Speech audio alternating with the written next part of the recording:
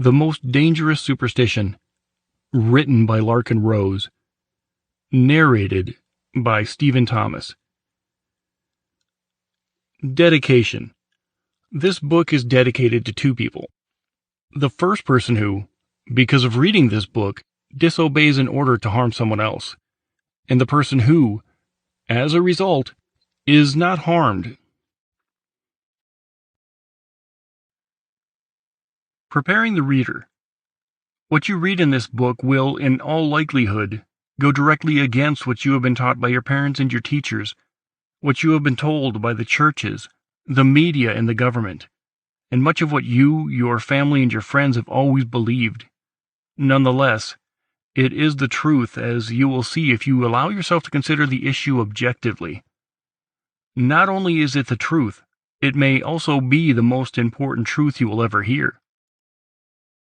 More and more people are discovering this truth, but to do so, it is necessary to look past many preconceived assumptions and deeply ingrained superstitions, to set aside one's lifelong indoctrination, and to examine some new ideas fairly and honestly. If you do this, you will experience a dramatic change in how you view the world. It will almost certainly feel uncomfortable at first, but in the long run, it will be well worth the effort. And if enough people choose to see this truth and embrace it, not only will it drastically change the way those people see the world, it will drastically change the world itself for the better. But if such a simple truth could change the world, wouldn't we have already known about it? And wouldn't we have put it into practice long ago? If humans were purely a race of thinking, objective beings, yes. But history shows that most human beings would literally rather die than objectively reconsider the belief systems that they were brought up in. The average man who reads in the newspaper about war, oppression, and injustice will wonder why such pain and suffering exists, and will wish for it to end.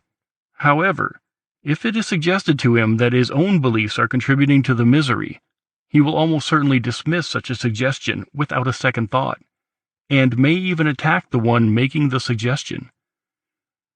So, reader, if your beliefs and superstitions, many of which you did not choose for yourself, but merely inherited as unquestioned hand-me-down beliefs, matter to you more than truth and justice, then please stop reading now and give this book to someone else. If, on the other hand, you are willing to question some of your long-held, preconceived notions, if doing so might reduce the suffering of others, then read this book, and then give it to someone else. Part 1. The Most Dangerous Superstition, starting with the punchline. How many millions have gazed upon the brutal horrors of history, with its countless examples of man's inhumanity to man, and wondered aloud how such things could happen. The truth is, most people wouldn't want to know how it happens, because they themselves are religiously attached to the very belief that makes it possible. The vast majority of suffering and injustice in the world, today and spanning back thousands of years, can be directly attributed to a single idea. It's not greed or hatred, or any of the other emotions or ideas that are usually blamed for the evils of society. Instead, most of the violence, theft, assault, and murder in the world is the result of a mere superstition. A belief which, though almost universally held, runs contrary to all evidence and reason. Though, of course, those who hold the belief do not see it that way. The punchline of this book is easy to express, albeit difficult for most people to accept, or even calmly and rationally contemplate. The belief in authority, which includes all belief in government, is irrational and self-contradictory. It is contrary to civilization and morality, and constitutes the most dangerous, destructive superstition that has ever existed. Rather than being a force for order and justice, the belief in authority is the arch-enemy of humanity. Of course, nearly everyone is raised to believe the exact opposite, that obedience to authority is a virtue, at least in most cases, that respecting and complying with the laws of government is what makes us civilized, and that disrespect for authority leads only to chaos and violence. In fact, people have been so thoroughly trained to associate obedience with being good that attacking the concept of authority will sound, to most people, like suggesting there is no such thing as right and wrong. No need to abide by any standards of behavior. No need to have any morals at all. That is not what is being advocated here. Quite the opposite. Indeed, the reason the myth of authority needs to be demolished is precisely because there is a such thing as right and wrong. It does matter how people treat each other, and people should always strive to live moral lives, despite the constant authoritarian propaganda claiming otherwise. Having a respect for authority and having a respect for humanity are mutually exclusive and diametrically opposed. The reason to have no respect for the myth of authority is so that we can have a respect for humanity and justice. There is a harsh contrast between what we are taught is the purpose of authority, to create a peaceful, civilized society, and the real-world results of authority in action. Flip through any history book and you will see that most of the injustice and destruction that has occurred throughout the world was not the result of people breaking the law, but rather the result of people obeying and enforcing the laws of various governments.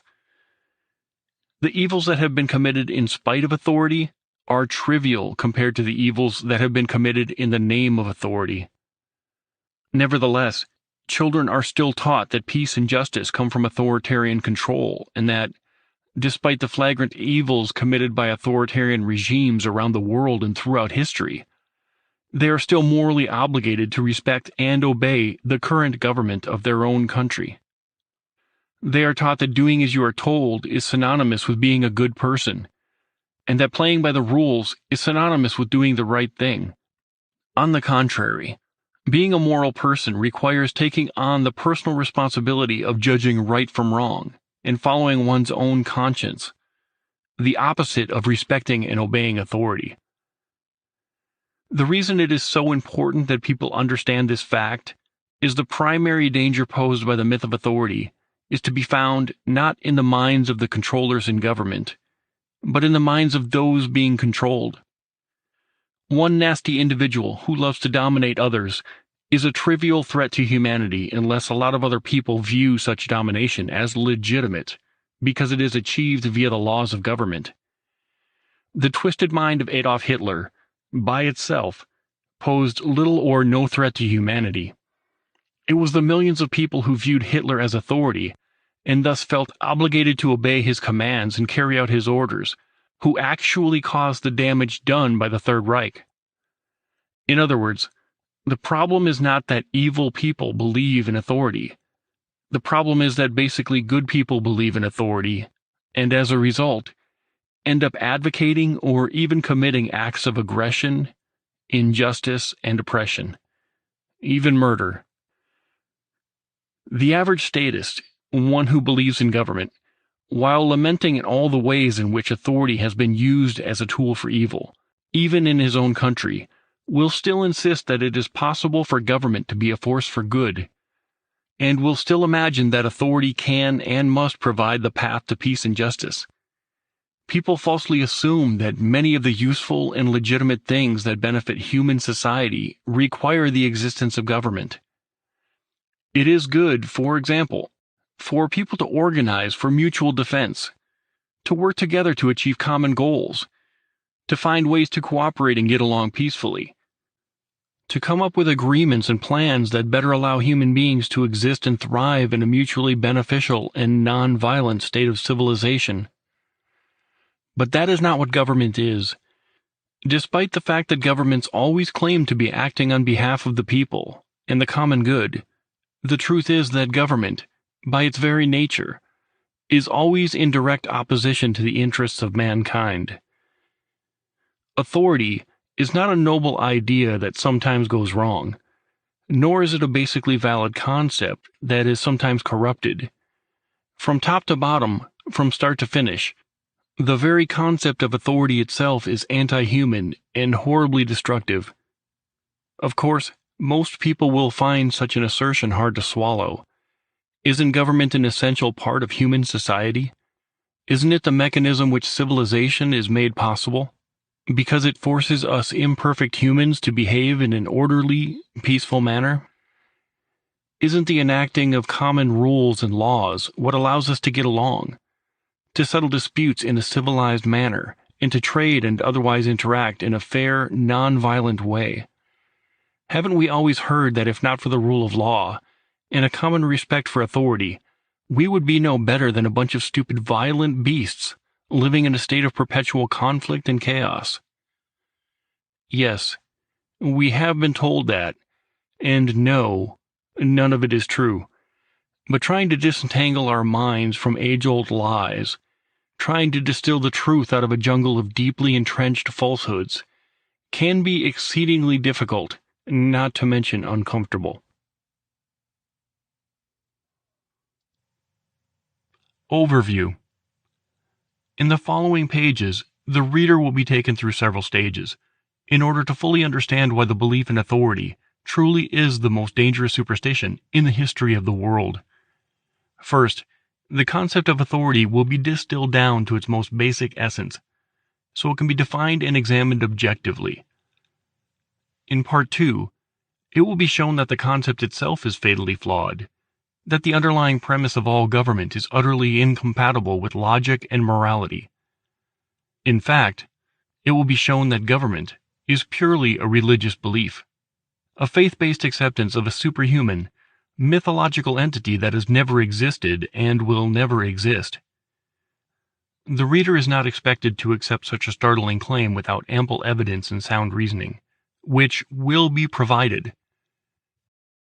In Part 3, it will be shown why the belief in authority, including all belief in government, is horrendously dangerous and destructive. Specifically, it will be shown how the belief in authority dramatically impacts both the perceptions and the actions of various categories of people, leading literally billions of otherwise good, peaceful people to condone or commit acts of violent, immoral aggression. In fact, everyone who believes in government does this, though the vast majority do not realize it, and would vehemently deny it. Finally, in Part 4, the reader will be given a glimpse into what life without the belief in authority could look like. Contrary to the usual assumption that an absence of government would mean chaos and destruction, it will be shown that when the myth of authority is abandoned, much will change, but much will also stay the same.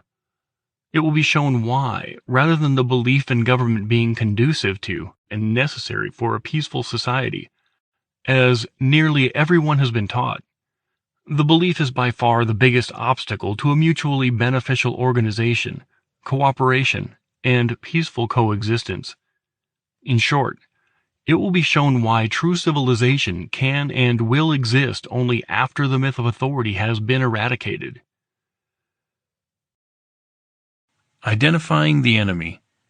From early childhood, we are taught to submit to the will of authority, to obey the edicts of those who, in one way or another, have acquired positions of power and control. From the beginning, the goodness of a child is graded, whether explicitly or implicitly, first by how well he obeys his parents, then by how well he obeys his teachers, and then by how well he obeys the laws of government. Whether implied or stated, society is saturated with the message that obedience is a virtue, and that good people are the ones who do what authority tell them to do. As a result of that message, the concepts of morality and obedience have become so muddled in most people's minds that any attack on the notion of authority will, to most people, feel like an attack on morality itself. Any suggestion that government is inherently illegitimate will sound like suggesting that everyone should behave as uncaring, vicious animals, living life by the code of survival of the fittest. The trouble is, the average person's belief system rests upon a hodgepodge of vague, often contradictory, concepts and assumptions. Terms such as crime, law and legislation, leaders and citizens, are often used by people who have never rationally examined such concepts. To understand the nature of authority and government, we must begin by precisely defining what those terms mean. What is this thing we call government? It is an organization that tells people what to do, but that alone does not provide a complete definition, because all sorts of other individuals and organizations that we do not call government also tell people what to do. Government, however, does not simply suggest or request, it commands. Then again, advertisers and preachers could also be said to give commands, but they are not considered government. Unlike the commands of preachers and advertisers, the commands of government are backed by the threat of punishment, the use of force against those who do not comply. But even that does not give us a complete definition, because street thugs and bullies also enforce their commands, but no one refers to them as government. The distinguishing feature of government is that it is thought to have the moral right to give and enforce commands. Its commands are called laws, and disobeying its commands is called crime. In short, the defining factor which makes something government is the perceived legitimacy and righteousness of the power and control it exerts over others. In other words, its authority. Authority can be summed up as the right to rule. It is not merely the ability to forcibly control others, which to some extent nearly everyone possesses. It is the supposed moral right to forcibly control others. What distinguishes a street gang from government is how they are perceived by the people they control. The trespasses, robbery, extortion, assault, and murder committed by common thugs are perceived by almost everyone as being immoral, unjustified, and criminal. Their victims may comply with their demands, but not out of any feeling of moral obligation to obey, merely out of fear. If the intended victims of a street gang thought they could resist without any danger to themselves, they would do so, without the slightest feeling of guilt. They do not perceive the street thug to be any sort of legitimate, rightful ruler. They do not imagine him to be authority. The loot the thug collects is not referred to as taxes, and the threats are not called laws. The commands issued by those who wear the label of government, on the other hand, are perceived very differently by most of those whom the commands are aimed. Most people perceive the power and control that the lawmakers in government exert over everyone else to be valid and legitimate, legal and good. Most comply with such commands by obeying the law, and who surrender their money by paying taxes do not do so merely out of fear of punishment if they disobey, but also out of a feeling of duty to obey. No one takes pride in being robbed by a street gang, but many wear the label of law-abiding taxpayer as a badge of honor. This is due entirely to how the obedient perceive the ones giving them commands. If the controllers are perceived as authority, then by definition they are seen as having the moral right to give such commands, which in turn implies a moral obligation on the part of the people to obey those commands. To label oneself a law-abiding taxpayer is to brag about one's loyal obedience to government. In the past, some churches have claimed the right to punish heretics and other sinners. But in the Western world today, the concept of authority is almost always linked to government. In fact, in this day and age, each term implies the other. Authority supposedly derives from the decree's laws of government, and government is the organization imagined to have the right to rule, i.e. authority. It is essential to differentiate between a command being justified based upon the situation and being justified based on who gave the command. Only the latter is the type of authority being addressed in this book, though the term is occasionally used in another sense which tends to muddle the distinction. When, for example, someone asserts that he had the authority to stop a mugger to get an old lady's purse back, or says he had the authority to chase trespassers off of his property, he is not claiming to possess any special rights that others do not possess. He is simply saying that he believes that certain situations justify giving orders or using force. In contrast, the concept of government is about certain people having some special right to rule, and that idea, the notion that some people, as a result of elections or other political rituals, for example, have the moral right to control others, in situations where most people would not, is the concept being addressed here. Only those in government are thought to have the right to enact laws. Only they are thought to have the right to impose taxes. Only they are thought to have the right to wage wars, to regulate certain matters, to grant licenses for various activities, and so on. When the belief in authority is discussed in this book, that is the meaning being referred to. The idea that some people have the moral right to forcibly control others, and that, consequently, those others have the moral obligation to obey. It should be stressed that authority is always in the eye of the beholder. If the one being controlled believes that the one controlling him has the right to do so, then the one being controlled sees the controller as authority. If the one being controlled does not perceive the control to be legitimate, then the controller is not viewed as authority, but is seen simply as a bully or a thug. The tentacles of the belief in authority reach into every aspect of human life, but the common denominator is always the perceived legitimacy of the control it exerts over others. The issue here is not just the misuse of authority, or an argument about good government versus bad government, but an examination of the fundamental underlying concept of authority. Whether an authority is seen as an absolute or having conditions or limits upon it may have a bearing on how much damage that authority does, but it has no bearing on whether the underlying concept is rational. The U.S. Constitution, for example, is imagined to have created an authority which, at least in theory, had a severely restricted right to rule.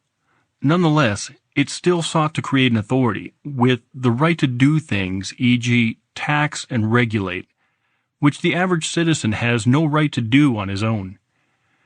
Though it pretended to give the right to rule only over certain specific matters, it still claimed to bestow some authority upon a ruling class, and as such, is just as much a target of the following criticism of authority as the authority of a supreme dictator would be. The term authority is sometimes used in ways that have nothing to do with the topic of this book. For example, one who is an expert in some field is often referred to as an authority. Likewise, some relationships resemble authority but do not involve any right to rule. The employer-employee relationship is often viewed as there is a boss and an underlying. However, no matter how domineering or overbearing an employer may be, he cannot conscript workers or imprison them for disobedience. The only power he really has is the power to terminate the arrangement by firing the employee, and the employee has the same power because he can quit. The same is true of other relationships that may resemble authority, such as a craftsman and his apprentice, a martial arts sensei and his pupil, or a trainer and the athlete he trains. Such scenarios involve arrangements based on mutual, voluntary agreement, in which either side is free to opt out of the arrangement. Such a relationship, where one person voluntarily allows another to direct his actions in the hopes that he will benefit from the other's knowledge or skill, is not the type of authority that is the subject of this book. No such thing. Most people believe that government is necessary, though they also acknowledge that authority often leads to corruption and abuse. They know that government can be inefficient, unfair, unreasonable, and oppressive, but they still believe that authority can be a force for good. What they fail to realize is that the problem is not just that government produces inferior results, or that authority is often abused. The problem is that the concept itself is utterly irrational and self-contradictory. It is nothing but a superstition, devoid of any logical or evidentiary support, which people hold only as a result of a constant cult-like indoctrination, designed to hide the logical absurdity of the concept. It is not a matter of degree or how it is used. The truth is that authority does not and cannot exist at all, and failure to recognize that fact has led billions of people to believe things and do things that are horrendously destructive. there can be no such thing as good authority. In fact, there is no such thing as authority at all. As strange as that may sound, it can easily be proven. In short, government does not exist. It never has, and it never will. The politicians are real. The soldiers and police who enforce the politicians' will are real. The buildings they inhabit are real. The weapons they wield are very real. But their supposed authority is not. And without that authority, without the right to do what they do, they are nothing but a gang of thugs. The term government implies legitimacy. It means the exercise of authority over a certain people or place.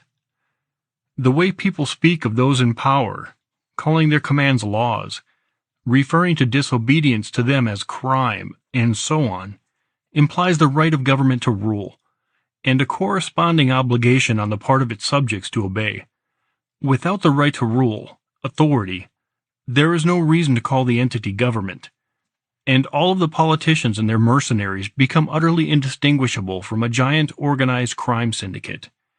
Their laws, no more valid than the threats of muggers and carjackers, and that, in reality, is what every government is: an illegitimate gang of thugs, thieves, and murderers, masquerading as a rightful ruling body. The reason the terms government and authority appear inside quotation marks throughout this book is because there is never a legitimate right to rule, so government and authority can never actually exist. In this book, such terms refer only to the people and gangs erroneously imagined to have the right to rule.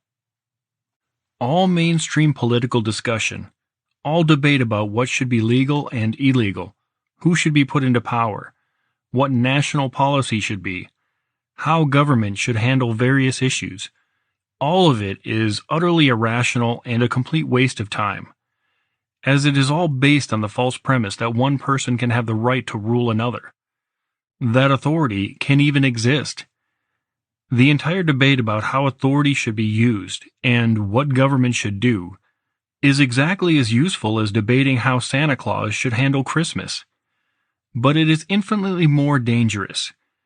On the bright side, removing that danger, the biggest threat that humanity has ever faced, in fact, does not require changing the fundamental nature of man, or converting all hatred to love, or performing any other drastic alteration to the state of the universe. Instead, it requires only that people recognize and then let go of one particular superstition, one irrational lie that almost everyone has been taught to believe. In one sense, most of the world's problems could be solved overnight if everyone did something akin to giving up the belief in Santa Claus. Any idea or proposed solution to a problem that depends upon the existence of government, and that includes absolutely everything within the realm of politics, is inherently invalid. To use an analogy, two people could engage in a useful, rational discussion about whether nuclear power or hydroelectric dams are the better way to produce electricity for their town. But if someone suggested that a better option would be to generate electricity using magic pixie dust, his comments would be and should be dismissed as ridiculous. Because real problems cannot be solved by mythical entities. Yet almost all modern discussion about societal problems is nothing but an argument about which type of magic pixie dust will save humanity. All political discussion rests upon an unquestioned but false assumption, which everyone takes on faith simply because they see and hear everyone else repeating the myth. The notion that there can be such a thing as legitimate government. The problem with popular misconceptions is just that, they are popular. When any belief, even the most ridiculous, illogical belief, is held by most people, it will not feel unreasonable to the believers. Continuing in that belief will feel easy and safe, while questioning it will be uncomfortable and very difficult, if not impossible. Even abundant evidence of the horrendously destructive power of the myth of authority, on a nearly incomprehensible level, and stretching back for thousands of years, has not been enough to make more than a handful of people even begin to question the fundamental concept. And so, believing themselves to be enlightened and wise, human beings continue to stumble into one colossal disaster after another, as a result of their inability to shake off the most dangerous superstition, the belief in authority. Offshoots of the superstition. There is a large collection of terminology that grows out of the concept of authority. What all such terms have in common is that they imply a certain legitimacy to one group of people forcibly controlling another group. Here are just a few examples. Government. As mentioned before, government is simply the term used for an organization or group of people imagined to possess the right to rule. Many other terms, describing parts of government, such as president, congressman, judge, and legislature, reinforce the supposed legitimacy of the ruling class. Law.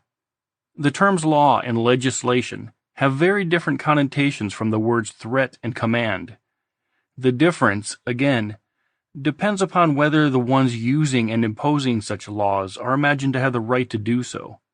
If a street gang issues commands to everyone in its neighborhood, no one calls such commands laws. But if government issues commands through the legislative process, nearly everyone calls them laws. In truth, every authoritarian law is the command backed by the threat of retaliation against those who do not comply. Whether it is a law against committing murder or against building a deck without a permit, it is neither a suggestion nor a request, but a command backed by the threat of violence. Whether in the form of forced confiscation of property, i.e. fines, or the kidnapping of a human being, i.e. imprisonment. What might be called extortion if done by the average citizen is called taxation when done by people who are imagined to have the right to rule. What would normally be seen as harassment, assault, kidnapping, and other offenses are seen as regulation and law enforcement when carried out by those claiming to represent authority. Of course, using the term law to describe the inherent properties of the universe, such as the laws of physics and mathematics, has nothing to do with the concept of authority. Furthermore, there is another concept called natural law, which is very different from statutory law, i.e. legislation. The concept of natural law is that there are standards of right and wrong intrinsic to humanity that do not depend upon human authority, and that in fact supersede all human authority, though that concept was the topic of many discussions in the not-too-distant past. It is rare to hear Americans using the term law in such a context today. And that concept is not what is meant by law in this book. Crime. A derivative of the concept of law is the concept of crime. The phrase committing a crime obviously has a negative connotation. The notion that breaking the law is morally wrong implies that the command being disobeyed is inherently legitimate, based solely upon who gave the command. If a street gang tells a store owner, "Give us half of your profits or we will hurt you," no one would consider the store owner a criminal if he resisted such extortion. But if the same demand is made by those wearing the label of government, with the demand being called law and taxes, then that very same store owner would be viewed by almost everyone as a criminal if he refused to comply. The terms crime and criminal do not, by themselves, even hint at what law is being disobeyed. It is a crime to slowly drive through a red light in an empty intersection, and it is a crime to murder one's neighbors.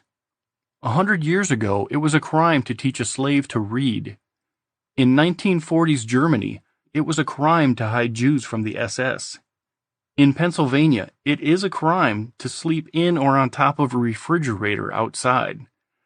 Literally committing a crime means disobeying the commands of politicians. And a criminal is anyone who does so. Again, such terms have an obviously negative connotation. Most people do not want to be called a criminal, and they mean it as an insult if they call someone else a criminal. Again, this implies that the authority issuing and enforcing the laws has the right to do so. Lawmakers. There is a strange paradox involved in the concept of lawmakers, in that they are perceived to have the right to give commands, impose taxes, regulate behavior, and otherwise coercively control people, but only if they do so via the legislative process. The people in government, legislators, are seen as having the right to rule, but only if they exert their supposed authority by way of certain accepted political rituals. When they do, the lawmakers are then imagined to have the exclusive right to give commands and hire people to enforce them, a right no other individual possesses. To put it another way, the general public honestly imagines that morality is different for lawmakers than it is for everyone else.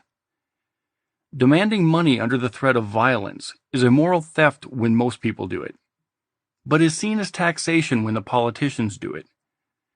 Bossing people around and forcibly controlling their actions is seen as harassment, intimidation, and assault when most people do it, but is seen as regulation and law enforcement when the politicians do it. They are called lawmakers rather than threat makers, because their commands, if done via certain legislative procedures, are seen as inherently legitimate. In other words, they are seen as authority, and obedience to their legislative commands is seen as a moral imperative. Law enforcement. One of the most common examples of authority, which many people see on a daily basis, wears the label of police or law enforcement. The behavior of law enforcers and the way they are regarded and treated by others shows quite plainly that they are viewed not simply as people, but as representatives of an entity called authority, to which very different standards of morality are believed to apply. Suppose, for example, someone was driving a car without wearing a seatbelt. If another average citizen noticed that, and forced the driver to stop and demanded a large sum of money from him, the driver would be outraged. It would be viewed as extortion, harassment, and possibly assault and kidnapping. But when one claiming to act on behalf of government does the exact same thing, by flashing his lights and chasing the person down if he doesn't stop, and then issuing a ticket, such actions are viewed by most as being perfectly legitimate. In a very real sense, the people who wear badges and uniforms are not viewed as mere people by everyone else. They are viewed as the arm of an abstract thing called authority. As a result, the properness of police officer behavior and the righteousness of their actions are measured by a far different standard than is the behavior of everyone else. They are judged by how well they enforce the law rather than whether their individual actions conform to the moral standards of right and wrong that apply to everyone else. The difference is voiced in the law enforcers themselves, who defend their actions by saying such things as, "I don't make the law, I just enforce it." Clearly, they expect to be judged only by how they faithfully carry out the will of the lawmakers, rather than by whether they believe like civilized, rational human beings. Countries and nations. The concepts of law and crime are obvious offshoots of the concepts of government and authority. But many other words in the English language are either changed by the belief in authority or exist entirely because of that belief. A country, or a nation, for example, is purely a political concept. The line around a country is, by definition, the line defining the area over which one particular authority claims the right to rule, which distinguishes that location from the areas over which other authorities claim the right to rule. Geographical locations are, of course, very real, but the term country does not refer only to a place. It always refers to a political jurisdiction, another term stemming from the belief in authority. When people speak of loving their country, they are rarely capable of even defining what that term means. But ultimately, the only thing the word country can mean is not the place, or the people, or any abstract principle or concept, but merely the turf a certain gang claims the right to rule. In light of that fact, the concept of loving one's country is a rather strange idea. It expresses little more than a psychological attachment to the other subjects who are controlled by the very same ruling class, which is not at all what most people envision when they feel national loyalty and patriotism. People may feel love for a certain culture, or a certain location and the people who live there, or to some philosophical ideal, and mistake that for love of country. But ultimately, a country is simply the area that a particular government claims the right to rule. That is what defines the borders, and it is those borders which define the country. Attempting to rationalize the irrational. People who consider themselves educated, open-minded, and progressive do not want to think of themselves as slaves of a master, or even the subject of a ruling class. Because of this, much rationalizing and obfuscating has been done in an attempt to deny the fundamental nature of government as a ruling class. A lot of verbal gymnastics, misleading terminology, and mythology have been manufactured to try to obscure the true relationship between governments and their subjects. This mythology is taught to children as civics, even though most of it is completely illogical and flies in the face of all evidence. The following covers a few of the popular types of propaganda used to obfuscate the nature of authority. The myth of consent. In the modern world, slavery is almost universally condemned. But the relationship of a perceived authority to his subject is very much the relationship of a slave master, owner, to a slave, property. Not wanting to admit that and not wanting to condone what amounts to slavery, those who believe in authority are trained to memorize and repeat blatantly inaccurate rhetoric designed to hide the true nature of the situation. One example of this is the phrase, consent of the governed. There are two basic ways in which people can interact: by mutual agreement or by one person using threats of violence to force his will upon another. The first can be labeled consent, both sides willingly and voluntarily agreeing to what is to be done. The second can be labeled governing, one person controlling another. Since these two, consent and governing, are opposites, the concept of consent of the governed is a contradiction. If there is mutual consent, it is not government. If there is governing, there is no consent. Some will claim that a majority, or the people as a whole, have given their consent to be ruled, even if many individuals have not. But such an argument turns the concept of consent on its head. No one, individually or as a group, can give consent for something to be done to someone else. That is simply not what consent means. It defies logic to say, I give my consent for you to be robbed. Yet that is the basis of the cult of democracy. The notion that a majority can give consent on behalf of a minority. That is not consent of the governed. It is forcible control of the governed with the consent of a third party. Even if someone were silly enough to actually tell someone else, I agree to let you forcibly control me. The moment the controller must force the controlee to do something, there is obviously no longer consent. Prior to that moment, there is no governing, only voluntary cooperation.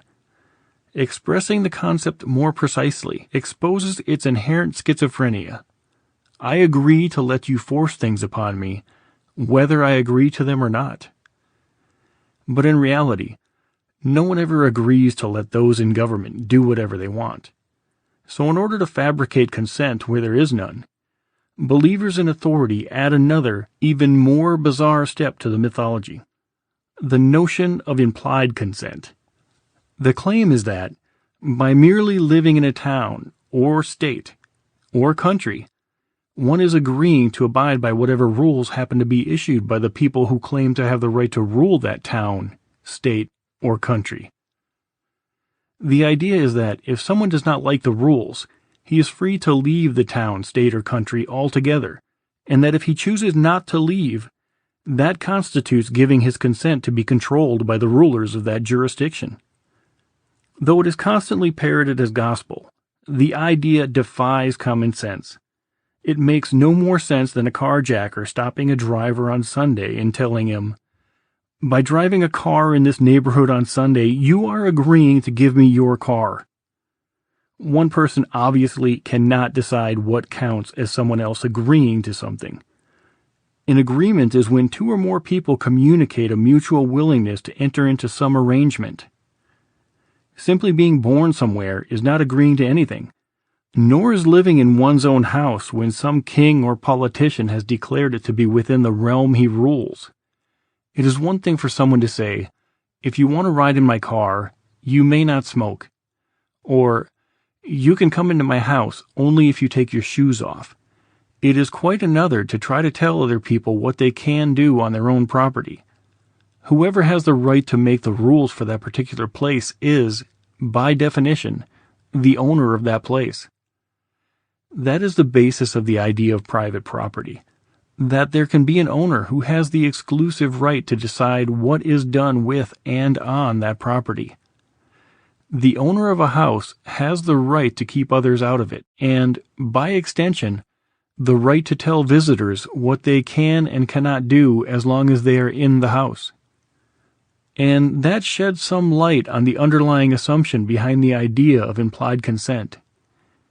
To tell someone that his only valid choices are to either leave the country or to abide by whatever commands the politicians issue logically implies that everything in the country is the property of the politicians. If a person can spend year after year paying for his home, or even building it himself, and his choices are still to either obey the politicians or get out, that means that his house and the time and effort he invested in the house are the property of the politicians. And for one person's time and effort to rightfully belong to another is the definition of slavery. That is exactly what the implied consent theory means, that every country is a huge slave plantation, and that everything and everyone there is the property of the politicians. And, of course, the master does not need the consent of his slave. Believers in government never explain how it is that a few politicians could have acquired the right to unilaterally claim exclusive ownership of thousands of square miles of land, where other people were already living, as their territory, to rule and exploit as they see fit. It would be no different from a lunatic saying, "I hereby declare North America to be my rightful domain. So anyone living here has to do whatever I say, and if you don't like it, you can leave." There is also a practical problem with the obey or get out attitude, which is that getting out would only relocate the individual to some other giant slave plantation, a different country. The end result is that everyone on earth is a slave, with the only choice being which master to live under. This completely rules out actual freedom. More to the point, that is not what consent means. The belief that politicians own everything is demonstrated even more dramatically in the concept of immigration laws. The idea that a human being needs permission from politicians to set foot anywhere in an entire country. The notion that it can be a crime for someone to step across an invisible line from one authoritarian jurisdiction to another implies that the entire country is the property of the ruling class. If a citizen is not allowed to hire an illegal alien, is not allowed to trade with him, is not even allowed to invite an illegal into his home, then that individual citizen owns nothing, and the politicians own everything. Not only is the theory of implied consent logically flawed, but it also obviously does not describe reality. Any government that had the consent of its subjects would not need and would not have law enforcers. Enforcement happens only if someone does not consent to something.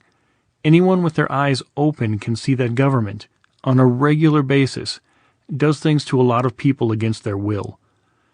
To be aware of the myriad of tax collectors, beat cops, inspectors and regulators, border guards, narcotics agents, prosecutors, judges, soldiers, and all the other mercenaries of the state, and to still claim that government does what it does with the consent of the governed, is utterly ridiculous. Each individual, if he is at all honest with himself, knows that those in power do not care whether he consents to abide by their laws. The politicians' orders will be carried out, by brute force if necessary, with or without any individual's consent. More mythology. In addition to the myth of consent of the governed, other political sayings and dogmatic rhetoric are often repeated, despite being completely inaccurate. For example, in the United States, people are taught and faithfully repeat such ideas as "we are the government," and "the government works for us," and "the government represents us." Such aphorisms are blatantly and obviously untrue, despite the fact that they are constantly parroted by the rulers and subjects alike.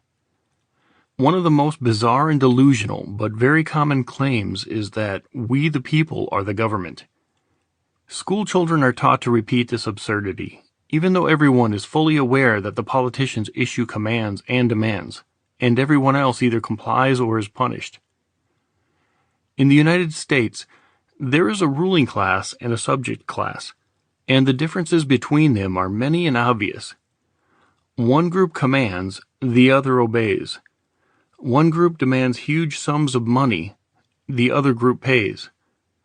One group tells the other group where they can live, where they can work, what they can eat, what they can drink, what they can drive, who they can work for, what work they can do, and so on.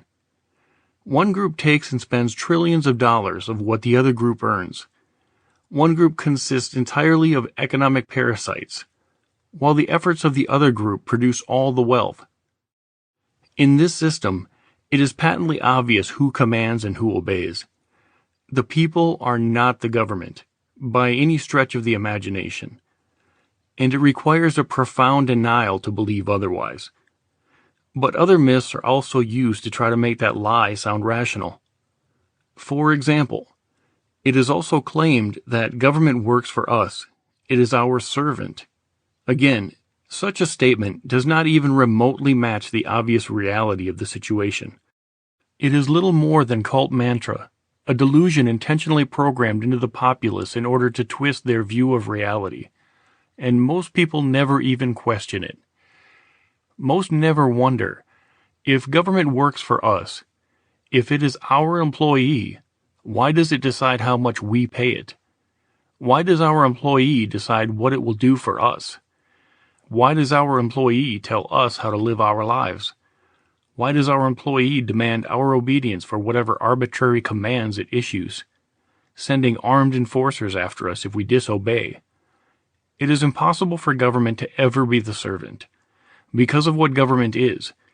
To put it in simple, personal terms, if someone can boss you around and take your money, he is not your servant, and if he cannot do those things, he is not government. However limited, government is the organization thought to have the right to forcibly control the behavior of its subjects via laws, rendering the popularly accepted rhetoric about public servants completely ridiculous. To imagine that a ruler could ever be the servant of those whom he rules is patently absurd. Yet that impossibility is spouted as indisputable gospel in civics classes. An even more prevalent lie, used to try to hide the master-slave relationship between government and the public, is the notion of representative government. The claim is that people, by electing certain individuals into positions of power, are choosing their leaders, and that those in office are merely representing the will of the people. Again, not only does this claim not at all match reality, but the underlying abstract theory is inherently flawed as well. In the real world, so-called representative governments are constantly doing things their subjects do not want them to do. Increasing taxes, engaging in warmongering, selling off power and influence to whoever gives them the most money, and so on. Every taxpayer can easily think of examples of things funded with his money that he objects to, whether it be handouts to huge corporations, handouts to certain individuals, government actions that infringe on individual rights, or just the overall wasteful, corrupt, inefficient bureaucratic machine of government. There is no one who can honestly say that government does everything that he wants and nothing that he does not want. Even in theory, the concept of representative government is inherently flawed, because government cannot possibly represent the people as a whole unless everyone wants exactly the same thing, because different people want government to do different things.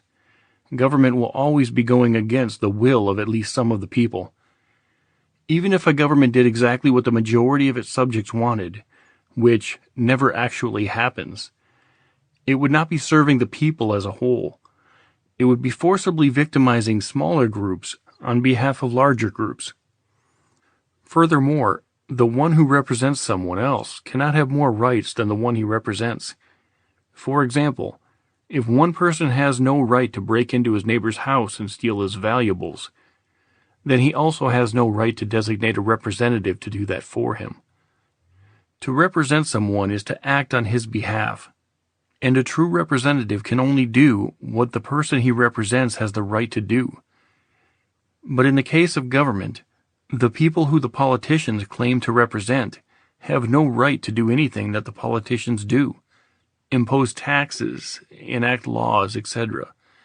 Average citizens have no right to forcibly control the choices of their neighbors, to tell them how to live their lives, and punish them if they disobey.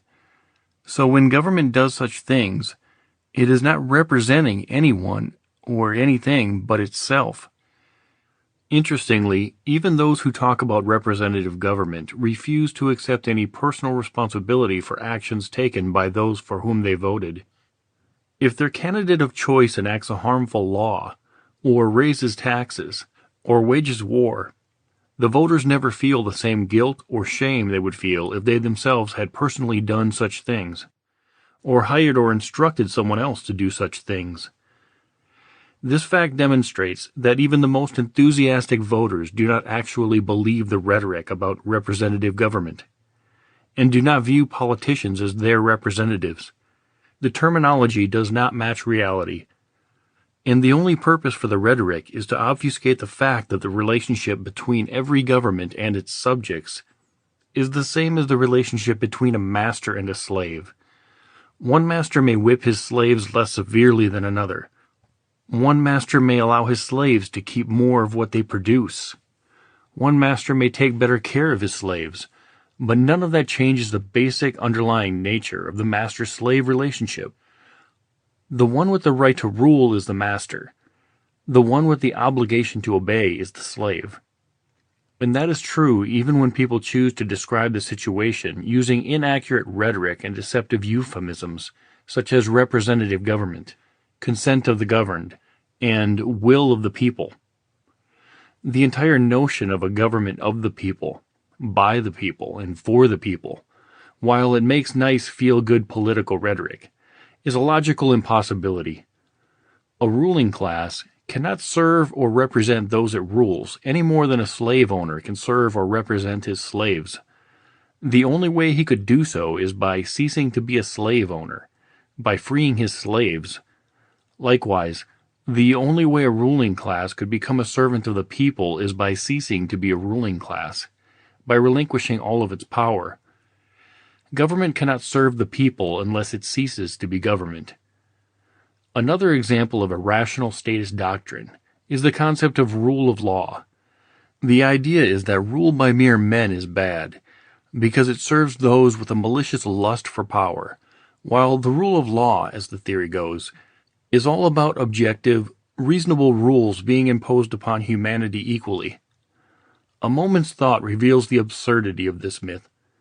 Despite the fact that the law is often spoken of as some wholly infallible set of rules spontaneously flowing from the nature of the universe, in reality, the law is simply a collection of commands issued and enforced by the people in government. There would be a difference between rule of law and rule of men only if the so-called laws were written by something other than men. The secret ingredient.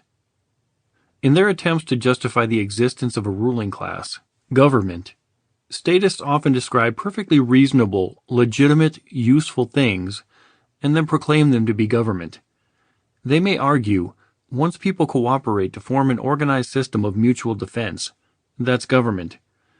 Or they may claim, when people collectively decide the way things like roads and commerce and property rights will work in their town, that's government. Or they may say, When people pool their resources to do things collectively rather than each individual having to do everything for himself, that's government. None of those statements are true. Such assertions are intended to make government sound like a natural, legitimate, and useful part of human society. But all of them completely miss the fundamental nature of government. Government is not organization, cooperation, or mutual agreement.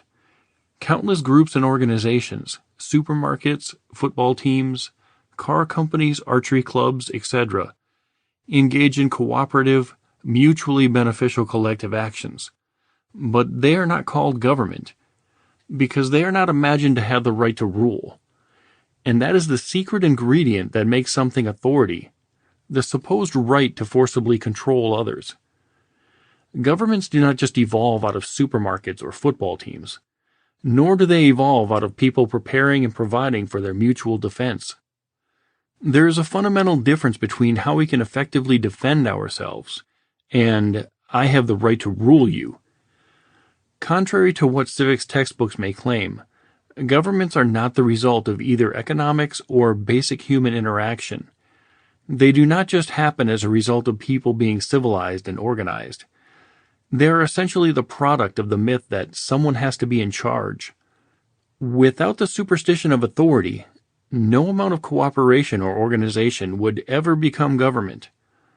It requires a drastic change in public perception for a service provider, whether the service is food, shelter, information, protection, or anything else, to transform into a rightful ruler. A system of organization cannot magically become government, any more than a security guard can magically become a king. And that fact relates to another claim of statists, that doing away with government would simply result in violent gangs gaining power, which would, in turn, become a new government. But violent conquest does not naturally become government, any more than peaceful cooperation does. Unless the new gang is imagined to have the right to rule, it will not be seen as government. In fact, the ability to control modern populations, especially armed populations, depends entirely upon the perceived legitimacy of the would-be controllers. Today, to rule any population of significant size by brute force alone would require an enormous amount of resources, weapons, spies, mercenaries, etc., so much so that it would be nearly impossible. The specter of a gang of ruthless thugs taking over a country may make for an entertaining movie, but it cannot actually happen in a country equipped with even basic communications and firearms. The only way to control a large population today is for the would-be ruler to first convince the people that he has the moral right to exert control over them.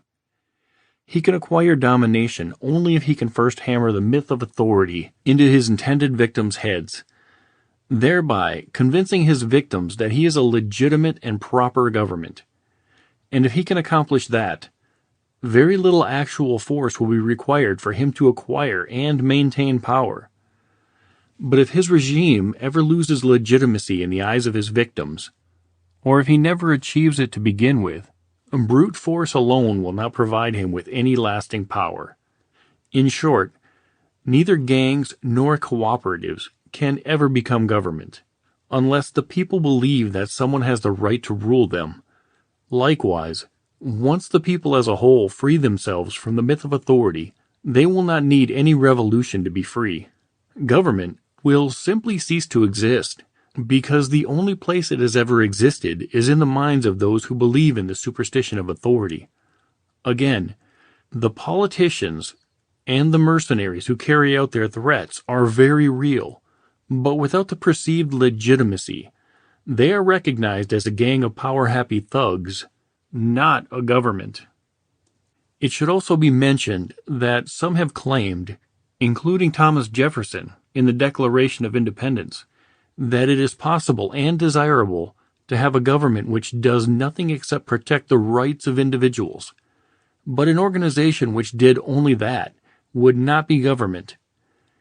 Every individual has the right to defend himself and others against attackers. To exercise that right, even through a very organized, large-scale operation, would not be government any more than organized, large-scale food production constitutes government. For something to be government, it must, by definition, do something that average people do not have the right to do. A government with the same rights as everyone else is not a government, any more than the average man on the street is a government. The excuse of necessity. The excuse that statists, people who believe in government, often resort to in the end is that humanity requires government, that society needs rulers, that someone has to be in charge, or there would be constant chaos and bloody mayhem. But necessity, whether real or imagined, cannot make a mythical entity real. A right to rule is not going to come into existence just because we supposedly need it in order to have a peaceful society. No one would argue that Santa Claus must be real because we need him in order for Christmas to work. If authority does not and cannot exist, as will be proven below, saying that we need it is not only pointless but obviously untrue. We cannot conjure something into existence by sheer willpower. If you jump out of an airplane without a parachute, your need for a parachute is not going to make one materialize. By the same token, if it is impossible for one person to acquire the right to rule over another, and impossible for one person to acquire the obligation to subjugate himself to another, as proven below, then claiming such things need to happen is an empty argument. Part 2. Disproving the myth. Letting go of the myth. A growing number of people now believe that government is not necessary and that human society would, on a practical level, work a lot better without it. Others argue that regardless of which works better, society without a coercive state is the only moral choice, as it is the only choice that does not support the initiation of violence against innocent people. While such arguments are both valid and worthwhile, there is actually a more fundamental point that renders such discussions moot. Authority, whether moral or not, and whether it works or not, cannot exist, and this is not merely a statement of what should be, it is a description of what is. If authority cannot exist, as will be logically proven below, any debate about whether we need it, or how well it works on a practical level, is pointless. Accordingly, the point of this book is not that government should be abolished, but that government, meaning the legitimate ruling class having authority, does not and cannot exist, and that the failure to recognize this fact has led to immeasurable suffering and injustice. Even most of those who recognize government as a huge threat to humanity speak of doing away with it, as if it actually exists. They speak as if there is a choice between having government and not having government. There is not. Government is a logical impossibility. The problem is not actually government, but the belief in government. By analogy, one who realizes that Santa Claus is not real does not start a crusade to abolish Santa, or evict him from the North Pole. He simply stops believing in him. The difference is that the belief in Santa Claus does little harm, while the belief in the mythical beast called authority has led to unmeasurable pain and suffering, oppression and injustice. The message here is not that we should try to create a world without authority. Instead, the message is that it would behoove human beings to accept the fact that a world without authority is all that has ever existed, and that mankind would be far better off, and people would behave in a far more rational, moral, and civilized manner if that fact were widely understood. Why the myth is tempting. Before demonstrating that authority cannot exist, brief mention should be made of why anyone would want such a thing to exist. It is obvious why those who seek domination over others want government to exist. It gives them an easy, allegedly legitimate mechanism through which they can forcibly control others. But why would anyone else? Why would those being controlled want it to exist? The mindset of statists usually starts with a reasonable concern, but ends with an insane solution. The average person who looks out into the world, knowing there are billions of human beings out there, many of whom are stupid or hostile, naturally wants some sort of assurance that he will be protected from all the negligent and malicious things others may do. Most believers in government openly describe that this is the reason government is needed. Because people cannot be trusted. Because it is a man's nature to steal, fight, etc. Statists often assert that without a controlling authority, without government making and enforcing the rules of society on everyone, every dispute would end in bloodshed. There would be little or no cooperation. Trade would all but cease. It would be every man for himself, and humanity would degrade into a caveman or Mad Max type of existence.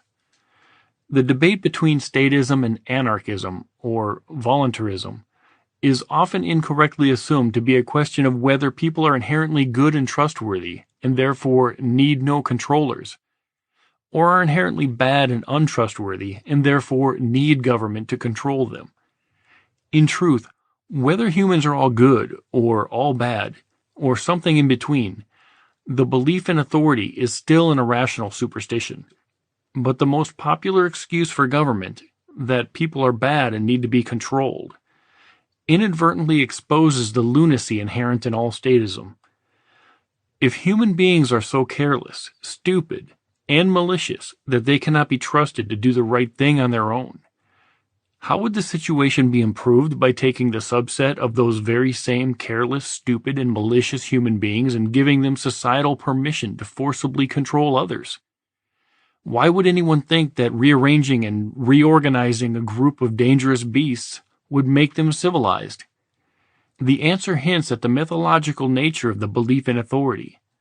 It is not merely a different arrangement of human beings that authoritarians seek, but the involvement of some superhuman entity, with rights that human beings do not have, and with virtues that human beings do not have, which can be used to keep all the untrustworthy humans in line.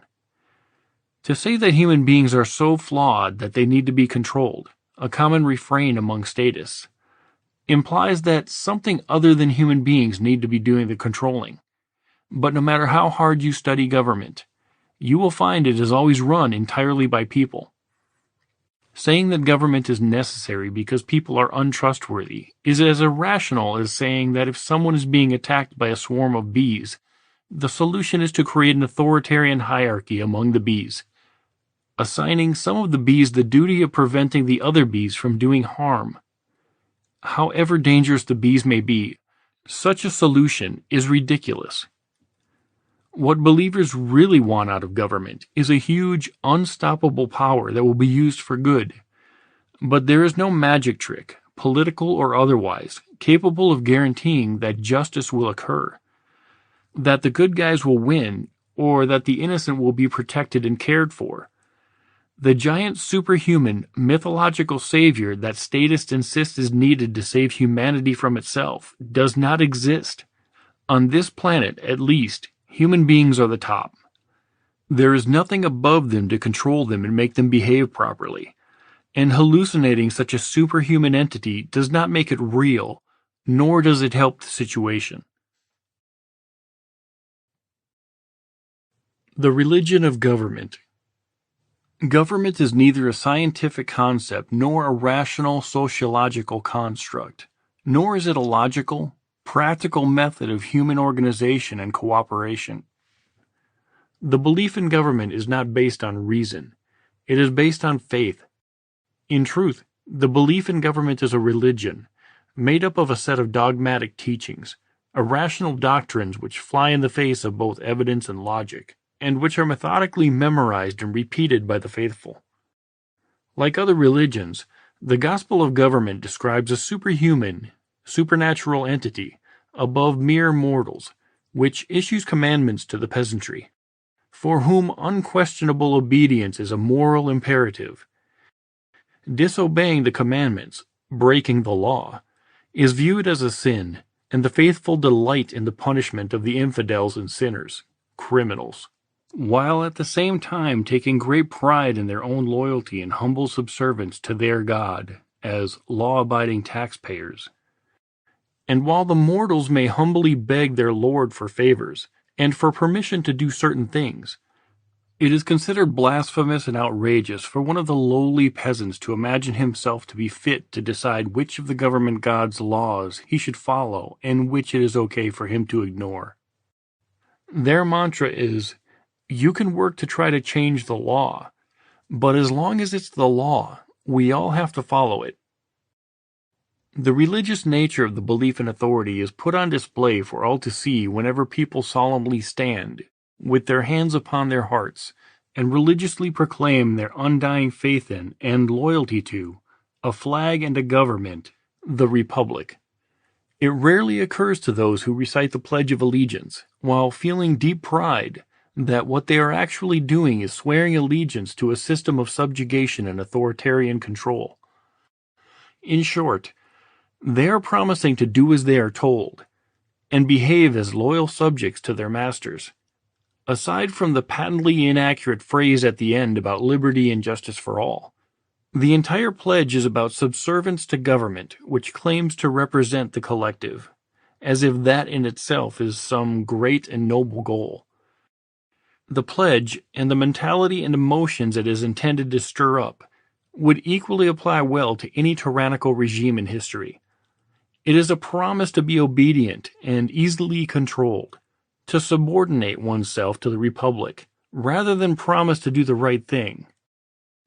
Many other patriotic rituals and songs, as well as the overtly religious reverence given to two pieces of parchment, the Declaration of Independence and the U.S. Constitution, also demonstrate that people do not merely view government as a practical necessity. They view it as a god, to be praised and worshipped, honored and obeyed. The main factor in distinguishing the belief in government from other religions today is that people actually believe in the God called government. The other gods people claim to believe in, and the churches they attend, are now, by comparison, little more than empty rituals and half-heartedly parroted superstitions. When it comes to their everyday lives, the God that people actually pray to save them from misfortune, to smite their enemies, and to shower them with blessings, is government. It is government whose commandments the people most often respect and obey.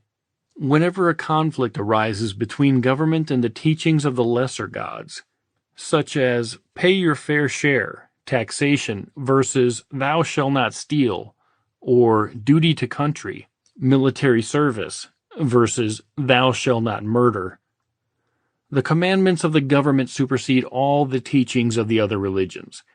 Politicians, the high priests of the church of government, the mouthpieces and representatives of government, who deliver the sacred law from on high, even openly declare that it is permissible for people to practice whatever religion they wish, as long as they do not run afoul of the supreme religion by disobeying the law, meaning the dictates of the God called government. Perhaps the most telling is that if you suggest to the average person that maybe God does not exist, he will likely respond with less emotion and hostility than if you bring up the idea of life without government. This indicates which religion people are more deeply and emotionally attached to, and which religion they actually believe in more firmly. In fact, they believe so deeply in government that they don't even recognize it as being a belief at all.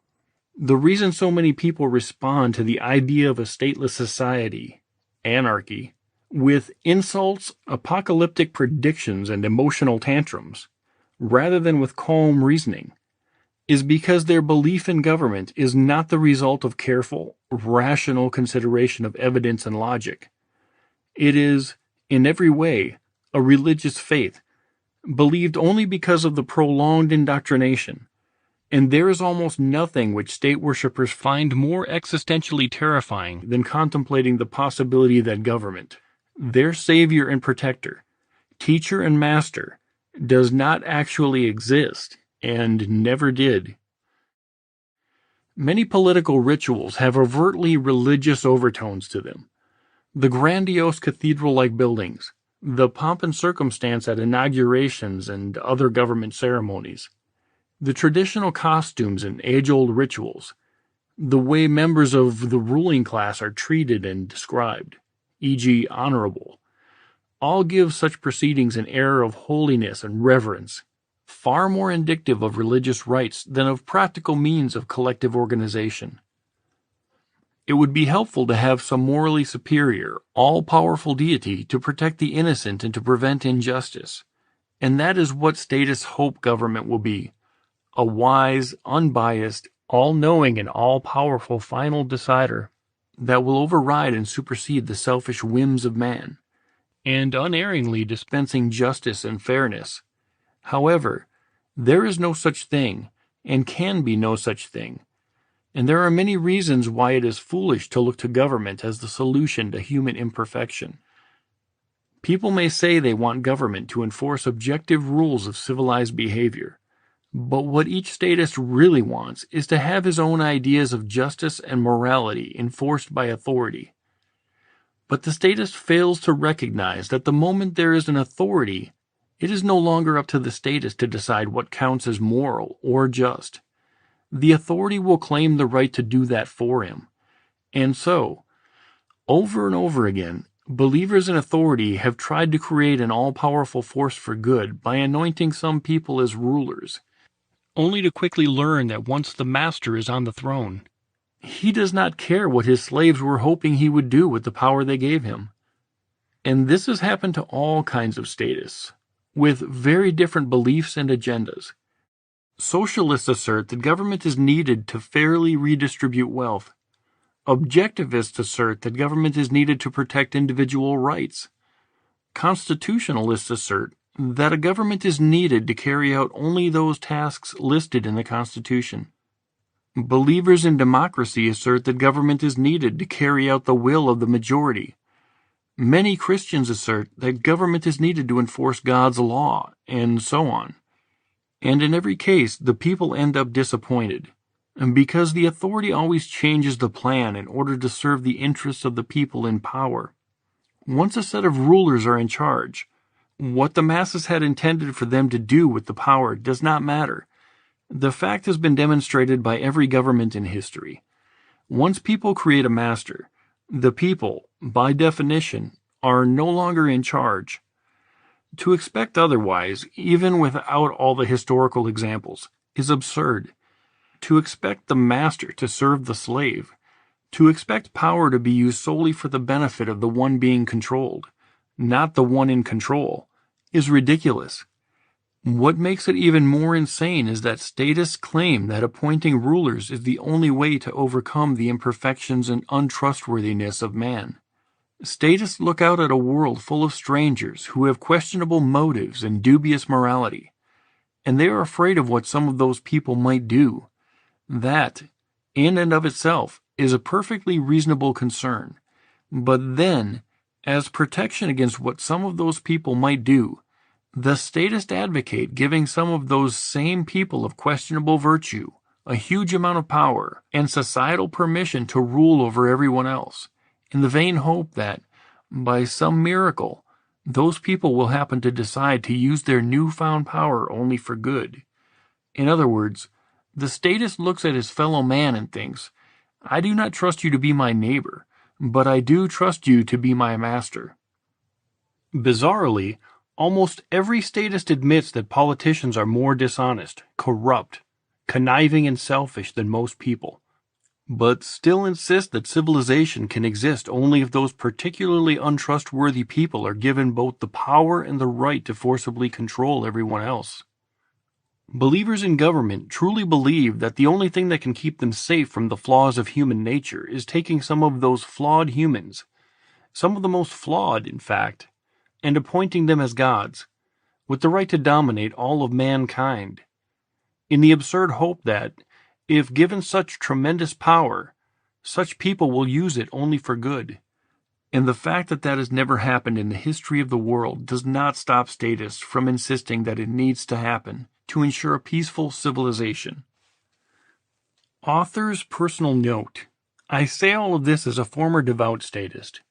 who, for most of my life, not only accepted the self-contradictory and delusional rationalizations underlying the myth of government, but vehemently spread the mythology myself.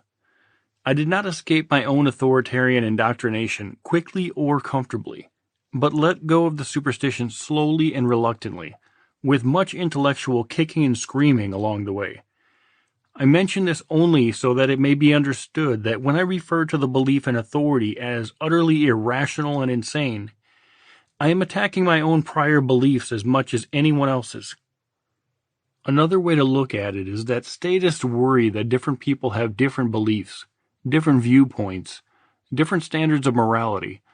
They express concerns such as, what if there is no government and somebody thinks it's okay to kill me and steal my stuff? Yes, if there are conflicting views, as there have always been and always will be, they can lead to conflict. The authoritarian solution is that, instead of everyone deciding for himself what is right and what he should do, there should be a central authority that will make one set of rules that will be enforced on everyone.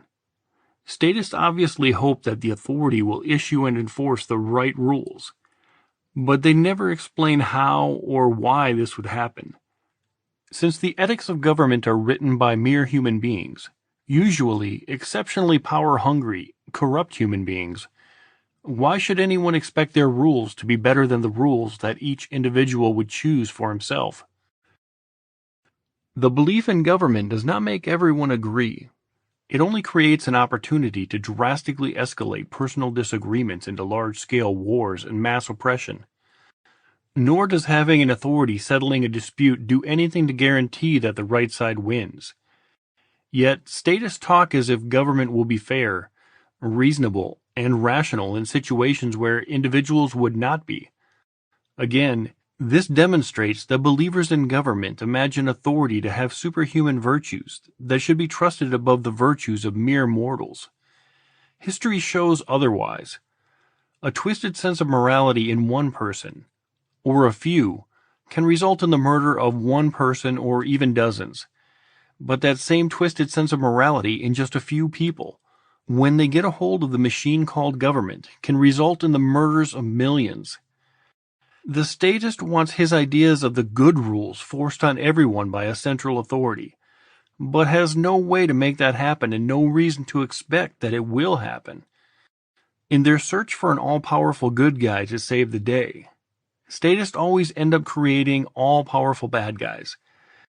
Over and over again, they build giant, unstoppable government monsters in the hopes that they will defend the innocent, only to find out that the monsters become a far greater threat to the innocent than the threats they were created to protect against. Ironically, what statists actually advocate in their attempts to guarantee justice for all is the legitimization of evil. The truth is that all belief in authority ever does, and all it ever can do, is to introduce more immoral violence into society. This is not an unfortunate coincidence, or the side effect of a basically good idea. It is a truism based on the nature of the belief in authority, and this is easy to logically prove.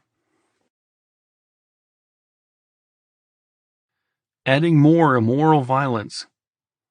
Almost everyone agrees that sometimes physical force is justified, and sometimes it is not. Though people may argue about the details and gray areas, it is generally accepted that aggressive force, the initiation of violence against another person, is unjustified and immoral. This would include theft, assault, and murder, as well as more indirect forms of aggression, such as vandalism and fraud. On the other hand, using force in defense of the innocent is widely accepted and justified as moral, even noble. The legitimacy of the use of force is determined by the situation it is used in, not by who is using it. To simplify, force which everyone has the right to use can be termed good force, and force which no one has the right to use can be termed bad force. The reader can apply his own standards, and the logic here will still apply. Because of the belief in authority, agents of government are imagined to have the right to use force not only in situations where everyone would have such a right, but in other situations as well, such as using force to collect taxes. It stands to reason that if everyone has the right to use good force, but the law supposedly authorizes agents of government to use force in other situations as well, then the law is nothing but an attempt to legitimize bad force. In short, authority is permission to commit evil, to do things that would be recognized as immoral and unjustified if anyone else did them. Obviously, neither the enthusiastic voter who proudly posts a campaign sign in his yard, nor the well-intentioned citizen who runs for office, understands this fact. If they did, they would understand that democracy is nothing more than majority-approved immoral violence, and cannot possibly fix society or be a tool for freedom or justice. Despite the mythology which claims that a person's vote is his voice, and the right to vote is what makes people free, the truth is that all democracy does is legitimize aggression and unjustified violence. The logic of this is so simple and obvious that an enormous amount of propaganda is needed in order to train people not to see it. If everyone has the right to use inherently righteous force, and government agents are allowed to use force in other situations as well, then, by its very nature, what government adds to society is immoral violence. The problem is that people are taught that when violence has been made legal and is committed by authority, it changes from immoral violence into righteous law enforcement. The fundamental premise upon which all government rests is the idea that it would be morally wrong for the average person to do what can be morally right when done by agents of authority, implying that the standards of moral behavior which apply to human beings do not apply to agents of government. Again, hinting that the thing called government is superhuman. Inherently righteous force, which most people generally agree is limited to defensive force, does not require any law or special authority to make it valid. The only thing that law and government are needed for is to attempt to legitimize immoral force. And that is exactly what government adds, and the only thing it adds, to society. More inherently unjust violence. No one who understands this simple truth would ever claim that government is essential to human civilization. The notion that man-made law can negate the usual rules of civilized behavior has some fairly terrifying ramifications. If government is not limited by basic human morality, which the very concept of authority implies, by what standards or principles would government action be limited at all? If 30% taxation is valid, why would 100% taxation not be valid? If legal theft is legitimate and just, why couldn't legalized torture and murder be legitimate and just? If some collective need requires society to have an institution that has an exemption from morality, why would there be any limits on what it can do? If exterminating an entire race, or outlawing a religion, or forcibly enslaving millions is deemed necessary for the common good, by what moral standard could anyone complain?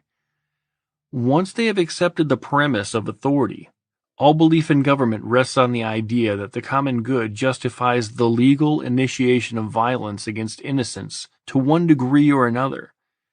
And once that premise has been accepted, there is no objective moral standard to limit government behavior. History shows this all too clearly. Almost everyone accepts the myth that human beings are not trustworthy enough, not moral enough, not wise enough to exist in peace without government to keep them in line. Even many who agree that there would be no rulers in an ideal society often opine that human beings are not ready for such a society. Such sentiments are based on a fundamental misunderstanding of what authority is and what it adds to society.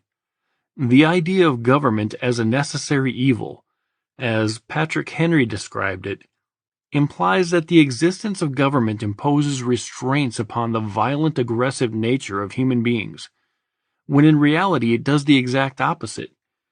The belief in authority legitimizes and legalizes aggression. Regardless of how foolish or wise human beings are, or how malicious or virtuous they might be, To say that human beings are not ready for a stateless society, or cannot be trusted to exist without having an authority that they bow to, is to say that peaceful civilization can only exist if there is a huge, powerful machine that introduces an enormous amount of immoral violence into society. Of course, statists do not recognize the violence as immoral, because to them, it is not mere mortals committing the violence, but representatives of the deity known as government. And deities have the right to do things that mortals do not. When described in accurate, literal terms, this nearly universally held belief that it is necessary to introduce immoral violence into society in order to prevent people from committing immoral violence is exposed as the patently absurd myth that it is. But everyone who believes in the myth of government has to believe exactly that. They do not believe it as a result of rational thought and logic.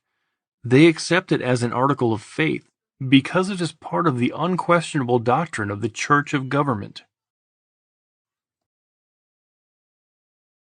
Who gave them the right? There are several ways to demonstrate that the mythology the public has been taught about government is self-contradictory and irrational. One of the simplest ways is to ask the question, how does someone acquire the right to rule another? The old superstitions asserted that certain people were specifically ordained by God, or a group of gods, to rule over others. Various legends tell of supernatural events, the Lady of the Lake, the Sword and the Stone, etc., that determined who would have the right to rule over others. Thankfully, humanity has, for the most part, outgrown those silly superstitions. Unfortunately, they have been replaced by new superstitions that are even less rational. At least the old myths attributed to some higher power the task of appointing certain people as rulers over others, something a deity could at least theoretically do. The new justifications for authority, however, claim to accomplish the same amazing feat without supernatural assistance. In short, despite all of the complex rituals and convoluted rationalizations, all modern belief in government rests on the notion that mere mortals can, through certain political procedures, bestow upon some people various rights which none of the people possessed to begin with.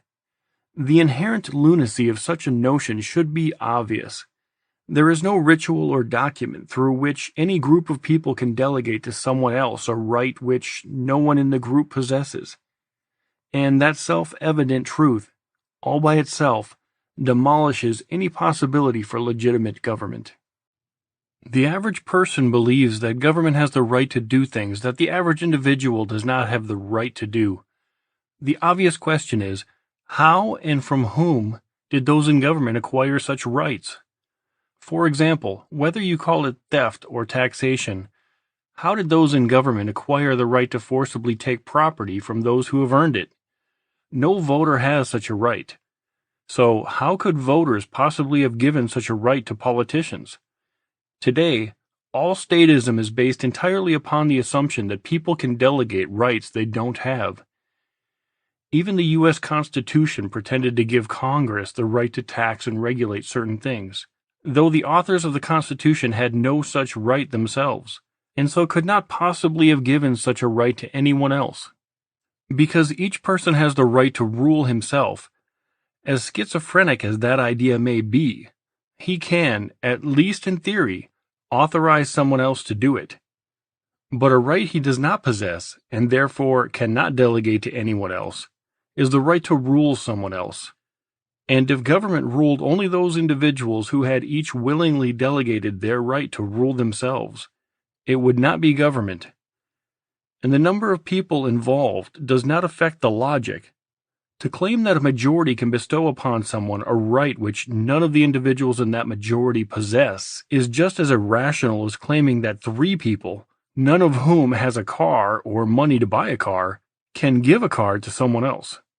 To put it in the simplest terms, you can't give someone something you don't have. And that simple truth, all by itself, rules out all government.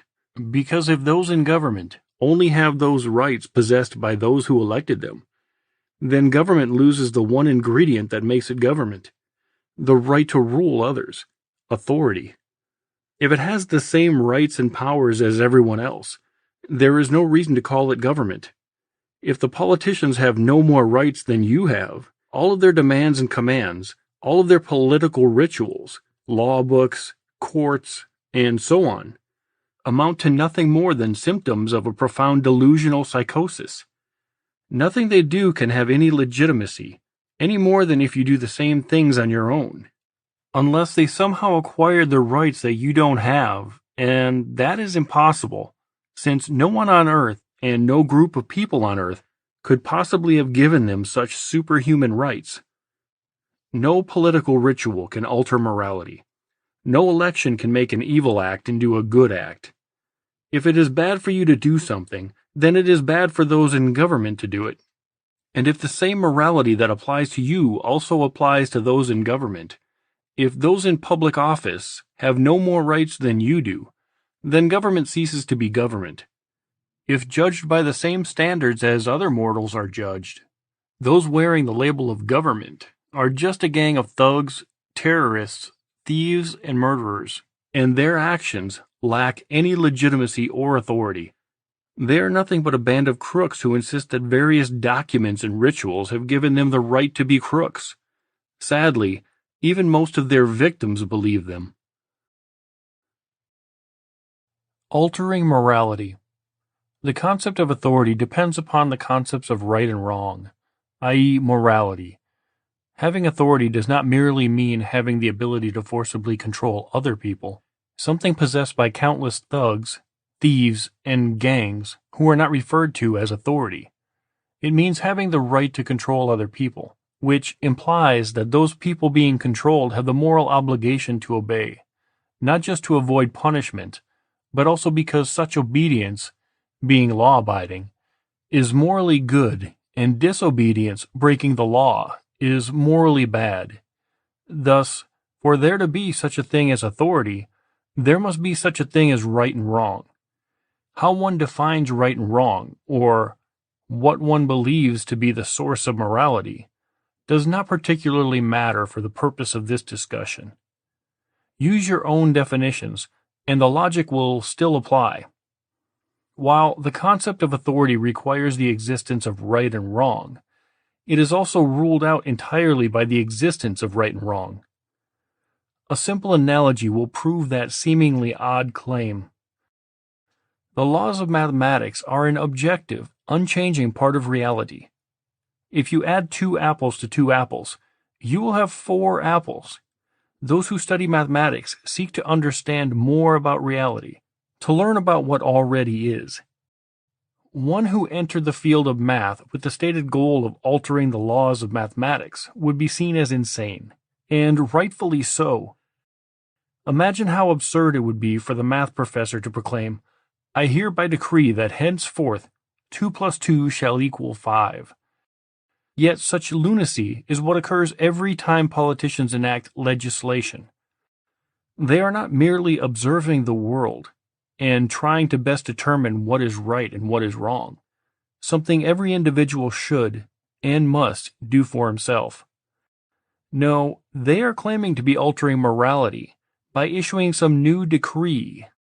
In other words, like the insane math professor who thinks that he can, by mere declaration, make 2 plus 2 equal 5, the politicians speak and act as if they are the source of morality, as if they have the power to make up, via legislation, what is right and wrong, as if an act can become bad simply because they declared it to be illegal. Whether the issue is math, morality, or anything else, there is a huge difference between trying to determine what is true and trying to dictate what is true. The former is useful, the latter is insane. And the latter is what those in government pretend to do every day. In their legislation, the politicians do not merely express how they think people should behave based upon universal standards of morality. Anyone has the right to say, "I think this thing is bad, and I think doing that thing is good." But no one would call such opinions laws. Instead, the message from the politician is, We are making that thing bad and making this thing good. In short, every legislator suffers from a profoundly delusional God complex, which leads him to believe that, via political rituals, he actually has the power, along with his fellow legislators, to change right and wrong, by mere decree. Mortals cannot alter morality any more than they can alter the laws of mathematics. Their understanding of something may change, but they cannot, by decree, change the nature of the universe. Nor would anyone sane attempt to. Yet that is what every new law passed by politicians pretends to be, a change in what constitutes moral behavior. And as absurd as that notion is, it is a necessary element to the belief in government. The idea that the masses are morally obligated to obey the lawmakers, that disobeying, breaking the law, is morally wrong, not because the politicians' commands happen to match the objective rules of morality, but because their commands dictate and determine what is moral and what is not. Understanding the simple fact that mere mortals cannot make good into evil, or evil into good, all by itself makes the myth of government disintegrate.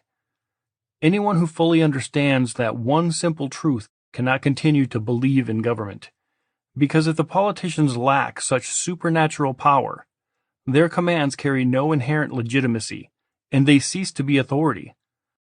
Unless good is whatever the politicians say it is, unless right and wrong actually come from the whims of the politician gods, then no one can have any moral obligation to respect or obey the commands of the politicians, and their laws become utterly invalid and irrelevant. In short, if there is a such thing as right and wrong at all, however you wish to define those terms, then the laws of government are always illegitimate and worthless. Every person is, by definition, morally obligated to do what he feels is right. If a law tells him to do otherwise, that law is inherently illegitimate and should be disobeyed. And if a law happens to coincide with what is right, the law is simply irrelevant. The reason, for example, to refrain from committing murder is because murder is inherently wrong. Whether or not some politician enacts legislation declaring murder to be wrong, whether or not they outlawed it, has no effect whatsoever on the morality of the act. Legislation, no matter what it says, is never the reason that something is good or bad. As a result, even laws prohibiting evil acts, such as assault, murder, and theft, are illegitimate. While people should not commit such acts, it is because the acts themselves are intrinsically evil, not because man-made laws say they are wrong. And if there is no obligation to obey the laws of the politicians, then, by definition, they have no authority. Returning to the math professor analogy, if the professor authoritatively declared that, by his mere decree, he was going to make 2 plus 2 equal 5, any sane individual would view such a decree as incorrect and delusional. If, on the other hand, the professor declared that he was going to make 2 plus 2 equal 4, such a declaration would still be silly and pointless even though 2 plus 2 does equal 4. The professor's declaration is not the reason it equals 4. Either way, the professor's declaration would and should have no effect on people's ability to add 2 and 2. And so it is with the laws of politicians, whether or not they actually coincide with the objective right and wrong. They never have authority because they are never the source of right and wrong. And they never create an obligation for anyone to behave in a certain way, and so should have no bearing on what any individual judges to be moral or immoral. Consider the example of narcotics laws. To believe that it is bad to use violence against someone for having a beer, which is legal, but good for law enforcers to use violence against someone smoking pot, because it is illegal, logically implies that politicians actually have the ability to alter morality, to take two essentially identical behaviors and make one into an immoral act that even justifies violent retribution. Moreover, if one accepts legitimacy of laws, politicians' commands, one must also accept that drinking alcohol was perfectly moral one day, but was immoral the next day, the day Prohibition was enacted. Then, not many years later, it was immoral one day and moral the next, the day Prohibition was repealed.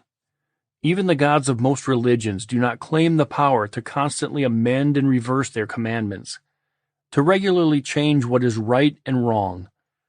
Only politicians claim such a power. Every act of legislation involves such lunacy, the notion that one day an act could be perfectly permissible, and the very next day, the day it was outlawed, it would be immoral? The unavoidability of judging. Nearly everyone is taught that respect for the law is paramount to civilization, and that the good people are those who play by the rules, meaning they comply with the commands issued by government. But in reality, morality and obedience are often direct opposites. Unthinking adherence to any authority constitutes the greatest betrayal to humanity that there could possibly be, as it seeks to discard the free will and individual judgment that makes us human and makes us capable of morality, in favor of blind obedience, which reduces human beings to irresponsible robots.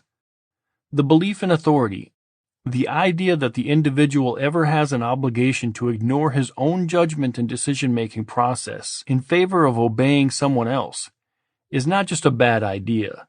It is self-contradictory and absurd. The profound lunacy involved can be summed up as follows. I believe it is good to obey the law.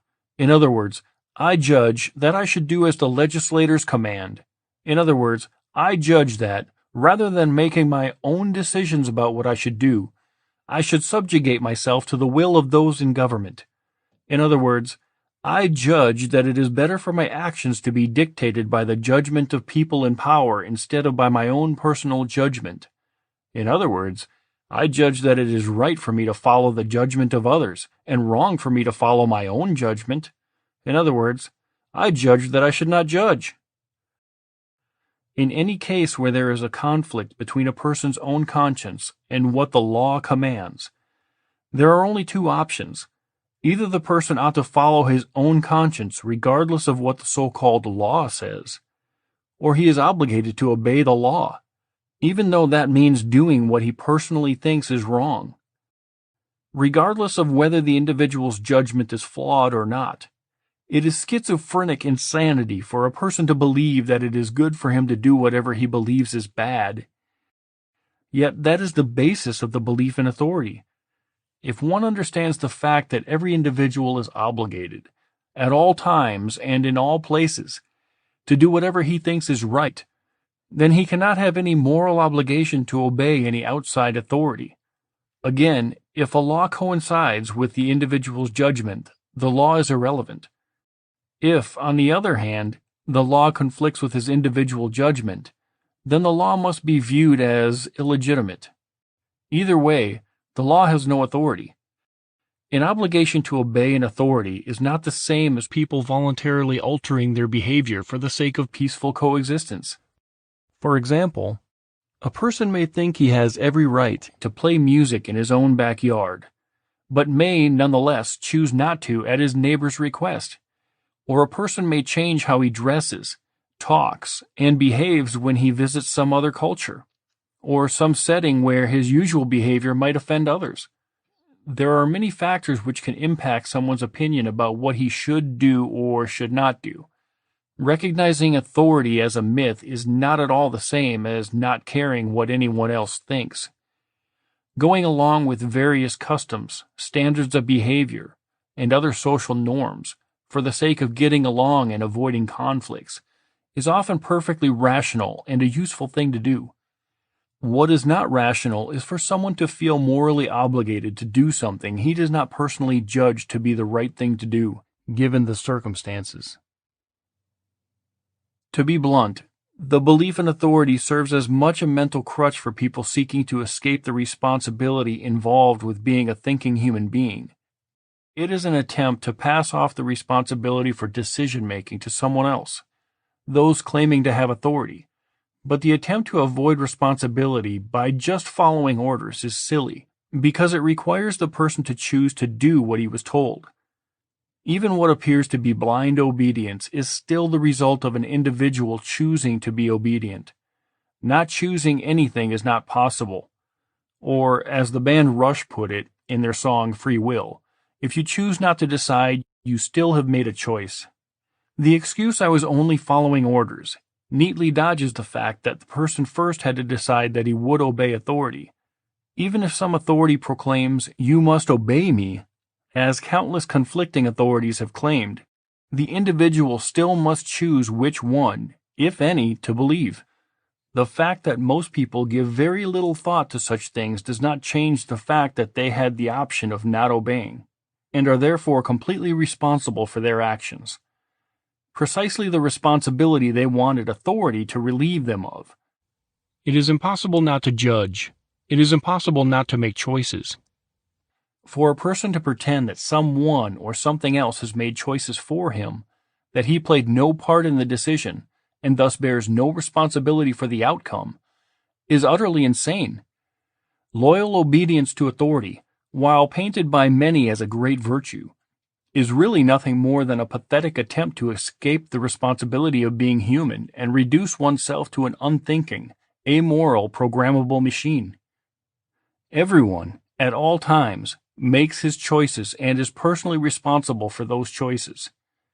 Even those who hallucinate an authority are still choosing to believe and choosing to obey, and are still responsible for having done so. Authority is merely a delusion whereby people imagine that it is possible to avoid responsibility by merely doing what they were told. Or to express it in a more personal way, your actions are always determined entirely by your own judgment, and your choices to try to attribute your behavior to some outside force, such as authority, is cowardly and dishonest. You made the choice, and you are responsible. Even if you just stupidly obeyed some self-proclaimed authority, you decided to do that. The claim that there was something outside of yourself making your choices for you, the claim that you had no choice, that you had to obey authority, is a cowardly lie. There is no shortcut to determining truth about morality or anything else. All too often, the basis of people's belief system boils down to this: to know what is true, all I have to do is ask my infallible authority, and I know my authority is always right, because it tells me that it is always right. Of course, countless competing, contradictory authorities will always exist, and each will declare itself to be the source of truth. It is not merely a good idea for people to judge for themselves what is true and what is not. It is completely unavoidable. Even those who consider it a great virtue to have a belief system, political, religious, or otherwise, based upon faith, fail to realize that only an individual can decide what to have faith in. Whether he wants to admit it or not, he is always the ultimate decider. He always uses his own judgment to decide what to believe in and what to do. Part 3. The effects of the superstition. Effects of the myth. Throughout the ages, human beings have clung to all sorts of superstitions and false assumptions, many of them relatively harmless. For example, when most people believed the earth to be flat, that factually incorrect notion had little or no impact on how people lived their daily lives, or how they treated one another. Likewise, if children believed in the tooth fairy, or that storks delivered babies, they are not going to become purveyors of evil as a result of accepting such myths. On the other hand, over the years, other false assumptions and myths have posed real dangers to humanity. It could be a simple misunderstanding among doctors, which led them to try cures that posed a bigger threat to their patients than the maladies that they were trying to treat.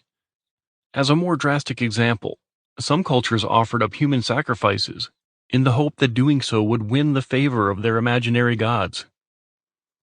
But nothing else comes close to the level of destruction, mental, emotional, and physical, that has occurred throughout the world and throughout recorded history as a result of the belief in authority. By dramatically altering how people perceive the world, the myth of authority alters their thoughts and actions as well. In fact, The belief in the legitimacy of a ruling class, government, leads nearly everyone to either condone or commit acts of evil without even realizing it. Having been convinced that authority is real, and that, by the way of it, some human beings have acquired the moral right to initiate violence and commit acts of aggression against others, by way of so-called laws, every Democrat, every Republican, every voter, and everyone else who advocates government in any form is a proponent of violence and injustice. Of course, they do not see it that way, because their belief in authority has warped and perverted their perception of reality. The trouble is that when something alters a person's perception of reality, the person rarely notices it happening. For example, the world might look very different to someone wearing colored contact lenses. Even though he cannot see the lenses themselves, the same is true of mental lenses. Each person thinks that the world is really the way he sees it. Everyone can point to others and claim that they are out of touch with reality, but almost no one thinks that his own perception is skewed, even when others tell him so. The result is billions of people pointing fingers at each other, telling each other how delusional and misguided they are, with almost none of them willing or even able to honestly examine the mental lenses that distort their own perceptions. Everything a person has been exposed to, especially when young, has an impact on how he views the world, what his parents taught him, what he learned in school, how he has seen people behaving, the culture he grew up in, the religion he was raised in, all create a long-lasting set of mental lenses that affect how he sees the world. There are countless examples of how mere differences in perspective have led to horrendous consequences. A suicide bomber who intentionally kills civilians imagines that he is doing the right thing.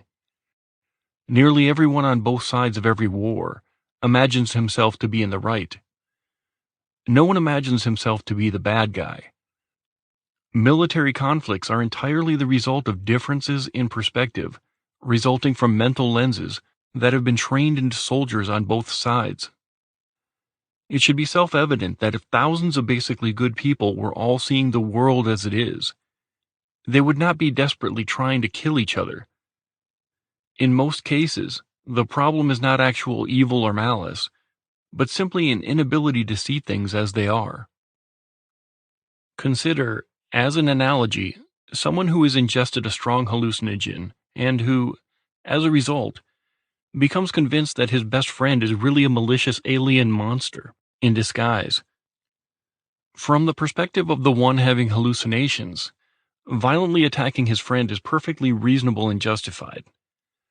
The problem, in the case of one whose perception of reality has been so distorted, is not that he is immoral, or that he is stupid, or that he is malicious.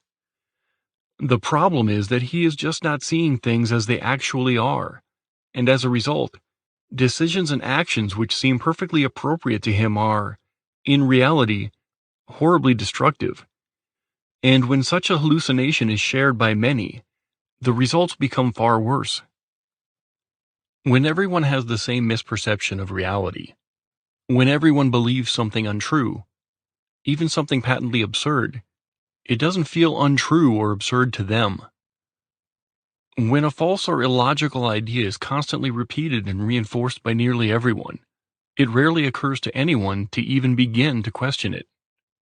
In fact, most people become literally incapable of questioning it, because over time it becomes solidified in their minds as a given, an assumption that doesn't need a rational basis and doesn't need to be analyzed or reconsidered, because everyone knows it to be true. In reality, however, each person simply assumes it to be true, because he cannot imagine that everyone else, including all the respectable, well-known, educated people on radio and TV, could all believe something false.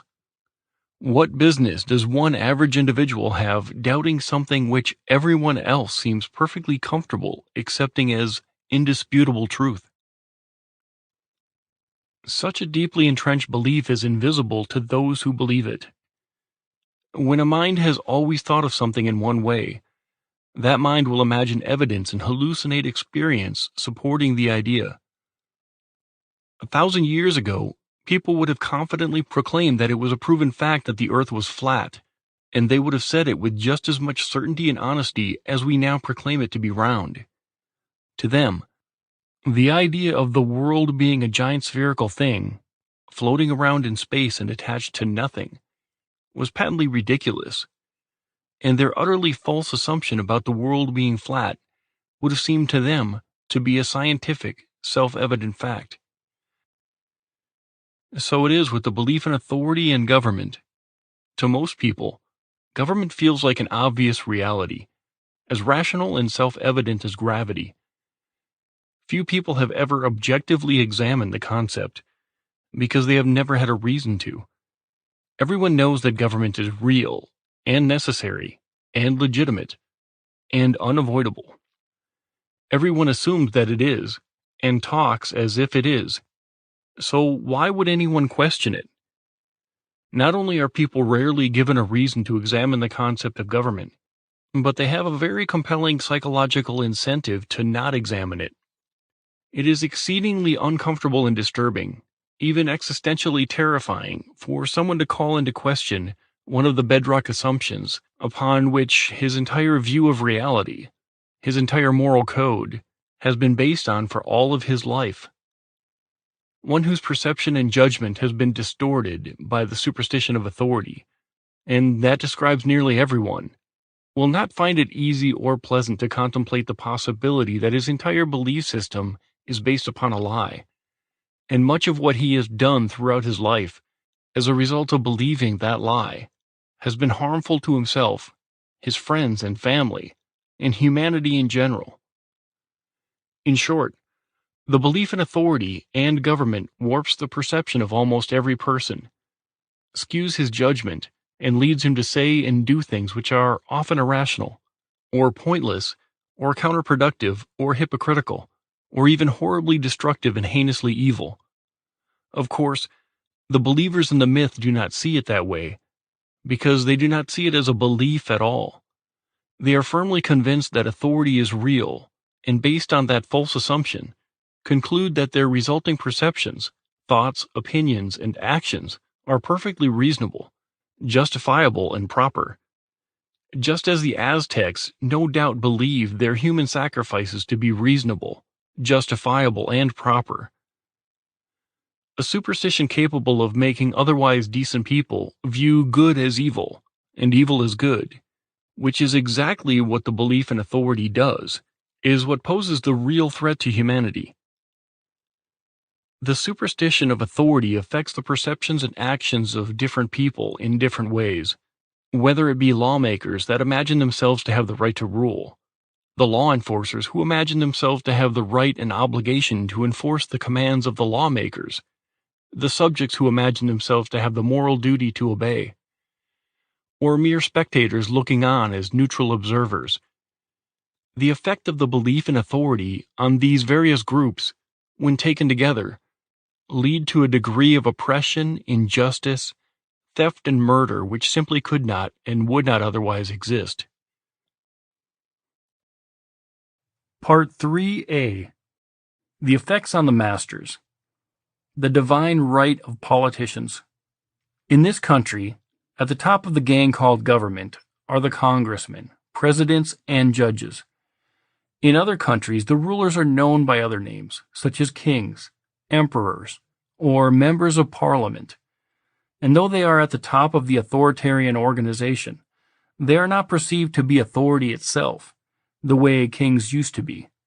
They are still imagined to be acting on behalf of something other than themselves, some abstract entity called government.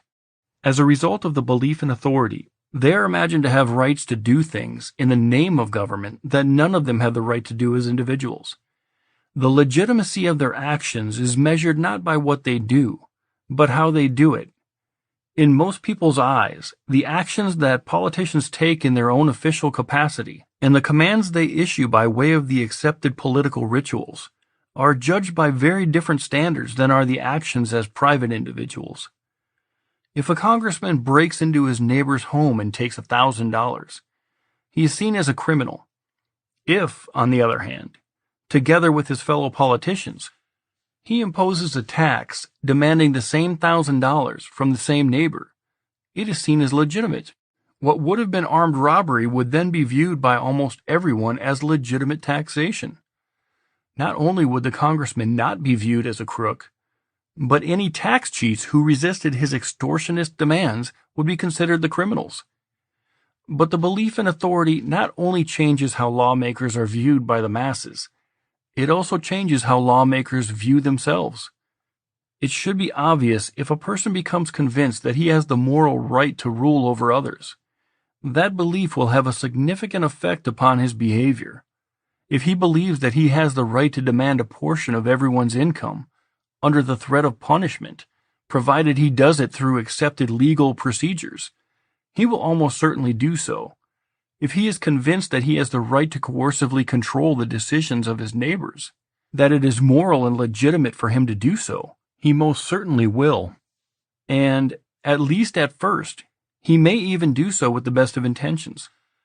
A simple mental exercise gives a glimpse into how and why politicians act the way they do. Think about what you would do if you were made king of the world. If you were in charge, how would you improve things? Consider the question carefully before reading on. When asked what they would do if they were in charge, almost no one answers, "I would just leave people alone." Instead, most people start imagining the ways in which they could use the ability to control people as a tool for good, for the betterment of mankind. If one starts with the assumption that such control can be legitimate and righteous, the possibilities are nearly endless. One could make a healthier country by forcing people to eat more nutritious foods and exercise regularly. One could help the poor by forcing the rich to give them money. One could make people safer by forcing them to pay for a strong system of defense. One could make things more equitable and society more compassionate by forcing people to behave in the way they should. However, while many positive benefits for society can be imagined, if only government power were used for good, the potential for tyranny and oppression, in fact, the inevitability of tyranny and oppression, is just as easy to imagine. Once someone believes himself to have the right to control others, there is little likelihood that he will choose not to use that power. And whatever noble intentions he may have had to begin with, what he will actually end up doing is using violence, and the threat of violence, to impose his will upon others. Even seemingly benevolent causes like giving to the poor first require government to forcibly take wealth from another. Once someone, however virtuous and well-intended he may be, has accepted the premise that legal aggression is legitimate, and once he has been given the reins of power, and with them the supposed right to rule, the chances of that person choosing not to forcibly control his neighbors is almost none. The level of coercion and violence he inflicts upon others may vary, but he will become a tyrant, to one degree or another, because once someone truly believes that he has the right to rule, even if only in a limited manner, he will not view others or treat others as equals. He will view them and treat them as subjects, and that is if the person started with good intentions. Many of those who seek high office do it purely for selfish reasons from the start, because they desire wealth and power for themselves, and delight in dominating other people. Of course, acquiring a position of authority is, for such people, a means of achieving an enormous amount of power that they would not otherwise have. The examples throughout the world and throughout history of megalomaniacs using the facade of authority to commit heinous atrocities are so common and well known that they hardly require mentioning at all. Putting evil people into positions of authority, e.g. Stalin, Lenin, Mao, Hitler, Mussolini, Pol Pot, has resulted in the robbery, assault, harassment, terrorization, torture, and outright murder of a nearly incomprehensible number of human beings. It is so obvious that it is almost silly to even say it. Giving power to bad people poses a danger to humanity, but giving power to good people, people who, at least initially, intended to use their power for good, can be just as dangerous. Because for one to believe that he has the right to rule, necessarily requires him to believe that he is exempt from basic morality. When someone imagines himself to be a legitimate lawmaker, he will try to use the force of law to control his neighbors, and will feel no guilt while doing so. Ironically, though lawmakers are at the very top of authoritarian hierarchy, even they do not accept personal responsibility for what government does.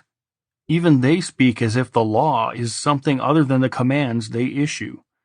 For example, it is very unlikely that any politician would feel justified hiring armed thugs to invade his neighbor's home and drag his neighbor away and put him in a cage for the supposed sin of smoking marijuana.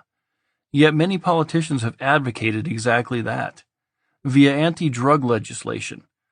They seem to feel no shame or guilt regarding the fact that their legislation has resulted in millions of non-violent people being forcibly taken from their friends and families and made to live in cages for years on end, sometimes for the rest of their lives. When they speak of the acts of violence which they are directly responsible for, and narcotics laws are only one example, legislators use such terms as law of the land, as if they themselves are mere spectators and the land, or the country, or the people, were the ones who made such violence occur. Indeed, the politicians' level of psychological detachment from what they have personally and directly caused via their laws borders on insanity. They command armies of tax collectors to forcibly confiscate the wealth earned by hundreds of millions of people. They enact one intrusive law after another, using threats of violence to control every aspect of the lives of millions of people they have never met and know nothing about. And after they have been directly responsible for initiating violence on a regular basis against nearly everyone living within hundreds of thousands of miles of them, they are generally shocked and offended if one of their victims threatens to use violence against them. They consider it despicable for a mere peasant to even threaten to do what they, the politicians, do to millions of people every day. At the same time, they do not even seem to notice the millions of people who are imprisoned, those whose property is stolen, whose financial lives are ruined, whose freedom and dignity are assaulted, who are harassed, attacked, and sometimes murdered by government thugs, as a direct result of the very laws those politicians created. When young men and women are dying by the thousands, in the latest war game waged by politicians, the politicians speak of it as a sacrifice for freedom, when it is nothing of the sort. The politicians even use scenes of soldiers in caskets, a consequence directly attributed to what those politicians did, as photo ops to show the public how concerned and compassionate they are. The very people who sent the young folk off to kill or to die then speak about what happened as if they themselves were mere observers, saying things like, they died for their country, and there are casualties in every war, as if the war just happened by itself. And, of course, the thousands upon thousands of people on the other side, the subjects of some other authority, the citizens of some other country, who are killed in wars waged by politicians, are barely even mentioned. They are an occasional statistic reported on the evening news, and never do the politicians accept the smallest shred of responsibility for the widespread, large-scale prolonged pain and suffering, mental and physical, which their warmongering has inflicted upon thousands or millions of human beings.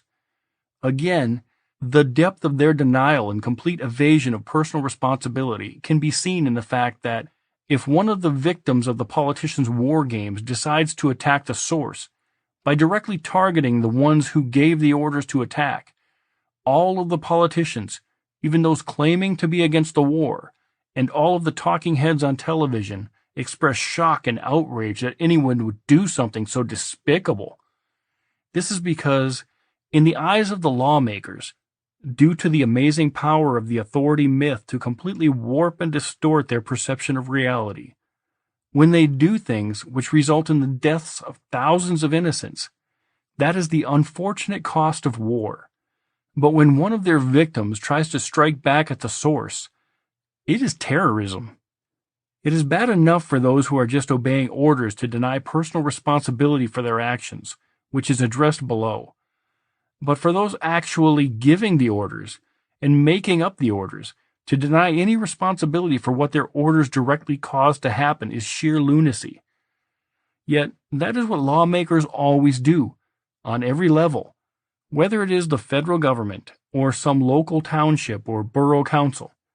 Every time a legislator imposes a tax on something, or imposes some new legal restriction, the politicians are using the threat of violence to control people. But due to their undying faith in the myth of authority, they cannot see that that is what they are doing, and they never take personal responsibility for having threatened and extorted their neighbors. Part 3b. The effects on the enforcers. Following orders. The lawmakers give the commands, but it is their faithful enforcers who carry them out. Millions upon millions of otherwise decent, civilized people spend day after day harassing, threatening, extorting, controlling, and otherwise oppressing others who have not harmed or threatened anyone. But because the actions of such law enforcers are deemed legal, and because they believe they are acting on behalf of authority, they imagine themselves to bear no responsibility for their actions. In fact, they do not even view their own actions as being their own actions. They speak and act as if their minds and bodies have somehow been taken over by some invisible entity called the law or government. They say things like, "Hey, I don't make the laws, I just enforce them. It's not up to me." They speak and act as if it is impossible for them to do anything other than helplessly carry out the will of a power called authority, and they are therefore no more personally responsible for their actions than a puppet is responsible for what the puppeteer makes it do. When acting in their official capacity, while seemingly helplessly possessed by the spirit of authority, law enforcers behave in ways which they never otherwise would, and do things that they themselves would recognize as uncivilized, violent, and evil if they did such things on their own, without an authority telling them to. Examples of this occur all over the world, every hour of every day, in a wide variety of ways. A soldier might shoot a complete stranger, whose only sin was to be out walking in a military-occupied zone after a declared curfew. A group of heavily armed men might kick down someone's door and drag him away, or shoot a man in front of his wife and children, because the man grew a plant which politicians proclaimed to be forbidden, illegal. A bureaucrat might file paperwork instructing a financial institution to take thousands of dollars out of someone's bank account in the name of tax collection. Another bureaucrat may send in armed thugs upon finding out that someone had the gall to build a deck on his own property, with the approval of his neighbors, but without a government approval in the form of a building permit. A traffic cop may stop and extort someone, via a ticket, for having a broken taillight. A TSA agent may frisk someone, and rummaging through his personal belongings, without the slightest reason to suspect the person has done, or is going to do, anything wrong. A judge may direct armed thugs to put someone in a cage for weeks, months, or years, for anything from showing contempt for the judge to driving without the written permission of politicians in the form of a driver's license, to having engaged in any type of mutually voluntary but non-politician sanctioned illegal commerce. These examples, and literally millions of others which could be given, are acts of aggression committed by perpetrators who would not have committed them if they had not been directed to do so by a perceived authority. In short, most instances of theft, assault, and murder happen only because authority told someone to steal, attack, or kill. Most of the time, the people who carry out such orders would not have committed such crimes on their own. Of the 100,000 people who work for the Internal Revenue Service, how many engaged in harassment, extortion, and theft before becoming IRS agents? Few, if any. How many soldiers went around harassing, threatening, or killing people they did not know before joining the military? Few, if any. How many police officers regularly went around stopping, interrogating, and kidnapping nonviolent people before becoming law enforcers? Very few. How many judges had people thrown into cages for nonviolent behavior before becoming appointed to a court? Probably none. When such acts of aggression become legal and are done in the name of law enforcement, those who commit them imagine such acts to be inherently legitimate and valid, even though they recognize that, had they committed the very same acts on their own, instead of on behalf of authority, the acts would have constituted crimes and would have been immoral. While there are obviously more significant and less significant cogs in the wheels of the government machine, from the low-level paper pushers to the armed mercenaries, they all have two things in common. First, they inflict unpleasantness on others in a way they would not have done on their own. And second, they accept no personal responsibility for their actions while in law enforcer mode. Nothing makes this more obvious than the fact that, when the properness or morality of their actions is called into question, their response is almost always some variation of, "I'm just doing my job." The obvious implication in such statements is this: I am not responsible for my actions, because authority told me to do this. The only way that makes a shred of sense is if the person is literally incapable of refusing to do something a perceived authority tells him to do. Unfortunately, the horrific truth is that most people, as a result of their authoritarian indoctrination, do seem to be psychologically incapable of disobeying the commands of an imagined authority. Most people, given the choice between doing what they know is right and doing what they know is wrong when ordered to do so by a perceived authority, will do the latter. Nothing demonstrates this more clearly than the results of the psychology experiments done by Dr. Stanley Milgram in the 1960s. The Milgram experiments. In brief, the Milgram studies were designed to determine to what degree ordinary people would inflict pain upon strangers simply because an authority figure told them to.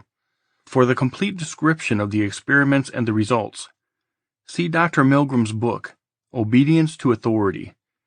The following is a short synopsis of his experiments and findings. The subjects were asked to volunteer for what they were told was an experiment testing human memory. Under the supervision of a scientist, the authority figure, one person was strapped into a chair and wired with electrodes, and the other, the actual subject of the study, sat in front of a shock-generating machine. The person in front of the zapper machine was told that the goal was to test whether shocking the other person when he gave the wrong answer to a memorized question would affect his ability to remember things. The true goal, however, was to test to what degree the person in front of the zapper machine would inflict pain on an innocent stranger simply because a perceived authority told him to. The zapper machine had a series of switches, going up to 450 volts, and the zapper was supposed to increase the voltage and administer another shock each time the zappee got an answer wrong. The zappee in the test was actually an actor who was not being shocked at all, but at given voltage levels would give out shouts of pain, protests about heart troubles, demands to stop the experiment, screams for mercy, and eventually silence, feigning unconsciousness or death. And the zapper machine was clearly marked with danger labels at the upper end of the series of switches. The result of the experiment shocked even Dr. Milgram. In short, a significant majority of subjects, nearly 2 out of 3, continued through the experiment right to the end, inflicting what they thought were excruciatingly painful, if not lethal, shocks to a complete stranger. Despite the screams of agony, the cries for mercy, even the unconsciousness or death of the pretending victim. Dr. Milgram himself succinctly sums up the conclusion to be reached. With numbing regularity, good people were seen to knuckle under the demands of authority and perform actions that were callous and severe. A substantial portion of people do what they are told to do, irrespective of the content of the act and without limitations of conscience, so long as they perceive that the command comes from a legitimate authority. Of note, in the experiments, there was no threat that the zapper would be punished for failure to obey, nor was there any special reward promised for obedience. So the findings were not the result of someone harming someone else in order to save his own neck, or in order to otherwise profit himself.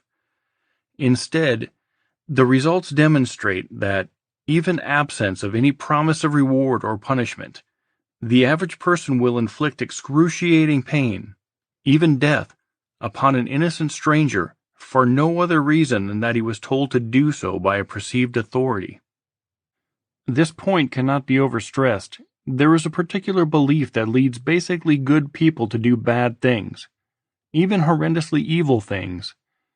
Even the atrocities of Hitler's Third Reich were the result not of millions of evil people, but of a very small handful of truly evil people who had acquired positions of authority, and millions of obedient people who merely did what the perceived authority told them to do.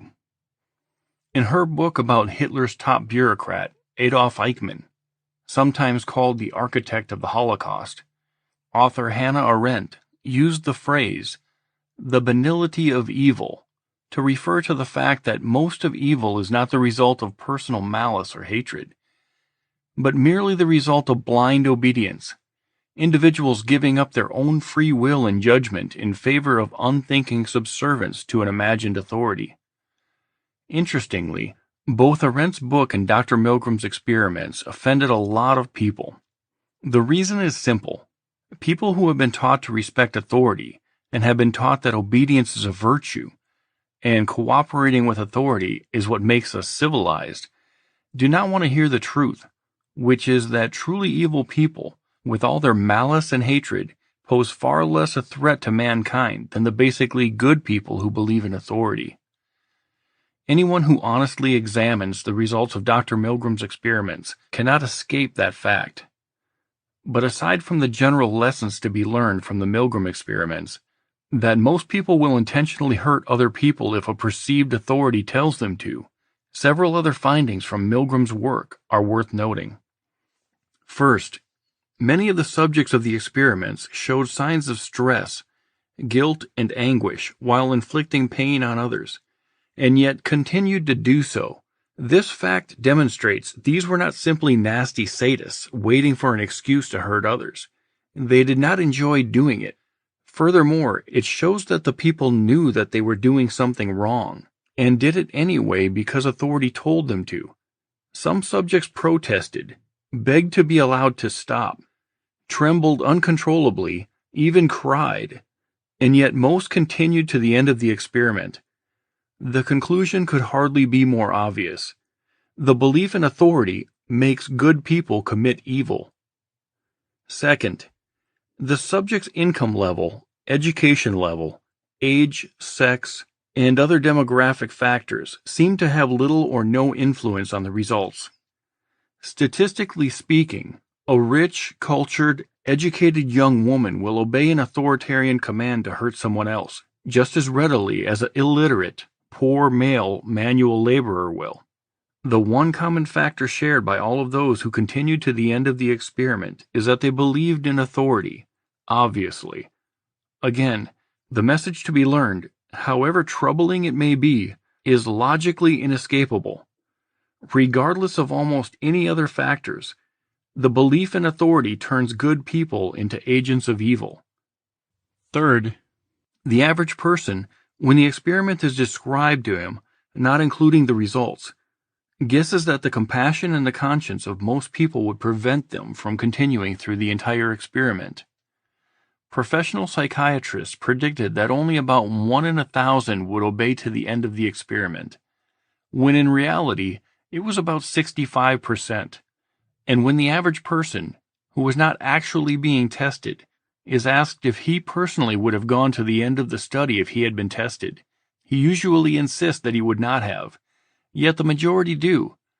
Again, the message is troubling but indisputable. Almost everyone hugely underestimates the degree to which the belief in authority, even in himself, can be used to persuade good people to commit evil. And fourth, Dr. Milgram also found that some test subjects, defying all reason, were determined to blame the results of their own blind obedience on the victim, the one being shocked.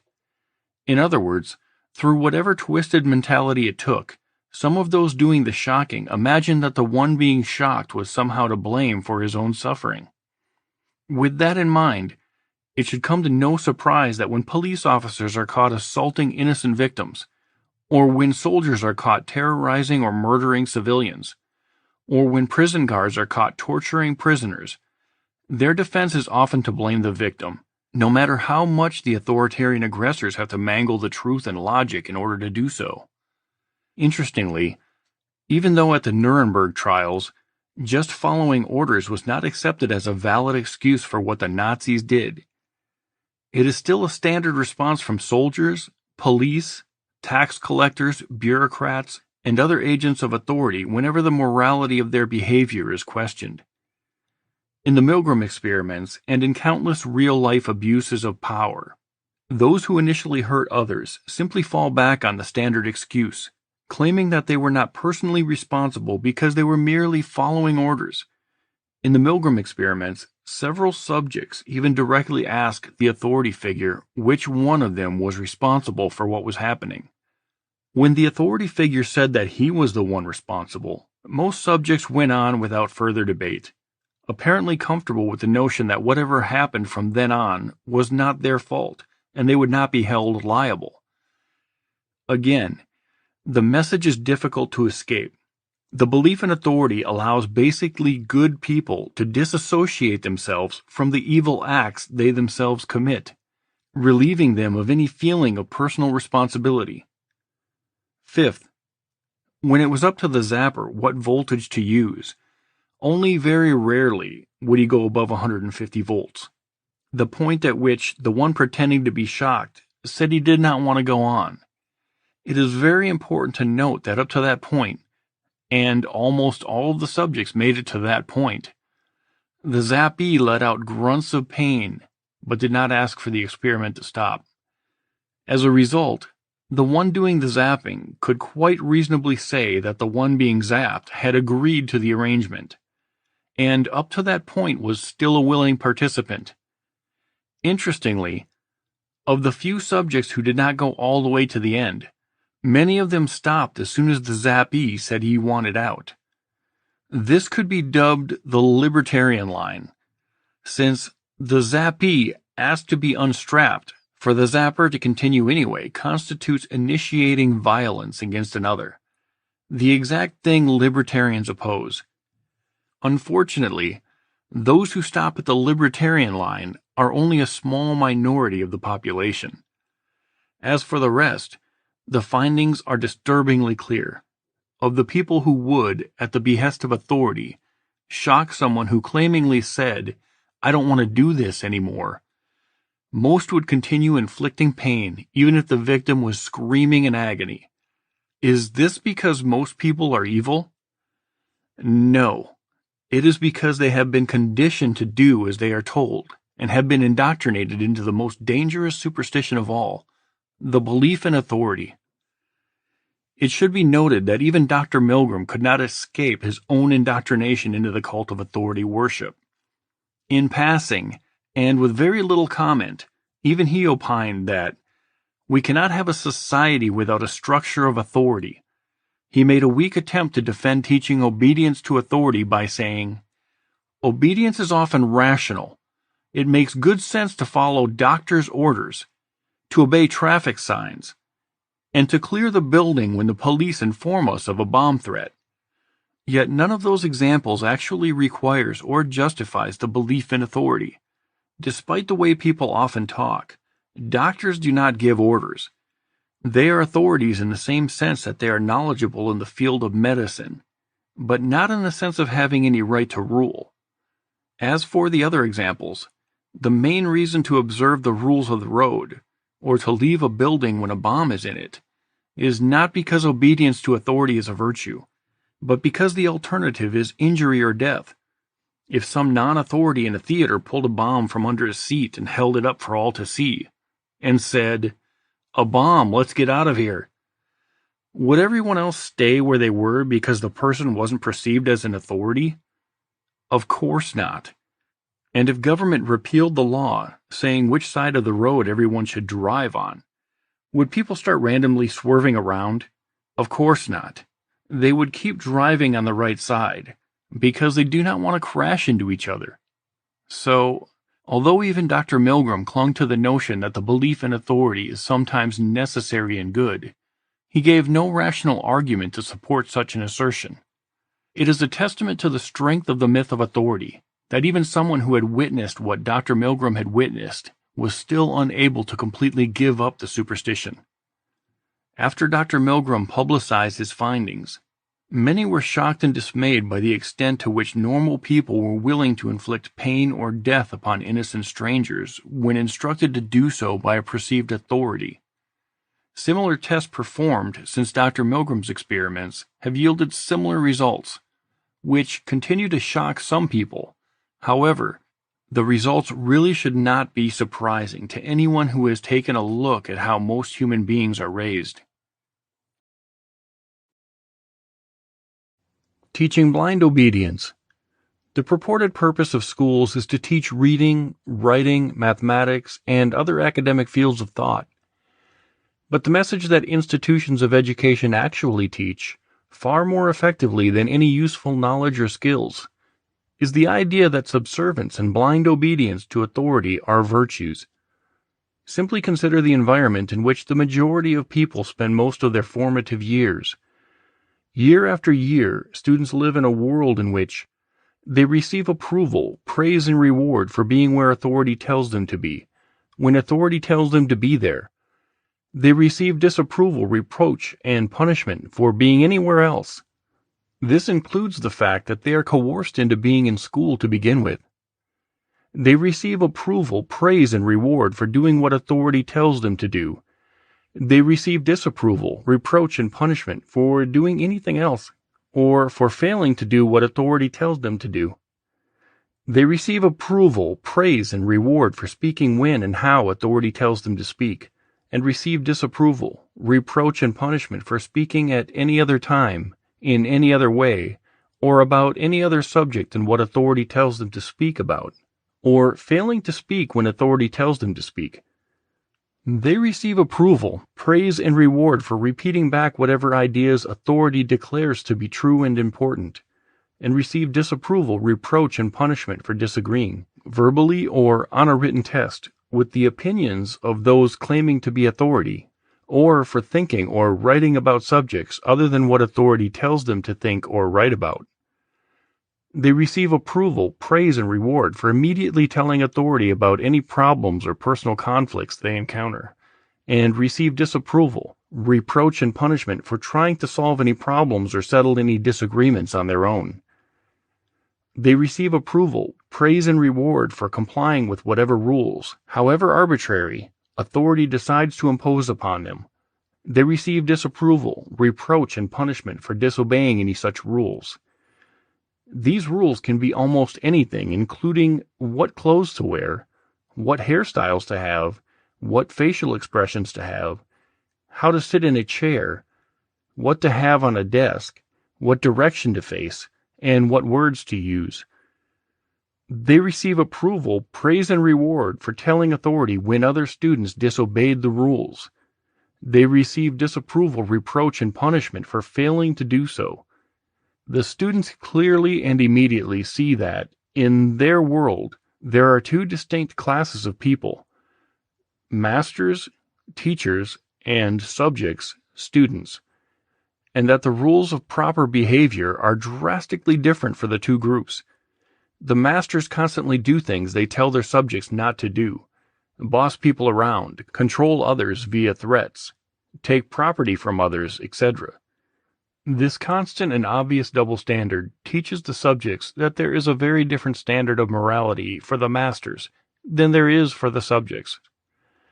The subjects must do whatever the masters tell them to, and only what the masters tell them to, while the masters can do pretty much anything they want. Not long ago, the masters would even routinely commit physical assault, i.e., corporal punishment, against subjects who did not quickly and unquestioningly do as they were told, while telling the subjects that it was completely unacceptable for them to ever use physical violence, even in self-defense, especially in self-defense against the masters. Thankfully, the use of regular, overt physical violence by teachers has become uncommon. However, though the force has become less obvious, the basic methods of authoritarian control and punishment remain. In the classroom setting, the authority can change the rules at will, can punish the entire group for what one student does, and can question or search any student or all students at any time. The authority is never seen as having an obligation to justify or explain to the students the rules it makes, or anything else it does, and it is of no concern to authority whether a student has a good reason to think that his time would be better spent being somewhere else, doing something else, or thinking about something else. The grades the student receives, the way he is treated, the signals he is sent, written, verbal, and otherwise, all depend on one factor: his ability and willingness to unquestioningly subvert his own desires, judgment, and decisions to those of authority. If he does that, he is deemed good. If he does not, he is deemed bad. This method of indoctrination was not accidental. Schooling in the United States, in fact, in much of the world, was deliberately modeled after the Prussian system of education, which was designed with the express purpose of training people to be obedient tools of the ruling class, easy to manage and quick to unthinkingly obey, especially for military purposes. As it was explained by Johann Fichte, one of the designers of the Prussian system, the goal of this method was to fashion the student in such a way that he simply cannot will otherwise than what those in authority want him to will. At the time, the system was openly admitted to be a means of psychologically enslaving the general populace to the will of the ruling class, and it continues to accomplish exactly that all over the world, including in the U.S. The reason most people do whatever authority tells them to, regardless of whether the command is moral or rational, is because it is exactly what they were trained to do. Everything about authoritarian schooling and authoritarian parenting, even the modern version that pretends to be caring and open-minded, continually hammers into the heads of the youngsters the notion that their success, their goodness, their very worth as human beings, is measured by how well they obey authority. Is it any wonder, then, that rather than applying logic to evidence to reach their own conclusions, most adults look for an authority to tell them what to think? Is it any wonder that when a man with a badge starts barking orders, most adults timidly obey without question, even if they have done nothing wrong? Is it any wonder that most adults sheepishly submit to whatever interrogations and searches law enforcers want to inflict upon them? Is it any wonder that many adults will run to the nearest authority to solve any problem or settle any dispute? Is it any wonder that most adults will comply with any order, however irrational, unfair, or immoral it may be, if they imagine the one giving the order to be authority? Should any of this be surprising in light of the fact that nearly everyone went through many years of being deliberately trained to behave that way? Dr. Milgram's experiments made it quite clear that the kind of people produced even by our modern, supposedly enlightened society, even in the good old USA, that supposed bastion of liberty and justice, are, for the most part, callous, irresponsible, unthinking tools for whichever megalomaniac claims the right to rule. When the people are intentionally trained to humbly submit to the beast called authority, when they are taught that it is more important to obey than it is to judge, why should we be at all surprised at the extortion, oppression, terrorism, and mass murder that are committed just because a self-proclaimed authority commanded it? All of human history makes the deadly formula as plain as it could possibly be. A few evil rulers, plus many obedient subjects, equals widespread injustice and oppression. Making monsters. There should also be at least some mention here about the psychological study done at Stanford University in 1971, in which a sort of mock prison was set up, with dozens of students appointed as mock prisoners, and others as mock prison guards. The experiment had to be terminated early, after only 6 days, because those who had been given authority, the guards, had become shockingly callous, abusive, and sadistic toward their prisoners. It must be noted that the abuse committed by the guards even went beyond what they were told to do by those running the experiment, which was designed to humiliate and degrade the prisoners.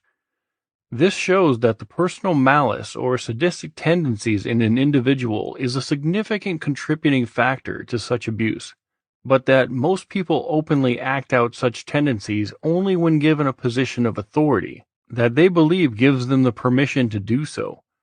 The same phenomenon can be seen in all sorts of abuses of power, whether by a bureaucrat on a power trip, a soldier or police officer who likes to bully or assault civilians, or any other official who enjoys lording his power over others.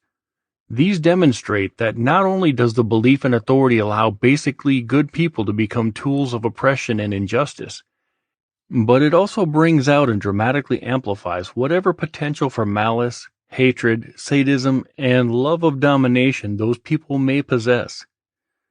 The superstition of authority begins by making average people mere agents of evil, which Arendt described as the banality of evil, but then goes on to make such people personally evil by convincing them that they have the right, or even the duty, to abuse and oppress other people. This can be seen in the behavior of soldiers, police, prosecutors, judges, even petty bureaucrats. Anyone whose job consists of harassing, extorting, threatening, coercing, and controlling decent people will, sooner or later, become at least callous, if not downright sadistic. One cannot continually act like a monster without eventually becoming one. Another important thing to note, as shown in countless examples of abuses of power, is that while the belief in authority can lead people to inflict harm on others, that same belief often cannot limit the extent to which the agents of authority hurt other people. For example, many individuals who would never oppress an innocent person on their own become police officers, thereby acquiring legal power to commit a certain degree of oppression.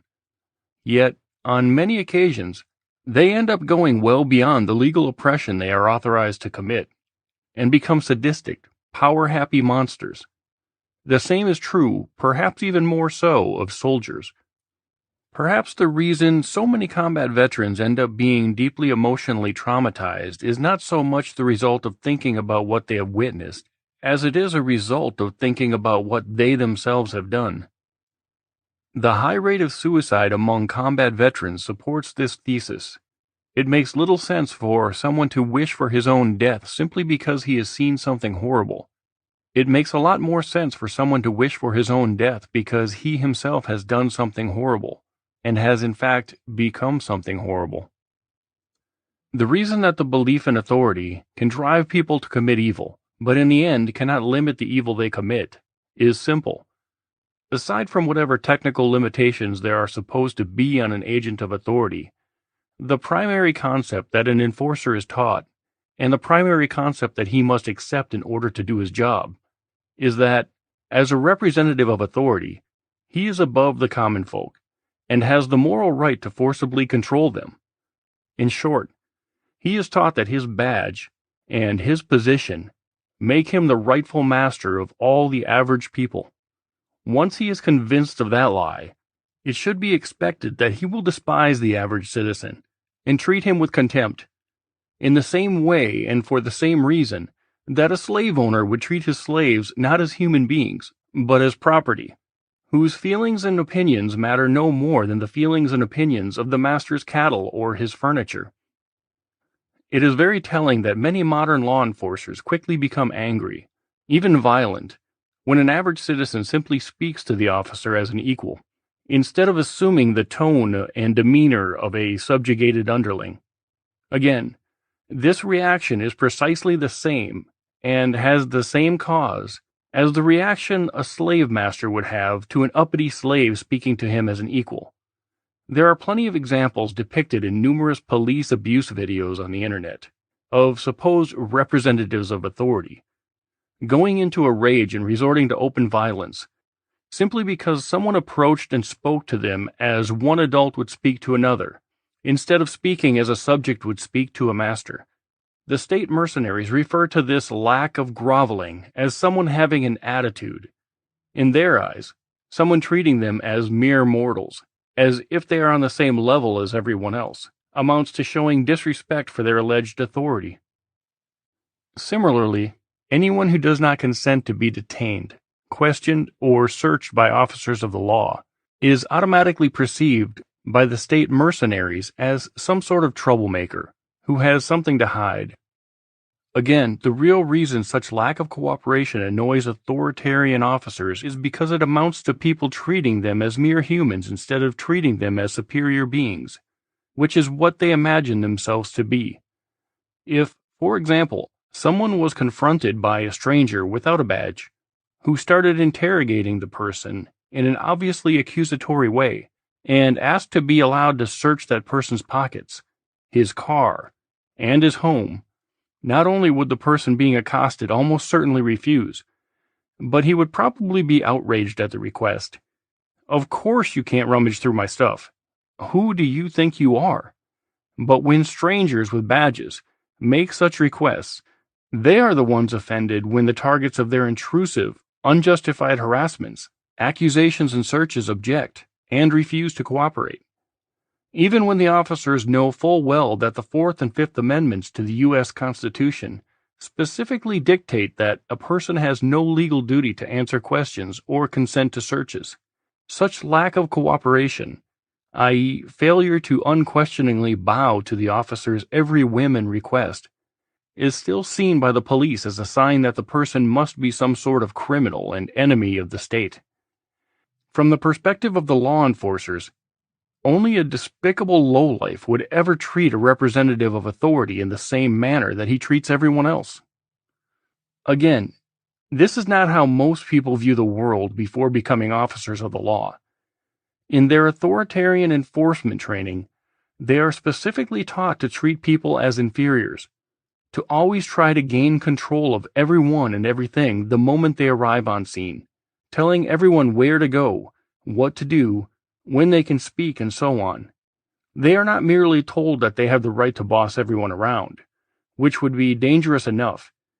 They are trained to believe that they must, in every situation, use whatever it takes, commands, intimidation, or outright violence, to get everyone present to bow to their authority, and are taught that it is a crime for anyone to fail to unquestioningly bow to their will, which they characterize as disobeying a lawful order.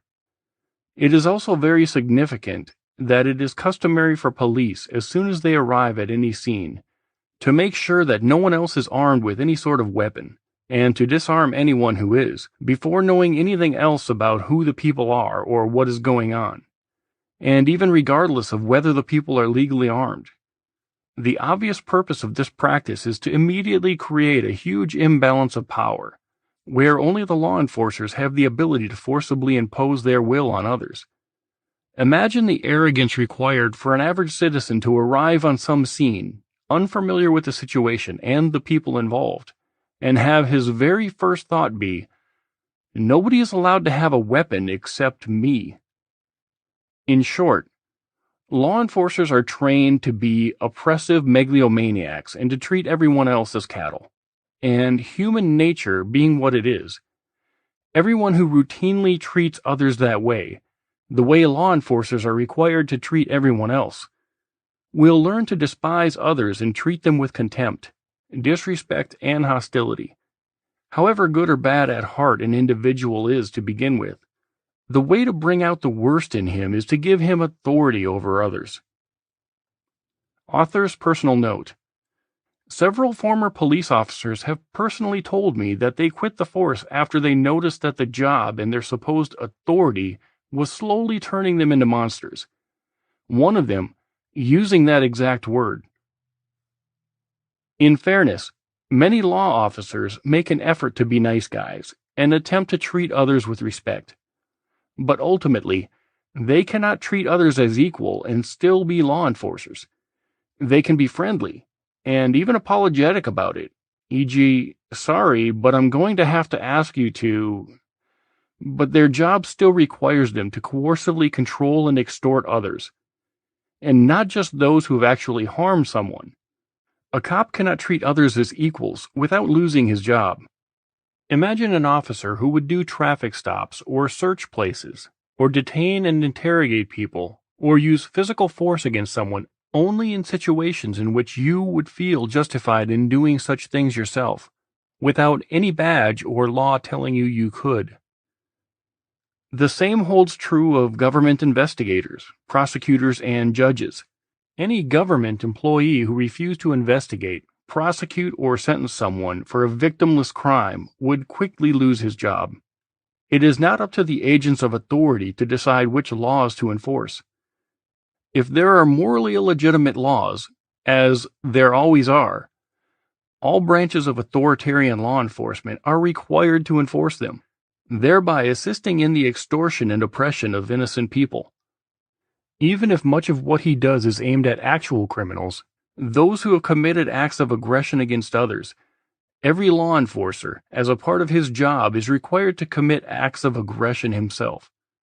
There are some who do almost nothing other than initiating violence, such as tax collectors, narcotics agents, and immigration agents. This makes it literally impossible, in almost all cases, to work for government without committing immoral acts of aggression. Being a law enforcer and being a moral person are almost always mutually exclusive. However politely they may do the job, and despite the fact that they also go after actual criminals, the kind who have victims, law enforcers are always professional aggressors, subjugating the people to the will of the politicians by way of violence and the threat of violence. And anyone who does that, if he did not already have a certain degree of contempt and hatred for his fellow man, will almost certainly develop it. To put it another way, even the nicest, most friendly slave owner, if he continues to believe in the legitimacy of slavery and continues to practice it, will be committing evil and will inflict harm upon the people that he imagines to be his rightful property. And he will naturally develop a degree of contempt toward the victims of his aggression, and will behave contemptuously toward them. The ability of the belief in authority to create harm, and the simultaneous inability of it to limit the harm, once the master imagines himself to have the right to rule over his inferiors, can be seen not only on an individual basis, but on a large scale as well. Most of the debates and writings that led up to the ratification of the U.S. Constitution focused on limiting the powers the federal government would have, and on discussing all of the things that it was not allowed to do. The Bill of Rights, for example, is a list of things the U.S. government is constitutionally prohibited from doing. In fact, the 9th and 10th Amendments make it an open-ended list, so that the federal government, in theory, was not supposed to do anything except what the Constitution specifically authorized it to do. Nonetheless, with the exception of the Third Amendment, the Bill of Rights also happened to be a list of rights that the federal agents violate every single day, in every state in the Union. In reality, whether on an individual or national level, telling someone you have the right to rule others, but only within these limits, will sooner or later result in that person dominating others without recognizing any limits to his power. In the long run, there is no such thing and can be no such thing as limited government, because once someone is accepted by others as a rightful master and believes himself to have the moral right to rule, there will be nothing and no one above him with the power to restrain him. Inside a government, a higher authority may choose to limit a lower authority, But logic and experience show that authoritarian hierarchy, taken as a whole, will never limit itself for long. Why would it? Why would a master ever put his own interests below the interests of his slaves? The Constitution is a perfect example of this. A piece of parchment which purported to grant very limited authority to certain people, but which utterly failed to stop those people from going beyond those limits, creating something that eventually grew into the most powerful authoritarian empire in history. And the problem cannot be solved by appointing another set of masters, e.g., a court system, inside the same authoritarian structure, with the supposed purpose of enforcing limits upon the first set of masters. Separation of powers and checks and balances and due process are meaningless if the masters and those assigned to limit them are both part of the same authoritarian organization. Demonizing the victim. It is important to stress the fact that in the Milgram experiments, the subjects thought that they were shocking innocent strangers. There was no accusation that the one being shocked was a bad person, or had done anything immoral. It should be obvious that if the average person will, at the behest of authority, inflict pain upon an innocent person, he will also inflict such pain with less hesitation and less guilt upon someone he imagines to be deserving of such pain. The U.S. military, and presumably many other militaries, have done a lot of research to determine what can be done to overcome a soldier's natural aversion to killing, so that he will kill on command. And one of the most effective ways of achieving this is to demonize and dehumanize the one he is being told to shoot. In modern wars, the governments of both sides feed their soldiers constant propaganda designed to paint the enemy as a bunch of heartless, vicious, sadistic, inhuman monsters. Ironically, this becomes a self-fulfilling prophecy, because such propaganda makes both sides into gangs of heartless monsters, zealously trying to exterminate enemies they do not view as being fully human. Similar tactics are used in law enforcement. The hired mercenaries of government are far more likely to inflict injustice and oppression upon someone if that person has first been dehumanized and demonized. Even the terminology used by the masters, the enforcers, and everyone else constitutes a very effective form of mind control, which alters how both enforcers and their targets perceive reality, thereby affecting how both groups behave. Such terms reinforce the premise that obedience to authority is a virtue, and that disobedience is a sin. What literally happens is that one group of people issues a command, and their enforcers impose it upon the masses. By punishing disobedience, this is what the mafia does, what street gangs do, what schoolyard bullies do, and what all governments do. The difference is that when government does it, it uses not only threats, but also indoctrination, both of the enforcers and the general public, where the message of most thugs is usually direct and honest. Do what I say or I hurt you. The government message involves a great deal of psychology and mind control, which is essential to making the state mercenaries feel righteous about inflicting such oppression on others. The controllers in government portray themselves as lawmakers, who have the right to govern society, portray their commands as laws, and portray anyone who disobeys as criminals. And, unlike mafia heavies, those who administer retribution against any who disobey the politicians are portrayed not merely as hired thugs, but as noble law enforcers, who are righteously protecting society from all the uncivilized, contemptuous lawbreakers. Such propaganda goes a long way, not only toward making the authoritarian enforcers carry out violence against innocent people, but also toward making them feel proud of it. They are convinced via their authoritarian indoctrination that they are bringing criminals to justice, thereby maintaining law and order for the benefit of society. But what they are actually doing, more often than not, is using violence to coerce everybody into obeying whatever commands the politicians issue. However immoral arbitrary, socially or economically destructive, or downright idiotic those commands may be. There is a big difference in the connotations of the two terms law enforcer and politician's thug. There is no difference, however, in what they literally mean. But by persuading the enforcers that the violence they use constitutes righteous and noble law enforcement, their perceptions can be altered in such a way that they will gladly and proudly impose the ruling class's will upon their fellow man. There are as many examples of this as there are laws, but they all fall into one of two categories: prohibitions, whereby politicians proclaim that their subjects may not do certain things, and demands, whereby politicians proclaim that their subjects must do certain things. One example of each will suffice to demonstrate the point. Prohibition. The controllers issue a decree that their subjects may not possess marijuana. That prohibition is proclaimed to be the law, and any who disobey it are deemed to be criminals.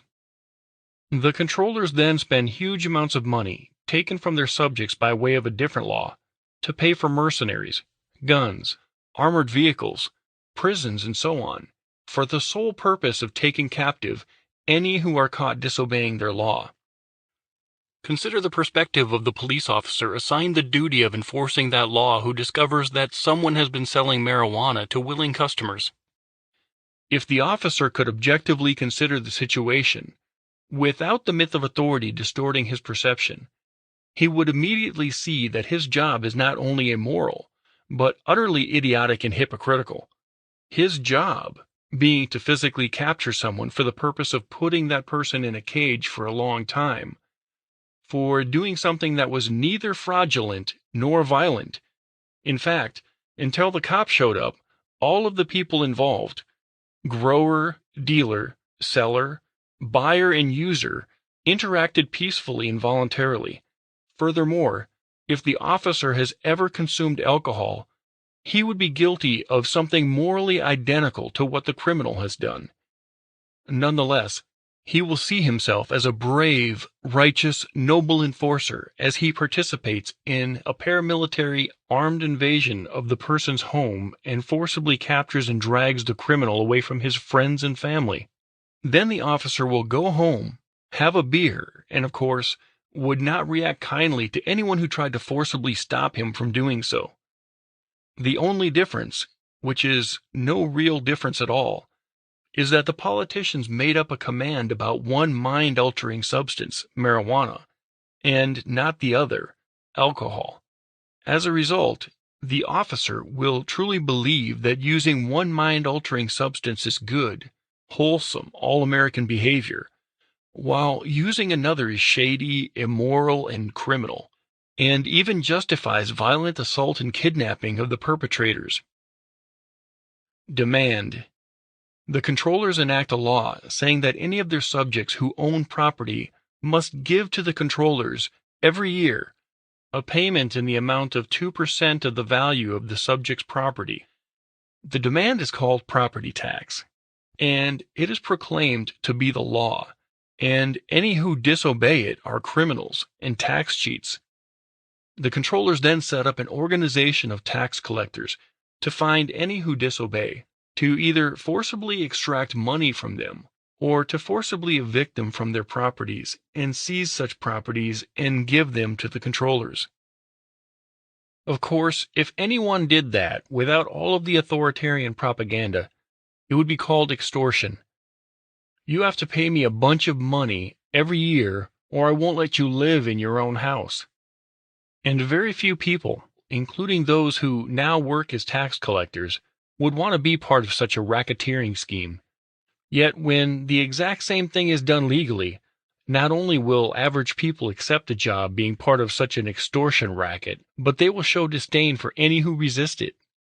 Those who try not to be robbed are viewed as greedy tax cheats who don't want to pay their fair share, and those whose job it is to forcibly take money or property from such tax cheats usually do so with a feeling of righteousness, because they truly believe that the authority of law can take what is usually an immoral act, theft, extortion, and racketeering, and transform it into something righteous and legitimate, so they can commit mass robbery, feel good about it, and feel contempt for their victims.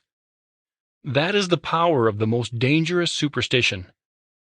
Statists often argue that taxation is not theft because governments use the tax revenue for things that are for the common good. So it's just a matter of people paying for goods and services they receive. Such an argument ignores the fundamental nature of the situation. A simple example makes the double standard obvious. Suppose a stranger came up to you and said he mowed your lawn and left an item for you at your house, and now demanded that you give him $1,000, though you had never agreed to any such arrangement. Obviously, that would constitute extortion, and you would have no duty to pay, even if he really had mowed your lawn and left you something. No one has the right, without your consent, to provide you some item or service when you didn't ask for it and didn't want to buy it, and then forcibly take from you whatever he declares the item or service to be worth. And yet, that is exactly what every government, at every level, always does. When targets of authoritarian aggression are successfully demonized and dehumanized, there are essentially no limits to the degree of violence and injustice which those who believe in authority will commit. For any who might still have hope that the consciences of American soldiers and law enforcers might limit the level of injustice they are willing to inflict upon complete strangers, there are plenty of real-world examples that prove otherwise. Perhaps the most well-known is the massacre at My Lai during the Vietnam War, where U.S. troops not only murdered hundreds of unarmed civilians, mostly women and children, but also sexually assaulted and tortured some, and some soldiers openly delighted in the suffering and deaths of their victims. And this was by the soldiers' own testimonies. This is what American soldiers did as a result of their loyalty to the myth of authority, combined with the demonization and dehumanization of their victims. The soldiers themselves put it perfectly bluntly, one saying they were just following orders, and another saying that most of the U.S. soldiers there didn't consider the Vietnamese human. It should be noted that there were some American soldiers who tried, with little success, to stop or limit the massacre. While this is one of the most famous examples of wartime atrocities committed by American troops, it is certainly not the only one. In fact, examples of sadistic behavior by some American soldiers keep coming to light.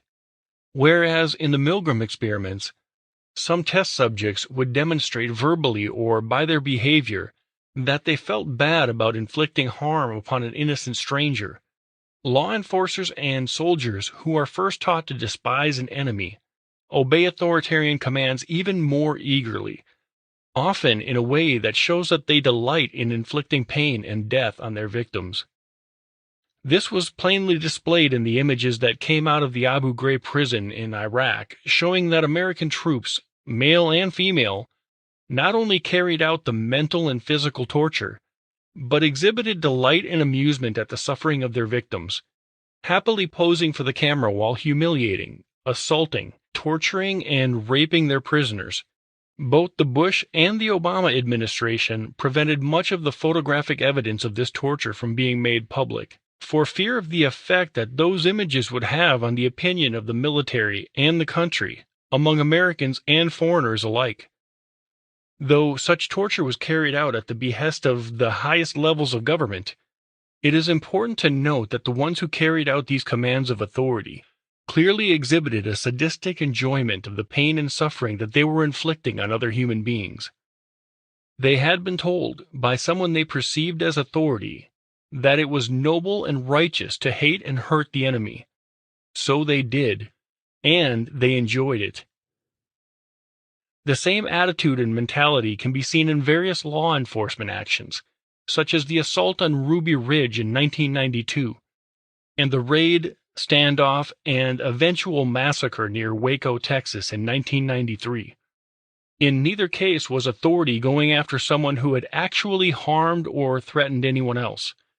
Instead, both events involved paramilitary assaults based upon the alleged possession of illegal firearms. In the Waco incident, 80 people, including men, women and children, eventually died after being mentally and physically tortured for weeks with sleep deprivation and CS gas, among other things. The victims were demonized, to the public and to those in law enforcement, and the government aggressors exhibited both contempt for their victims and enthusiasm at the thought of killing them. The same general attitude can be seen in dozens of police abuse videos depicting police enthusiastically bullying and even physically assaulting people who are not a threat to anyone, and who are not even fighting back or resisting. This is the direct result of convincing law enforcers that everyone else is beneath them, and that, as agents of authority, they have the right to have everyone else treat them like superiors, groveling before them and unquestioningly obeying their commands. The same pattern can also be seen among tax collectors and other bureaucrats. To what extent the belief in authority actually creates sadistic tendencies, and to what extent it simply unleashes tendencies which were already there, hardly matters.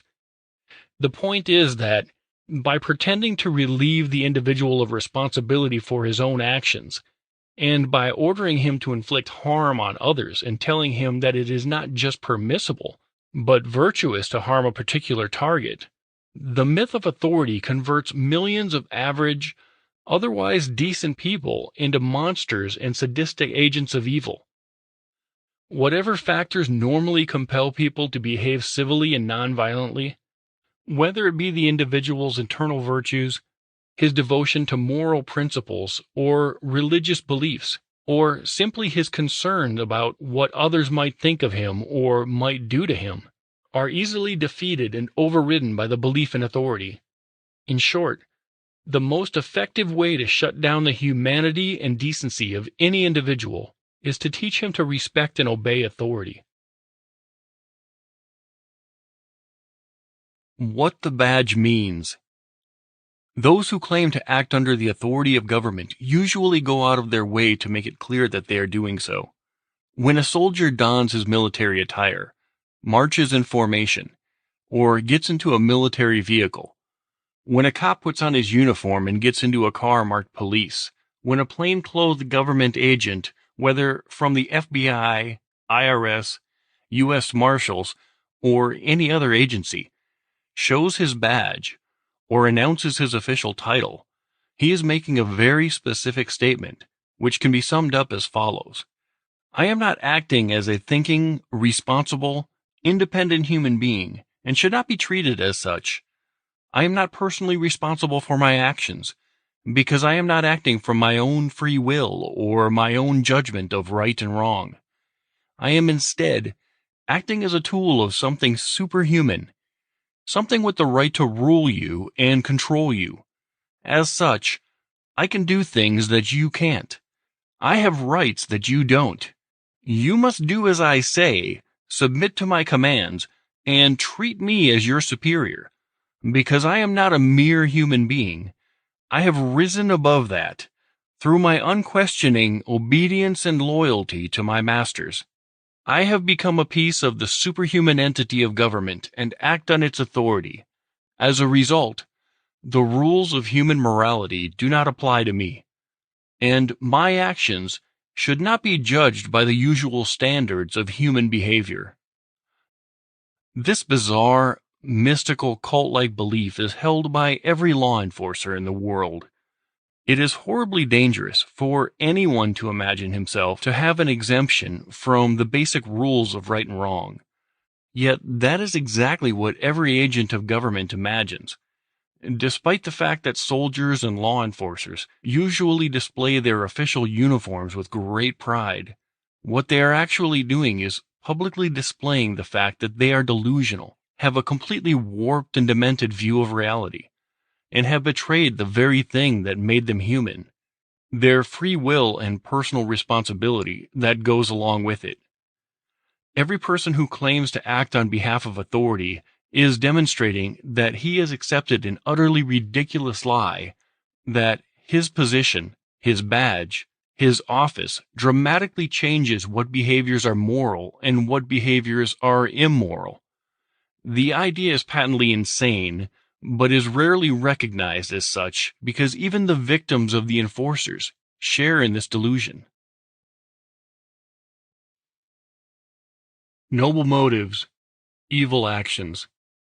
It is important again to stress the fact that, of those who become law enforcers and soldiers, most do so out of a desire to fight for justice. Nonetheless, because of their belief in authority, their noble intentions often end up being used to harm the innocent and protect the guilty. Because an officer is supposed to enforce the law, and a soldier is supposed to follow orders, their own values and intentions get trumped by the agendas of those giving the orders. Notwithstanding the military recruiting propaganda encouraging young men and women to join up to fight for truth and justice, the true job of a soldier is to kill whomever the masters tell him to kill. It is as simple as that. How many Americans would, on their own, choose to go to foreign lands and kill complete strangers? Very few. How many Americans on their own, if they were in a foreign land, would feel justified going door to door interrogating strangers at gunpoint, invading and searching their homes, because they thought some truly bad people might be in the area? Very few. These are actions which almost every individual's sense of morality would tell him are wrong. But when someone voluntarily joins an authoritarian military, he intentionally shuts off his own judgment and conscience in favor of simply doing as he is told. Though soldiers sometimes use legitimate force, such as combating aggressors and invaders, they also routinely act as aggressors and invaders themselves. It would be impossible for a government military to function any other way. Imagine an army going door to door, politely asking each homeowner for permission to cross his land. Simply calling the situation war causes the believers in government to imagine that the usual standards of humanity and behavior do not apply. Under the excuse of necessity, soldiers trespass, steal, intimidate, threaten, assault, interrogate, torture, and murder, and they do this even against people they consider to be their allies. The military invasion and occupation of Iraq by the mercenaries of the U.S. government, which was purportedly done to defend the people of Iraq, was an example of large-scale aggression and coercion, and thus was immoral, even if it displaced a regime guilty of even the worst level of intimidation and murder, the regime of Saddam Hussein. Yet, the supposed evil of the enemy is often cited as justification for authorization and coercion. In truth, today and throughout history, large-scale violence against innocents has always been done in the name of fighting for freedom, or fighting against injustice. Even when the Nazis invaded Poland, they first staged a series of false flag events and propaganda stunts, collectively known as Operation Himmler, so that they could pretend that the invasion was a justifiable act of self-defense. The truth is that, even when the evil of an enemy regime is easy to see, making the overall fight seem righteous to one side, the violence committed by authoritarian militaries is never directed only at the actual aggressors on the other side. The structure and methodology of the hierarchical armies make it so that the innocents are always victimized in one way or another. And not just by accident, by design. The pack mentality that is such a big part of patriotism makes this unavoidable. In World War II, American troops saw the Krauts, the Germans, and the Japs, the Japanese, as the enemy, rather than seeing the enemy as those individuals who actually committed the acts of aggression against innocent people, a concept which would require each soldier to constantly use his own individual perception and moral judgment to assess each situation as he confronted it, which is incompatible with an authoritarian chain of command. Of course, of the people who fit the definition of the Krauts or the Japs, many played no part in the conflict, aside from funding it through paying taxes, as discussed below. But on both sides in every war, government militaries and the propaganda they use always target and demonize a general category of people rather than just individuals who have actually initiated violence. The result is that huge demographic groups end up being ordered to subjugate or exterminate each other, making it so that neither side is ever the good guy in any war between nations, as both militaries always use violence against innocent people as well as against other soldiers. Perhaps one of the most heinous examples of this was the dropping of nuclear bombs on Nagasaki and Hiroshima, which constituted by far the two worst individual acts of terrorism and mass murder in history. Together they resulted in the deaths of around 200,000 civilians, about 70 times worse than the deaths of the 9/11 attacks on the World Trade Center. The admitted goal was to inflict fear, pain, and death on a population of an entire country, in order to coerce the ruling class of that country to bend to the will of another ruling class.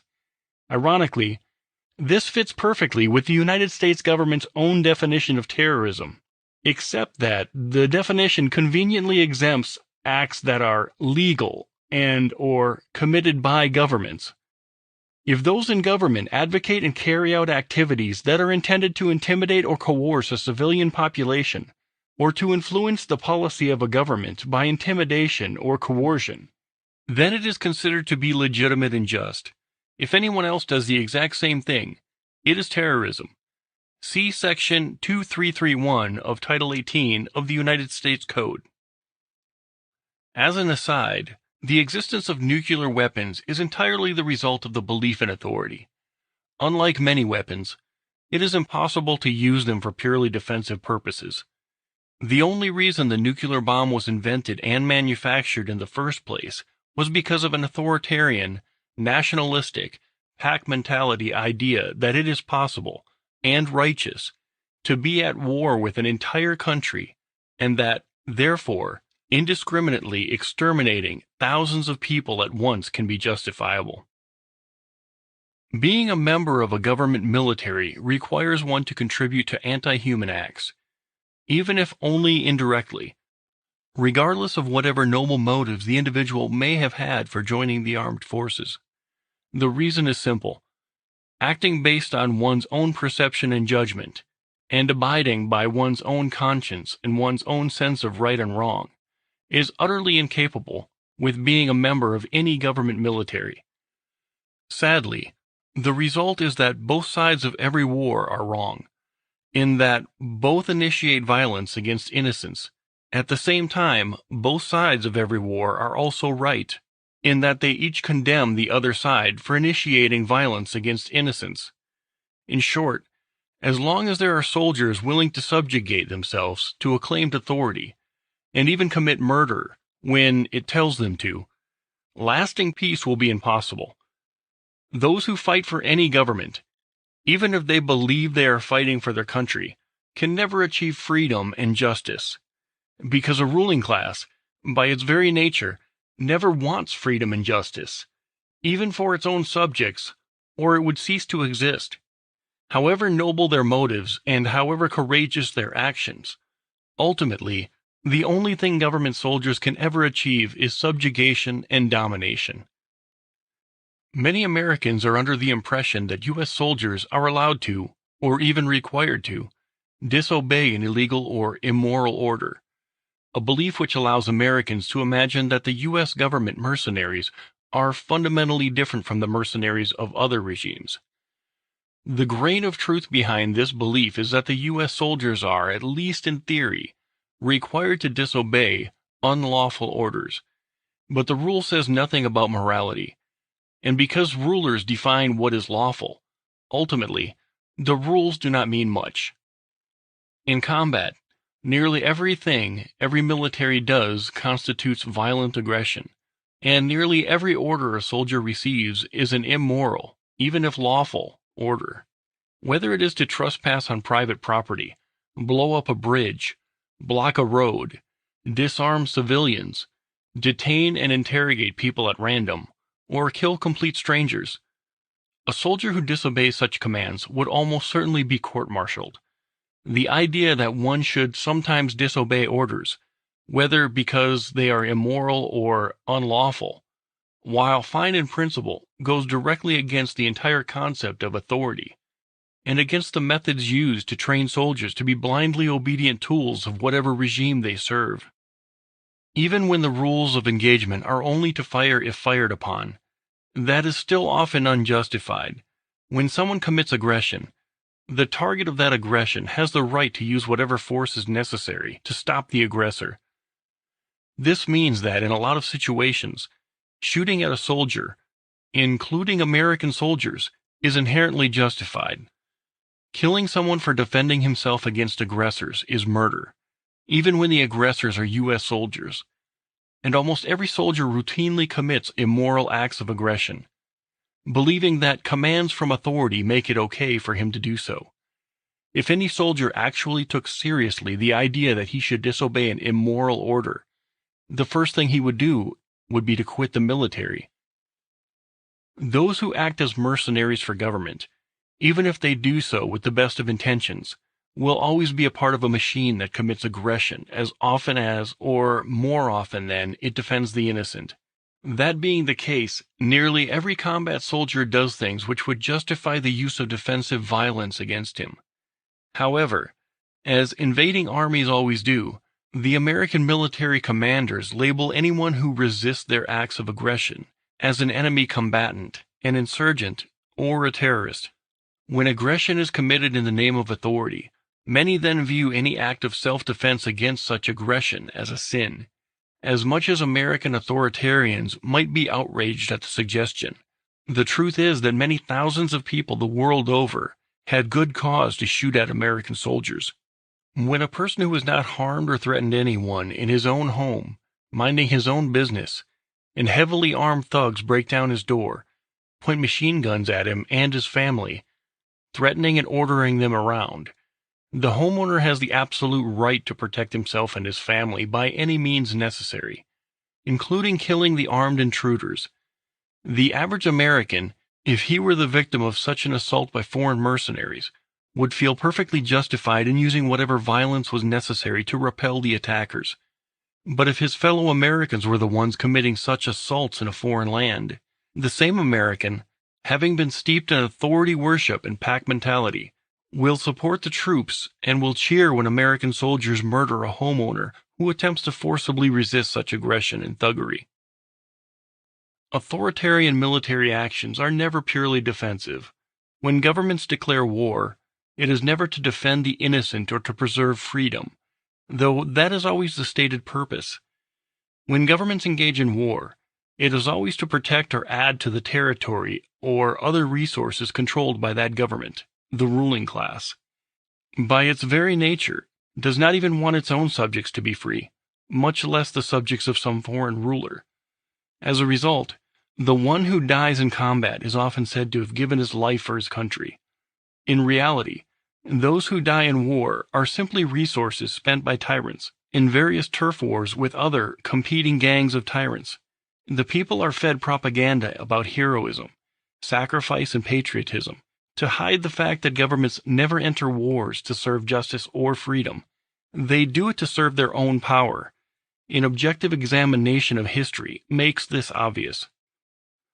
Even one of the most apparently justifiable military endeavors in history, the Allies in World War II fighting against the Axis powers, while it resulted in the defeat of the third worst mass murderer in history, Adolf Hitler, it also resulted in an even worse mass murderer, Joseph Stalin, essentially being given half of Europe by the rulers of the Allied nations.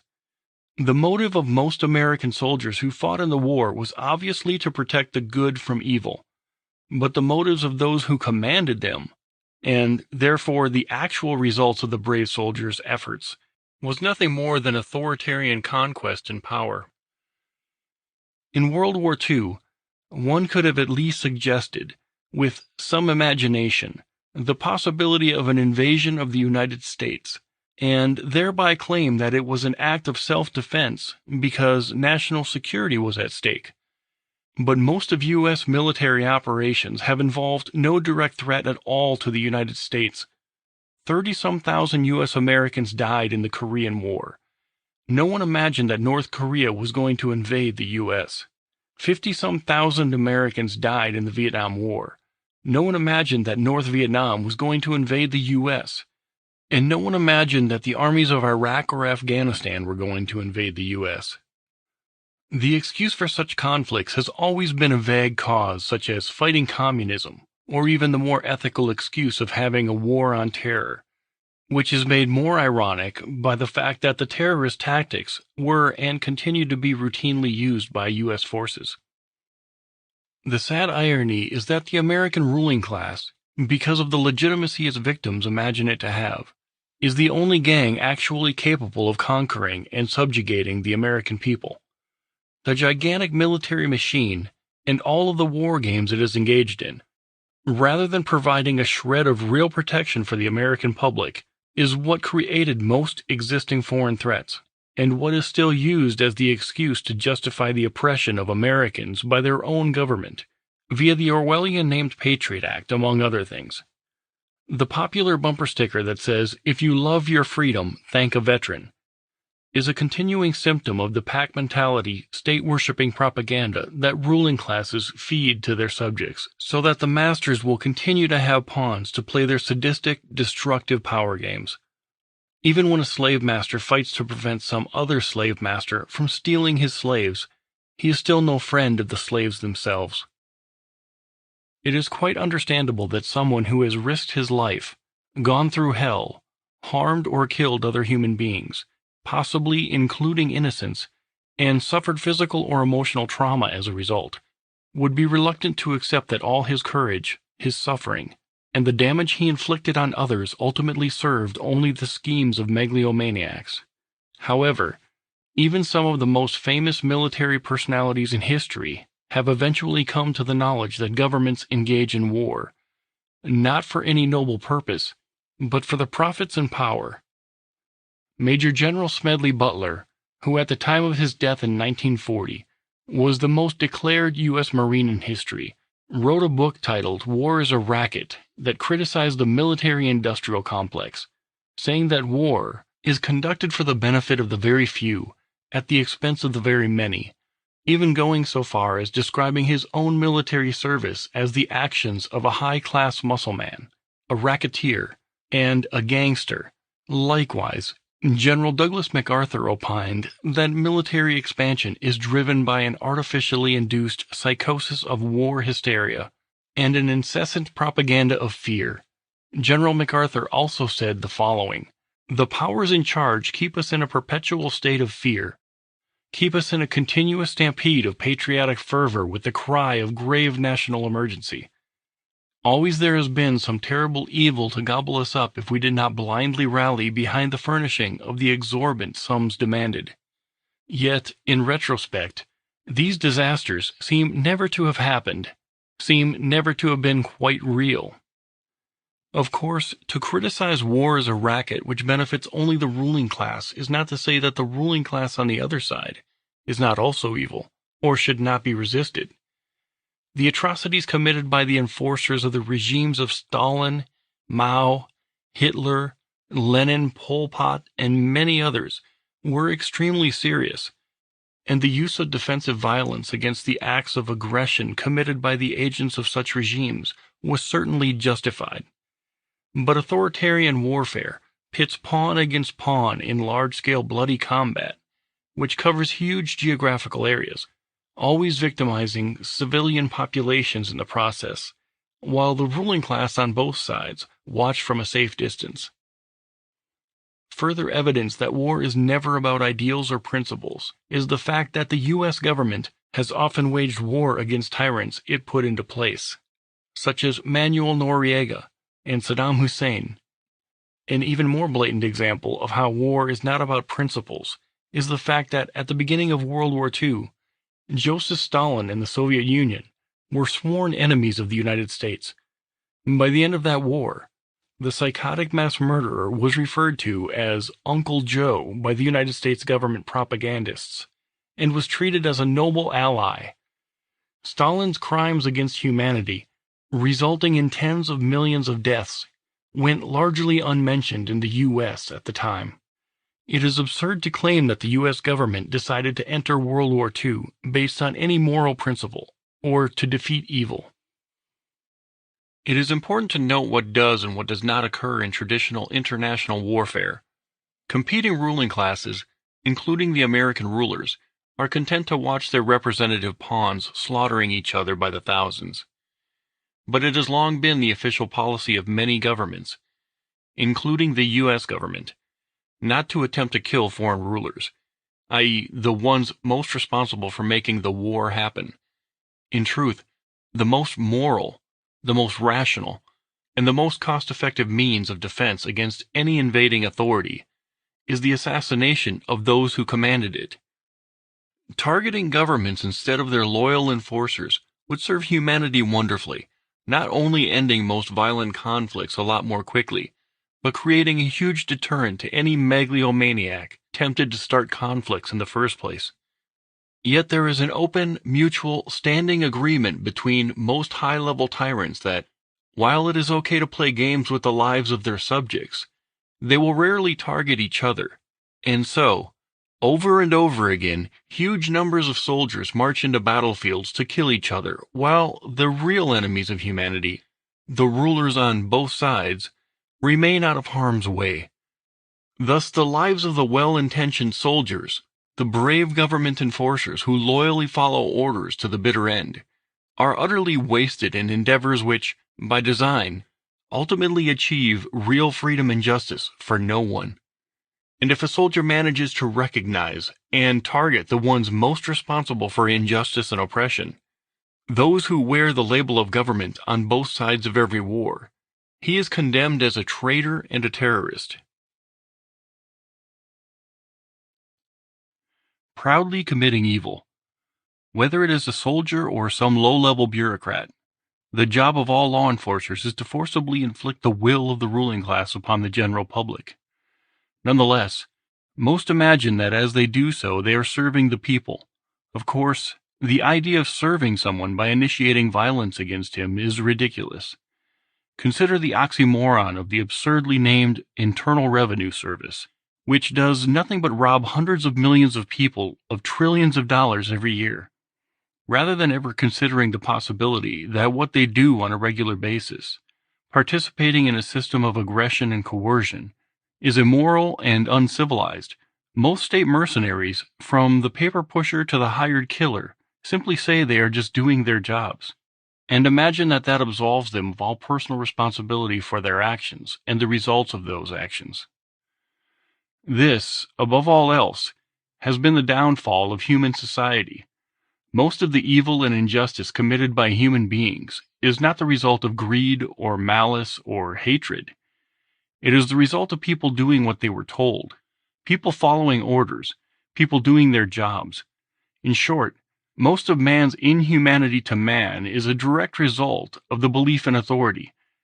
The damage done by the merely obedient is just as real and just as destructive as if they had done it from personal malice. Whether an old lady is robbed by an armed street thug or by a well-dressed, well-educated tax collector makes no difference, morally or in practical terms. Whether a family in Iraq is killed by soldiers of Saddam Hussein or killed by soldiers of the United States government makes no difference, morally or in practical terms. Whether someone's personal choices are coercively controlled by a neighborhood thug or by police makes no difference, morally or in practical terms. The only difference is that the authoritarian thug, as a result of his delusional belief in the mythical entity called government, refuses to accept personal responsibility for his own actions. His belief in the most dangerous superstition renders him unable to recognize evil as evil. In fact, he will feel proud of his loyal obedience to his masters as he spends day after day inflicting hardship and suffering upon innocent people because he has been taught, for all of his life, that when evil becomes law, it ceases to be evil and becomes good. In truth, if anything is a sin, it is blind obedience to authority. Acting as an enforcer for government amounts to spiritual suicide, actually worse than physical suicide, because every authoritarian enforcer not only shuts off the free will and ability to judge which makes him human, thus killing his own humanity, but also leaves his body intact, to be used by tyrants as a tool for oppression. To be a law enforcer is to willingly change one's self from a person into a robot which is then given to some of the most evil people in the world, to be used to dominate and subjugate the human race. Wearing the uniform of a soldier or the badge of law enforcer is not a reason for pride. It should be a cause for great shame at having forsaken one's own humanity in favor of becoming a pawn of oppressors. Part 3C, the effects on the targets. Proud to be robbed. One of the more bizarre results of the belief in authority is that it causes its victims of government aggression to feel obligated to be victimized, and causes them to feel bad if they avoid being victimized. A prime example is a citizen who proclaims that he is proud to pay taxes, even if one believes that some of what he surrenders is used to fund useful things, such as roads, helping the poor, etc. To be proud of having been threatened and coerced into funding such things is still strange. Pride in being a law-abiding taxpayer is not the result of having helped people, which the person could have done far more effectively on a voluntary basis. The pride comes from having faithfully obeyed the commands of a perceived authority. By analogy, a man may feel good about having freely given to someone in need, but he would not take pride in getting robbed by a poor man. Probably the only situation in which one brags about having been forced to do something occurs in the context of one who believes he is obligated to obey a perceived authority. Having been trained to view obedience as a virtue, people want to feel good about surrendering what they earn to government, and so, with the help of political propaganda, they hallucinate that their contributions are actually helping society as a whole. They speak as if paying taxes means giving back to society or investing in the country. Such rhetoric, as common as it is logically nonsensical, since it implies that every one of the individuals who make up society and the country somehow each owes a debt to the group as a whole, but is owed nothing. What people are actually doing when they pay taxes is giving money not to society or the country, but to the politicians who make up the ruling class, to spend however they please. The implication, as odd as it is that people can benefit as a whole by every one of the people being robbed individually. The idea that the common good is better served by politicians spending everyone's money than it would be served by each person spending his own money is strange, to say the least. Recently, the lie of taxes serving the common good has become more transparent as governments have spent astronomical amounts of money on things which obviously serve the elite at the expense of society and humanity. This would include warmongering, direct multi-billion-dollar redistribution schemes benefiting the richest people in the world, bailouts, and government takeovers of various segments of the economy, e.g., healthcare industry, among other things. In fact, there is almost nothing average people could financially support that would be less helpful to society and humanity in general than paying taxes. Whatever things a person views as worthwhile, schools, roads, defense, helping the poor, etc., he could just as easily support without going through politicians and government.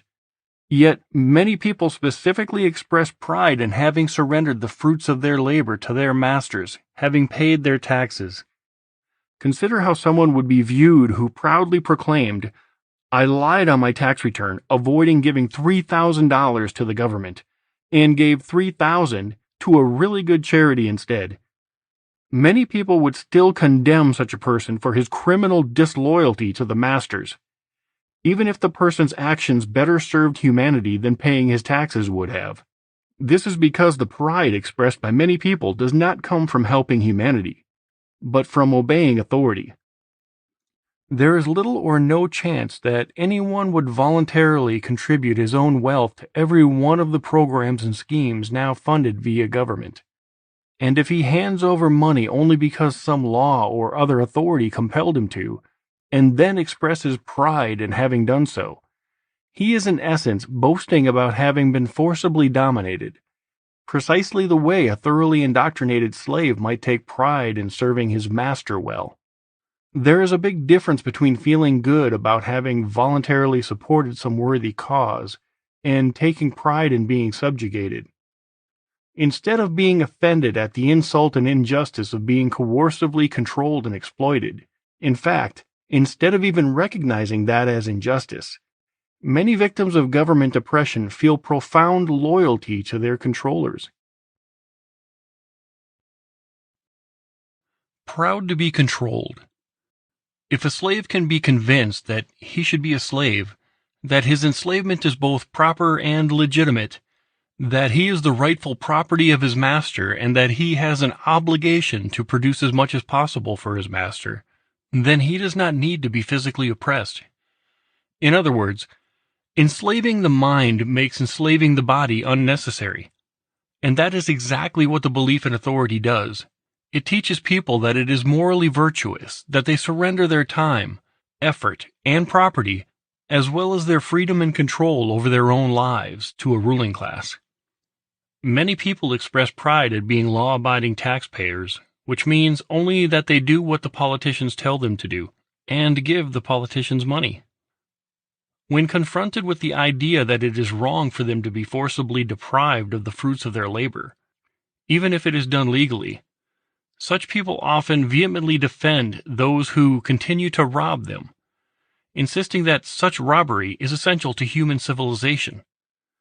Of course, they do not use the term robbery to describe the situation, though they are well aware of what would be done to them if they refused to pay.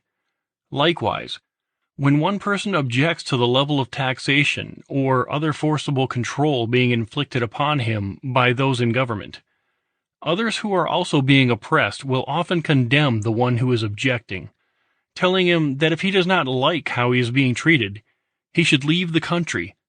Maligning a fellow victim for complaining about it is a sure sign that a person actually takes pride in his own enslavement. Frederick Douglass, a former slave, witnessed and described that exact phenomenon among his fellow slaves, many of whom were proud of how hard they worked for their masters and how faithfully they did what they were told. From their perspective, a runaway slave was a shameful thief, having stolen himself from the master. Douglass described how thoroughly indoctrinated many slaves were, to the point where they truly believed that their own enslavement was just and righteous. I have found that to make a content slave, it is necessary to make a thoughtless one. It is necessary to darken his moral and mental vision, and, as far as possible, to annihilate the power of reason. He must be able to detect no inconsistencies in slavery. He must be made to feel that slavery is right, and he can be brought to that only when he ceases to be a man. Though slavery is no longer practiced openly, the mentality of loyal subservience remains. Most people today detect no inconsistencies in allowing a ruling class to forcibly extort and control everyone else, and in fact feel that such extortion and oppression is right, to the point where many feel actual shame if they are caught keeping what they earn and running their own lives. It is one thing to feel shame at having been caught stealing, or defrauding, or committing aggression, but it is quite another for someone to feel shame about having done something which, if not for politician decrees, laws, he would have seen as perfectly permissible. Such shame does not come from the immorality of the act itself. It comes only from the imagined immorality of disobeying authority, i.e., breaking the law.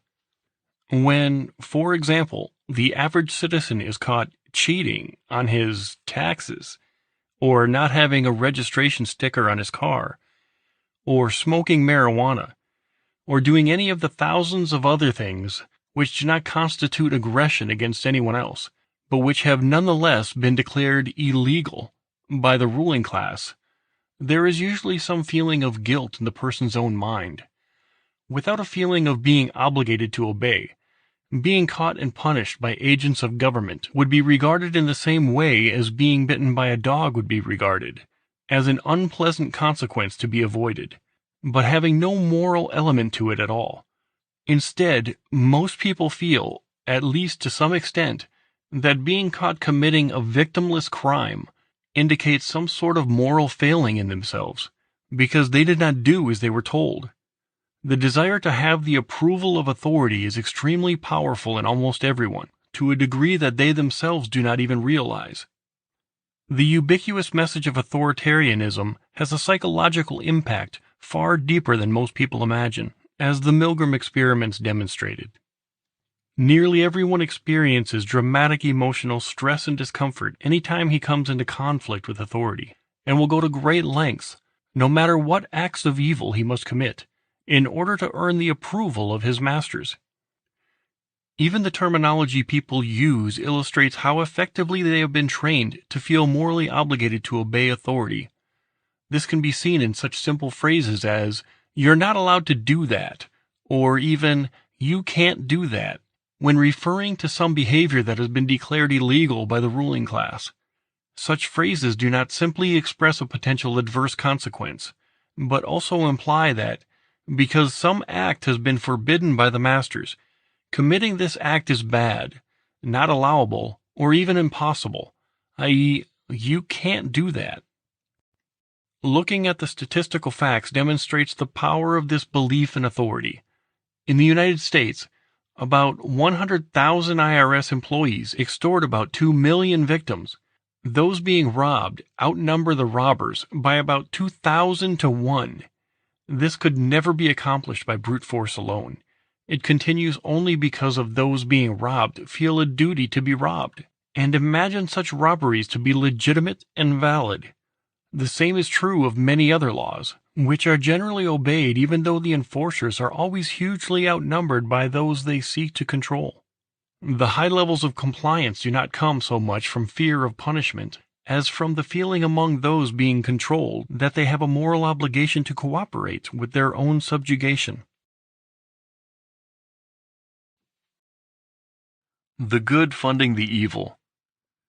Even if an individual is never personally victimized by law enforcement, never has a run-in with the police, and sees little if any direct impact by government upon his day-to-day life, the myth of authority still has a dramatic impact, not only in his own life, but also on how the existence affects the world around him.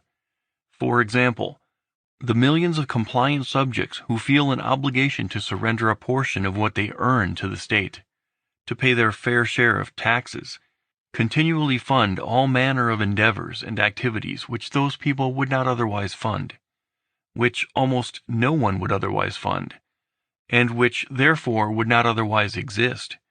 By way of taxes, those claiming to be government confiscate an almost incomprehensible amount of time and effort from the millions of victims and convert it into fuel for the agenda of the ruling class. For example, millions of people who oppose war are compelled to fund it via taxation. The product of their time and effort is used to make possible something they morally oppose. The same is true of state-controlled wealth redistribution programs, e.g. welfare, Ponzi schemes, e.g. Social Security, the so-called war on drugs, and so on. Most of the programs of government would not exist if not for the belief among the general population in a moral obligation to pay one's taxes. Even government programs purported to have noble goals, such as protecting the public and helping the poor, become bloated, inefficient, corrupt monstrosities, which almost no one would willingly support if there was no law requiring them to do so.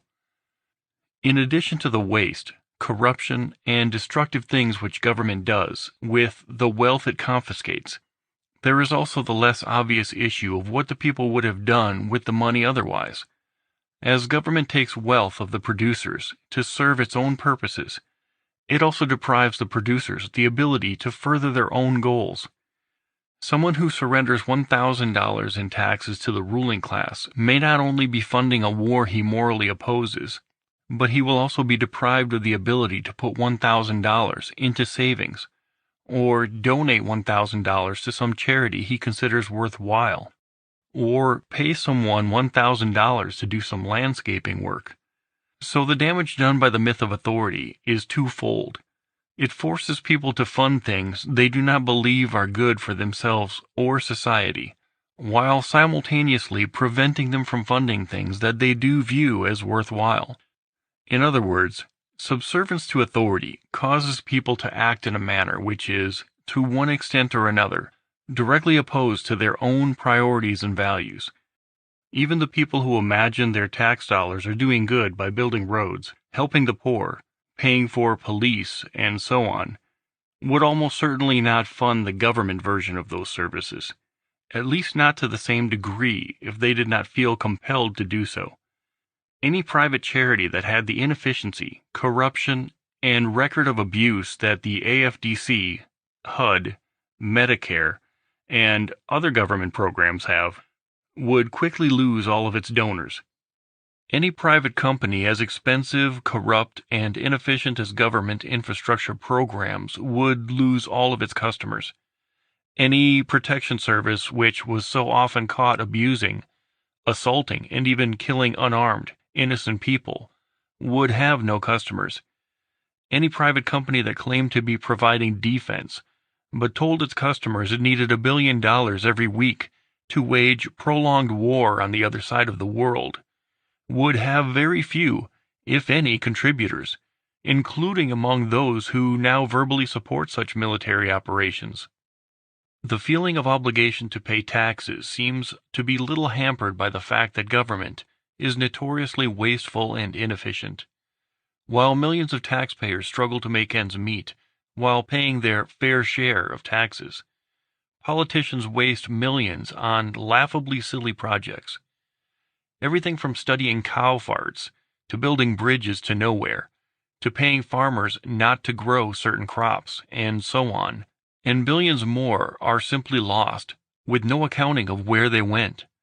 But much of what people make possible through the payment of taxes is not just wasted, but is quite destructive to society. The war on drugs is an obvious example.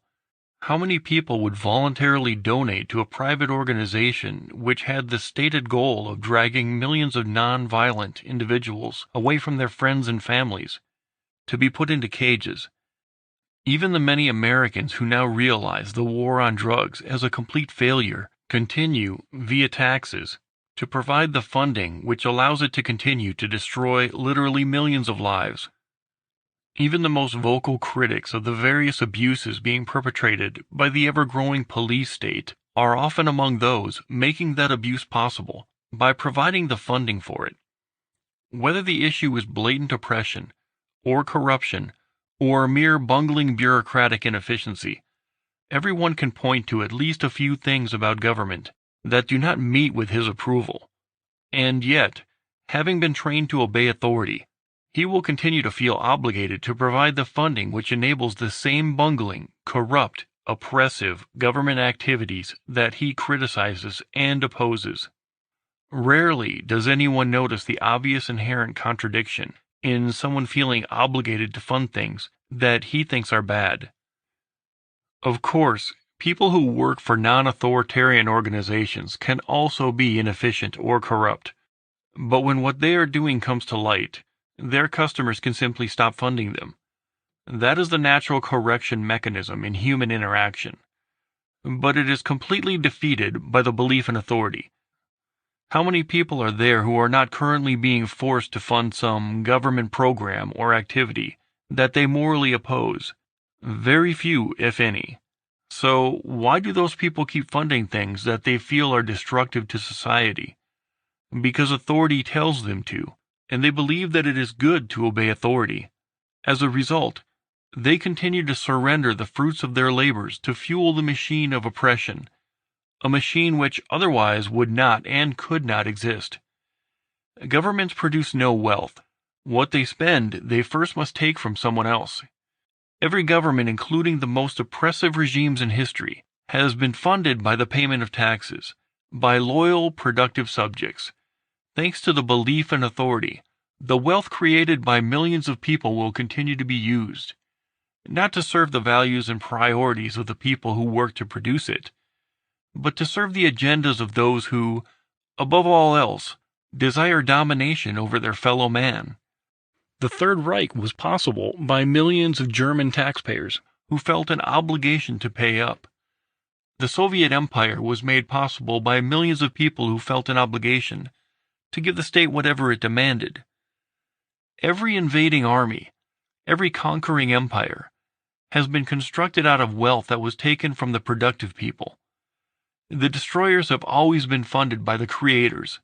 The thieves have always been funded by the producers. Though the belief in authority, the agendas of the evil have always been funded by the efforts of the good, and this will continue unless and until the most dangerous superstition is dismantled. When the producers no longer feel a moral obligation to fund the parasites, the usurpers, the destroyers and controllers, tyranny will wither away, having been starved out of existence. Until then, good people will continue to supply the resources which the bad people need in order to carry out their destructive schemes. Digging their own graves. Sadly, the belief in authority even makes people feel obligated to assist in their own enslavement, oppression, and sometimes death. In fact, only a small percentage of the coercion of government is implemented by the enforcers of authority. Most of it is implemented by its victims. The ruling class merely tells people that they are required to do certain things, and most people comply without any actual enforcement taking place.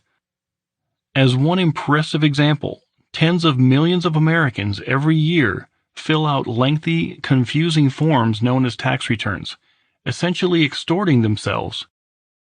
If the victims of the IRS agreed to pay, but only if the government figured out their alleged tax liabilities, the system would collapse. Every return is basically a signed confession, with the victim of the extortion racket not only revealing everything about his finances, essentially interrogating himself, but also even figuring out the amount that will be stolen, so the thieves do not have to. But all of the unproductive and unpleasant inconveniences and bureaucratic hassles that people subject themselves to, simply because they were told the law requires it, are nothing compared to the serious symptoms of the belief in authority. Based upon the mythology about duty to country, and the laws imposing military conscription, the draft, millions of people throughout history have become murderers for the state. Only a small fraction, so-called draft dodgers, ever resisted, and they have usually been despised by their fellow countrymen for being cowards or lacking patriotism. In the case of many laws, it can be difficult to distinguish between people who obey because of a simple fear of punishment and those who obey out of a feeling of moral obligation to bow to the commands of politicians, the law. With military conscription, however, it is easy to tell the difference, because compliance is usually far more dangerous than any punishment government threatens against those who refuse to comply. If the choices are to comply and possibly die a gruesome death on some battlefield on the other side of the world, or to disobey and possibly go to prison, it is unlikely that the threat alone is why so many people register and show up for duty when called. In short, the level of compliance with the draft, at least in the past, shows quite clearly that most people would rather commit murder or die than disobey authority. There could hardly be a better indication of just how powerful the superstition of authority is, that thousands upon thousands of otherwise civilized, peaceful human beings will leave home, sometimes traveling halfway around the world, to kill or die simply because their representative ruling classes told them to. Every soldier is both an enforcer and a victim of the superstition of authority, whether he volunteered or was drafted. Fighting to defend innocence against aggressors is a noble cause, and is often the intention of those who join the military. But in a hierarchical military regime, the soldier becomes a tool of the machine rather than a responsible individual. Rather than being guided by his own conscience, he is controlled entirely by the orders he receives through the chain of command, and every time his obedience leads him to do something immoral, which is quite often, he not only harms his victims, he also harms himself. After the Vietnam War, as one example, many American soldiers came home with their bodies intact, but with deep psychological problems. How much of the mental damage was a result of witnessing carnage, and how much was a result of personally creating carnage is difficult to say. A prolonged fear of imminent death can, of course, cause serious psychological problems, as can inflicting death upon others. Violent confrontations can be quite stressful, even when the individual feels entirely justified, such as when defending his family from an attacker. But to engage in mortal combat where no one, including the combatants, seems to have any clear idea what the purpose or justification for the conflict is, as occurred in Vietnam, seems to add an additional degree of psychological trauma. As many combat soldiers have attested to, once in the hell of war, any vague, noble cause or justification to fight is usually forgotten, and all that is left is the desire to stay alive and to hope that one's friends stay alive, both of which are served much better by going home, or by not joining the military in the first place. And the number of people who simply walk away is quite small, for one simple reason, because it would constitute an act of disobedience to a perceived authority. The average soldier, though he may have the courage and strength to throw himself into mortal combat, does not have the courage and strength to disobey a perceived authority. As in many cases of authoritarian coercion, the victims of military conscription almost always far outnumber those trying to implement it. Even when people are legally commanded to sacrifice their minds and bodies for the sake of turf wars between tyrants, simple passive disobedience by a significant portion of draftees would make the war machine grind to a halt. What punishment is there to fear that is worse than the result of compliance?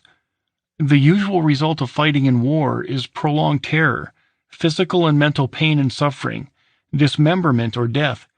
Nonetheless, even after witnessing the horrors of war firsthand, very few people can bring themselves to disobey authority, take off the uniform, and walk away. A testament to the power and belief in authority is the well-documented, if seldom discussed, fact that the atrocities committed against the German Jews by the Nazis were often carried out with the cooperation and assistance of Jewish police, such as occurred in the Warsaw Ghetto. In their culture, just as in almost every other culture, the people had been so thoroughly convinced that obedience is a virtue that, even though someone new was in charge, they still felt obligated to do as they were told, even if it meant violently oppressing their own kinsmen.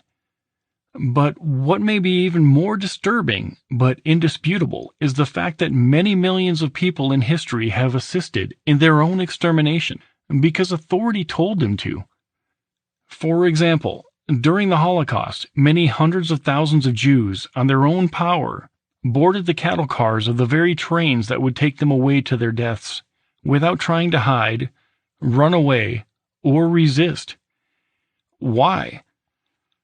Because those pretending to be authority told them to, while it was in no doubt true that they were not all aware of exactly what laid in store for them at the other end. They still handed themselves into the custody of a machine that obviously meant them harm.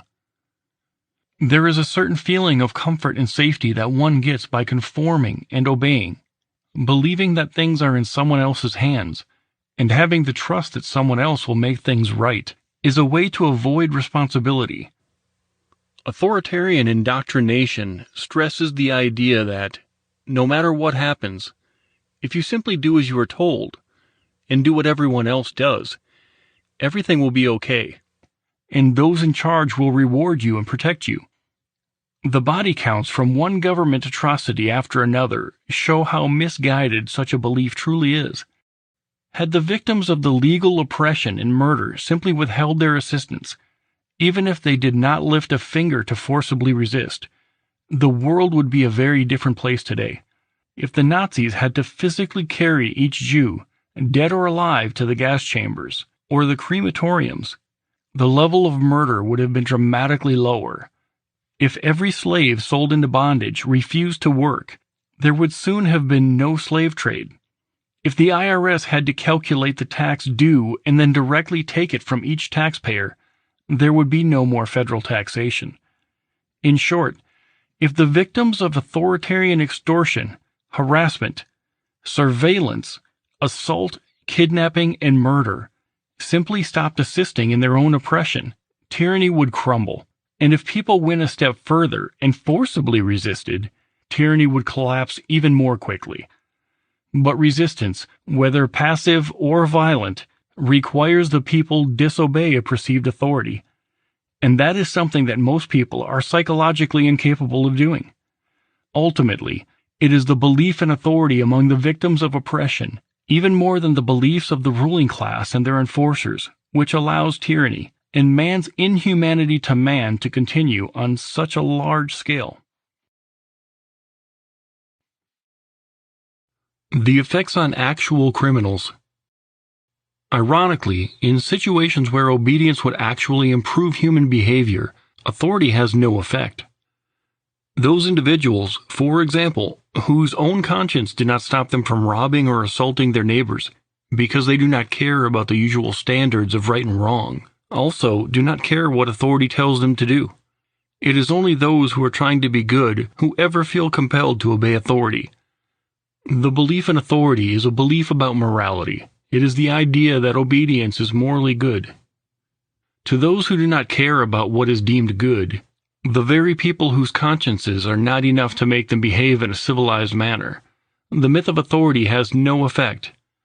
To put it another way, only those who do not need to be controlled, i.e., those already trying to live moral lives, feel any obligation to obey the controllers.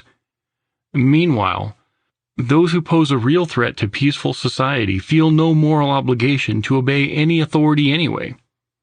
Generally speaking, all commands from authority, including inherently justifiable commands such as do not steal and do not murder, are always either unnecessary when directed at good people or ineffectual when directed at bad people. It is difficult to imagine any situation in which an individual would otherwise have no qualms about committing theft, assault, or murder, but would feel guilty about violating laws which prohibit such actions. A distinction should be made here between moral obligation and fear of retaliation. A thief who feels no moral obligation to refrain from stealing will also feel no moral obligation to obey laws against stealing. However, if he perceives a threat to his own safety, whether from the police or anyone else, he might be deterred from robbing someone. But that deterrent effect comes entirely from the threat of violence, not from the claimed authority underlying the threat. This means that supposed authority is never what stops actual crimes from happening, and that an effective deterrent system does not require authority at all.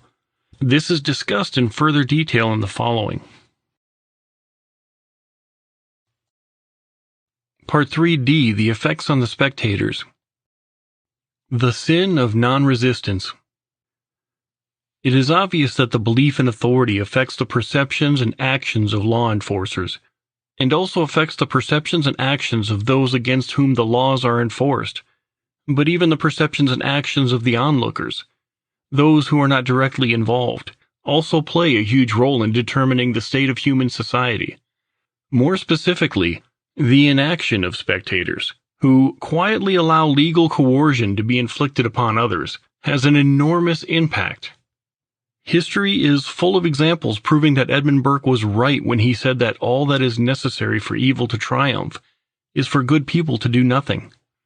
The mass murder committed by the regimes of Stalin, Mao, Hitler, and many others was made possible not just by the willingness of the enforcers to carry out their orders, but also by the victims' imagined obligation to obey authority, and by the belief held by almost all onlookers that they should not interfere with the law being carried out. The perpetrators of mass injustice, including mass murder, are always hugely outnumbered by their victims, and if you add up the number of spectators, all those people who could have intervened, it becomes obvious how significant the actions, or inaction, of mere spectators can be. Of course, some people will fail to intervene in a situation simply as a result of basic fear. A witness to a mugging who does not dare to intervene is not condoning the mugging by his inaction. He simply values the benefit of his own safety that comes from inaction more than he values whatever benefit he thinks he could be to the victim by stepping in. There are many cases in which the belief in authority makes people hesitate to get involved in a conflict. not just out of fear, but out of a deep psychological aversion to going against authority. There are two ways this can cause spectators to stand idly by while legal injustice is inflicted upon someone else. The spectator can believe that the injustice is actually a good thing, because it is the law. Or second, the spectator can disapprove, but his willingness to actually act out against the law enforcers, or even to speak out against authority, is stifled by his trained subservience. Either way, the outcome is the same. The spectator does nothing to stop the injustice. But the two phenomena will be addressed separately.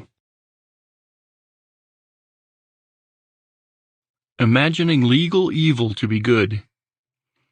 There are literally millions of examples that could be used to demonstrate how the perception of the general public is dramatically affected by the belief in authority. Just consider how the average person views and judges an act when it is committed by one claiming to be authority, as opposed to how he views and judges the exact same act when it is committed by anyone else. Here are a few examples. Number 1. Scenario A. An American soldier in a foreign country is going house to house kicking in doors, carrying a machine gun and pointing it at complete strangers, ordering them around and interrogating them, while searching for insurgents. Scenario B. An average citizen in his own country is going house to house kicking in doors, carrying a machine gun and pointing it at complete strangers, ordering them around and interrogating them, while searching for the people he doesn't like. The first is viewed by most people as a brave and noble soldier, serving his country, while the latter is viewed as a horribly dangerous, probably mentally disturbed individual who should be disarmed and subdued at all costs. Number 2. Scenario A. An officer of the law is manning a sobriety checkpoint or a border checkpoint, stopping everyone to ask if they are in the country legally, or if they have been drinking, or to otherwise see if any indication or evidence of criminal activity can be found. Scenario B. A man without a badge is stopping every car that drives down his street, asking every driver if he is an American, asking whether he has been drinking, and looking into his car for anything that appears suspicious. The cop who engages in such intrusive, obnoxious harassment, detainment, interrogation, and searching is viewed by many as a brave law enforcer doing his job, while anyone else behaving that way would be viewed as psychotic and dangerous. Number 3. Scenario A.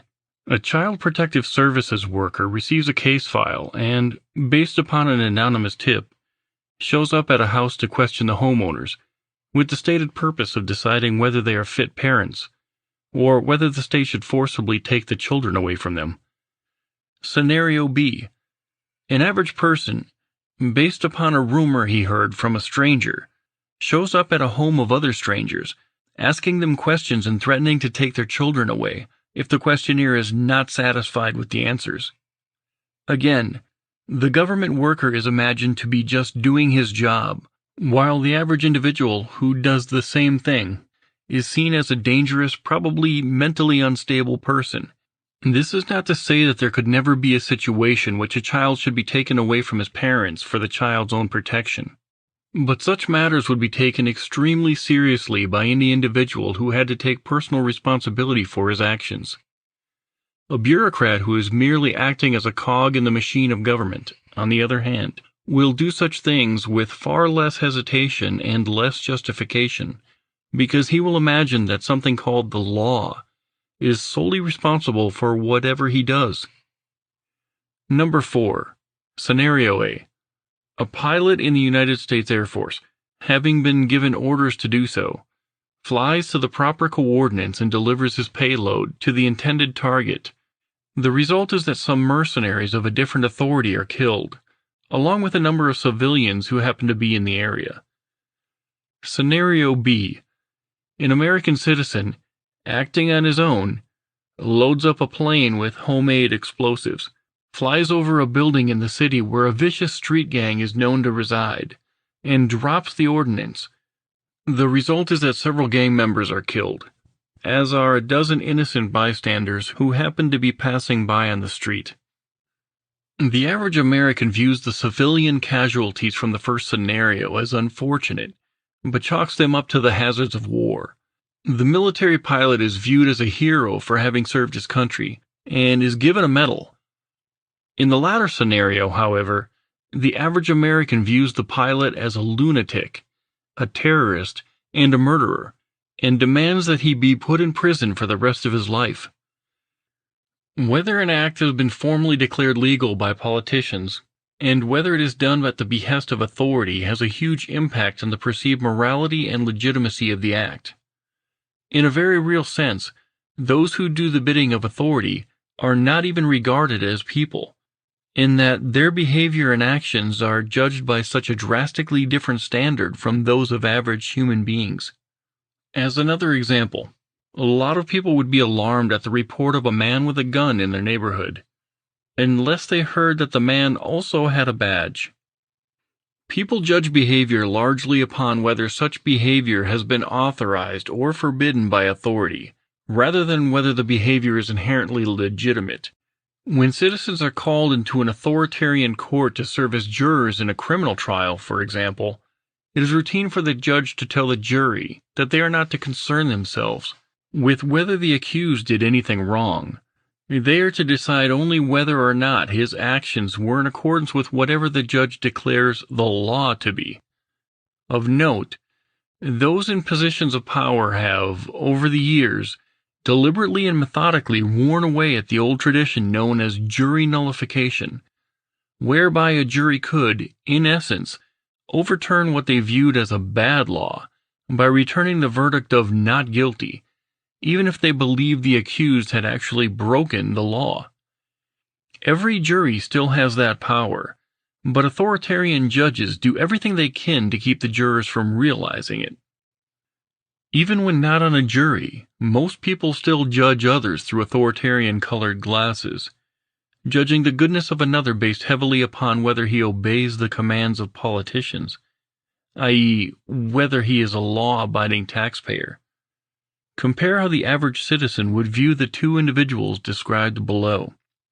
Individual A has no driver's license, works under the table to avoid paying taxes, never registered for selective services, owns an unregistered, unlicensed firearm, occasionally smokes pot, sometimes gambles illegally, and lives in a cabin which he owns but for which he has no occupancy permit, and which has a deck on the back of it which he built without first getting a building permit.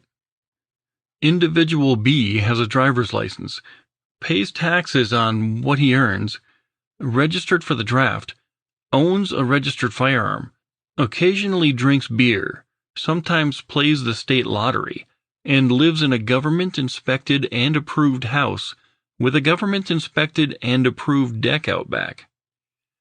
The two live otherwise similar lives, with both being productive and neither robbing or assaulting anyone else. Their behaviors, choices, and lifestyles are very similar in almost every way, except that there are laws against the actions of individual A, but not against those of individual B. That alone, without any other substantive difference in what they do or how they treat other people, would cause a lot of people to view individual A with a degree of contempt, while viewing individual B with respect and approval. In fact, if individual A was accosted, detained, and even physically assaulted, e.g. tasered, beaten, and handcuffed, by law enforcers, even if he had never threatened or harmed anyone, many believers in government would opine that he had it coming, that he deserved to be attacked and caged for having disobeyed the commands of politicians. This tendency of onlookers to blame the victims of authoritarian violence is incredibly strong. One who accepts the superstition of authority, the idea that some individuals have the right to forcibly dominate others, and that those others have a duty to comply, will assume that if authority is using violence against a person, it must be justified, and therefore the victim of such violence must have done something wrong. This pattern shows up in different situations. When, for example, U.S. troops kill civilians in some foreign country, many Americans are desperate to believe, and therefore automatically assume, without a shred of evidence, that the dead victims must have been insurgents, or collaborators, or at least sympathizers with the enemy. As another example, when the Branch Davidians near Waco, Texas, were subjected to a military assault following the prolonged physical and mental torture followed by mass extermination, many Americans were quick to assume that anyone that government would do that to must have deserved it. The American tyrants fostered this attitude by fabricating various rumors and accusations in order to demonize the victims of that violent, fascistic assault on nonviolent people.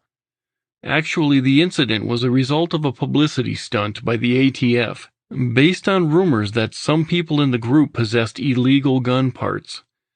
Many people assume that if someone was assaulted, prosecuted, or imprisoned by agents of authority, then that person must have done something wrong, and must have deserved what was done to him. This assumption may come from a refusal of people to consider the possibility that the government they rely on for protection is actually an aggressor, or it may come from not wanting to consider the possibility that anyone, including himself, could be the next helpless victim of authoritarian violence, even if he has done nothing wrong. Regardless of the cause, the end result is that, when evil is committed in the name of law, many spectators immediately hate the victims and rejoice at the pain and suffering that is inflicted upon them. Obligation to do wrong.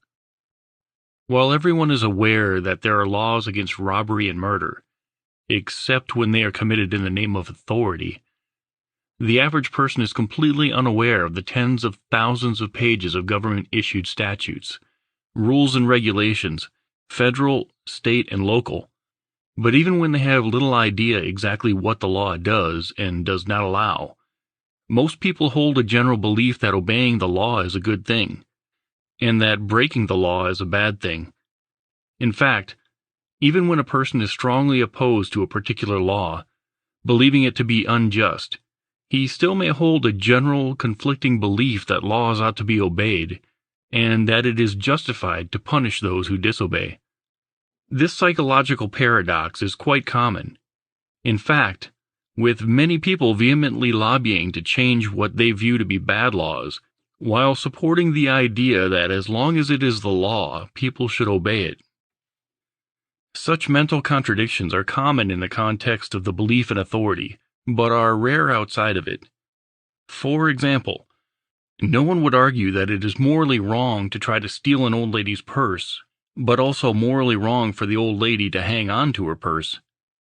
But the concept of a bad law, in the mind of those who believe in authority, boils down to a similar paradox: a bad command, which is also bad to disobey. The spectator who believes in authority may view a particular command, enacted by the masters and implemented by the enforcers, as being unimportant, unnecessary, counterproductive, or even stupid or unjust, while at the same time believing that people still have a moral obligation to obey that command, simply because it is the law. Examples of the effects of such a viewpoint abound, ranging from the mundane to the horrific. Here are just a few. Number 1. At 2 a.m., on a wide-open, straight, empty road running through an unpopulated farmland, a driver slows down but does not stop at a stop sign at a cross street. A motorcycle cop, hiding 100 yards away behind some bushes, turns on his lights. Almost everyone, given those facts, would agree that the driver did not harm or endanger anyone, or anyone's property. And yet, most people would agree that the cop would have every right to demand money from the driver, via a traffic ticket. In other words, even though they would concede that the only thing bad about what the driver did was that it was technically illegal, they believe that that alone justifies the forcible robbery of the driver. Taking it one step further, if the driver attempted to leave the scene rather than accept the ticket, most spectators would agree that the cop would have every right to chase down, capture, and imprison the driver. Number 2.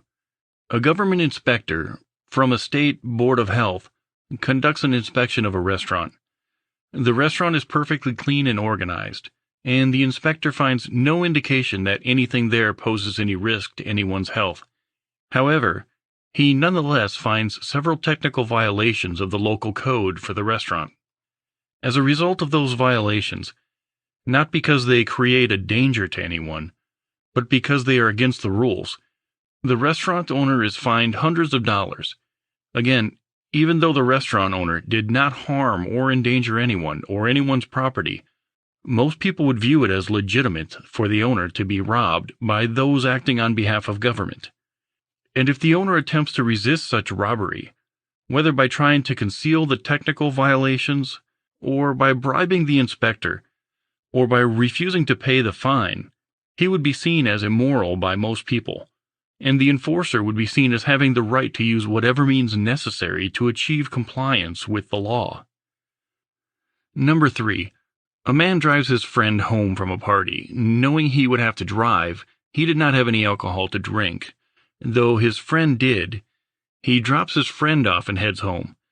He notices a police sobriety checkpoint traffic stop ahead, and remembers that his friend left his half-full beer bottle in the car. Knowing that it is illegal to have an open container of alcohol in his car, he covers it up. He has not harmed or endangered anyone, and in fact, has acted quite responsibly, acting as designated driver to make sure that his friend would arrive home safely. However, he still broke the law, albeit accidentally, by driving the car with an open bottle of beer in it, and then he tried to hide the evidence of that fact. If he was caught doing so and arrested, few people would view the cop as the bad guy in the situation. Number 4. A man sells a shotgun with a barrel a quarter of an inch shorter than the law allows. The weapon is no more lethal than a shotgun a quarter of an inch longer, and no one who was involved threatened or used violence against anyone. But the man, having been caught with an illegal item, is subject to a paramilitary invasion of his property, followed by an armed standoff, in which several people are killed. Unfortunately, this example is not hypothetical. It happened to Randy Weaver at Ruby Ridge in 1992, and he was not merely caught selling an illegal shotgun. He was enticed into doing so by an undercover law officer. The result of the armed invasion of Weaver's property and the subsequent shootout and siege was that Mr. Weaver's wife and son were killed, and he and his friend were wounded, though it would be absurd for anyone to claim that there is a moral difference between possessing a shotgun with an 18-inch barrel and possessing a shotgun with a 17 3/4-inch barrel. And even though that allegation was the entire legal justification for the armed assault and confrontation, many spectators would still fault Randy Weaver, viewing him as the bad guy for having allowed himself to be coaxed into breaking an arbitrary, completely irrational, not to mention unconstitutional, law. That is the power of the belief in authority. It can lead many people to view a gang of sadistic, murderous thugs as good guys, and to view their victims as the bad guys. To most people, breaking the law, without specifically which law, has an automatic negative connotation. They view disobedience to authority not merely as dangerous, but as immoral. But to the government believer, something even worse than committing a minor victimless crime is openly disobeying an agent of authority. The average spectator, when observing the interaction between an authority figure and anyone else, will often view with disdain anyone who does not immediately and unquestioningly answer any questions and comply with any requests from a man with a badge. Even if the person complies, but exhibits an attitude toward the authority figure, any attitude other than meek subservience, many spectators will be quick to condemn the one who fails to grovel. And one who runs away from the police, even if he had done nothing wrong in the first place, is viewed with scorn by most. And when someone who runs, or hides, or refuses to cooperate is beaten up, tortured, or even murdered by law enforcers, many of the spectators opine that the victim should have just done what the police officer told him to do. And when someone actively resists an authority figure, few have the gumption to take the person's side under any circumstances, even with mere words. Just as a well-trained dog will not bite its master, even when sadistically maltreated, so those who have been trained to bow to authority are usually psychologically incapable of bringing themselves to lift a finger to defend themselves, much less someone else, from any aggression committed in the name of law and government and authority. Indeed, due to their authoritarian indoctrination, most people would more eagerly condemn their fellow victims than join together with their fellow victims to actually resist tyranny. There is, of course, a difference between saying that it is not smart for someone to do something and saying that it is immoral for someone to do something. It is one thing to say that it is stupid for someone to mouth off to a cop, and another thing to say that doing so is actually immoral, and the one who does so therefore deserves whatever abuse or punishment he receives. The believers in authority often express the latter opinion about anyone who defies the police, regardless of the reason. The idea of average people imposing justice upon wayward law enforcers existentially terrifies statists. Even when a law enforcer has done something as serious as committing murder, in the eyes of the well-indoctrinated, the only civilized course of action in such a situation is to beg some other authority to make things right, but never take the law into one's own hands. People may complain about and condemn legal injustice, but few are even able to consider the possibility of engaging in premeditated, illegal resistance, even when agents of government are inflicting vicious brutality upon unarmed, non-violent targets. And if, through prolonged brainwashing, people can be rendered psychologically unable to resist the oppressions done in the name of authority, then it makes no difference whether those people have the physical means to resist. Modern tyrants and their enforcers are always outnumbered and often outgunned by their victims by a factor of hundreds or thousands. Yet tyrants still maintain power, not because people lack the physical ability to resist, but because, as a result of their deeply indoctrinated belief in authority, they lack the mental ability to resist. As Steve Biko put it, the most potent weapon in the hands of the oppressor is in the mind of the oppressed. Double standard on violence. The double standard in the minds of those who have been indoctrinated into authoritarianism, when it comes to the use of physical force, is enormous. When, for example, a law enforcer is caught on film brutally assaulting an unarmed, innocent person, the talk is usually about whether the officer should be reprimanded, or maybe even lose his job. If, on the other hand, some civilian assaults a police officer, nearly everyone will enthusiastically demand, often without wondering or asking why the person did it, that the person be caged for many years. And even if the person resorts to the use of deadly force against the supposed agent of authority, hardly anyone even bothers to ask why he did it. In their minds, no matter what the agent of authority did, it is never okay to kill a representative of the God-called government. To the believers in authority, nothing is worse than a cop killer, regardless of why he did it. In reality, using deadly force against one who pretends to be acting on behalf of authority is morally identical to using deadly force against anyone else.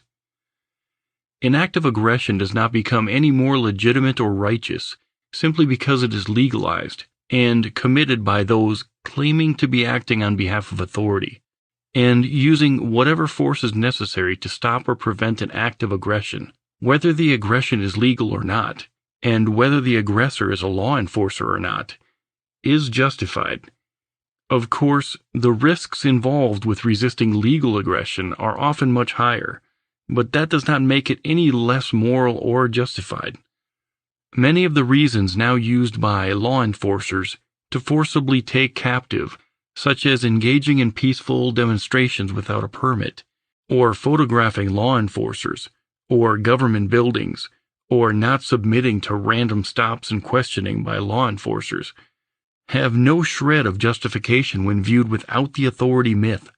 As such, resisting such fascist thuggery, even if it requires deadly force to do so, is morally justified, albeit extremely dangerous, but most people are literally incapable of even considering such an idea.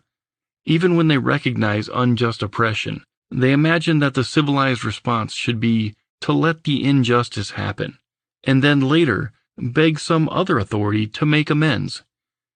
When faced with legal aggression and oppression, there are only two possibilities.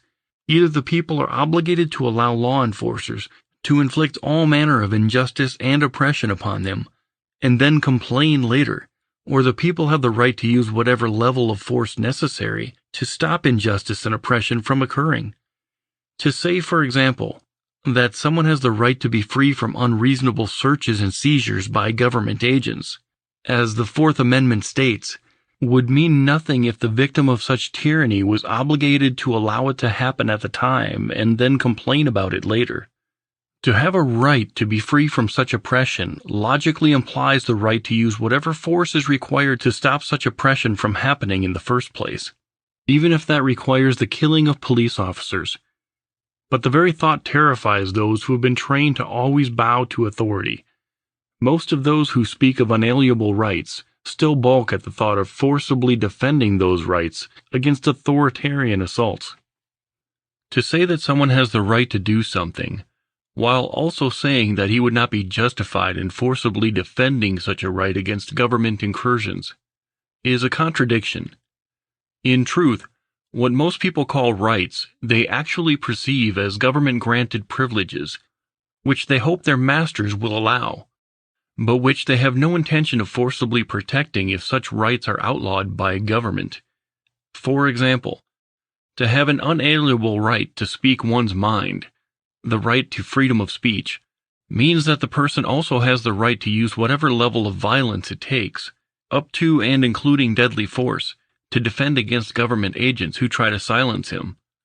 Though the point makes loyal believers in authority very uncomfortable, the very concept of a person having unalienable right to do something also implies the right, if all else fails, to kill any law enforcers who attempt to stop him from doing it. But in truth, there is almost nothing that government can do, whether it be censorship, assault, kidnapping, torture, or even murder, which would make the average statist advocate violent, illegal resistance. The reader is invited to test the depths of his own loyalty to the myth of authority by considering the question of what would have to happen before he himself would feel justified in killing a law enforcer. Law enforcers consistently escalate disagreements to the level of violence every time they try to arrest someone, or force their way into someone's home, or forcibly take someone's property. And authoritarian enforcers will then keep increasing the level of violence they use until they get their way. The result is that the people, unless they are willing to engage in open revolution against the entire system, will sooner or later bow to the will of the ruling class, or be killed. And though the mercenaries of the state are always using force, or the threat of force, to subdue and subjugate average people, the moment their intended victims respond to violence with violence, most spectators will instantly identify the victim of aggression, the one who used force only to defend against an attack, as the bad guy. This glaring double standard, the idea that it is okay for authority to commit violent acts of aggression on a regular basis, but horribly evil for common folk to ever respond with defensive violence, shows how drastically the belief in authority can warp people's perception of reality. Ironically, in considering other places and other times, almost everyone accepts, even praises the use of illegal violence, including deadly violence, against agents of government.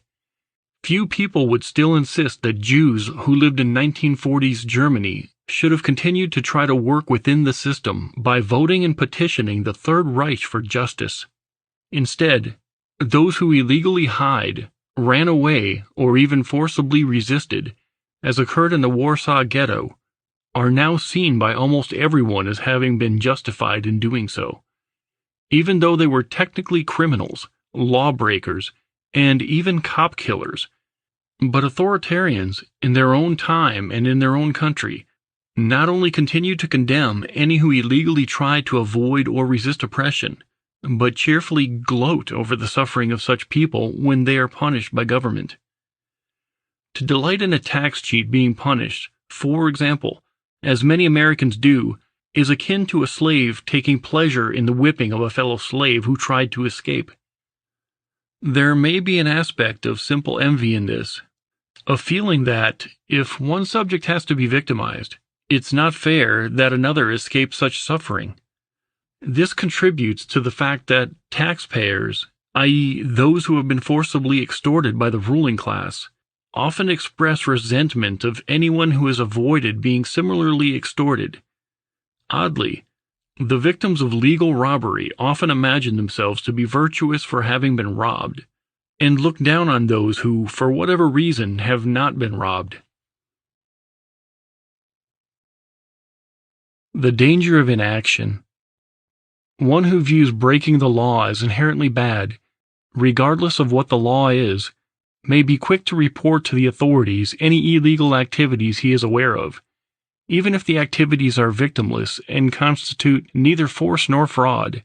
Likewise, those who sit on juries in government courtrooms, if they imagine disobedience to authority, breaking the law, to be inherently immoral, are likely to give their blessing to someone being punished, sometimes quite harshly, for doing something which harmed no one and did not constitute either fraud or violence.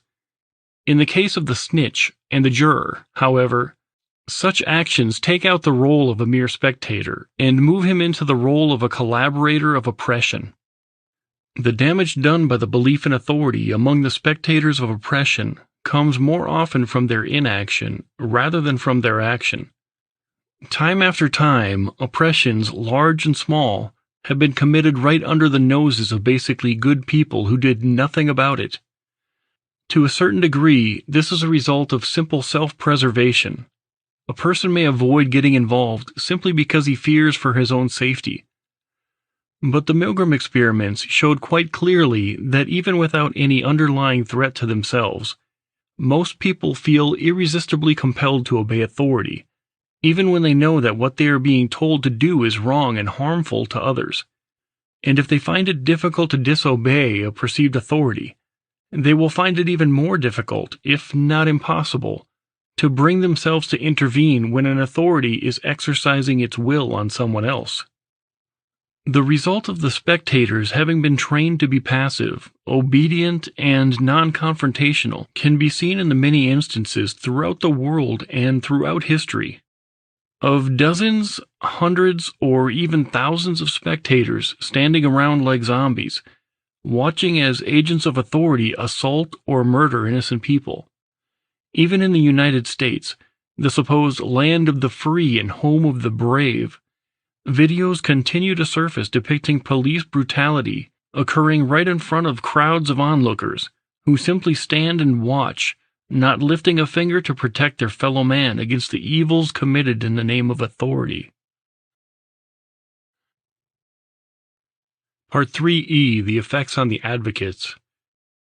Legalized aggression. While most people probably imagine themselves to be spectators when it comes to authoritarian oppression and injustice, in truth, nearly everyone is actually an advocate of government violence, in one form or another. Anyone who votes, regardless of the candidate, or even verbally supports some policy or program of the government, is condoning the initiation of violence against his neighbors, even if he does not recognize it as such. This is because law is not about friendly suggestions or polite requests. Every so-called law enacted by politicians is a command backed by the threat of violence against those who do not obey. As George Washington put it, government is not reason, it is not eloquence, it is force. Most people, in their day-to-day lives, are very reluctant to use threats or physical force against their fellow man. Only a tiny fraction of the many personal disagreements that occur lead to violent conflicts. However, because of their belief in government, nearly everyone advocates widespread violence without even realizing it, and they feel no guilt about doing so.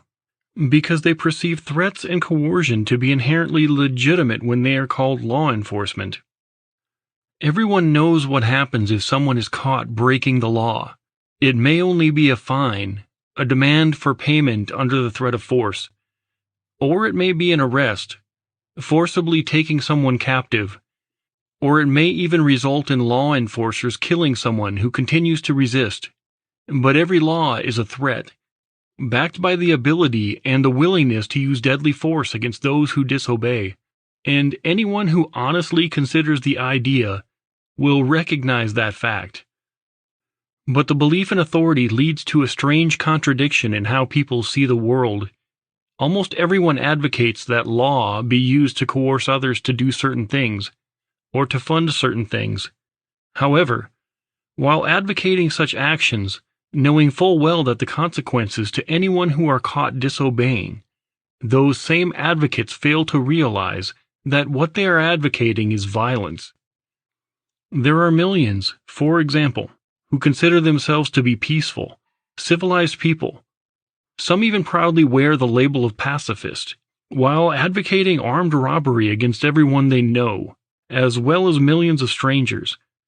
They see no contradiction because the robbery is given the euphemism taxation, and is carried out by people who are imagined to have the right to commit robbery in the name of government.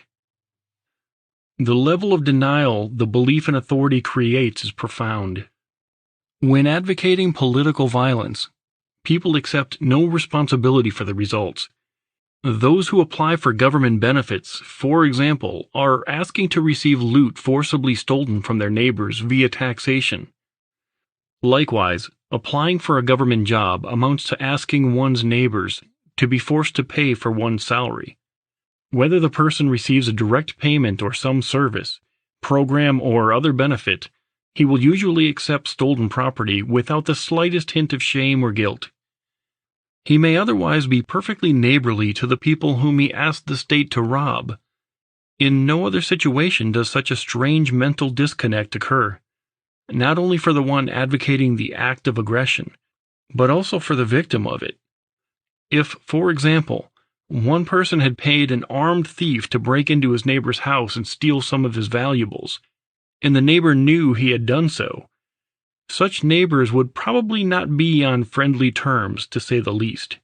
Yet the same thing is done using authority, via elections, followed by legislative theft. Neither the thief nor the victim usually perceives anything wrong with it.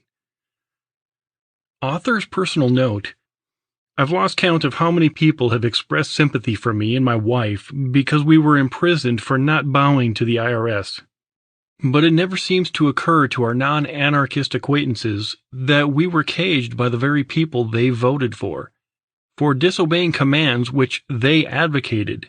As far as I know, not one statist we know has even noticed the schizophrenia and hypocrisy of the activity supporting mass extortion, taxation, and then giving heartfelt condolences to the victims of that same extortion.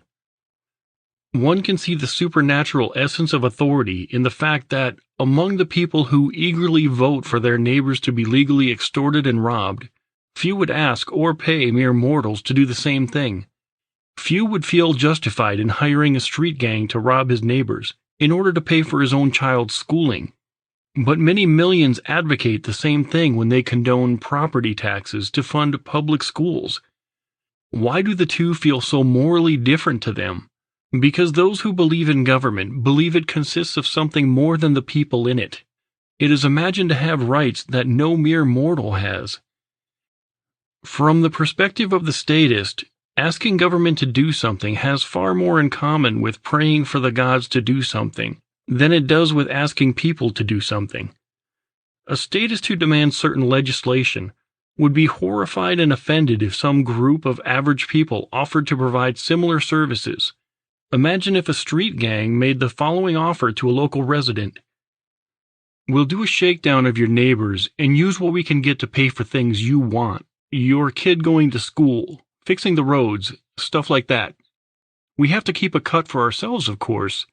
And tell us how you wish your neighbors would behave, and we'll make sure they behave that way. If they don't do what we say, We take their stuff or stick them in a cage. If average people made such an offer, they would be condemned for their attempted thuggery. But when the same things are proposed in a campaign speech by someone running for a position in government, and when such things are done in the name of vague political abstractions, such as for the common good, or the will of the people, they are seen not only as allowable, but as noble and virtuous. When the politician says we need to provide adequate funding for our children's education, and we need to invest in our infrastructure, he is literally talking about forcibly taking money away from people via taxes and spending it the way he thinks it should be spent. Such aggression is accepted as justified when done in the name of authority, but recognized as immoral if done by mere mortals. This shows that, in the mind of the statist, government is something more than a collective of human beings. Paradoxically, statists will insist that everything that government is allowed to do, and everything it is, comes from the people. All belief in government requires the absurd cult-like belief that, by way of pseudo-religious political documents and rituals, constitutions, elections, appointments, legislation, and so on, a bunch of mere mortals can conjure into existence an entity that possesses superhuman rights. Rights not possessed by any of the people who created it. And once the people hallucinate the existence of such a thing, they will eagerly beg that thing to forcibly control and extort their neighbors. People recognize that mere mortals have no right to do such things, but truly believe that the deity called government has every right to do such things. Excuses for aggression. Though democracy is often praised as the height of civilization, cooperation, and getting along, it is the exact opposite. Voting is an act of aggression, and loving democracy amounts to loving widespread violence and constant conflict. Political elections are not about togetherness, unity, or tolerance. They are about arguing over how everyone should be forced to behave and what everyone should be forced to financially support, via the control machine called government. The abundance of campaign signs littering lawns prior to every election are not the sign of an enlightened, free society. They are the sign of a mentally and physically enslaved society, bickering over which slave master they want holding the whip. Every single person who votes, Democrat, Republican, or third party, is attempting to put people into power who will carry out large-scale extortion, taxation, to fund various government programs. Any candidate who would suggest doing away with all such robbery entirely, repealing all taxes, would be ridiculed as an extremist kook. All voters attempt to empower a gang that they know will commit mass robbery, yet none of those voters accept any responsibility for doing so. They know what their candidate will do if put into power. They know what the consequences will be to any who then disobey the commands of those politicians. But the belief in authority makes the voters psychologically incapable of recognizing that what they are doing is advocating widespread violence. In fact, notwithstanding the traditional mythology and rhetoric, no one who believes in government actually wants it to be administered with the so-called consent of the governed. If it were actually done via consent, it would mean that each person's political preferences would be imposed only upon himself, unless others happen to advocate the exact same agenda. Obviously, the goal of the voter is not to compel himself to financially support things he likes, nor is it to control his own choices and behavior.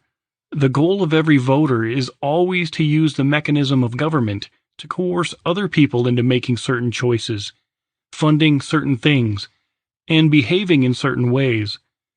Indeed, the individual statist sometimes has a very lax view on his own obligation to obey the myriad of political commands, laws, feeling he is competent to rely on his own common sense and judgment, regardless of the law, while at the same time feeling everyone else needs to be controlled and micromanaged by authority. He believes that he himself is trustworthy and moral, and can make his own decisions, and that the purpose of law is to keep everyone else in line. The degree to which different voters want authority controlling others varies significantly. The constitutionalist wants the federal government to force others to fund only the things specifically designated as federal matters by the U.S. Constitution. Meanwhile, the progressive wants government to force others to fund all sorts of other things, from art to defense, to caring for the poor, to education, to retirement programs, and so on. But while the two types of voters differ in the degree and types of aggression they support, they do not differ in the principle. They have both accepted the premise that authority has the right to forcibly extort money for government functions that are deemed necessary. They differ only in what counts as necessary. The thinking of almost every statist is paradoxical. On one hand, statists know that every law they condone is a command backed by the threat of violence. They are fully aware of things that are done to any lawbreaker who gets caught. But the average statist, when asked, will vehemently deny that he condones the initiation of violence against his neighbors. On a practical level, the statist knows that any political agenda he supports will, if enacted, be administered by whatever level of intimidation or brute force is necessary to obtain compliance from the people. Yet the average statist, while being fully aware of this, will also exhibit a huge logical disconnect, refusing to admit that he is openly and directly advocating for forcible extortion and coercive control of millions of innocent people. The reason for this is that the statist believes that the entity called authority has the right to rule, and as a result, when it commits violence, it doesn't count as violence. As long as the violence is done by those claiming to be authority, who are imagined to have an exemption from the usual rules of morality, don't steal, don't assault, don't murder, etc. Even those who are the most ardent proponents of various taxes and other laws can continue to imagine themselves to be peaceful, compassionate, non-violent people. Some even imagine themselves to be pacifists. Because everything government does is done via force, or the threat of force, there is no such thing, and can be no such thing, as a statist pacifist. While obviously not all anarchists are pacifists, all true pacifists are anarchists. There are many ways, a few of which are addressed below, in which otherwise decent, virtuous people condone aggression and assault, intimidation and robbery, because they believe that it is perfectly allowable for a superhuman, mythological deity known as government to commit such acts, and therefore believe that it is perfectly moral and virtuous for them to ask government to commit such acts. Charity through violence. The typical statist is profoundly schizophrenic, being both completely aware and completely unaware that he personally advocates the widespread use of violence against others. A dramatic example of this would be those who view themselves as loving and compassionate for supporting government programs to help the poor. What they are literally advocating, via their support of welfare programs, is a massive extortion racket in which many millions of human beings are robbed of billions of dollars, via the threat of being caged. Proponents of such charity through violence imagine themselves to be virtuous and caring because of what the needy may receive, while completely disassociating themselves from the threats, intimidation, harassment, forced seizures and imprisonments which they know occur and which they know are essential to any welfare program. Because of this bizarre selective denial, those who believe in government can be totally aware of the brute force by which the laws are implemented, while being seemingly unaware that they themselves are condoning such brute force when they demand such laws. The belief in authority is what allows for this strange psychological contradiction, as it convinces the advocates of wealth redistribution schemes that the victims of legal extortion have an obligation to cooperate, and the use of violence against those who do not pay their taxes is therefore justified. As a result, the basic measure of morality and virtue is turned completely on its head, with the welfare advocates viewing themselves as compassionate for advocating violent theft, while viewing as despicable criminals any who try to avoid or resist that violence. Similarly, advocates of Social Security, a Ponzi-style wealth redistribution scheme, imagine themselves to be caring and compassionate. Blinded by their belief in government, they fail to recognize that they are not only forcing people into what is falsely represented as a government-run retirement scheme, but are also adding insult to injury by insinuating that the people cannot and should not be trusted to plan for their own futures. It takes a serious disconnect with reality for someone to vehemently support coercing people into participating in an investment program which invests in nothing and has no assets, and which has a return far worse than most real investments, and actually does not guarantee any return at all, and then feel noble and charitable for having forced people into such a scheme? Not only is there no Social Security account, individually or collectively, that is paid into, but the U.S. Supreme Court, in Fleming v. Nestor, 363 U.S. 603, has made it clear that no one has any contractual rights to any Social Security benefits at all, regardless of how much they have paid into the system, and that Congress can shut off any or all benefits at any time it wants.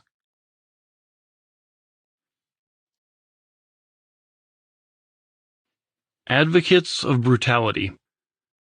Quite often throughout history, heinous oppression has been supported by the people, in part because people were unable to recognize evil as evil when it was committed in the name of law and authority.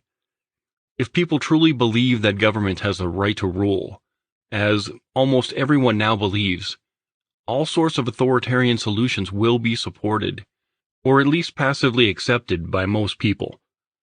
For example, many Germans in the 1940s, who themselves would never commit or condone private intimidation or assault, much less murder, nonetheless eagerly supported the idea of a legislative, government-approved and government-administered solution to the so-called Jewish problem, as Hitler called it. It was officially sanctioned and done via law, so the people imagined themselves to be blameless for whatever happened, even if they vehemently advocated it. Americans today, suffering from selective denial, are quick to righteously condemn what other violent, oppressive regimes have done, but slow to recognize that, as a result of their own belief in authority, they too condone widespread, draconian brutality in the name of law. Even when oppression goes beyond mere threats and intimidation and leads to constant, widespread, open violence and brutality, most people, as a result of their belief in authority, are still unable to recognize it as evil. An obvious example is war. The nationalism that is so strong in authoritarians blinds them to the absolute evil which they condone and support in the name of national defense. In many cases, this blindness is intentional. Politicians and conservative voters alike complain when the blunt realities of war are shown to the American people. They want to wave their flag and cheer for their team, enthusiastically participating in the pack mentality, but they do not want to have to actually see the real-world results of what it is that they support. They can be persuaded to proudly support the troops and believe in a supposedly righteous war in the abstract, as long as they are sheltered from having to see the carnage, blood, guts, and body parts which their patriotism is causing. Though love of one's country is still portrayed as a great virtue, the truth is that killers on both sides of every war, including those who fought for the most brutal, ruthless regimes in history, have been motivated by a feeling of righteousness that nationalistic pack mentality gives them. War could not happen without soldiers putting their devotion and loyalty to their own gang, tribe, or country above doing what is right. Patriotism and the belief in authority are two key ingredients to war. The easiest way to dupe basically good people into condoning evil is by portraying acts of aggression and conquest as fighting for one's country.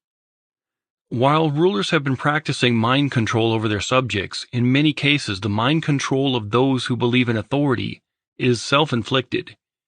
They want to believe in their country and in some righteous, abstract principle, some ideal, some noble cause, e.g., spreading democracy, without having to think of what is happening in simple, literal terms. It is easier to support mass murder when it is called war, and more so when it is called national defense. When it's cloaked in authoritarian pack mentality terminology, it allows its proponents and those actually making it happen to imagine themselves to be supporting something brave and righteous. While individual soldiers may truly believe they are fighting for a noble cause, it's impossible to be a good guy and be at war with an entire country, as discussed previously. The way governments wage war is never justified and never moral, as it always involves widespread violence against innocents. But that is a fact that nationalists, left and right, refuse to see. Another example of the modern draconian brutality legally committed in the free world comes from the campaign of violence known as the War on Drugs. In the name of trying to stamp out a habit, not violence, or theft, or fraud, but a mere habit, millions of non-violent, peaceful, productive human beings have been assaulted, terrorized, and caged. Enforcement of narcotics laws occurs in a particularly brutal, vicious way, with paramilitary invasions of private homes being commonplace, and many-year imprisonments for victimless crimes being abundant.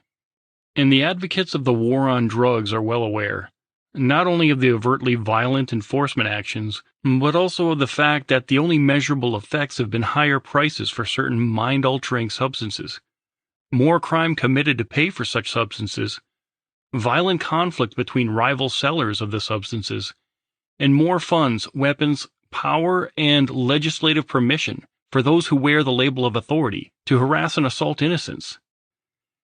Even if it actually worked and eliminated or significantly reduced the use of certain drugs, such brutality would be absolutely unjustified and immoral. But even if it had utterly failed to get an inch closer to the stated goal, many conservatives enthusiastically cheer for more harassment, terrorism, and violence. To add hypocrisy to fascism, most of those conservatives drink alcohol, and act morally identical to the behaviors they want authority to violently stamp out. And while millions of lives continue to be destroyed by the brutal, draconian crusade, many statists eagerly blame the victims by declaring that they broke the law and therefore deserve whatever is done to them. So, to the supposedly moral and responsible conservative, even if the person has harmed no one and committed neither force nor fraud, if he has simply disobeyed the arbitrary decrees of his masters, he deserves to be assaulted, caged, or killed. And of course, such conservatives view it as unforgivable if one of the targets of such fascist thuggery decides to fight back. From the twisted, delusional viewpoint of the devout nationalist authoritarian, it is noble and virtuous for the state mercenaries to violently assault and attempt to kidnap and cage a productive, peace-loving pot smoker, but heinously evil for a pot smoker to use violence to defend himself against such aggression. Such is the insanity caused by the superstition of authority. Forced benefits.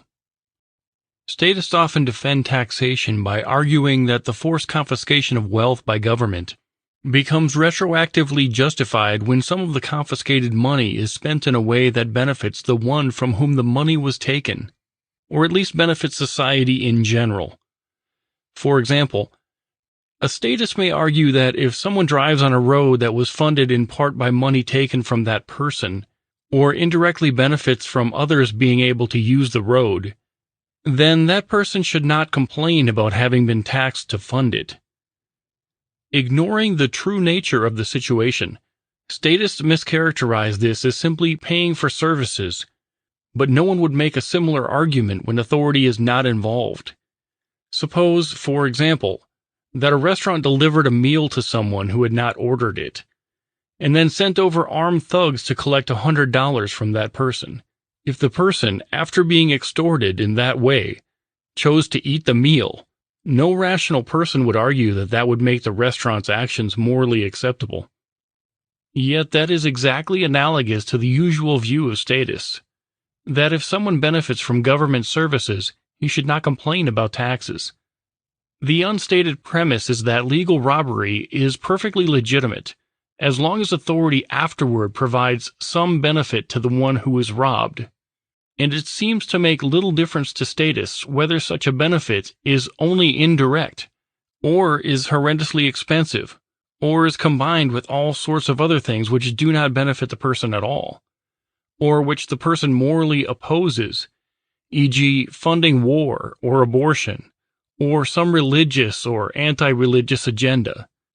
This is because statists believe that ultimately it is the prerogative of those in authority, not those who earn the money, to decide how wealth should be spent, and that, as long as the ruling class claims to be robbing and controlling the people for their own good, the peasants have no right to resist whatever coercion and violence the masters deem necessary. Attacking to defend. An offshoot of the notion that government providing benefits retroactively justifies theft and extortion is the patently ridiculous argument that it is necessary for the people to be forcibly controlled and robbed, so that government can protect them from the bad people who might otherwise forcibly control and rob them. This absurd, contorted rationalization is quite common. Whether this discussion relates to an authoritarian military or domestic law enforcement, and statists rely on fear-mongering to bolster such lunacy, making dire predictions about all the unpleasant things they theorize would occur if the people were not forcibly robbed via a massive authoritarian extortion racket. Again, such silly arguments are never made in situations where authority is not involved. No one would accept the claim that it is okay for a restaurant to force one to pay for food he did not order, on the grounds that otherwise the person might starve. No one would accept the claim that it is okay for a builder to force somebody to pay for a building he did not order, on the grounds that otherwise the person might be homeless. But even more ridiculous would be the claim that it is okay for one street gang to run a protection racket so that they can have the resources to keep all the other dangerous street gangs out of their city. Yet, that is exactly the attempted justification for all government, that it must be allowed to commit aggression against everyone, so that it can protect them from others who might commit aggression against them. Supporters of a strong police force or a powerful military, both of which are funded via forcibly confiscated wealth, have accepted the premise that it's not only okay, but necessary for people to be oppressed, controlled, and extorted by government, as long as it's done for their own good. And the fact that authoritarian protectors not only fail to prevent crime or war, but dramatically increase both via warmongering and creating illegal markets, seems to go unnoticed by those who advocate defense via government. Again, it's only because authority is imagined to have the right to commit aggression that anyone would ever make the insane argument that it is proper to initiate violence against people in order to protect them. Violence by default.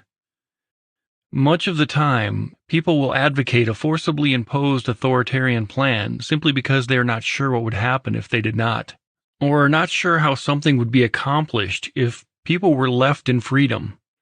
For example, if someone has a hard time picturing how a completely private road system would function, he will usually advocate a government plan funded by coercion. If he is not sure how well free people could defend themselves without a standing army, he will likely advocate an authoritarian military solution, funded by coercive taxation.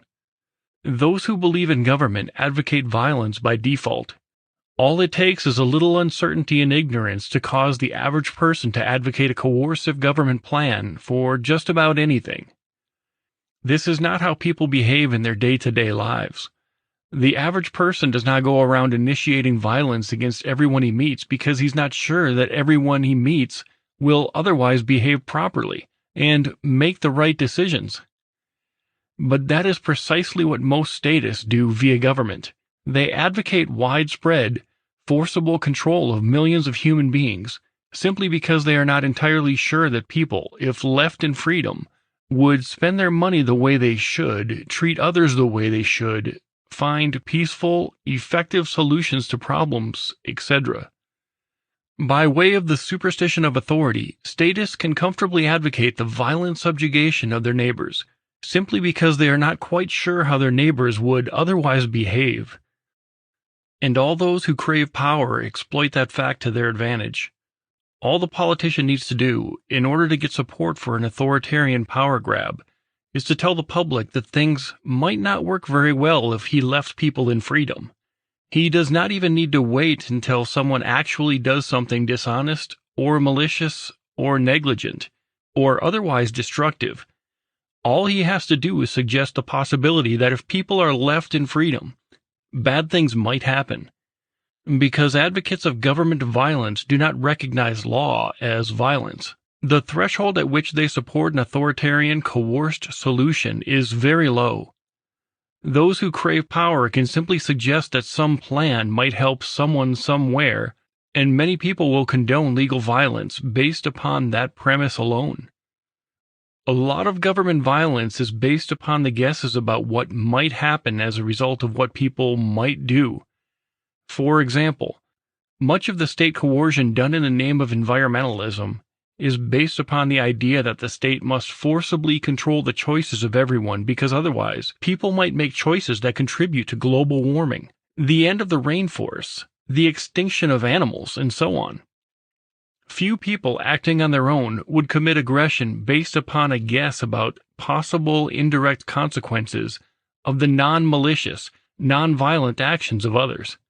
Yet that is commonplace in government policy. As another example of advocating government violence by default, consider the practice of forcibly preventing foreigners from setting foot anywhere in an entire country without the written permission of the ruling class of that country. Such immigration laws create something akin to the war mentality, where an entire demographic category of people is criminalized and demonized, and subjugated to acts of aggression, based upon concerns about what some of those people might do. People opine that many illegals are criminals, or come into the country just to receive benefits. Regardless of how often such allegations are accurate, the result is that all illegals, anyone who is in the country without the permission of the politicians, are forcibly controlled. This is the result of pack mentality, guilt by association. It should go without saying that using violence against one person because he is not of the same race, or from the same country, or in some other way similar to someone else who has actually caused harm, is utterly unjustified. Of note, the attempts by government to quell illegal immigration also result in aggression being perpetrated against many legal residents, as well as illegals at the Border Patrol checkpoints, many of which are not even at the borders. To stop and question everyone driving down a road because someone might be there illegally is precisely the kind of unjustified aggression commonly committed by government agents, and rarely committed by anyone else. This violence by default can also be seen in the intrusive searches and interrogations of anyone who attempts to fly on an airplane in the land of the free. For the owner of a plane to put conditions on anyone who wants to ride in his plane, and this would also apply to a train, a car, or anything else, is very different from a third party forcibly preventing anyone from riding on an airplane anywhere in the entire country, unless the would-be passengers first subjected themselves to questioning, searches of their luggage, and even strip searches of themselves by the agents of the third party. People would never tolerate any private individual behaving in this way, with the attitude of, I'd better force my will on everyone else, just in case. But for the agents of authority, the tactic is commonplace, and people imagine it to be legitimate. In fact, they often demand that authority do such things. In their day-to-day lives, nonviolence is the default type of behavior for most people. While there are occasional physical conflicts, most people go to great lengths to avoid them. Not only by trying not to start a fight, but also to try to defuse tense situations. Even when a fight does occur, both sides usually end up walking away. Each day, billions of people find ways to peacefully coexist, even when they have significantly different viewpoints, beliefs, and attitudes. But that is in their personal lives. When it comes to politics, violence is the default. Every voter, to one extent or another, seeks to have his own views and ideas forcibly inflicted upon everyone else, through the mechanism of government. The default is not to let others do their own thing, or to try to get along peacefully. The default is to advocate aggression against absolutely everyone, by way of the authoritarian coercion called law. There is a mind-bogglingly huge disconnect between what the average person views as civilized behavior on an individual basis, and what he views as legitimate and civilized when it comes to the actions of authority. It's difficult to imagine anyone behaving in his personal life the way voters behave when it comes to politics. Such a person would be constantly robbing others, friends and strangers alike, of huge sums of money to fund things that he deemed important, as well as using threats, physical force, and even kidnapping to coerce others into making whatever decisions he thinks would be best, for his victims or for society in general. In short, anyone who has acted in private life the way all statists act in the political arena would be immediately recognized as a thug, a thief, or a lunatic. But doing the exact same thing via government, advocating mass extortion and thuggery, is accepted by most as something that normal, civilized people should do.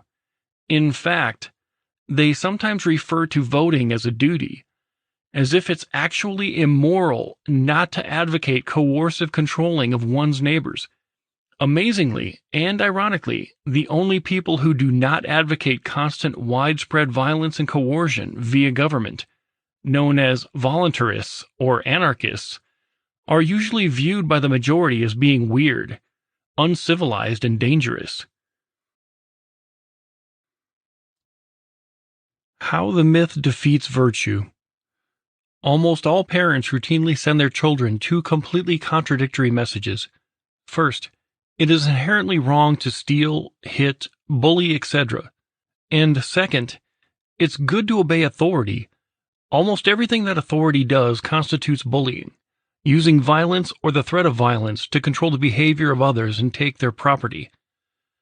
Every authority figure, from a school teacher to the dictator of a country, not only coercively controls his underlings on a regular basis, but also speaks and acts as if he has the absolute, unquestionable right to do so. So the teacher is always forcibly imposing his will on the students, while at the same time telling them that it is wrong for them to forcibly impose their will on others. It is the ultimate example of the hypocritical message, do as I say, not as I do. If children were raised with the idea that it is inherently wrong to steal, hit, bully, etc., why would there be any societal need for them to also be taught respect for authority? It only trains them to be easier to manage and control, which is of benefit to those who seek domination over them, whether parents, teachers, or politicians, but does not train them to be any more civilized, compassionate, or humane. It does exactly the opposite. As the Milgram experiments demonstrated, in short, children are taught to be civilized human beings, and then taught an insane superstition which overrides and renders obsolete everything they were taught about being civilized. This bizarre paradox can be seen all over the place in modern society.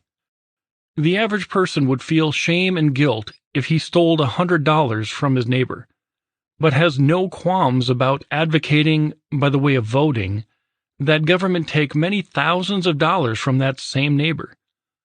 The average person will hold the door open for a stranger, but will, at the same time, advocate that the same stranger have much of his life forcibly controlled via the law.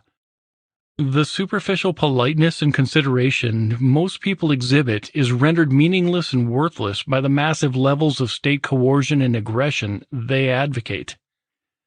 Even the Nazis had proper table manners, said please and thank you in German, showed proper etiquette, and were generally courteous when they were not committing mass murder. There is a dramatic contrast between how nearly all statists treat others in their personal lives and how they advocate that government treat others via the law. Millions of people who would be very reluctant to physically hit another human being, nonetheless, proudly condone the violence, subjugation, or outright murder of thousands of people. They call it supporting the troops. Some statists even say that they oppose the war but support the troops. This is comparable to saying that one opposes rape but supports rapists. Because government troops always use coercion and violence against innocents. In addition to whatever defensive force they use, supporting the troops necessarily means supporting oppression. But because of pack mentality and an emotional attachment to one's fellow countrymen, many people try to disassociate the troops from what it is all the troops do. As another example of how the belief in authority distorts perception, many welfare recipients openly admit that, given the choice between accepting voluntary donated gifts from people they knew and receiving something that government forcibly took from a complete stranger, they prefer the latter, because it is, in their mind, the less shameful of the two options. The fact that anyone would ever prefer accepting stolen property over accepting compassion and generosity shows just how profoundly the belief in authority warps people's sense of morality. In short, every statist, everyone who believes in government, deceives himself into believing that he is a good person who supports good things and opposes injustice, hallucinating in himself a respect for his fellow man, while at the same time advocating that his fellow man be forcibly controlled, extorted, imprisoned, or even killed. The authority superstition is burrowed in the minds of the masses so deeply that they can advocate evil on a massive, nearly incomprehensible level, while still imagining themselves to be charitable and compassionate. They demand that government do things that they would never dream of doing on their own. They imagine themselves to be non-violent, civilized, enlightened beings while routinely advocating that all of their neighbors be robbed and forcibly controlled, and put into cages or killed if they resist. In truth, mankind's superficial charity, compassion, and civility is nothing but a cruel joke when compared to what almost everyone will do, or what they will ask others to do in the name of authority. Many parents and teachers regularly repeat what is perhaps the most basic rule of humanity, something called the Golden Rule. Treat others the way you want to be treated. However, none of the teachers and almost none of the parents who preach that rule actually live by it, because they condone that authority forcibly control underlings, inside the classroom and out. The Golden Rule is essentially a formula for anarchy. If someone does not like to be dominated and forcibly controlled, he should not advocate that others be dominated and forcibly controlled. If one wants to be left in peace, he should leave others in peace. If one desires the freedom to run his own life, he should allow others the freedom to do likewise. To put it bluntly, advocating aggression against others, including via any form of government, is utterly incapable with being a charitable, considerate, compassionate, kind, decent, loving human being. And the only reason so many otherwise good people continue to advocate widespread constant aggression via government is because they have been duped into accepting the lie that there is a creature called authority that is not bound by the moral standards that apply to human beings.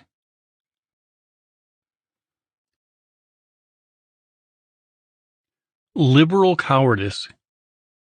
To be blunt, People want authority to exist because they themselves are immature cowards. They want an all-powerful entity to impose their will upon others. This takes different forms in different varieties of political advocacy, but the basic motivation is always the same. The liberal, for example, resents reality. He does not want a world in which suffering and injustice are possible. But instead of doing what he can as a human being, he wants a government to do it for him. He wants some magical entity to make sure that everyone, himself included, is fed, housed, and taken care of, no matter how lazy or irresponsible they are. Instead of trusting human beings to take care of each other, he wants a superhuman authority to guarantee housing, food, health care, and all sorts of other things for everyone. He wants it so badly that he refuses to accept the obvious truth that no such guarantee is ever possible, and that if mere mortals do not take care of themselves and each other, nothing else will take care of them. The liberal views the world as a continuation of the classroom, where there is always an authority in charge and in control, who will make sure that the good kids are rewarded and protected from the bad kids. Each child is told what to do and taken care of, and all that is asked of him is that he does as he is told. He is expected to bear no responsibility at all for his own well-being, except through his obedience to the authority. He does not provide his own food, or his own shelter, or his own protection, or anything else. He simply has faith that authorities, e.g., teachers and parents, will provide for him. He is raised in a setting which bears no resemblance to reality, and is taught to look to authority for all his needs. And the liberal continues to do exactly that, long after he leaves school. He speaks of each person having a right to housing, food, health care, and other things, as if some giant tooth fairy is obligated to make such things magically appear for everyone. The nature of reality, though it stares him in the face every day, is too disturbing for him to acknowledge, because it's so different from the world he grew up in, where authority was responsible for everything. The government programs supported by liberals are a manifestation of their own delusional terror of reality and refusal to see the world as it is. They fear uncertainty so much that they try to hallucinate into existence a superhuman entity, a government, that can somehow overcome all the uncertainties of reality and create an always safe, always predictable world. And when the mythological savior not only fails to fix the world, but makes everything far worse, as happened with collectivist regimes of the Soviet Union, Cuba, China, and many others, the liberal still refuses to let go of his blind faith in the omniscient, omnipotent God called government. A simple analogy makes all liberal political theory collapse. If 100 people were shipwrecked on an island, what would it even mean to say that everyone there has a right to food, or that everyone has a right to health care, or the right to a job, or the right to a living wage? If, for example, someone has a right to housing, and housing comes only from the knowledge, skills, and efforts of other people, it means that one person has the right to force another person to build him a house. This is exactly what happens in a larger context when liberals advocate that some people be forcibly robbed via taxation in order to provide benefits for others. The notion that people, by virtue of their mere existence, are entitled to all sorts of things which come into being only as a result of human knowledge and effort, is delusional. The logical result of this supposedly loving and compassionate viewpoint is violence and slavery, because if one's need entitles him to something, that means it must be forcibly taken from anyone else who has it or can produce it, if he is not willing to supply it willingly. The fact that such a short-sighted, animalistic attitude, collectivism, is portrayed as a progressive, compassionate philosophy does not change the fact that it is, in reality, indistinguishable from the philosophy of rats and cockroaches. Regardless of who produced something, if someone else wants it or claims to need it, he should forcibly take it. The Communist Manifesto expresses this from each according to his ability, to each according to his need. Of course, there is a fundamental difference between suggesting that people who have wealth to spare ought to voluntarily help the less fortunate, and advocating that violence should be used to make things fair. Government programs are never about asking people to help each other. They are always about using threats and aggression to force people to do certain things and behave in certain ways. But the myth of authority allows liberals to advocate widespread, constant violence and intimidation, while still imagining themselves to be caring and compassionate. In essence, what political leftists want is an all-knowing, all-powerful mommy to force people to share and play nice, and they ignore the fact that there is no such thing, and that imagining such a thing only adds violence, suffering, and misery to society. Conservative cowardice. As much as political liberals want a giant mommy state to protect and take care of everyone, political conservatives want a giant daddy state, doing the same thing. The results are slightly different, but the underlying delusion is the same: the desire for an all-powerful authority to protect humanity from reality. The right-wing delusion focuses less on motherly pampering and hand-holding, and focuses more on fatherly protection and discipline. Conservatives want authority to be used to create a big, powerful protection machine, and to firmly impose morality upon the population, which they imagine to be necessary for the survival of mankind. Their denial of reality is just as strong as that of the leftists. Again, the island analogy demonstrates the point well. If 100 people were shipwrecked on an island, who would imagine that forcing most of them to serve and obey a protector would be necessary or useful?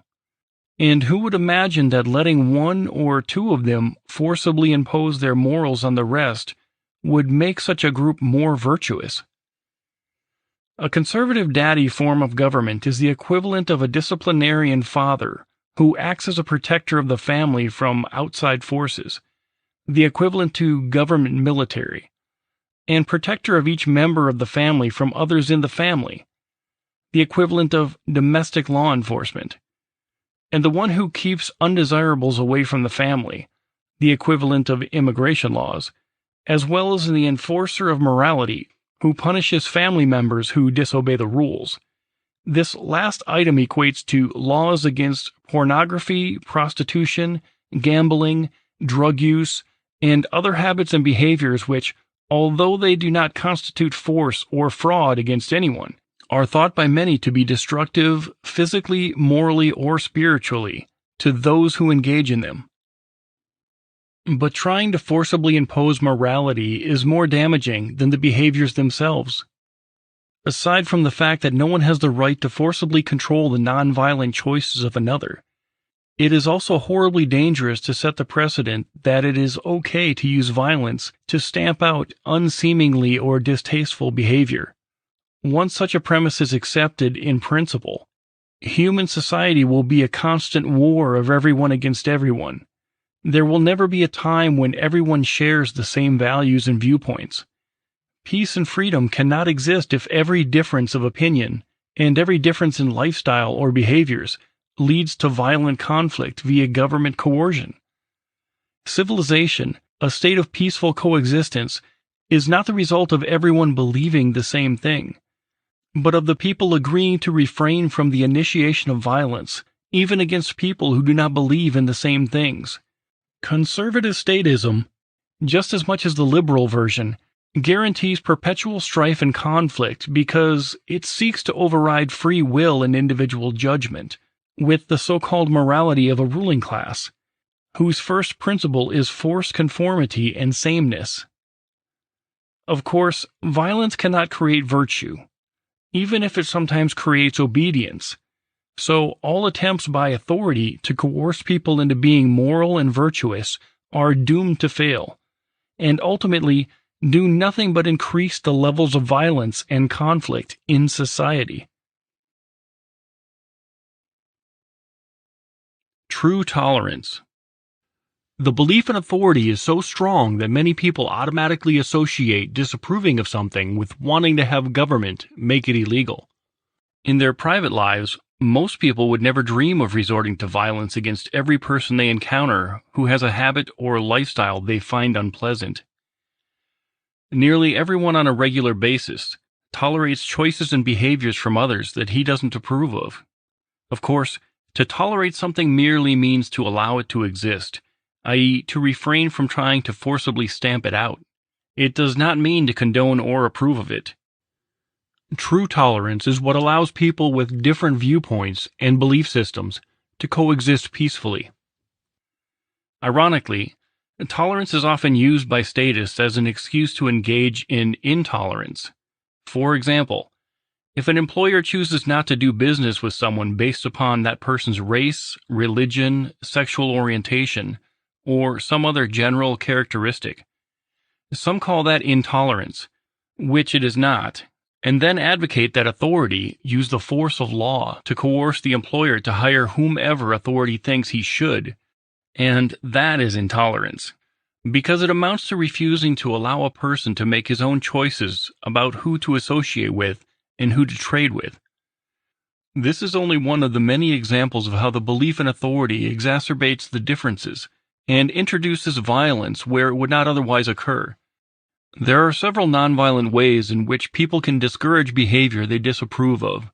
Consider the example of a business owner who refuses to hire blacks, which, repugnant as it may be, is not an act of aggression. Those who find such a policy offensive could boycott the person's business or speak out against his practices or beliefs.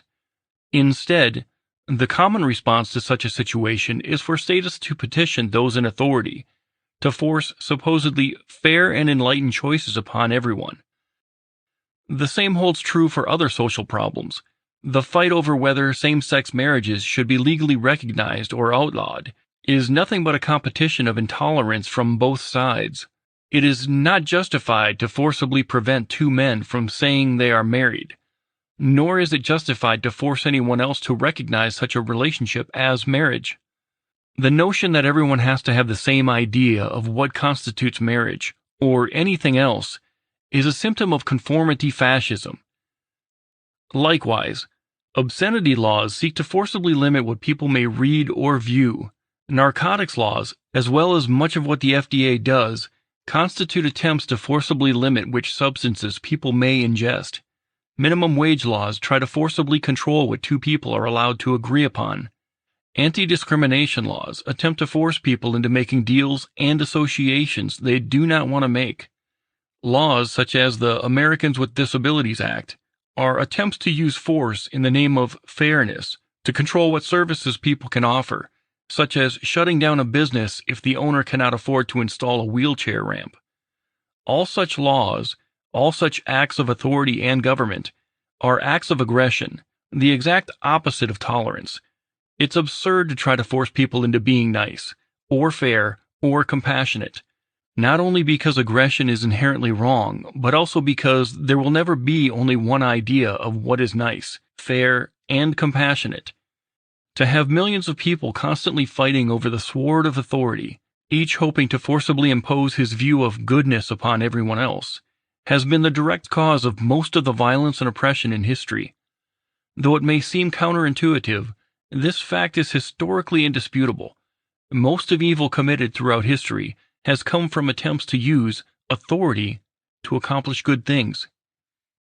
The Constitution of the Soviet Union, for example, described an authority which was to treat everyone equally, regardless of race or religion, occupation or sex, and to preserve the individual rights of all citizens in their economic, political, and social lives. The rights enumerated in the Soviet Constitution included freedom of speech and freedom of religion, the right to work, the right to rest and leisure, the right to housing, the right to education, the right to health care, and the rights of their citizens to be cared for in their old age, among other things. The real-world result of that noble-sounding experiment, however, was constant, violent repression, harassment and intimidation, economic enslavement, forced suppression of thoughts and opinions, widespread poverty, and the murders of tens of millions of human beings, many via intentionally orchestrated starvation. The Constitution of the People's Republic of China is very similar to that of the Soviet Union, and the results were very similar as well. Widespread violent repression and tyranny, as well as mass murder. The attempt by Chinese authorities to use violence of the state to reduce population growth has had particularly horrendous and deplorable results. Tyrants have always professed to have the noblest of intentions for what they do, but even good intentions, when added to the belief in authority, always result in immoral violence, sometimes to an almost incomprehensible degree. Even without all the historical examples, it should be obvious that trying to achieve compassion and fairness, love and virtue, cooperation and brotherhood, by way of authoritarian aggression and violence, is insane, and that government, by its very nature, as a tool of forcible control, can never and will never lead to justice, peace, and harmony. It is also worth noting that the political left and right are both enamored with the concept of equality, with the political right pushing for equality under the law, and the left pushing for equality of outcomes, but neither actually wants true equality, because they both exempt the ruling class from such equality. True equality rules out all government, because a ruler and a subject are obviously and can never be equals. What the statists actually want is equality among the slaves, but enormous inequality between the slaves and the masters. This again shows that they view government as being superhuman, because it never occurs to them, as they push for equality for all, that the equality should also include the politicians and the police. Big or small, left or right, it's still evil. Each and every person who advocates government in any form, whether liberal, conservative, moderate, independent, communist, fascist, constitutionalist, or any other flavor, believes that representatives of authority should, on a large scale, commit acts which, if done by anyone else, would be widely recognized as unjust and immoral. All statists believe that people who make up government have an exemption from basic human morality, and not only may do things which others have no right to do, but should and must do such things for the supposed good of society. The type and degree of aggression varies, but all statists advocate aggression. In statist mythology, the political left wing and the political right wing are opposites. In reality, they are two sides of the same coin. The difference lies only in what the different voters hope those in power will do with that power. But in practice, left and right politicians all engage in wealth redistribution, warmongering, centralized control of commerce, and numerous coercive restrictions upon the behavior of their subjects. As right-wing and left-wing states approach complete power, they become utterly indistinguishable from each other. Hitler's supposedly far-right regime and Stalin's supposedly far-left regime were virtually identical. Whatever the original stated purpose of either, the end result was complete power and control for the politicians, and complete helplessness and enslavement of everyone else. Being allowed to choose between the political left and the political right provides people with exactly as much power and freedom as allowing them to choose between death by hanging and death by firing squad. And adding an independent third party only adds the option of death by electrocution. As long as the people bicker about which gang should enslave everyone, also known as democracy, the people will remain enslaved. Ironically, statists of all political stripes lament the influence that lobbyists and special interests have over politicians, ignoring the fact that every voter is a special interest, and every campaign contributor is a lobbyist. Once people accept the premise that government has the right to forcibly micromanage society, perpetual competition between groups, each throwing money and favors at politicians to try to get their way, is inevitable. It's silly to advocate authoritarian control, government, only to then complain about the unavoidable effect of authoritarian control, people trying to buy influence. Politicians can be bought only because they have the power to sell, and they have the power to sell only because people believe in government. State power will always be used to serve one person's agenda at the expense of another. How else could coercion be used, making the idea of government corruption redundant? Every statist wants government to forcibly impose his will on others, but dubs it corruption if someone else's agenda wins out. The hypocrisy is astounding. Likewise, conservative pundits on talk radio and elsewhere sanctimoniously chastise liberals for advocating the forced redistribution of wealth, while the pundits do exactly the same thing for slightly different purposes. To criticize welfare while supporting corporate subsidies, or to criticize attempts to legislate fairness while supporting the war on drugs, or to criticize liberal plans to nationalize industry while supporting a giant, forcibly funded government military, which amounts to nationalizing the protection industry, shows a complete absence of philosophical principles.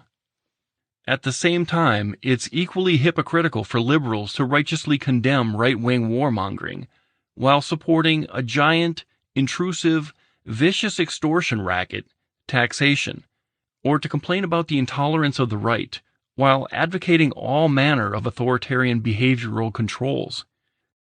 In truth, there is no real difference between the philosophical principles of one statist and another, because they both accept the premise that a ruling class, with the right to control and rob the population, is necessary and legitimate.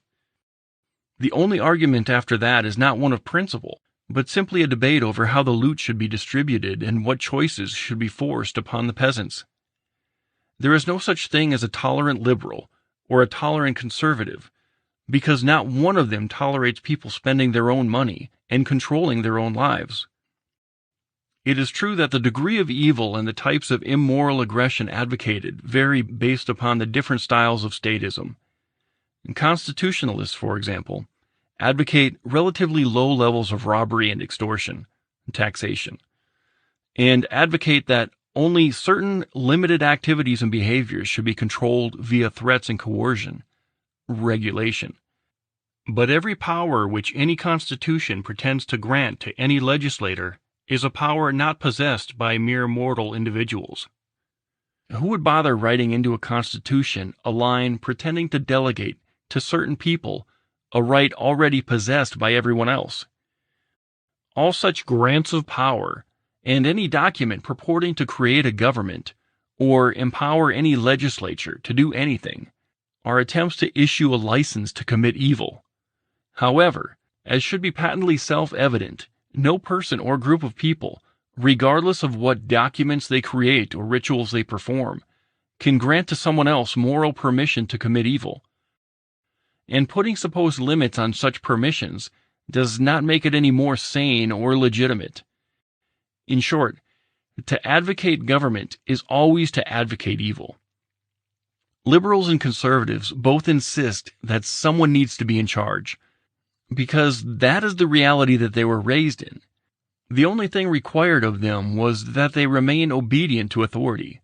From that training, they still have little or no idea what to do if left to their own devices, if no one else is telling them what to do, so they refuse to grow up, and they try to hallucinate an existence of a superhuman authority.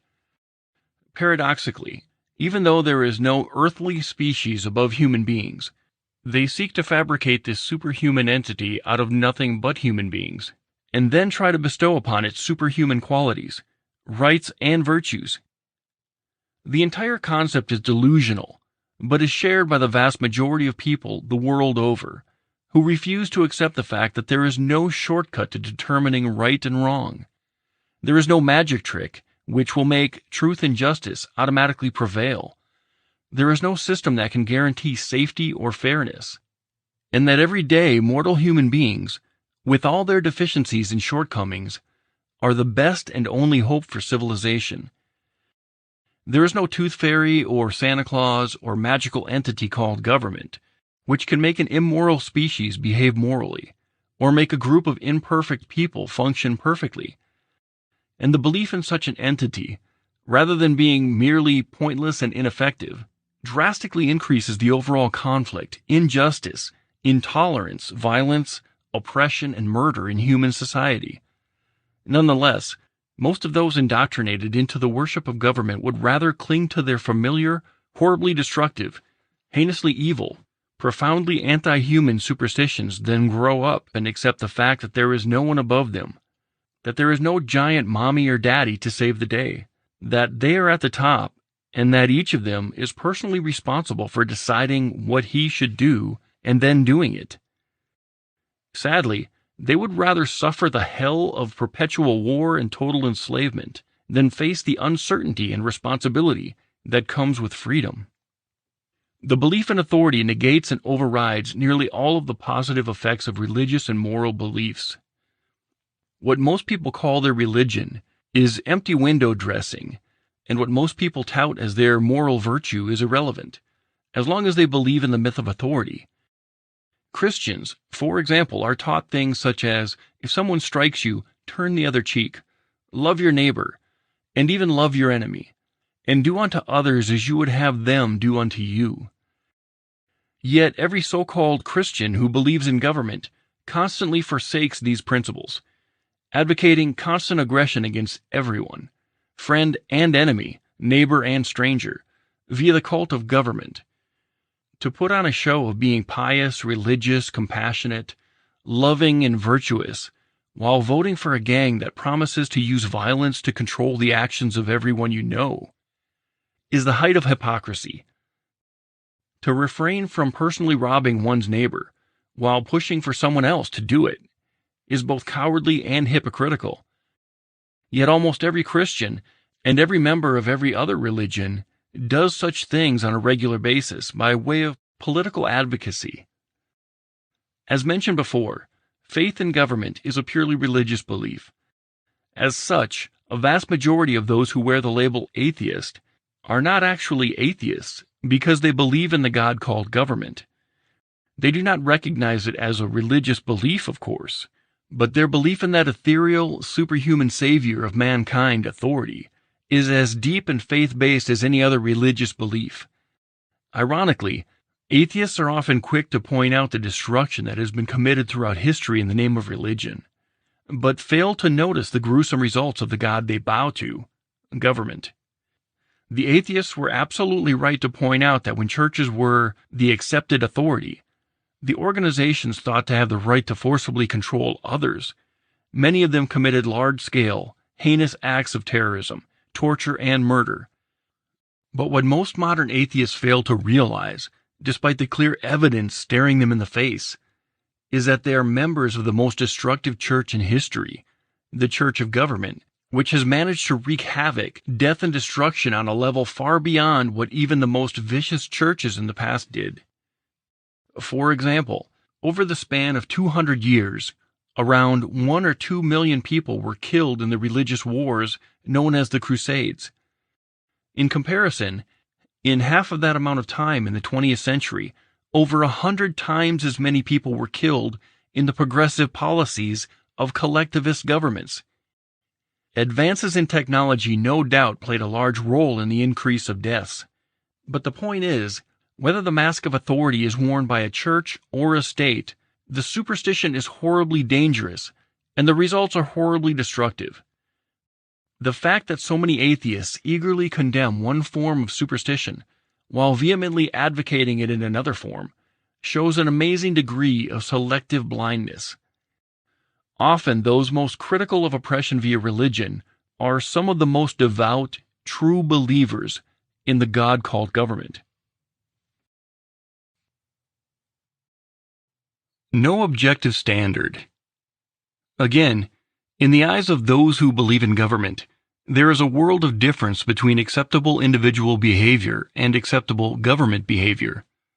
When an individual steals $100, it is seen as an immoral crime.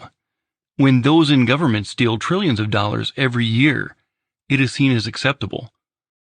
If the average individual prints his own $100 bill and goes out and spends it, that is seen as fraud and counterfeiting, an immoral act akin to theft.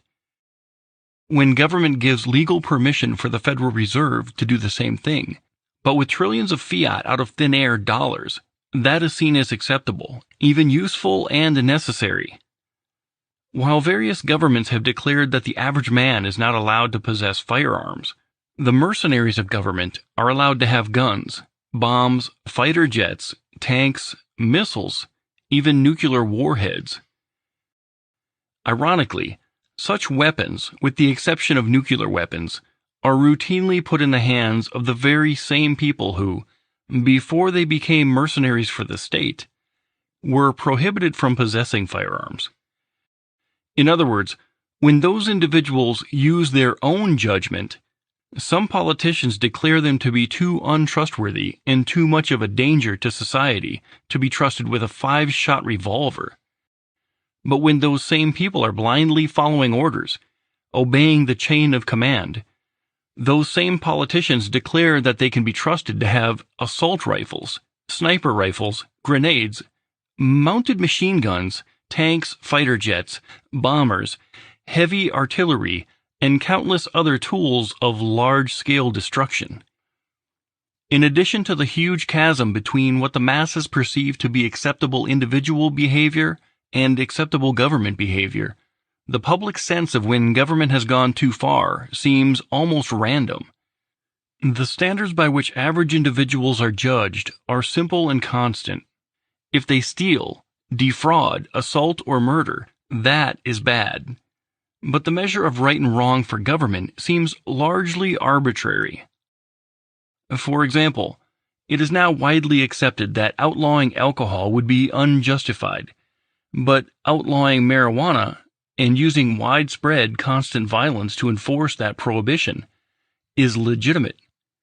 As an even more bizarre contradiction, most people would be rightfully offended if government attempted to coerce everyone into picking up litter in his own neighborhood, but most accepted as legitimate when government, via military draft, coerce people into going to another country to either kill people or die. Bizarrely, this most heinous example of forced labor, forcing people to go halfway around the world to murder complete strangers, was even committed by a government whose own rules, i.e., the 13th Amendment, prohibit involuntary servitude. It is clear that the limits of what government is allowed to do, as far as the general public is concerned, are not based on any principle whatsoever. One reason people, throughout the world and throughout history, have been so slow to resist tyranny is that, as long as the growth of tyranny is slow and steady, the tyrants are never seen as having crossed the line. This is because, without any underlying principles by which to gauge right and wrong, there can be no line to cross. The belief in authority is completely incompatible with any moral principles, precisely because the essence of the belief is that the idea that those in authority are not bound by the same rules of conduct as their subjects. Logically, how could the subjects ever be justified in dictating standards of behavior to their masters?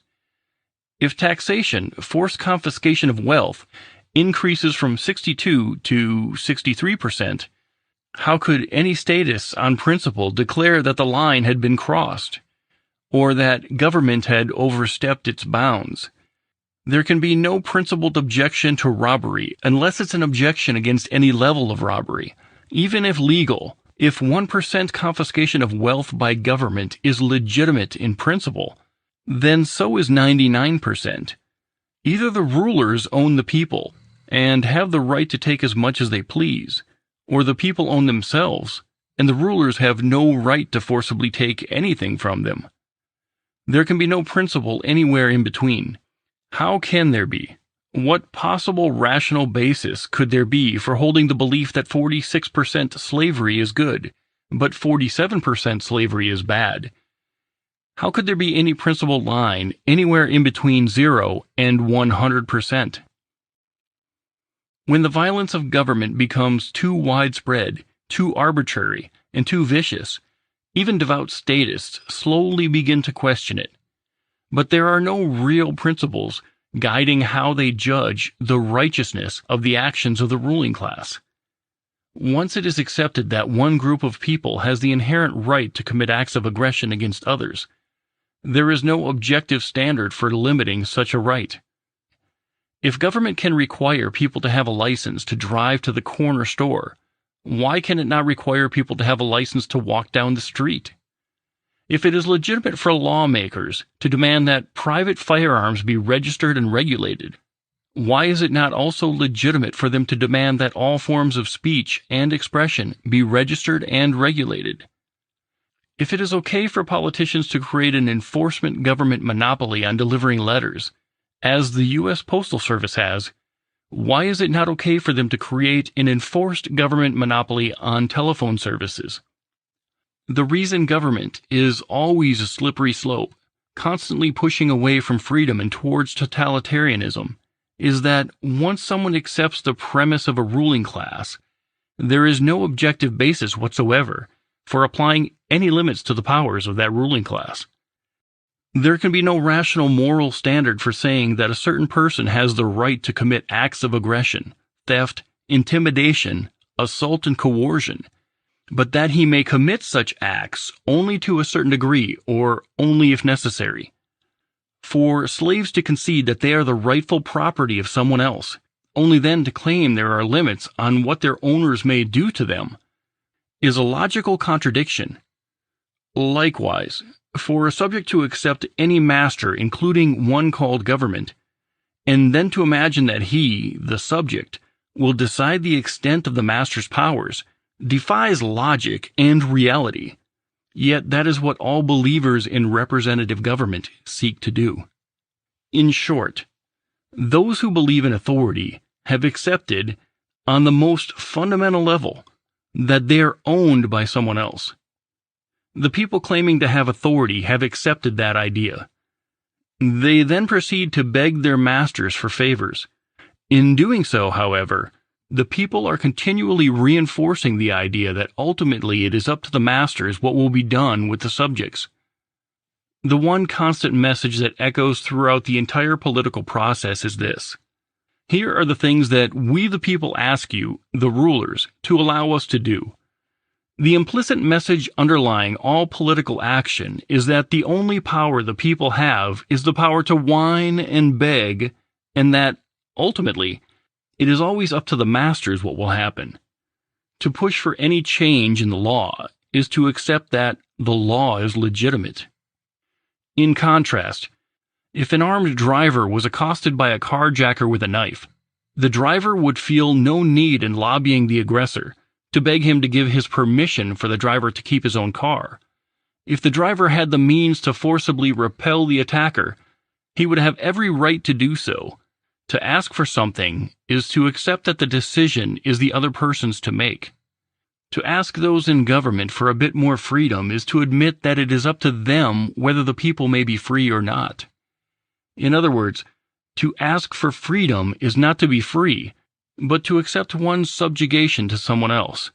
Consider what an oxymoron it is for a person to claim to have an unalienable right to do something, and then to ask the politicians for their legislative permission to do that thing. The belief in authority ultimately leads even those who imagine themselves to be ardent pro-freedom advocates to condone their own subjugation. No matter how loudly they demand that the politicians change some law, those who claim to love freedom while still suffering from the authority superstition merely reinforce the legitimacy of the ruling class's control over them by implicitly agreeing that the people need the ruling class's legislative permission in order to have the right to do anything. The effect on freedom advocates. Government itself does no harm, because it is a fictional entity.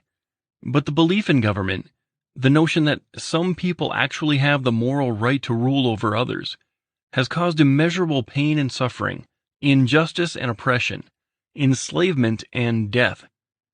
The fundamental problem does not reside in any set of buildings, or any group of politicians, or any gang of soldiers or enforcers. The fundamental problem is not an organization that can be voted out, or overthrown, or reformed. The fundamental problem is the belief itself. The delusion, superstition, and myth of authority which resides in the minds of several billion human beings including those who have suffered the most because of that belief. Ironically, the belief in authority dramatically affects the perceptions and actions of even those who are actively fighting against a particular regime.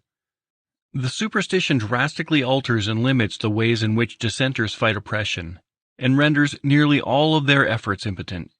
Furthermore, on the rare occasion that a particular tyrant is toppled, one form of oppression is almost always replaced by another, often one that is even worse than the prior one. Instead of fighting against a non-existent beast, what freedom fighters need to do is to recognize that it is not real, that it does not exist, that it cannot exist, and then act accordingly. Of course, if only a few people overcome the superstition, they will likely be ridiculed, condemned, attacked, imprisoned, or murdered by those who are still believers in the myth. But when even a significant minority of people outgrow the superstition and change their behavior accordingly, the world will drastically change. When people actively want true freedom, they will achieve it without the need for any election or revolution. The trouble is, almost no one actually wants humanity to be free, and almost no one opposes oppression in principle. The effects of the myth of authority remain intact even in the minds of most people who consider themselves to be rebels, nonconformists, and free thinkers. During their teenage years, many people go through a period of apparent rebelliousness, which consists mostly of doing whatever those in authority tell them not to do, engaging in smoking, sexual promiscuity, drug use, wearing different clothes or hairstyles, getting tattoos or body piercings, and so on. As such, their actions are still controlled, albeit in a backward way. The myth of authority, instead of obeying for the sake of obeying, they disobey for the sake of disobeying, but still show no signs of being able to think for themselves. They behave like angry children instead of complacent children, but still don't behave like adults, and in most cases, their natural desire to break the chains of authority does not last long.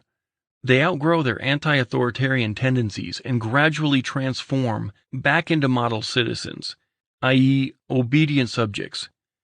For example, the supposedly radical anti-authoritarian hippies of the 1960s more or less became the new government in the United States, with the presidency of Bill Clinton. Even the peaceniks, whose mantra was live and let live, when given the opportunity to become the new authority, chose to forcibly meddle with the lives of others as much as or more than their predecessors did, including via military conquest. Likewise, those in Generation X, the MTV crowd, and so on, have always focused on their efforts on putting people who agree with them in power.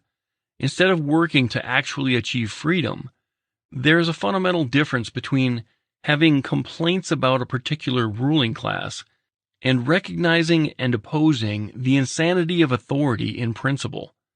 In short, in all the various societal manifestations of so-called rebelliousness and nonconformity, almost none have actually escaped the myth of authority.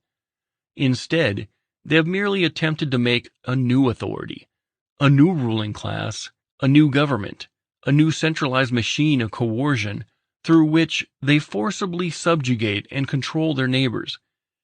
In short, nearly all so-called rebels are phonies, who pretend to be resisting the man, but who actually just want to be the man. And this should be expected. If one starts with the assumption that there should be and must be an authority, and that a government exerting control over a population is a legitimate situation, why would anyone not want to be the one in charge? Each person, by definition, wants the world to be the way he thinks it should be. And what better way could any person accomplish that than by becoming king? If someone wants to accept the notion that authoritarian power is valid, why would he not want it to be used to try to create the world as he wants it to be? This is why the only people who truly advocate freedom in principle are anarchists and voluntarists. People who understand that forcibly dominating others is not legitimate even when it is called law, and even when it is done in the name of the people or the common good. There's a big difference between striving for a new, wiser, nobler master and striving for a world of equals, where there are no masters and no slaves. Likewise, there is a big difference between a slave who believes in the principle of freedom and a slave whose ultimate goal is to become the new master. And this is true, even if that slave truly intends to be a kind and generous master. Even those who advocate a relatively limited, benign type of government are advocating against freedom. As long as the people believe in the myth of authority, every downfall of one tyrant will be followed by the creation and growth of a new tyrant. History is replete with examples, such as Fidel Castro and Che Guevara, who portrayed themselves as freedom fighters just long enough to be the new oppressors.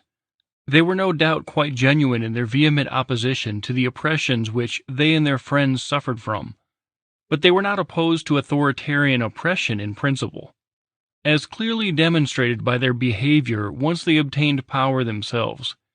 This pattern has been repeated over and over again throughout history, with the resentment of one tyrannical regime becoming the seed of the next tyrannical regime. Even Hitler's rise to power was due in large part to the anger at the perceived injustices and oppressions inflicted upon Germany via the Treaty of Versailles. Of course, as long as the rebels suffer from the superstition of authority, their first priority, once they overthrow one government, will be to set up a new one. So, even acts of great bravery and heroism among those who still believe in government have accomplished little more than replacing one tyrant with another. Many have been able to recognize and oppose specific acts of tyranny by specific regimes, but very few have recognized that the underlying problem is not who sits on the throne. The problem is that there is a throne to sit on. The same failure to recognize the real problem occurs in a more mundane, relatively peaceful reform as well. In the U.S., for example, a large portion of the population is perfectly able to see the injustices resulting from the war on drugs, global warmongering, and other violations of civil rights committed by the Republican tyrants. However, not recognizing the belief in authority as the real problem, the solution proposed by those who recognize such injustices is to give the reins of government to Democrat tyrants instead. Meanwhile, another large portion of the population is perfectly able to see the injustices resulting from heavy taxation, government micromanaging of industry, wealth redistribution schemes, citizen disarmament, gun control, etc., but not recognizing the belief in authority as the real problem. The solution posed by those who recognize such injustices is to give the reins of government back to the Republican tyrants. And so, decade after decade, the machine of oppression changes hands, while individual freedom, in all aspects of life, continue to dwindle. And still, all that most Americans can even contemplate as a solution is yet another election, or another political party, or another lobbying effort, in the hope of begging the ruling class to be more wise or benevolent. Some people, seeing the disaster caused by the two-party system, blame extremism for the negative effects of government. They surmise that if people would only support a form of coercive control, somewhere in between the far left and the far right, things would improve. Such people claim to be independent, open-minded, and moderate, but in reality are merely general advocates of oppression instead of being advocates of a particular flavor of oppression. The left and right are merely two masks which one ruling class wears, and making a new mask, which is a compromise between the other two, will have no effect whatsoever upon the nature of the beast, or the destruction that it causes. Taking a position halfway between left-wing tyranny and right-wing tyranny does not result in freedom. It results in bipartisan tyranny. Among those who vote Democrat or Republican, or any other party, no one recognizes the underlying problem. As a result, no one ever gets any closer to a solution. They remain slaves because their thoughts and discussions are limited to the pointless questions of who should be their master. They never consider, and dare not consider, the possibility that they should have no master at all. As a result, they focus entirely on political action of one kind or another, which is all founded on the belief in authority, which is the problem itself. So the efforts of statists are, and always will be, doomed to fail. This is even true in the less mainstream, supposedly more pro-freedom political movements, including constitutionalists, the Libertarian Party, and others. As long as they think and act within the confines of the government game, their efforts are not only completely incapable of solving the problem, but actually aggravate the problem by inadvertently legitimizing the system of domination and subjugation which wears the label of government. The rules of the game. Even most people who claim to love liberty and believe in unalienable rights allow the superstition of authority to drastically limit their effectiveness. Most of what such people do, in one way or another, consists of asking tyrants to change their laws.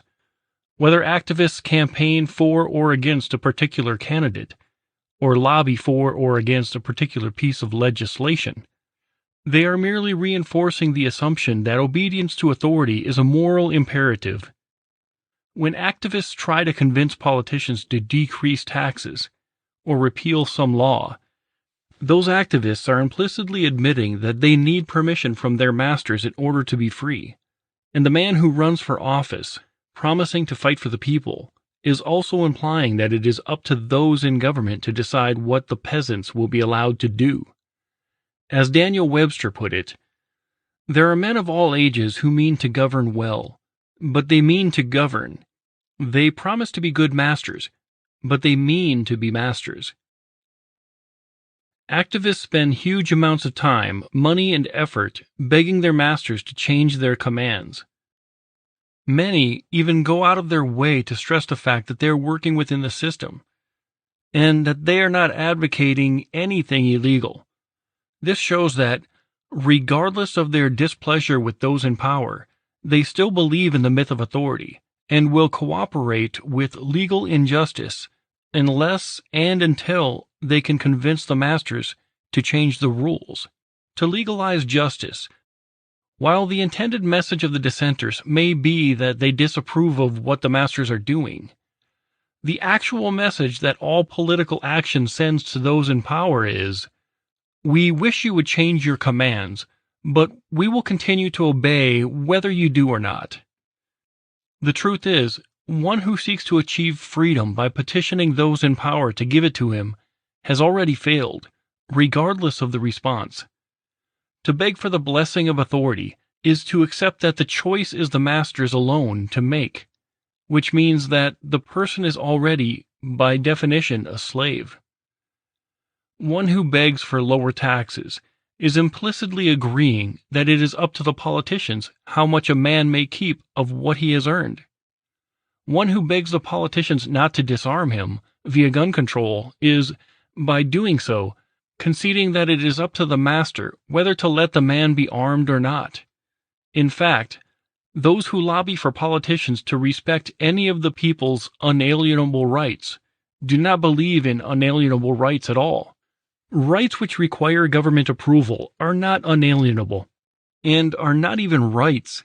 They are privileges granted or withheld at the whim of the masters. And those who hold positions of power know that they have nothing to fear from people who do nothing but pathetically beg for freedom and justice. However loudly the dissenters talk about demanding their rights, the message they actually send is this: "We agree, Master, that it is up to you what we may and may not do." That underlying message can be seen in all sorts of activities mistakenly imagined to be forms of resistance.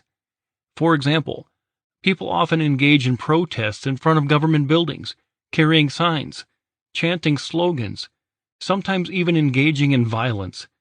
to express their displeasure with what the masters are doing. However, even such protests, for the most part, do little more than reinforce authoritarianism. Marches, sit-ins, protests, and so on are designed to send a message to the masters, the goal being to convince the masters to change their evil ways. But that message still implies that it is up to the masters what the people may do, which becomes a self-fulfilling prophecy. When the people feel beholden to an authority, they are beholden to an authority. Those in government derive all their power from the fact that their subjects imagine them to have the power. Legitimizing oppression. The harder people try to work within any political system to achieve freedom, the more they will reinforce, in their own minds and in the minds of anyone watching, that the system is legitimate. Petitioning politicians to change their laws implies that those laws matter and should be obeyed. Nothing better shows the power of the belief in authority than the spectacle of 100 million people begging a few hundred politicians for lower taxes. If the people truly understood that the fruits of a man's labor are his own, they would never engage in such lunacy. They would simply stop surrendering their property to the political parasites. Their trained-in desire to have the approval of authority creates in them a mindset not unlike the mindset of a slave. They literally feel bad about keeping their own money and making their own choices, without first getting the master's permission to do so. Even when freedom is theirs for the taking, statists continue to grovel at the feet of megalomaniacs begging for freedom, thus ensuring that they will never be free. The truth is, one cannot believe in authority and be free, because accepting the myth of government is accepting one's own obligation to obey a master, which means accepting one's own enslavement. Sadly, many people believe that begging the master via political action is all they can do, so they forever engage in rituals which only legitimize the slave-master relationship instead of simply disobeying the tyrants. The idea of disobeying authority, breaking the law, and being criminals is more disturbing to them than the idea of being a slave. Those who want a significantly lower level of authoritarian control and coercion are sometimes accused of being anti-government, an allegation most vehemently deny, saying that they are not against government per se, but only want a better government.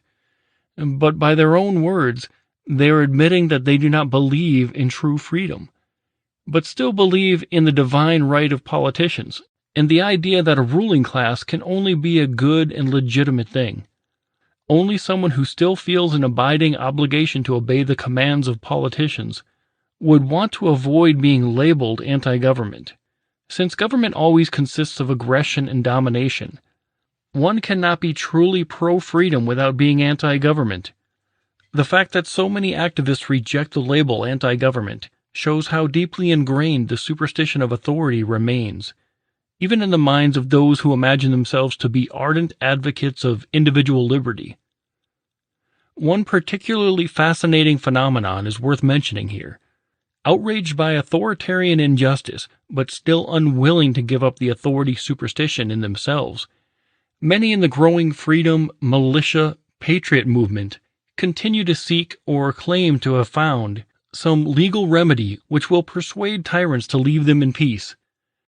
Over the years, one theory after another has surfaced alleging the existence of some secret government form, or some legal trick, or some official procedure which can free an individual from the control of government.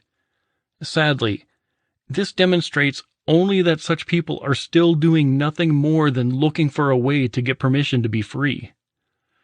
The road to true freedom has never been, and will never be, a new political ritual, a new legal document or argument, or any other form of political action. The only road to true freedom is for the individual to let go of his own attachment to the superstition of authority. The libertarian contradiction. Perhaps the best illustration of how the belief in authority warps thinking and gets in the way of achieving freedom is the fact that there is a libertarian political party. The heart and soul of libertarianism is the non-aggression principle, the idea that initiating force or fraud against another is always wrong, and that force is justified only if used in defense against aggression. The principle is perfectly sound, but trying to make it reality via any political process is completely self-contradictory, because government and non-aggression are utterly incompatible. If the organization called government stopped using any threats or violence except to defend against aggressors, it would cease to be government. It would have no right to rule, no right to tax, no right to legislate, no monopoly on protection, and no right to do anything which any other human being does not have the right to do. One excuse for libertarian political activism is the claim that society can transform from its current authoritarian arrangement into a truly free society only if it does so slowly and gradually. However, that has never happened and never will happen, for a very simple reason. Either there is a such thing as authority, or there is not. Either there is a legitimate ruling class with the right to rule everyone, or each individual owns himself and is beholden only to his own conscience. The two are mutually exclusive paradigms. It is impossible for there to be an in-between, because whenever there is a conflict between what authority commands and what one's individual judgment dictates, it is impossible to obey both. One must outrank the other. If authority outranks conscience, then the common folk are all the rightful property of the ruling class, in which case freedom cannot and should not exist. If, on the other hand, conscience outranks authority, then each person owns himself, and each must always follow his own judgment of right and wrong, no matter what any self-proclaimed authority or law may command. There cannot be a gradual shift between the two, nor can there be a compromise. Trying to convert libertarianism into a political movement requires a mangled, perverted hybrid of the two options. The idea that a system of domination, government, can be used to achieve individual freedom. Whenever a libertarian lobbies for legislation or runs for office, he is, by his own actions, conceding that authority and man-made law is legitimate. But if one actually believed in the non-aggression principle, he would understand that the commands of politicians' laws cannot trump that principle, and any law that is contrary to the principle is illegitimate. This goes for the idea of unalienable rights as well. If an individual has an inherent right to do something, then, by definition, he does not need any permission from tyrants to do it.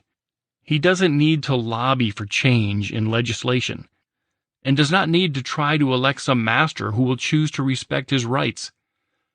Anyone who actually believes in the principle of non-aggression, the underlying premise of libertarianism, must be an anarchist, as it is logically impossible to oppose the initiation of violence while supporting any form of government, which is nothing but violence.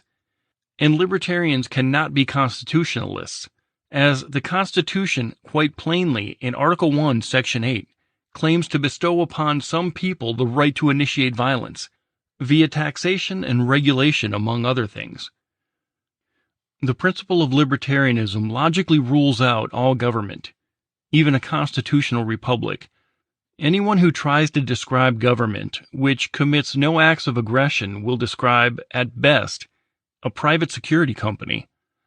Nonetheless, so many people have been so thoroughly trained into the authoritarian mindset that even when they can see the obvious moral superiority of living by the non-aggression principle, the basis of libertarianism, they still refuse to give up the absurd notion that the right to rule, authority, can be used as a tool for freedom and justice. There is a fundamental difference between arguing about what the master should do, which is what all politics consists of, and declaring that the master has no right to rule at all. To be a libertarian candidate is to try to do both of these conflicting things. It obviously legitimizes the office the candidate seeks to hold, even while the candidate is claiming to believe in the principles of non-aggression and self-ownership, which completely rule out the responsibility of any legitimate public office. In short, if the goal is individual freedom, political action is not only worthless, it is hugely counterproductive, because the main thing it accomplishes is to legitimize the ruling class's power. The only way to achieve freedom is to first achieve mental freedom, by realizing that no one has the right to rule another, which means that government is never legitimate. It is never moral. It is never even real. Those who have not yet realized that and continue to try to petition the system to make them free are playing right into the hands of the tyrants. Even petitioning for lower levels of taxation or government spending, or asking for things to be legalized or deregulated, or begging for other reductions in government control over the people, still does nothing to address the real problem, and in fact adds to the real problem by unwittingly repeating and reinforcing the idea that if people want freedom, they need to have freedom legalized. Political action, by its very nature, always empowers the ruling class and disempowers the people. If enough people recognize and let go of the authority myth, there is no need for any election, any political action, or any revolution. If the people did not imagine themselves to have an obligation to obey the politicians would literally be ignored into irrelevance. In fact, the belief in democracy dramatically reduces the ability of the people to resist tyranny by limiting the ways in which they resist it.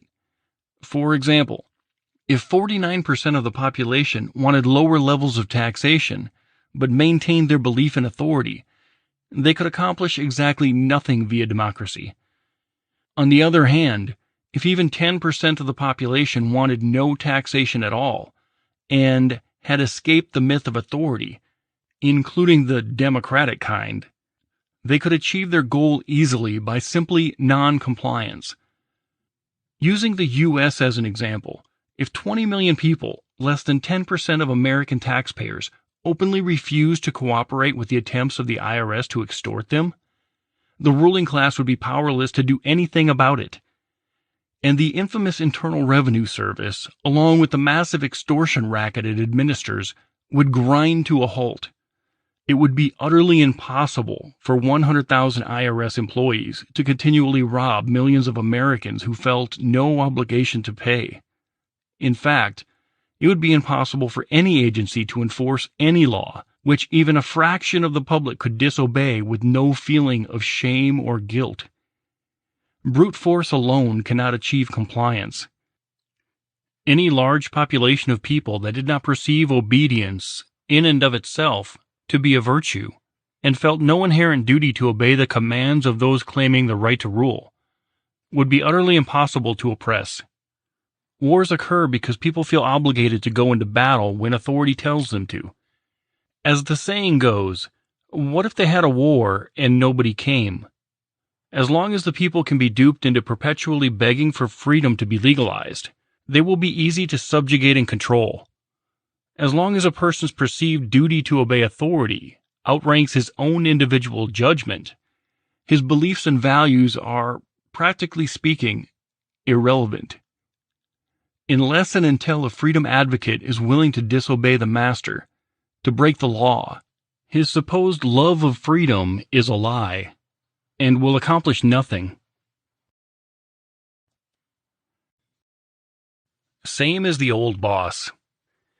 Many have argued that society without rulers is impossible, because the moment that government collapses or is overthrown, a new government will instantly spring up.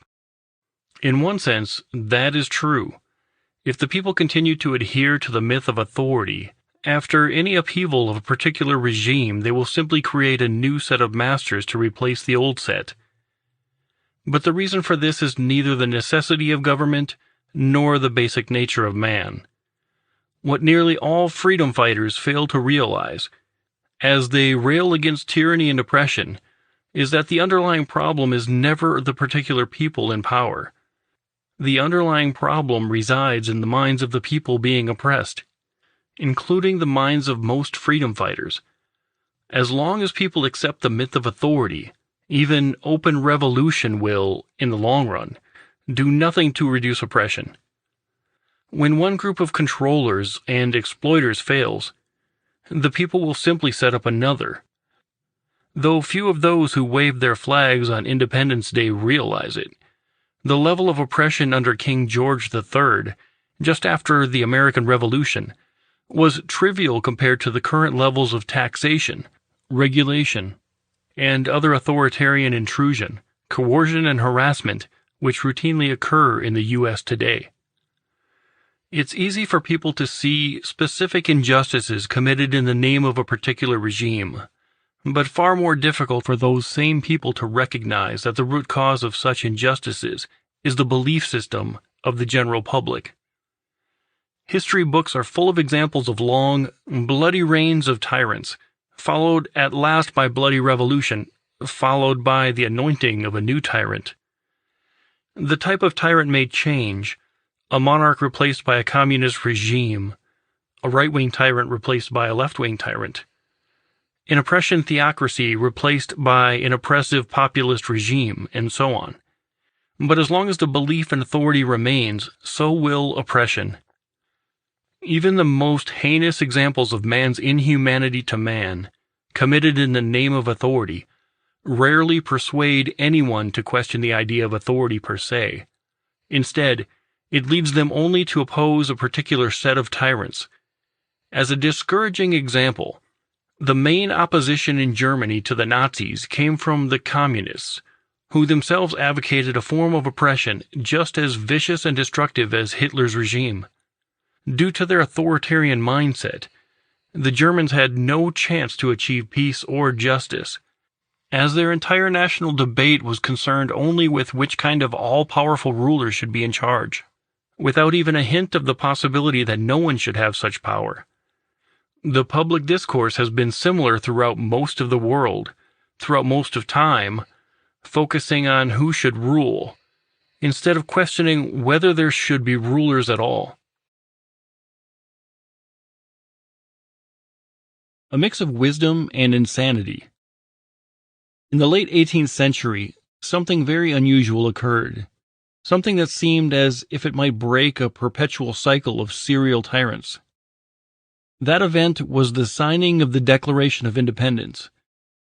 What made that event unusual was not that the people were rebelling against a tyrant, which had happened countless times before, but that the rebels expressed some basic philosophical principles, rejecting not just a particular regime, but rejecting oppression in principle. Almost. The American Revolution was the result of a hodgepodge of conflicting ideas, some supporting individual sovereignty, some supporting a ruling class. The Declaration of Independence and the Constitution which followed some years later were a combination of profound insight and glaring contradictions. On the bright side, the discussion of the time was not just about who would be in charge, but focused heavily on the concept of individual rights and limiting the powers of government. At the same time, the Declaration of Independence erroneously asserted that government can have a legitimate role in society, to protect the rights of individuals. However, this has never been true in practice, and can never be true in theory. As explained above, an organization which did nothing more than defend individual rights would not be government in any sense of the term. The Declaration also spoke of unalienable rights, and asserted that all men are created equal, as far as their rights are concerned. But the authors failed to realize that such concepts completely rule out any possibility of a legitimate ruling class, even a very limited one. The very principles they expressed were then immediately contradicted by their efforts to create a protector, government. One day they were declaring that all men are created equal, the Declaration of Independence, and the next day they were declaring that some men, calling themselves Congress, had the right to rob, tax, everyone else. U.S. Constitution, Article 1, Section 8, Clause 1. Furthermore, the Declaration asserts when any government becomes destructive of individual rights, as every government always does the moment it comes into existence, the people have the duty to alter or abolish it. Yet the Constitution claims to give Congress the power to suppress insurrections. U.S. Constitution, Article 1, Section 8, Clause 15. This implies that the people have the right to resist government oppression, but that the government has the right to violently crush them when they do. In short, works of the Founding Fathers consist of a combination of profound wisdom and utter lunacy. In some places, they describe quite well the concept of self-ownership. In others, they sought to create a ruling class. They didn't seem to notice that those two agendas are utterly incompatible with each other. The result of their effort was, in one sense, a gigantic failure. The regime they created grew far beyond what both the Federalists and the Anti-Federalists said they wanted. The Declaration and the Constitution utterly failed to keep government power limited. The promise of a government that would be a servant of the people, protecting their rights but otherwise leaving them in peace, grew into the largest, most powerful authoritarian empire the world has ever known, including the largest and most intrusive extortion racket ever known, the largest and most powerful war machine in history, and the most intrusive and invasive bureaucracy in history. In truth, the idea was doomed from the beginning.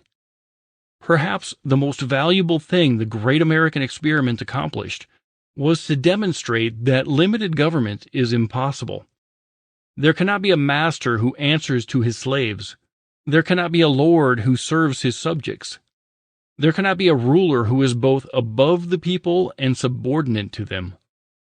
Unfortunately, there are still many who refuse to learn this lesson, insisting instead that the Constitution did not fail, the people failed, by not doing it right, by not being vigilant enough, or by some other neglect or corruption.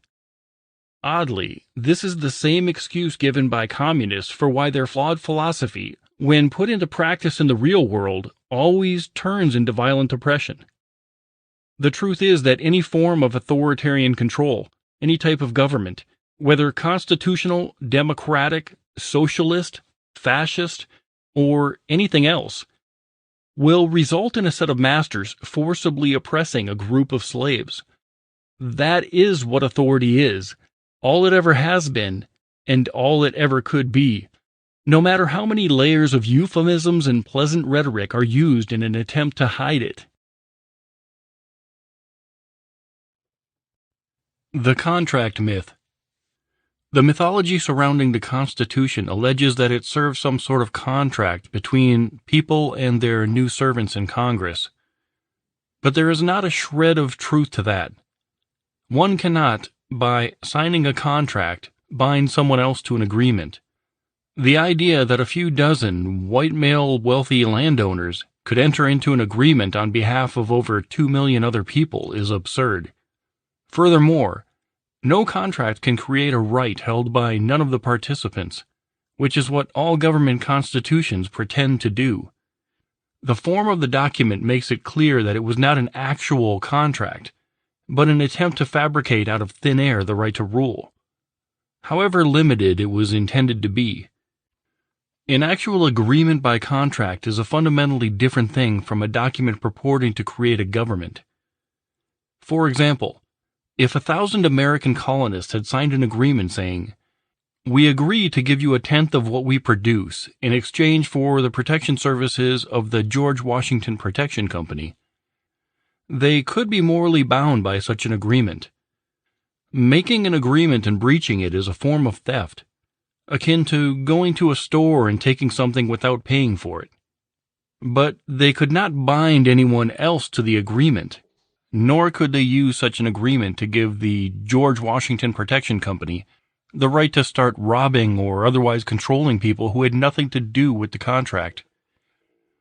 Also, while the Constitution pretends to authorize Congress to do various things, it does not actually require Congress to do anything. Who in their right mind would sign a contract which did not bind the other party to do anything? In DeShaney v. Winnebago, 489 U.S. 189, the Supreme Court officially declared that the government has no actual duty to protect the public. The result is that the Constitution, rather than being a brilliant, useful, valid contract, was an insane attempt by a handful of men to unilaterally subject millions of other people to the control of the machine of aggression, in exchange for no guarantee of anything. The fact that millions of constitutionalists are desperately trying to get back to that, in hopes that it can save their country if people try it again, after it utterly failed the first time, is a testament to the power and insanity of the superstition of authority.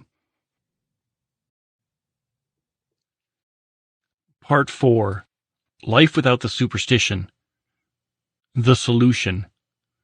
Nearly everyone can see at least some problems with the government he lives under, whether it be corruption, warmongering, socialist redistribution, police-state intrusions, or other oppressions, and many are desperate to find a solution to such problems.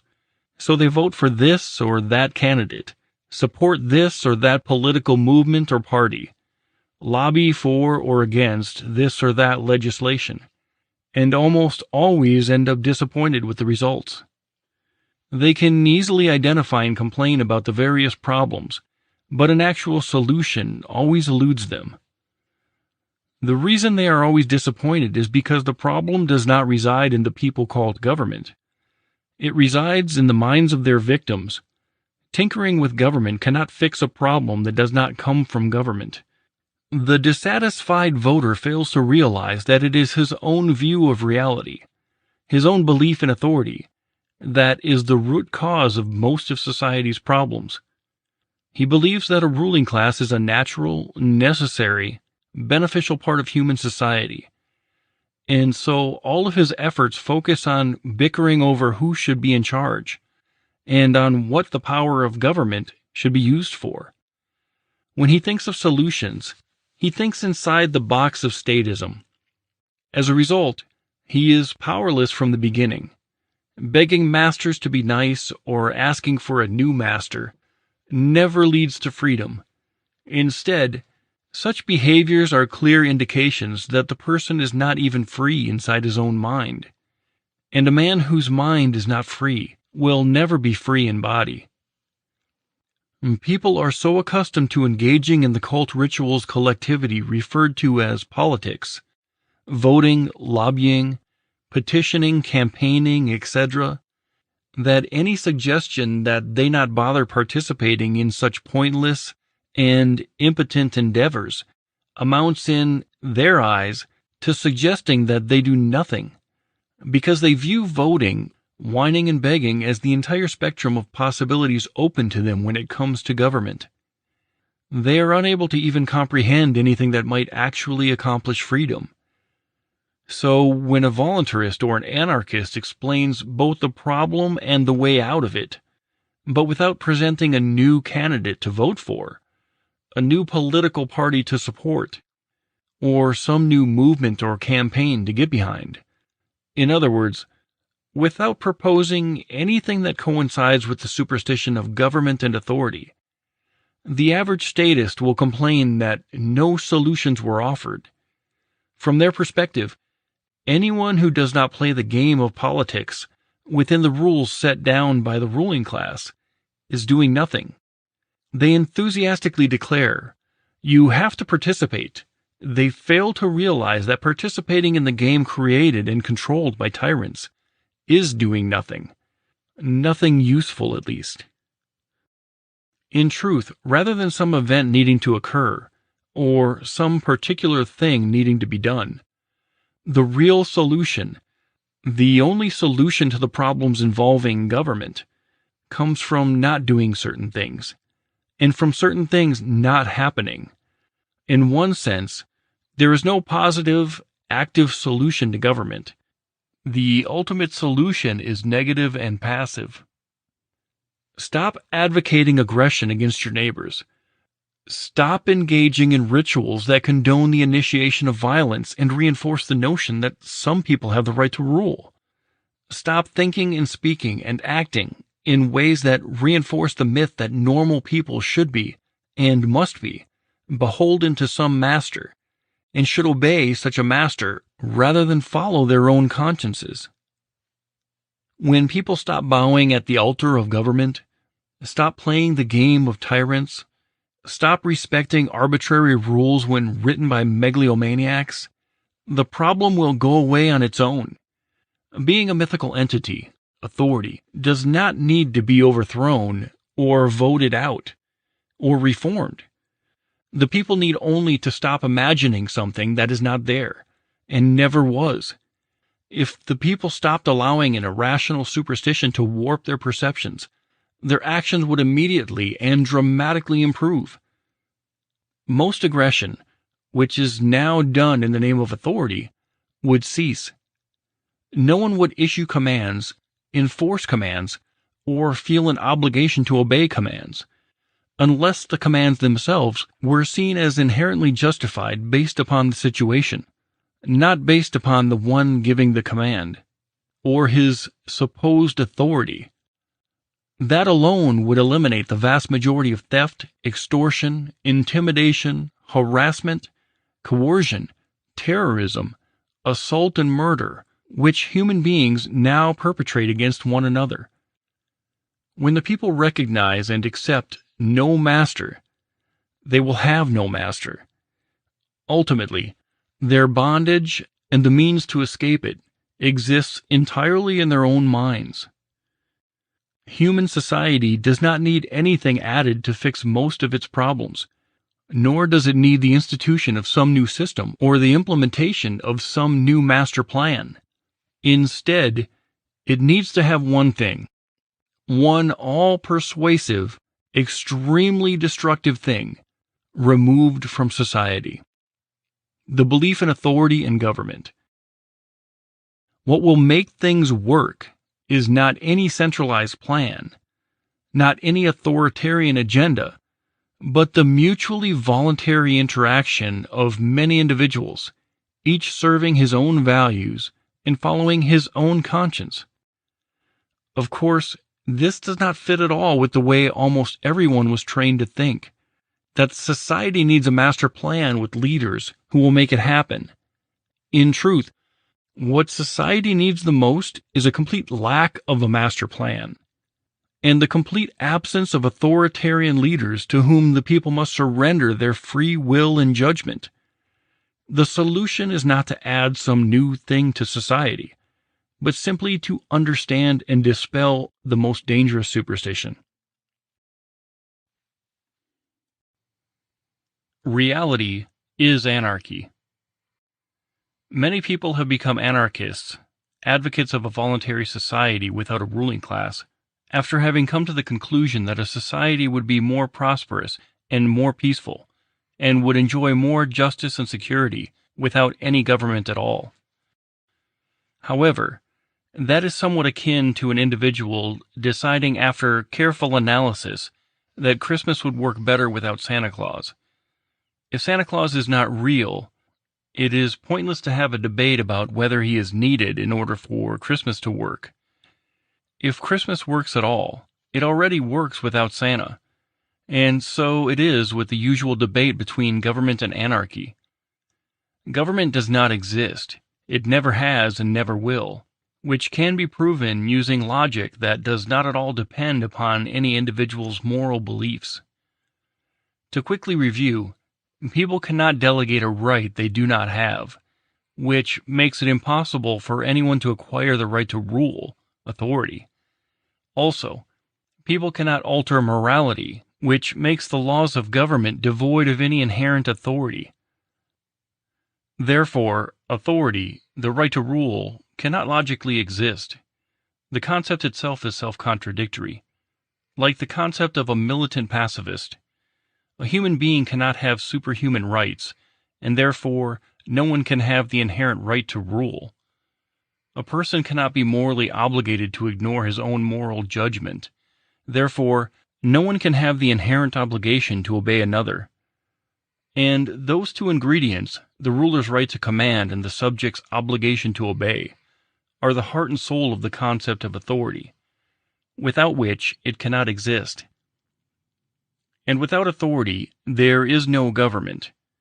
If the control which the gang called government exerts over others is without legitimacy, it is not government, and its commands are not laws. Without the right to rule, and a simultaneous moral obligation to obey on the part of the masses, the organization called government is nothing more than a gang of thugs, thieves, and murderers. Government is an impossibility. It's simply not an option, any more than Santa Claus is an option. And insisting that it is necessary, when it does not and cannot even exist, or predicting doom and gloom if we do not have the mythical entity, does not change the fact. To argue that human beings need to have a rightful ruler, one with the moral right to forcibly control all others, and one whom all others are obligated to obey, does not change the fact that there is no such thing and can be no such thing. As such, the purpose of this final chapter is not to merely argue that society would work better without the fiction called government, but to introduce the reader the ways in which people will perceive reality differently, think differently, behave differently, and interact differently. Very differently indeed. Once they give up the most dangerous superstition, the belief in authority, anarchy, meaning an absence of government, is what is. It is what has always been and will always be. When people accept the truth and stop hallucinating a creature called authority, they will stop behaving in the irrational and destructive manner they do now. Almost everyone, at least to begin with, has difficulty thinking clearly about such a concept, because every politician and every government is constantly proposing solutions that deal with how society would be organized, managed, and controlled through a centralized, authoritarian system. Most people do not even know how to mentally process the idea of a complete lack of any forcibly imposed system. They instinctively ask such things as, how would the roads work? Or how would we defend ourselves? The truth is that no one can know how everything would work or exactly what would happen. Individuals can make suggestions about how things should work, or predictions about how things might work, but no one can possibly know the best way for everything to work. Despite the huge amount of uncertainty this creates, the historical track record of people living in freedom is far better than any centralized, managed solution has ever been. However, statists have been trained to be terrified of this infinitely more complex type of society, where there is not one master plan but billions of individual plans, interacting with each other in innumerable different ways. To them, that means chaos. And in a way, it is chaos, in the sense that there is no single guiding idea, no single controlling entity. This does not mean that people cannot make agreements, or work together, or cooperate and find compromises. Instead, it means that each person will view his life as an adult instead of throwing away his free will and responsibility to blindly follow someone else's agenda. As an aside, even without the authority superstition, there would still be leaders and followers, but it would usually be actual leadership, where one person leads by example by demonstrating a level of intelligence, compassion, or courage which inspires others to behave similarly. That is a very different phenomenon from what is usually dubbed leadership today. When people talk of the leaders of countries, they are talking about people coercively controlling millions of others. The term leader of the free world, when talking about a government official, is inaccurate and self-contradictory. Politicians do not lead by example. If anything, they set an example of how to be dishonest, conniving, narcissistic, and power-happy. They say what people want to hear in order to dominate and control them. To call such people leaders is as ridiculous as calling thieves producers, or calling murderers healers. In the absence of the belief in government, real leaders could emerge. People who claim no right to rule, no right to force anyone else to follow them, but whose virtues and actions others recognize as being worth emulating. No one can predict, and no one will control everything that will happen in the world without the myth of government. The following is not therefore intended to be a complete explanation of how every piece of human society would work once the authority myth is gone. Instead, it's an introduction to a few of the ways in which human beings might stop allowing an irrational superstition to distort their thinking and pervert their behavior, and might start behaving as rational, free beings, driven by their own free will and individual judgment, as they ought to be.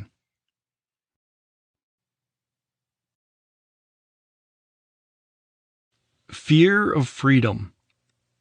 Most people live their lives surrounded by authoritarian hierarchies, from families to schools to businesses to all levels of government.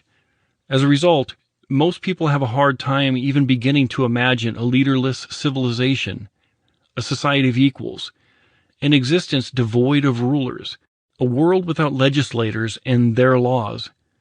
The very thought in most people's minds conjures up images of chaos and mayhem. People are comfortable with whatever they are accustomed to, and fear the unknown. People are so attached to whatever is familiar to them that even those who live in very high crime areas or war zones rarely leave the world they know to search for something better. Similarly, it is a well-documented fact that some long-term prisoners develop a fear of being released, and when they are, commit further crimes with the intention of being sent back to prison. Even slaves can exhibit a dread of being freed. This is because the life of a prisoner or a slave, though not likely fulfilling, is predictable. And imagining a new, drastically changed life, in a strange place, among strangers, with all of the related uncertainties, how will I eat? Where will I live? What will I be like? Will I be safe? Scares almost everyone. So it is when most people contemplate human society without a ruling class. The concept is so foreign to everyone they have ever known and have ever thought about, and everything they were taught is necessary and good, that they hardly know how to begin to imagine it. Even our very language illustrates our fear of living in a society as free equals, because such a state is defined as anarchy, a term also used to describe chaos and destruction. We have grown so accustomed to the mental cage which the myth of authority has formed around each of us that most of us are terrified of the idea of life without that cage. We are literally afraid of our own freedom, and some people will work hard to reinforce that fear. Those who benefit the most from the myth of authority, those who crave domination over others, and the unearned wealth and power it gives them, are constantly pushing the message that life without them in charge would mean constant pain and suffering for everyone. Just about anything people can be afraid of. Crime, poverty, disease, invasion, environmental disasters, etc., has been used by tyrants to scare people into subservience. The details vary, but the template of the message from the tyrants is always the same. If you do not give us power over you, so that we can protect you, you will suffer horribly. That message, combined with man's inherent fear of the unknown, has allowed for an incomprehensible level of oppression, theft, and outright murder, lasting generation after generation. All around the world, ironically, it has been the empty promise of protection against suffering and injustice which has duped so many people into accepting the very thing which has caused more suffering and injustice than anything else in history, the belief in government. It seems strange that any thinking human being would not be naturally open and receptive to the idea that he owns himself and should be in charge of his own life, unhindered by any human authority. However, the average person who hears such a message often lashes out at the messenger, insists that actual freedom, a world without masters and subjects, would mean chaos and destruction, and then vehemently advocates the continued enslavement of all of mankind, including himself. He does so not based upon any rational thought or evidence or experience, but based upon his own deep-seated existential terror of the unknown. The unknown in this case is being a society of equals instead of masters and subjects. He has never seen it in action on a large scale, and has never thought about it, cannot imagine it, and therefore fears it. And those who desire domination over others are constantly reinforcing and encouraging that fear in those they seek to subjugate. Seeing a different world. When someone who has been indoctrinated into the cult of authority finally disentangles himself from the superstition, the first thing that happens is that he sees a drastically different reality. When he observes the effects of the authority superstition, which infiltrate nearly every aspect of most people's lives, he sees things as they actually are, not as he had formerly imagined them to be. Most of the time, when he sees so-called law enforcement in action, he recognizes it as raw, illegitimate, and immoral thuggery being used to extort and control people in order to serve the will of the politicians. The exception to this is when the police use force to stop others who are actually guilty of acts of aggression. Ironically, the very acts which the police routinely commit for their ruling class. When the recovering statist watches various political rituals, whether a presidential election, a legislative debate in Congress, or a local zoning board passing some new ordinance, he sees it for what it is: the acting out of delusions and hallucinations by people who have been indoctrinated into a completely irrational cult. Any discussions in the media of what public policy should be, or which representatives should be elected, or what legislation should be enacted, appear to one who has escaped the superstition exactly as useful and rational as well-dressed, attractive, respectable-looking people seriously discussing how Santa Claus should handle the next Christmas. To one who has escaped the myth of authority, the premise upon which all political discussion rests disintegrates, and every bit of the rhetoric which stems from the superstition is recognized as being utterly insane. The unindoctrinated individual sees every campaign speech, every political argument, every discussion in the news about anything political, every CNN broadcast of another debate on the House floor over some new piece of legislation as a display of symptoms of profound delusions due to the blind acceptance of utterly asinine, cult-like dogma. All voting, campaigning, writing to one's congressman, signing petitions, suddenly appear no more rational or useful than praying to a volcano god to grant its blessings to the tribe. One who has been deprogrammed not only sees futility in all political action, but sees that such actions, no matter what their intended goals, actually reinforce the superstition. Just as everyone in a tribe praying to a volcano god would reinforce the idea that there is a volcano god, so begging politicians for favors reinforces the idea that there is a rightful ruling class, that their commands are law, and that their obedience to such laws is a moral imperative. Those whom most people now regard with great respect, and who are often called honorable, are recognized as delusional, God-complex lunatics by those who have escaped the authority myth. The unindoctrinated would take no more pride in shaking the president's hand than he would in shaking the hand of any other psychotic, narcissistic mass murderer. The men who wear black dresses and wield wooden hammers and refer to themselves as the court are seen as the madmen they are. Those who wear badges and uniforms and imagine themselves to be something other than mere human beings are not seen by the deprogrammed as noble warriors of law and order, but as confused souls suffering from what is little more than a mental disorder. Of course, those who have given up the superstition of authority can still fear the damage that those megalomaniacs and their mercenaries, soldiers and police, are capable of inflicting, but the mercenaries' actions are no longer seen as being in any way legitimate, or rational, or moral.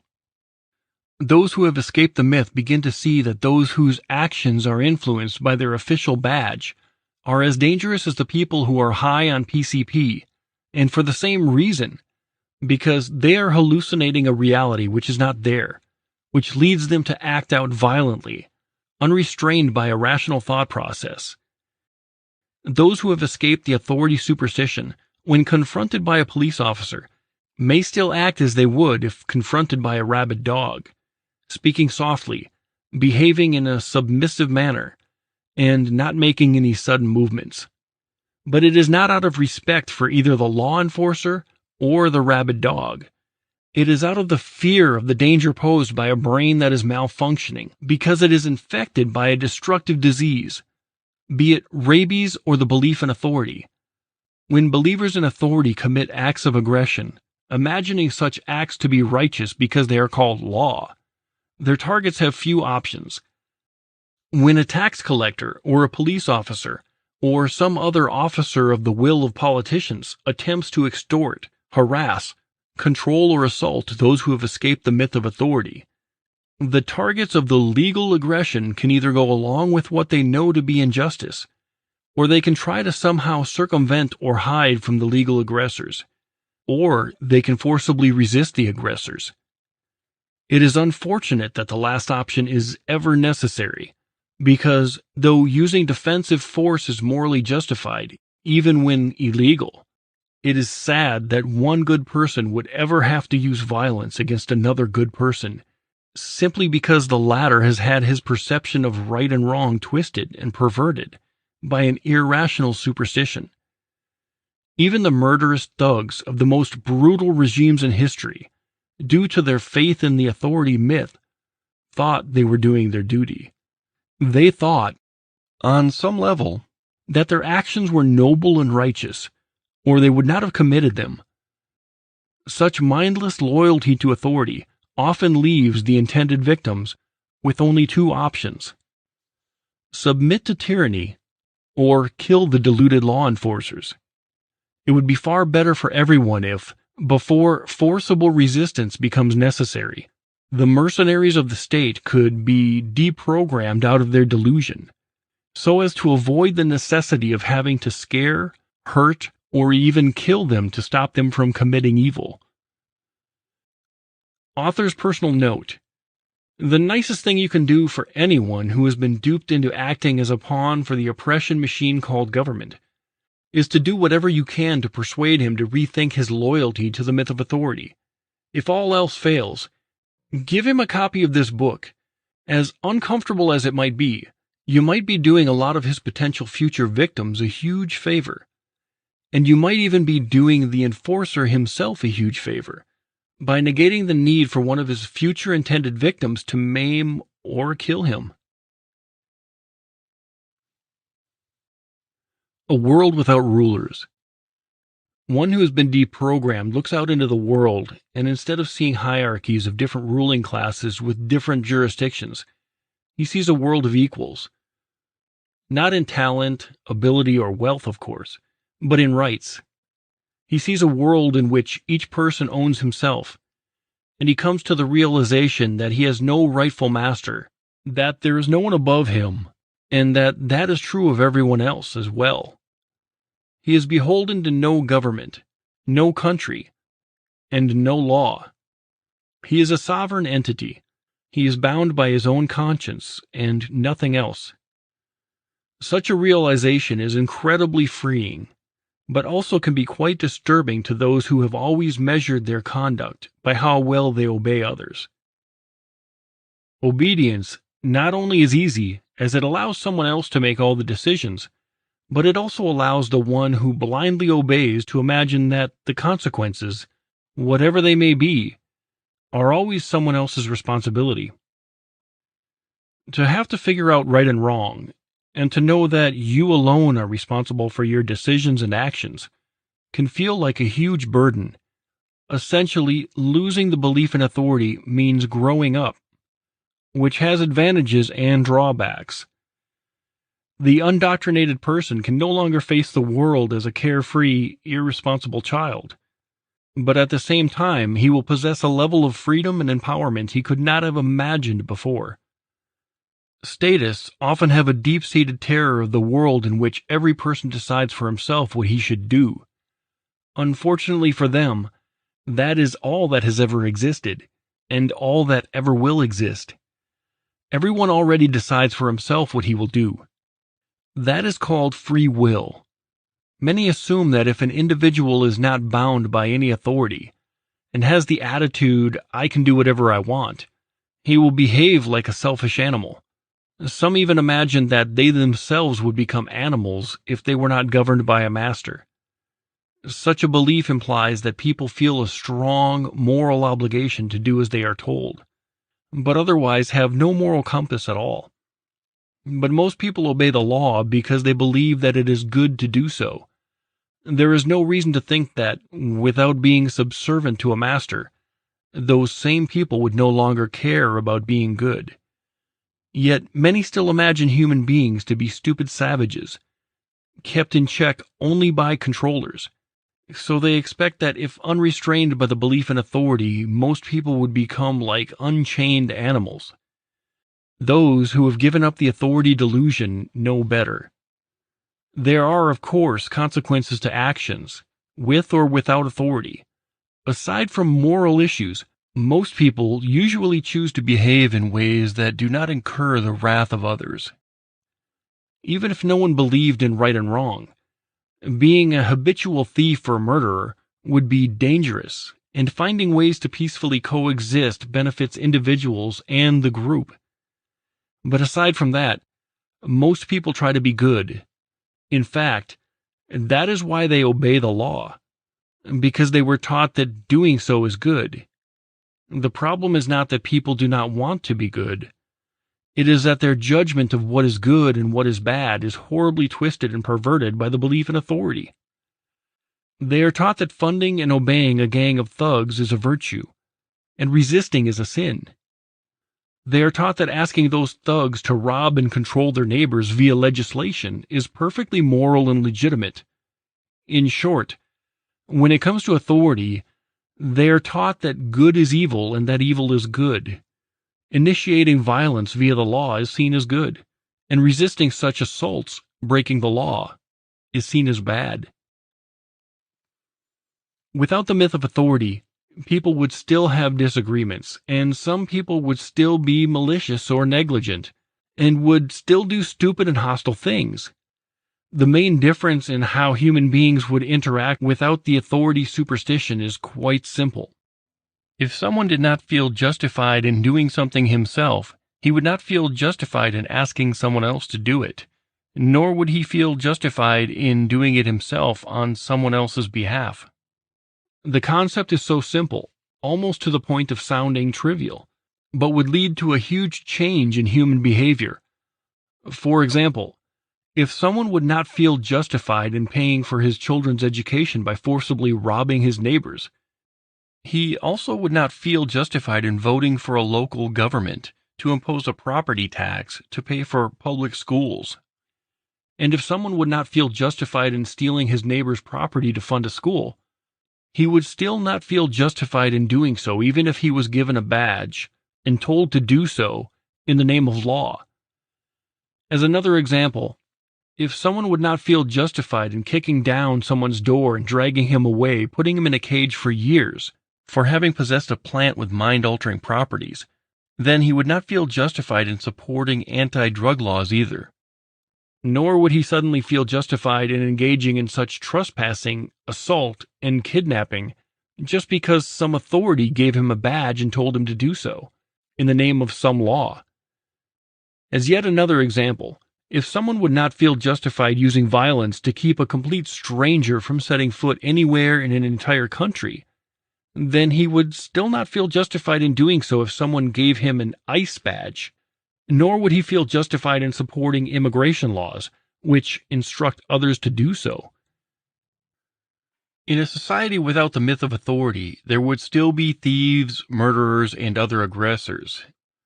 The difference is that all of the people who view theft and murder as immoral would not advocate and condone legal theft and murder, which every statist now does.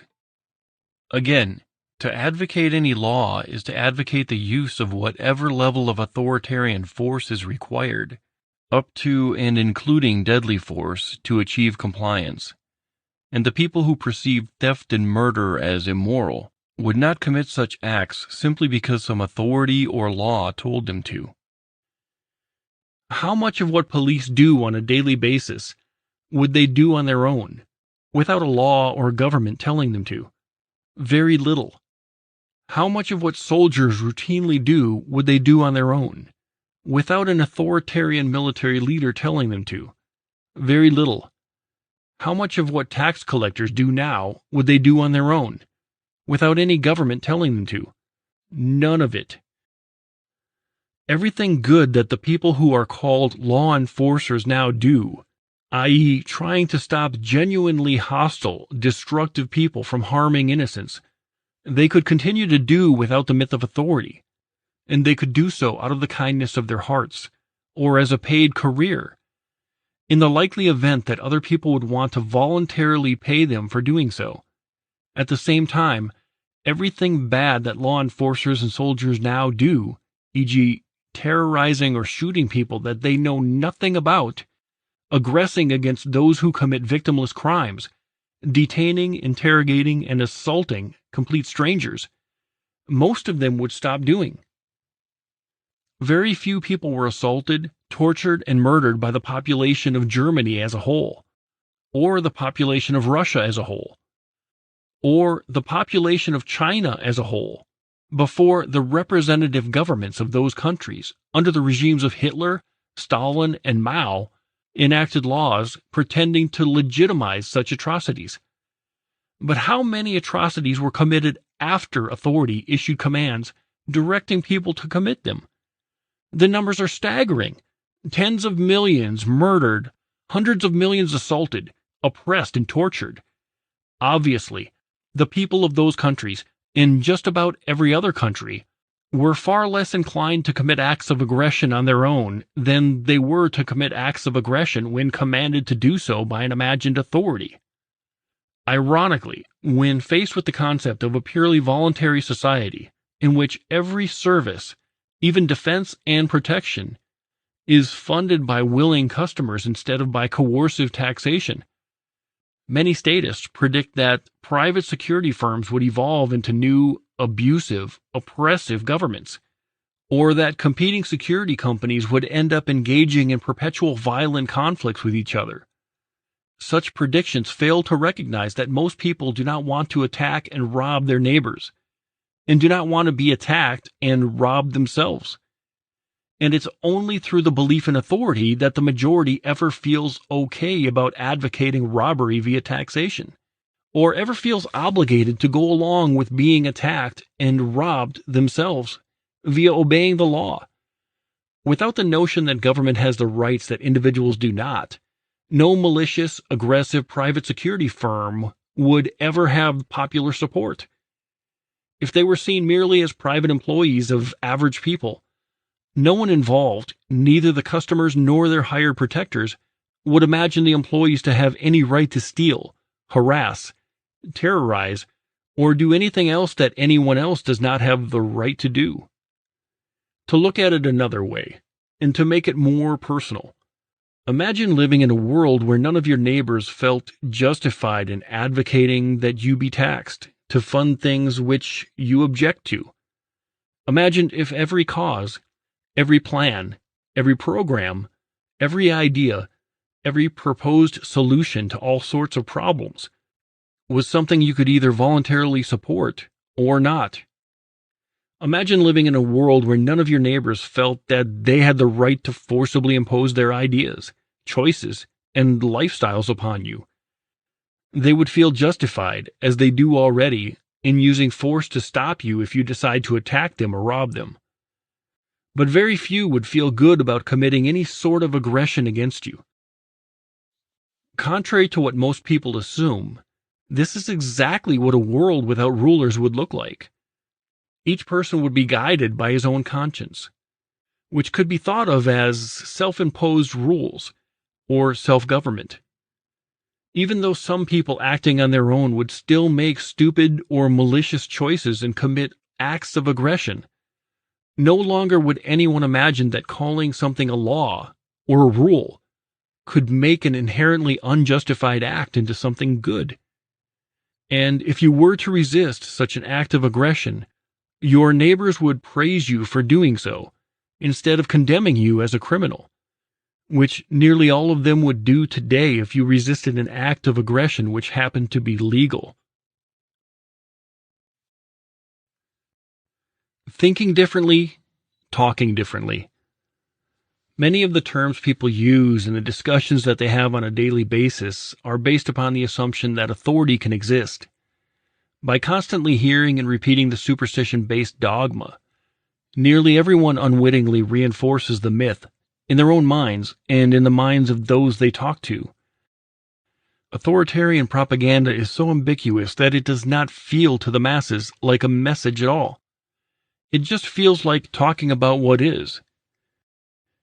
Most of every history book is about who ruled what area when, which authoritarian regime conquered another authoritarian regime, which individuals or political parties came to power, which forms of government and types of public policy various empires have had, and so on. They speak about elections, who wielded the power behind the scenes, what laws were passed, what taxes were imposed, and what the people thought about their leaders. The underlying premise, which comes through loud and clear even if it is never openly stated, is that it is both inevitable and legitimate for there to be a ruling class, some variety of overlord with the right to forcibly control everyone else. That message continues to be a constant underlying theme of nearly everything written in the newspapers, or broadcasted on radio or television. The news reports, whether local or national, talk about what legislation the representatives or congressmen have passed, what law enforcers did that day, what candidates are running for public office, what public policies they support, and so on. The way every bit of it is reported is heavily tainted by the superstition of authority. Of course, the way people think affects the way they talk. Each person is constantly expressing his own fundamental beliefs, even in seemingly trivial discussions. Compare how the same exact situation and events would likely be reported, first by one who believes in authority, and then by one who does not. With the superstition. Today, the local government of Springfield put into place a 4% increase in local building permit fees, the proceeds of which are intended to fund a program to provide certain medical assistance for the elderly. Without the superstition. Today, the local organized crime syndicate issued a formal threat to anyone doing construction or renovation in Springfield, demanding 4% more than the group previously demanded from such people. The thieves say they intend to give some of the money they seized to the elderly. When someone escapes the superstition of authority, his thought patterns and therefore his speech patterns change dramatically. He does not use the euphemistic terms which assign legitimacy to legal violence.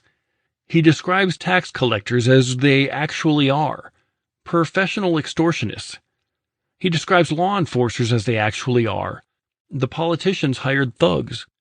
He describes laws as they actually are, threats from politicians.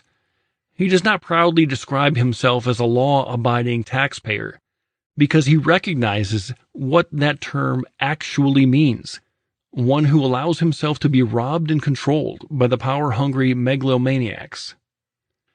Most statists have a hard time imagining a world in which there is no centralized machine attempting to control everyone else. However, some find it equally difficult imagining a world in which they themselves are not being forcibly controlled. The thought of looking out at the world and feeling beholden to no one, feeling no obligation to obey the laws of others, is utterly foreign to anything they have ever contemplated. As sad as it is, many people find it hard to even imagine a world in which there is no one they must bow to, no legislator they must subjugate themselves to, no law or rule that can ever outrank their own consciences. Such ideas are worlds away from what nearly everyone has been taught to believe, and accepting such a drastically different view of reality feels like a profound existential awakening. He who has escaped the myth says to himself something like this: does any person, or any group of people, have the right to demand payment from me for something I did not ask for and do not want to fund? Of course not. If I am not committing aggression against anyone, via force or fraud, does anyone have the right to force me to make choices they wish I would make? Of course not. Do I have the right to resist such aggression? Of course I do. Does any person, or any group of people, possess any rights that I do not possess? Of course not. How and from where would they have gotten such rights? Do I, at any time or at any place, under any circumstances, ever have an obligation to do anything other than what my own conscience dictates? Is there any situation in which decrees or laws of any supposed authority could ever obligate me, in any way, to any degree, to abandon my free will, or ignore my own sense of right and wrong? Of course not. Teaching morality versus teaching authority. It is commonly held that unless children are taught to respect and obey authority, they will be like wild animals, stealing, assaulting, and so on. But being obedient in and of itself merely means that instead of the individual using his own judgment, he will defer to the judgment of those who seek and acquire positions of power. Some of the most immoral, corrupt, callous, malicious, dishonest people on earth. Training people to be merely obedient only prevents animalistic behavior if the supposed authority does not itself condone and command theft and assault, as every government in history has done in the name of taxation and law enforcement. Obviously, teaching obedience does not help civilization if those giving the orders are commanding the very behaviors that harm society, acts of aggression against innocence. The idea that widespread subservience is good for society rests upon the patently false assumption that people in positions of power are morally superior to everyone else. It should be self-evident that having most of the people disregard their own consciences, instead entrusting politicians to make their choices for them, is not going to make society any safer or more virtuous. Instead, it will simply legitimize the very acts that interfere with peaceful human coexistence. Consider the analogy of a robot which is programmed to do whatever its owner tells it to do, whether productive or destructive, whether civilized or aggressive. This is akin to a child learning to respect authority. Whether the obedient robot or child ends up being a tool for destruction and oppression depends entirely upon who ends up giving the orders. If, instead, children are taught the principle of self-ownership, the idea that every individual belongs to himself and should not be robbed, threatened, assaulted, or murdered, then the supposed virtue of obedience is completely unnecessary. Consider which of the following is more likely to lead to a just, peaceful society. Billions of people being taught the basics of how to be moral human beings, e.g., the principle of non-aggression, or billions of people being taught merely to obey, in the hopes that the few people who end up in charge will happen to give good orders. If there is any difficulty imagining what would happen in the two scenarios, one need only look to history to see what has happened. Even randomly selected rulers, when given permission to forcibly control everyone else, will quickly be corrupted and will become tyrants. But average decent people are not the ones who desire power over others. The ones who seek to obtain power are usually already narcissists and megalomaniacs, people with a never-ending lust for power, who love the idea of dominating others. And the desire for domination is never driven by a desire to help those who are being dominated, but always as a desire to empower the controller, at the expense of those whom he controls.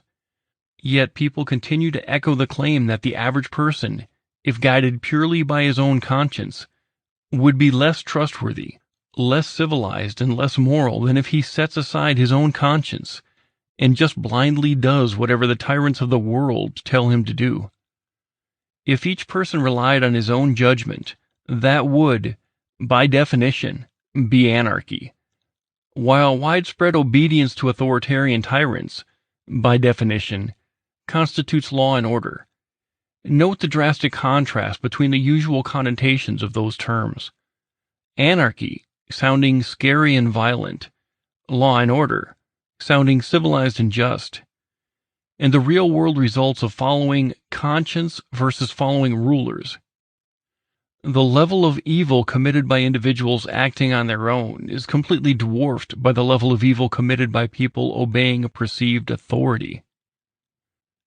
Though many imagine teaching obedience to authority to be synonymous with teaching right and wrong, the two are actually opposites. Teaching children to respect the rights of every human being and teaching them that committing aggression is inherently wrong is very important. But teaching them that obedience is a virtue and that respecting authority is a moral imperative will make them grow up to either advocate widespread, large-scale aggression or to participate in widespread, large-scale aggression. Every statist does one or the other, or both. In fact, teaching obedience dramatically hinders the social and mental development of children. After having grown up in a situation where they were controlled by others, rewarded for obedience and punished for disobedience, if they ever escape that situation, they will have had little or no training and little or no experience or practice in how to think and act from morals and principles. Having never exercised their individual judgment and personal responsibility, knowing only how to do as they are told, they will be like trained monkeys that have escaped, but that have no way to cope with a life of freedom. If their upbringings have been molded mainly by controlling authority figures, people become existentially lost if that control vanishes. In short, people trained to obey authority do not know how to be independent, sovereign, responsible human beings, because all of their lives they have been intentionally and specifically trained not to follow their own conscience and not to use their own judgment. So the indoctrinated, when they escape the one institutionalized control setting, school, hallucinate another authority to take its place, government. The escaped monkeys simply build a new cage and eagerly jump into it, because that is all they know and all they have ever known. In a world without the authority myth, on the other hand, children could be taught to be moral instead of merely obedient. They could be taught to respect people instead of respecting the inhumane, violent monster called government. They could be taught that it is up to them not only to do the right thing, but to figure out what the right thing is. As a result, they could grow up to be responsible, thinking, useful adults, members of a peaceful and productive community, instead of growing up to be little more than cattle on the farms of tyrants.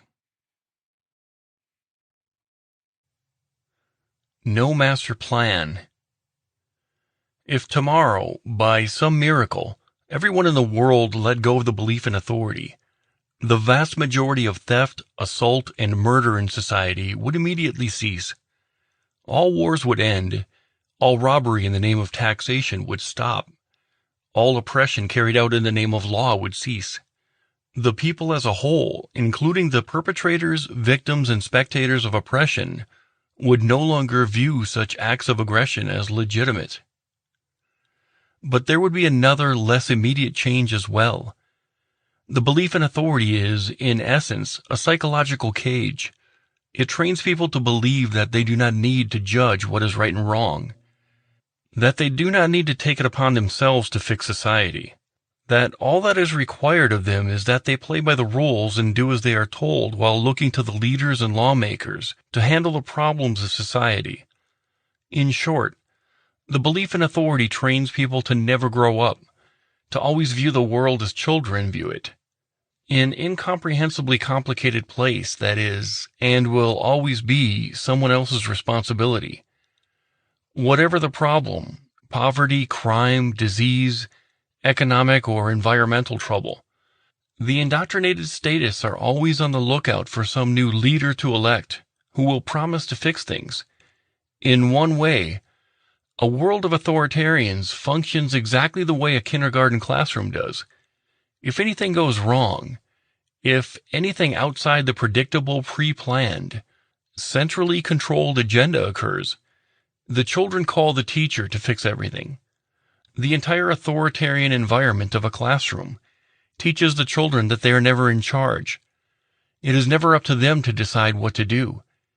In fact, they are strongly discouraged from ever thinking or acting on their own. After all, if they were allowed to think and make their own decisions, the first decision most of them would make would be to walk out of the classroom. Likewise, the adult authoritarians are constantly told that one should not take the law into his own hands. The people are trained to call authorities whenever there is a conflict or other problem, and they meekly do whatever the government enforcers tell them to do. If there is any dispute between people, the people are told that they should always run to the masters, whether by calling the police or going to authoritarian courts to settle disagreements. When discussing societal challenges, the well-trained subjects of the state talk in terms such as, they should pass a law, or they should make a government program. They view their lives as part of a giant, centralized master plan. So it logically follows that if they want their lives improved, the solution is to petition the planners to change the plan. This view is so ingrained in the masses that many people literally cannot comprehend the idea of individuals living their lives without being part of anyone else's master plan. This is demonstrated by the common response authoritarians have to the idea of society without rulers. Almost without exception, a statist who ponders a stateless society will begin by asking how things will work without a ruling class. He does not simply ask this because he is curious about how roads, defense, trade, and dispute resolution and other things might function without government. He asks this because he has always been trained to view human existence inside the framework of some centralized, forcibly imposed master plan, and is literally incapable of thinking outside that paradigm. And so he will ask how things will work under anarchy, and will refer to it as a system, imagining it as a new type of master plan to be inflicted upon the masses. When, of course, it is the exact opposite, a complete lack of a centralized, forcibly imposed plan. But an overall plan for humanity is all that the statist has ever considered. And often, it is all that he has ever comprehended. The idea that no one will be in charge, that no one will be making the rules for everyone else, that no one will be planning or managing mankind as a whole, and that no one will be telling the statists what to do, is simply something most authoritarians have never imagined. The concept is so unfamiliar that they do not even know how to process it. So they desperately try to fit the idea of anarchy, a stateless society, into the mold of a master plan. Such contradictory thinking is only reinforced by those who wear the label of anarcho-communist. The term implies that there would be no ruling class, and that society would be organized into a collectivist system. Of course, if some group claims the right to forcibly impose such a system on everyone else, that is authoritarianism, and so the anarcho part of the term would not apply. Another option is that those calling themselves anarcho-communists are merely hoping that, in absence of a ruling class, every single individual on the planet will freely choose to participate in communes or collectives, which, of course, would not happen. As a final possibility, perhaps the anarcho-communist would, for themselves, choose to be a part of a commune, but would allow others to choose different arrangements. In the end, the term anarcho-communist makes little sense, and is actually a symptom of authoritarianism. Even when advocating a stateless society, some people automatically imagine there must be some overarching system or plan, some grand scheme, some form of social management which must be imposed upon mankind as a whole. The truth is, with or without the myth of authority, no one can guarantee justice or prosperity, or predict everything that might occur, or know every problem that might arise, or how to solve them all. The difference is that those who believe in authority continue to pretend, despite constant, overwhelming evidence to the contrary, that an authoritarian system of control can guarantee safety, security, prosperity, fairness, and justice. Meanwhile, those who give up on the most dangerous superstition no longer pretend that it is possible to control everything and everyone via any system. Bizarrely, despite the nearly incomprehensible degree of economic disaster, human suffering, and mass oppression which the belief in government has repeatedly caused, proponents of authoritarianism still insist that those who oppose statism must be able to describe in minute detail exactly how everything in society would work in the absence of government, so that nothing bad could possibly happen. And if they cannot, as of course no one can, the statist then proclaims that as proof that anarchy will never work. Rather than being a rational conclusion, such an idea is a symptom of deep-seated mental dependency and fear of the unknown. Statists want the promise that some all-knowing, all-powerful entity will take care of them and protect them from all possible misfortune, and from all of the bad people in the world. The fact that politicians have been making such promises forever, and have never actually once fulfilled such a promise, because the promise is patently ridiculous, does not stop statists from wanting to hear the promise, no matter how many times authoritarian solutions fail horrendously. Most people still think that some other government plan is the only answer.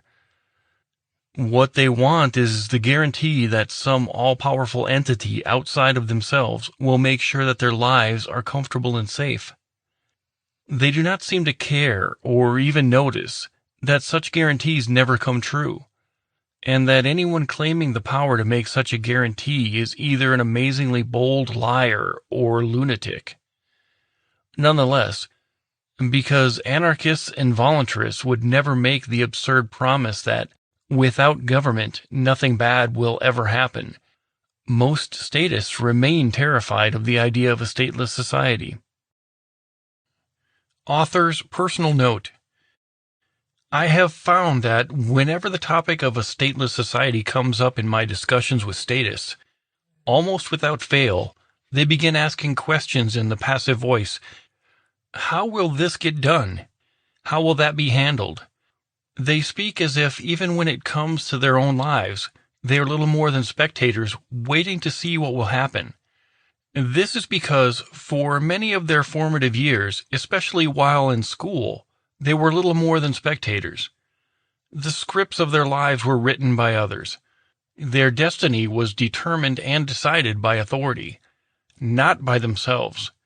So, in an effort to get them to escape that mindset, when they ask me something like, "Under anarchy, how will this be dealt with?" I respond, "How would you deal with it?" When they ask, "What would be done about this potential problem?" I ask, "What would you do about it?" And they can usually come up with ideas off the top of their heads that are better than any authoritarian solution. The problem is not that they are incapable of being in charge of themselves, their futures, and in fact, the future of the world. The problem is that it has just never occurred to them that they are already in charge of themselves, their futures, and the future of the world. One who understands that authority is a myth does not have any obligation to explain how every aspect of a free society would work. any more than someone who says Santa Claus is not real has some obligation to explain how Christmas would work without him. However, statists often insist, as a condition of even considering the possibility of a stateless society, that someone tell them how every aspect of everyone's life will work without government. Of course, no one knows, with or without the myth of government, everything that might happen.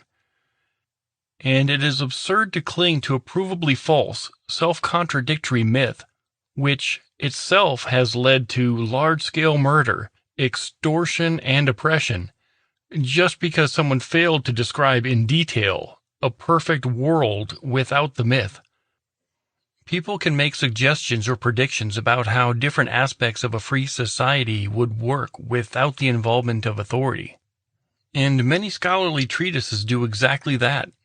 But once someone truly understands the insanity inherent in the belief in authority, he will never go back to accepting the myth regardless of what he thinks might happen without it, any more than an adult would go back to believing in Santa Claus because he does not know whether Christmas would work without him. You rule you, I rule me. By definition, in absence of authority, no one would have the power or the right to proclaim, "This is how things will be done." Yet that is the only template of thought which most authoritarians have ever considered.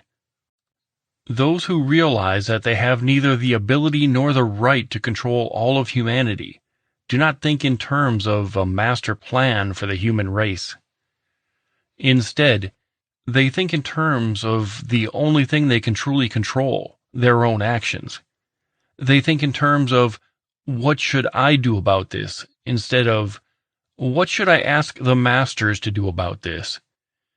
They are not so arrogant or delusional to think that they have the right or the ability to make choices for all of mankind. They make their own choices, and accept the unavoidable reality that other people will make different choices.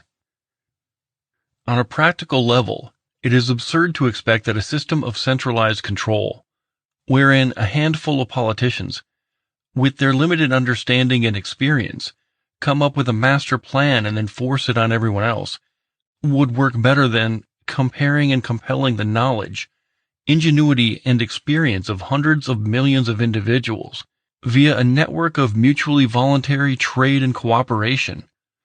No matter what the goal is, whether it is food production, road building, protection against aggressors, or anything else, the ideas that come from the chaos of millions of people trying different innovations and solutions will always be better than the ideas which a handful of politicians come up with. This is especially true in light of the fact that, while politicians force their ideas on everyone via the law, even if they are lousy ideas that no one else likes, free market ideas have to be good enough that other people will voluntarily support them. Despite the amazing prosperity already created by relatively free, anarchistic trade and mutual cooperation, the thought of people coexisting without all of them being controlled and regulated by some master plan is still incomprehensible to most statists.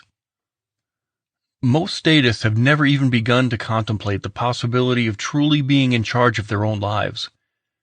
Everything about modern authoritarian society trains people to be loyal subjects of a system of control, instead of training people to be what they should be, sovereign entities, figuring things out for themselves, interacting with others as equals, answerable to their own consciences above all else. To most, the idea of a world where they are the ones who have to solve the problems, settle disputes, help those in need of help, protecting themselves and others, without being able to run to an all-powerful authority instead, is a completely foreign and terrifying concept. They love to advocate authoritarian solutions, but do not really even want to be in charge of themselves, much less to be personally responsible for making society work. And their belief in authority is what they use to attempt to evade that responsibility, and avoid the realities of life. The life of a caged animal is, in many ways, easier than life in the wild. Likewise, life as an unthinking human slave can be more predictable and feel safer than life of responsibility. But just as living in the wild makes animals stronger, smarter, and far better able to care for themselves, letting go of the authority myth will force human beings to be smarter, more creative, more compassionate, and more moral. That is not to say that all people will, without the belief in government, be wise, kind, and generous. But if millions of individuals each understood that it is up to them personally to make the world a better place, instead of merely obediently playing an assigned part in someone else's master plan, while crying to government to fix everything, it would unleash a level of human creativity, ingenuity, and cooperation beyond what most people could possibly imagine. A different society. Today, most people associate the idea of everyone doing whatever he wants with chaos and death, and associate everyone being obedient and law-abiding with order and civilization. Without the authority myth, however, people would have a very different mindset. Without an authority to blindly follow and obey, without being able to whine to the powers that be to fix everything, people would have to figure out for themselves what is right and wrong, and how to solve problems. Some might claim that human beings are too short-sighted, lazy, and irresponsible to run their own lives. But it is precisely the belief in authority that has allowed them to become so lazy and helpless. As long as they believed that making things right was not their job, that fixing problems was not their job, and that all they needed to do was obey their masters, acting as unthinking pawns in someone else's master plan, they had no need to grow up. But shedding the superstition forces one into the position of realizing that there is nothing on earth above him, which means that he is responsible for his own actions, or inaction. He is the one whose job it is to make the world a better place. He is the one who has to make society work. Clearly, there are statists who are trying to make a positive difference, but more often than not, their belief in authority converts their good intentions into evil actions, perverts their compassion into violence, and turns their productivity into the fuel of oppression. For example, many people who join the armed forces start with the noble goal of defending their countrymen from hostile foreign powers, and many of those who become police officers do so with the intention of helping people and protecting the good people from bad people. However, once they become agents of the mythical beast known as government, they immediately cease to be advocates of their own values and their own perceptions of right and wrong, and instead become enforcers of the arbitrary whims of politicians. In every government in history, those purporting to be defenders have quickly, if not immediately, transformed into aggressors. The first act of almost every regime is to impose some sort of taxation to forcibly rob its subjects, usually under the insane excuse that it must do so in order to protect the people against robbers. It is, therefore, ironic that so many people accept the idea that government is the only entity capable of protecting the good from the wicked. In truth, only in the absence of the superstition of authority can good intentions of the would-be protectors and defenders actually serve humanity. A private militia, for example, formed for the purpose of defending a certain population against foreign invaders, and such a militia is not imagined by its members or anyone else to have any special authority whatsoever, will be guided by the personal choices of each individual member. Such an organization can be an extremely effective means of exerting justified defensive force, while being immune to the usual corruptibility of authoritarian protection rackets. A private militia member who did not suffer from the authoritarian delusion could not and would not ever use the excuse of just following orders to try to deny responsibility for his own actions.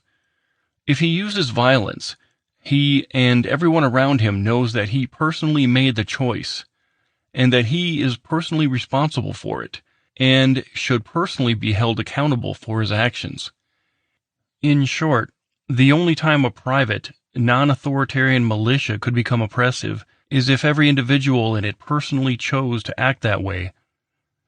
In contrast, government militaries can become oppressive as a result of even one genuinely malicious person in the chain of command, if those beneath him have been effectively trained to faithfully follow orders.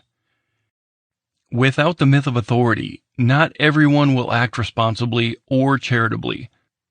But when each person accepts that he is in charge of himself, it is far less likely that good people will be doing the bidding of evil people, as it constantly happens now, by way of the belief in authority. Statists are often afraid of what some individuals may do if not restrained by government.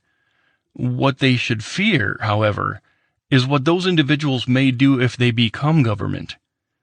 The amount of damage which one hostile, malicious individual can do by himself is nothing compared to the damage that one hostile, malicious authority figure can do by way of obedient but otherwise good people.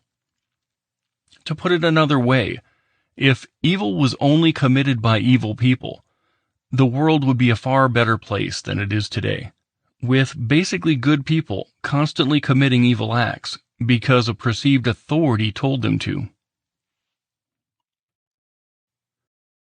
A different kind of rules. Without the belief in government, communities would almost certainly develop rules which, at first glance, might resemble what are now called laws. But there would be a fundamental difference. It is both legitimate and useful to write down and publish for all to see statements about the consequences of doing certain things. People in one town may, for example, make it known that if you are caught stealing in their town, you will be subjected to forced labor until you pay back your victim threefold for what you stole. Or the people of some neighborhood might make it known that if you are caught driving drunk there, they will take your car and roll it into a lake. But while such decrees would constitute threats, they would be fundamentally different from what are now called laws for several reasons. First, the ones actually making the threats, the ones who decided what retribution they personally would feel justified in inflicting on those who harm or endanger their neighbors, would alone bear the responsibility for making and carrying out such threats. Second, the threats would not require any election or consensus. One person or 1,000 people jointly could issue a warning in the form of, "If I catch you doing this, I will do this to you." The threats would not be seen as the will of the people, but only as a statement of the intentions of those actually issuing the warning. Third, the legitimacy of such threats would be judged not by who made the threats, but by whether the threatened consequence is, in the eyes of the observer, appropriate for the crime committed. No one would feel any obligation to agree with, or abide by, such a threat if they deemed it to be unfair or unjustified. Fourth, such warnings would not pretend to alter morality, or make up any new crimes, nor would anyone imagine such warnings to be legitimate simply because they were issued, the way people now view authoritarian laws. Instead, such warnings would simply constitute statements about what those making the threats believe to be justified. Therefore, instead of being in the authoritarian formula of, "We hereby make the following illegal," the warnings would fit into this template. "I believe that if you do this, I have the right to respond in this way."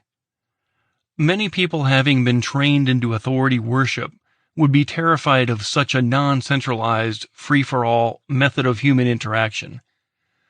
But what if, the statist will ask, someone writes a threat that says, "If I don't like your religion, or your hairstyle, or your dietary choices, I will kill you"? Examining that question in the context of society still suffering from the superstition of authority, and in the context of a society without such a belief, shows just how dangerous the authority superstition really is. It is true that in the absence of the belief in government, an individual could still threaten violence in unjustified situations. The point is that everyone will automatically think and behave properly if there are no rulers, but that such malicious tendencies in human beings would be far less dangerous and less destructive without the belief in authority to legitimize them. For example, compare what happens when some individuals vehemently oppose alcohol consumption, and when authority forbids it. It is possible, if unlikely, that an individual in a stateless society could, on his own, declare, "I consider consuming alcohol to be a sin, and if I find out you've been drinking, I'm coming to your house with a gun to straighten you out." Any person who did so would almost certainly be persuaded, if not by polite reasoning, then by the threat of retaliatory violence, that he should not carry through on his threat, and should stop making such threats. Obviously, one person could not, by himself, inflict oppression upon millions of beer drinkers, even among those who also consider drinking alcohol to be a sin. Even if it was a majority, few would feel justified in trying to forcibly impose their views onto others. Whether they recognize that such aggression is unjustified, or whether they were simply afraid of what might be done to them if they tried, either way, violent conflict would be avoided. In contrast, suppose a group of people wearing the label of government declared alcohol to be illegal, and created a heavily armed gang of enforcers to hunt down and imprison anyone caught possessing alcohol. Since that actually happened, there is no need to theorize about the results. With the promise of fixing most of society's ills, and with public support, the U.S. ruling class enacted alcohol prohibition in 1920. Alcohol consumption continued, slightly reduced, and there immediately sprang up a black market in alcohol production and distribution. A hugely profitable but illegal market led to violent conflicts, a jump in organized crime and other crime, and widespread corruption in government, as well as brutal attempts to crush the alcohol trade. Seeing the actual results of prohibition, a majority of the people soon opposed it and demanded to repeal the 18th Amendment, which authorized prohibition at the federal level. And of course, after prohibition ended, all of the related violence, government violence and private violence, ended. In this example, and countless others, it can be seen that, left to their own devices, most people will not try to forcibly impose their preferences upon others, but will go out of their way to avoid violent conflicts. However, if there is a government that people can use to coercively inflict their values upon others, they will gladly beg it to do so, and feel no shame or guilt for having done so. If every person who made or attempted to enforce a threat, or rule as it might be called, had to take personal responsibility for having done so, and had to assume the risk himself, very few people would be so eager to threaten their neighbors. But given the vehicle of authority, everyone who believes in government threatens all of his neighbors on a regular basis, and accepts none of the responsibility and assumes none of the risk for having done so. In short, the belief in authority makes everyone who believes in it into a thug and a coward. Organization without authority. Having mentioned the ways in which human society would change absent the authority myth, it is equally important to note the things which would not change. For some reason, some people seem to think that anarchy, a stateless society, equates to every man for himself, with every person having to grow his own food, build his own house, and so on. The implication of such a belief is that human cooperation and trade occur only because someone is in charge. Of course, this is not the case and has never been. People trade and cooperate for mutual benefit, as can be seen in the many millions of businesses and transactions which already occur without any government involvement. Supermarkets are examples of highly organized, amazingly efficient means of distributing food, which involve many thousands of individuals, none of whom is coerced into participating, but each of whom does so for his own benefit. Everyone from the farmers, the truck drivers, to the stock boys, to the checkout clerks, to the store managers, to the owner of the entire store chains, does what he does because he receives personal gain from doing so. No one is legally required to produce one bite of food for anyone else, and yet hundreds of millions of people are fed, and fed well, with a large variety of food products of high quality but at a low price, by what is essentially an anarchistic system of food production and distribution. This is the result of human nature and simple economics. Where there is a need for some product or service, there is money to be made providing it. And where there is money to be made, there will be a number of people, or groups of people, competing for that money by trying to make products that are better and cheaper. Such a system, which is really no system at all, automatically punishes those whose products are inferior or too costly, and rewards those who find a way to provide people with what they want at a better price. And giving up the authority myth would not hamper that in the slightest. In fact, the authority superstition is constantly interfering with people who attempt to organize for mutual benefit. By throwing taxes, licensing requirements, regulations, inspectors, and other legal obstacles in the way. Even laws, supposedly intended to protect consumers, usually do nothing but limit the options available to consumers.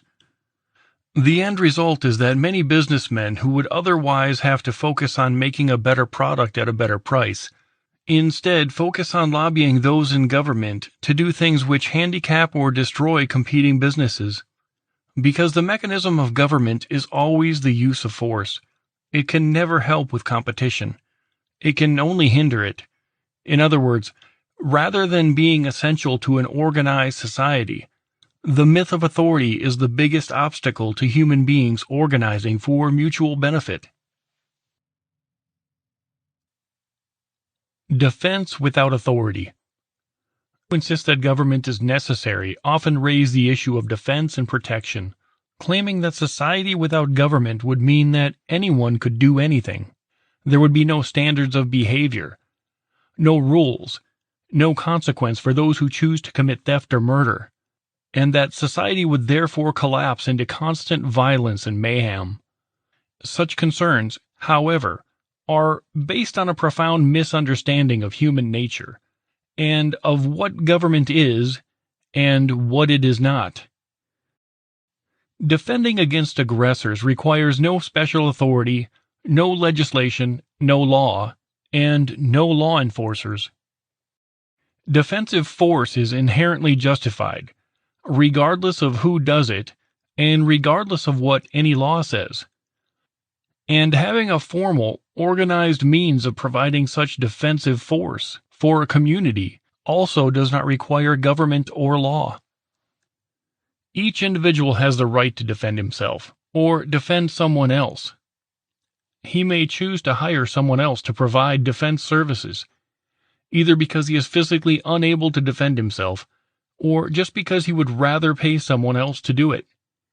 And if a number of people choose to pay to have an organization of trained fighters, with the weapons, vehicles, buildings, and other resources they need to defend an entire town, the people would have that right as well. At this point, most believers in government will protest, saying that's all that government is. But that is not the case, and this is where the difference becomes apparent. What an individual does not have the right to do, what no group of people, no matter how large, has any right to do, is to hire someone else, individual or group, to do something which any average individual does not have the right to do. They cannot rightfully hire someone to commit robbery, even if they call it taxation, because the average individual has no right to steal. They cannot rightfully hire someone to spy on and forcibly control the choices and behaviors of their neighbors, even if they call it regulation. Those in a stateless society would feel justified in hiring someone to use force only in the very limited ways and in the very limited situations in which every individual has the right to use force to defend against aggressors.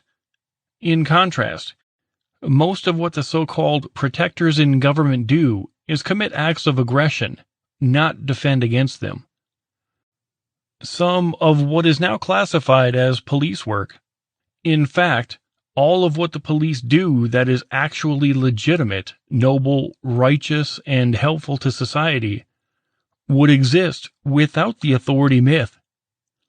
Investigating wrongdoing and apprehending actual criminals, meaning people who harm others, not merely people who disobey politicians, would continue without the authority myth as something that almost everyone would want and would be willing to pay for. This is demonstrated by the fact that there are already private detectives and private security companies, in addition to the protection services of the government, that everyone is forced to fund. There would be only one difference, though it is a major difference. Those doing the job of investigating and protecting, in the absence of the authority superstition, would always be viewed as having exactly the same rights as everyone else. While presumably they would be better equipped and better qualified to do their jobs than the average citizen, their actions would be judged by the same standards that the actions of anyone else would be judged, which is not at all the case with the so-called law enforcers. Private protection providers would also judge their own actions, not by whether authority had told them to do something, or whether their actions were deemed legal by government, but by whether those actions, in their own personal view, were inherently justified. Not only would an excuse of just following orders not convince the general public, but the agents themselves could not, even in their own minds, use such an excuse to evade responsibility for their actions, because no one would be claiming to be an authority over them. Non-authoritarian police, if they would even be called that, would be viewed very differently than government agents are now. They would not be seen as having the right to do anything to any other person that they did not have the right to do. They could only go places, question people, use force, or do anything else in situations where anyone else would be justified in doing the same thing. As a result, the average person would have no reason to feel any nervousness or self-consciousness in their presence, as most people now do when in the presence of law enforcers. People would feel no more obligation to submit to questioning, or searches, or anything else requested by private protectors, than they would if some stranger on the street made such requests. And if a private protector became abusive or even violent, his victim would have the right to respond in the same way he would if anyone else was behaving in that way.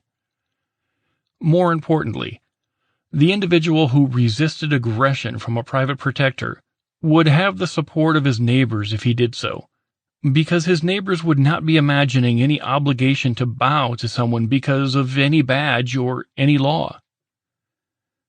Ultimately, the best check against a defense organization becoming corrupt or out of control is the ability of its customers to simply stop paying. Obviously, no one wants to pay for a gang to oppress them, but most people also do not want to pay for a gang to oppress someone else either. As much as the average person wants to see thieves and murderers caught and stopped, he also wants to see that the innocent are not harmed. If the customers of some private protection company discovered that their protectors were harassing and assaulting innocent people, the type of behavior that they were hired to prevent, the customer base would instantly disappear, and the thugs would be out of business. And if, In the absence of any claimed authority, the thugs decided to try to force their former customers to keep paying. The backlash from the people would be swift and severe, as no one would feel any legal obligation to allow themselves to be oppressed. A non-authoritarian protection system would also lack another particularly ludicrous aspect of nearly all government forms of defense. It is standard not only for governments to force people to fund defense schemes, but to refuse to even tell people what at all they are funding. The U.S. government, and in particular the CIA, though many other agencies also engage in secret operations, has spent decades and trillions of dollars, much of which still remains unaccounted for, on operations that its customers, the American people, are prohibited from knowing about. Indeed, anyone who tried to tell the American people what all they were funding would be imprisoned, or worse, for causing a breach of national security. With nearly unlimited power, nearly unlimited funds, and permission to do all of its deeds in secret, it's utterly absurd to imagine that the military and the CIA would only do useful, righteous things. Indeed, more and more, the American people are learning that the CIA, for decades, has engaged in drug running and gun running, torture, assassination, buying influence with foreign governments, installing puppet dictators, and all sorts of other destructive and evil practices. Even President Harry Truman, who created the CIA, later stated he never would have done so if he had known it would become the American Gestapo. Any private company that offered protection or defense services would get no customers at all if its sales pitch was, "If you give us huge sums of money, we will protect you, we just won't tell you what you're paying for. And we won't tell you what we do or how we do it." The only reason government gets funding based on such a ridiculous premise is because it gets its money through violent coercion, not voluntary trade. The people are not given a choice of whether to fund it or not. There is another preposterous aspect of the protection via government, which would never occur with private defense and protection providers. Under the guise of gun control and other weapons laws, authoritarian regimes often forcibly prevent people from being able to defend themselves, while making the ridiculous claim that it is being done for the safety of the very people being disarmed. Those in power know full well that a disarmed public is a helpless public, and that is precisely what the tyrants want. The idea that a person who does not mind violating laws against theft or murder is going to mind violating weapons laws is absurd. Crime statistics and common sense both demonstrate that passing a law against private weapon ownership will affect only the law-abiding, with the result being that the basically good people will end up less able to defend themselves against aggressors. And that is exactly what the politicians want, because they have the biggest, most powerful gang of aggressors around. Needless to say, if someone is looking for protection against aggressors, he will not voluntarily pay a company to forcibly take his own means of self-defense. Furthermore, violent clashes between the police and civilians would obviously be reduced or non-existent if the people could simply stop funding any protectors that became aggressors. For example, much of the racial tensions and violence in U.S. history were the result of white law enforcers oppressing and abusing black civilians. Rather than law acting as civilizing influence, it was used as an excuse for violent aggression. Given a choice, the inhabitants of a black neighborhood obviously would have not voluntarily paid to have racist, sadistic white thugs intimidating and assaulting them on a regular basis. Many other violent clashes in U.S. history and elsewhere have also been the result of people upset with what their ruling class was doing to them. This would include the massacre of thousands of protesters in the Tiananmen Square by the Chinese army in 1989. The killings of several anti-war protesters by the National Guard at Kent State in Ohio in 1970, and so on. More and more often in the United States, public demonstrations and protests over government policies end in authoritarian attacks against protesters, with tear gas, batons, tasers, rubber bullets, and so on. Obviously, no group of people would willingly pay for a gang that forcibly stops those same people from speaking their minds. Most importantly, the motivation behind such protests is always displeasure with what the government officials are doing against the will of the people. At least some of the people. If each person was allowed to spend his own money instead of being forced to fund a centralized, authoritarian agenda, there would be no reason for most of this type of protest, and the resulting clashes, to occur at all. A non-authoritarian protector would do only the things that he and his customers viewed as justifiable, which would probably be spelled out in contract form, where the protector agrees to provide specific services for a specific fee. Compare this to the standard government version of protection. We will forcibly take as much of your money as we want, and we will decide what, if anything, we will do for you. Most people want aggressors stopped, and the innocent protected. In a free market, the way for a company to succeed is by giving the customers what they want. Unlike government, if a private defense company had to rely on willing customers, it would have a huge incentive not to be careless, wasteful, abusive, or corrupt. If people could take their business elsewhere, there would always be a competition to see who could provide actual justice most effectively. For a private protection company to succeed, it would have to demonstrate to its customers that, first, it is very good at figuring out who is guilty and who is not. Second, it is very good at making sure that the innocent are not harassed, assaulted, or slandered. Third, it is very good at making sure that the truly dangerous people are caught and prevented from doing further harm. Fourth, it is very good at making sure the victims of crimes receive whatever restoration is possible. And fifth, it is very good at making it so that those who have done something wrong but do not need to be completely removed from society are put into an environment where their attitude and behavior can actually improve. In contrast, government prosecutors specialize in always demonizing the accused and always having an incentive to get convictions, or the coerced confessions known as plea bargains. Regardless of guilt or innocence of the accused, government courts consistently release people who still pose an obvious danger to others, while keeping millions of people locked up who have harmed no one.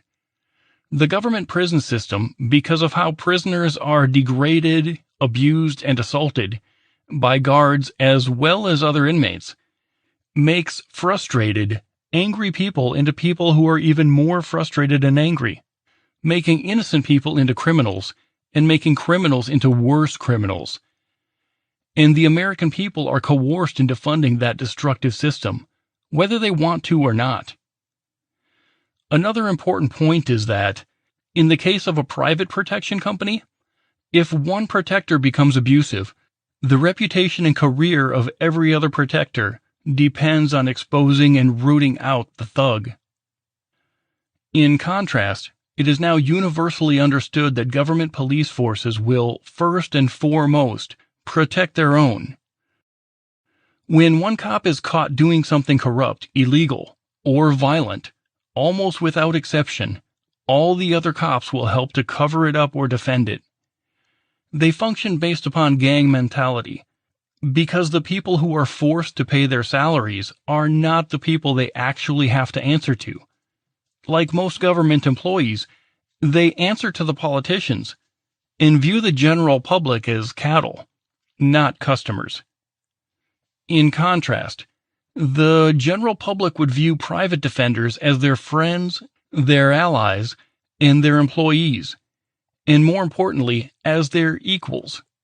They would not view them as an authority they must grovel before, nor as a constant potential threat to be feared. Everyone, including the hired protector, would recognize that the protector has no more rights than anyone else. Everyone would know that if a hired protector ever committed theft, or assault, or murder, he would be viewed and treated exactly as any other thug would be viewed and treated. A genuine protector who defends liberty and property not only does not require a belief in authority, he requires an absence of that belief. One who imagines himself to have the right to forcibly control everyone else, even if it's only in a limited way, is going to treat people accordingly. The law enforcer, who hands out tickets for obscure infractions, detains and interrogates people without just cause, and seems always looking for a reason to interfere with people's daily lives, is not a protector and deserves no respect or cooperation. A non-authoritarian protector, on the other hand, would be nothing more than a normal human being, with the same rights as everyone else, though perhaps more often armed and better trained in physical combat than most. He would be viewed as the neighbor to call if there was trouble, rather than an agent of a gang of thugs which, first and foremost, serves the ruling class. And the job of a protector, absent any special authority, power, or status, would mainly attract those who truly want to protect the innocent, but would not attract those who merely want a chance to exercise power and control over others, a human shortcoming which the job of modern law enforcement feeds. This is not to say that private protectors would never do anything wrong. They would still be human, capable of bad judgment, negligence, and even malicious intent, just like everyone else. However, they would not have legal permission to do wrong, and would have no system, no law, no authority which they could blame for their actions, or they could hide behind to avoid the wrath of their victims. If they ever acted as aggressors, retribution against them would be certain and swift. In a population that has given up the superstition of authority, any group of protesters which decided to become a group of extortionists, thugs, and tyrants would not be voted against, or sued, or complained about to some authority. They would be shot. The only thing that allows for the prolonged, widespread oppression of any armed populace is the belief in authority among the victims of oppression. Without that, it is impossible to subdue or dominate them for long. Deterrence and incentives. Some assume that, if not for government, crooks would be free to do as they please without any repercussions. Again, this shows a profound misunderstanding of human nature and of what government is. In truth, the belief in authority adds nothing to the effectiveness of any system of defense and protection. People who use aggression against others, such as assault, theft, and murder, obviously are not restrained by their own morality or respect for the self-ownership of their victims. However, they may choose not to commit a particular crime if they imagine a risk of harm to themselves. That is called deterrent. And deterrents, by definition, do not depend upon appealing to the consequence of the attacker, but instead make use of the attacker's instincts for self-preservation. To put it bluntly, the message which works on true criminals is not, "Do not do that because it's wrong." The message is, "Do not do that or you will get hurt." The supposed moral righteousness or authority of the threat against a would-be aggressor is irrelevant to the effectiveness of the deterrent. Whether it is a police officer, a dog, an angry homeowner, or even another thief, the only question in an attacker's mind is whether he is likely to suffer pain or death if he attempts to rob or attack someone. Deterrents to other types of bad behavior, which are not so severe or blatant as theft or assault, also do not require authority. Some assert that without government inspectors and regulators, every business would be putting out shoddy, dangerous products. But such a claim is, again, based upon a profound misunderstanding of human nature and economics. No matter how greedy or selfish a businessman may be, he cannot be successful in the long run if he sells products which do not please his customers. Someone who knowingly sells a defective product or tainted food will have very few, if any, customers. The many highly expensive recalls which many companies voluntarily carry out, even for relatively trivial defects or problems, attest to this fact. Unlike in the current situation, in which the power of the government is used to prop up and protect the irresponsible and destructive corporations, in a truly free market, with informed consumers and open competition, corruption and crime would not pay, and businesses would be unable to insulate themselves from the consequences of their irresponsibility.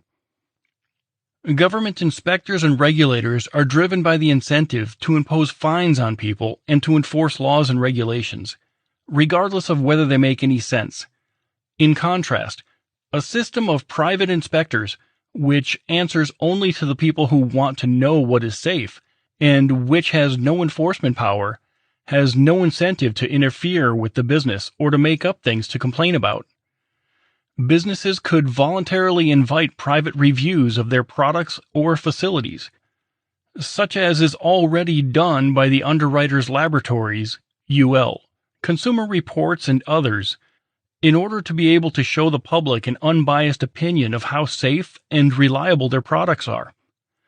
Many companies do this today, on top of having to jump through all of the bureaucratic hoops which governments put in their way.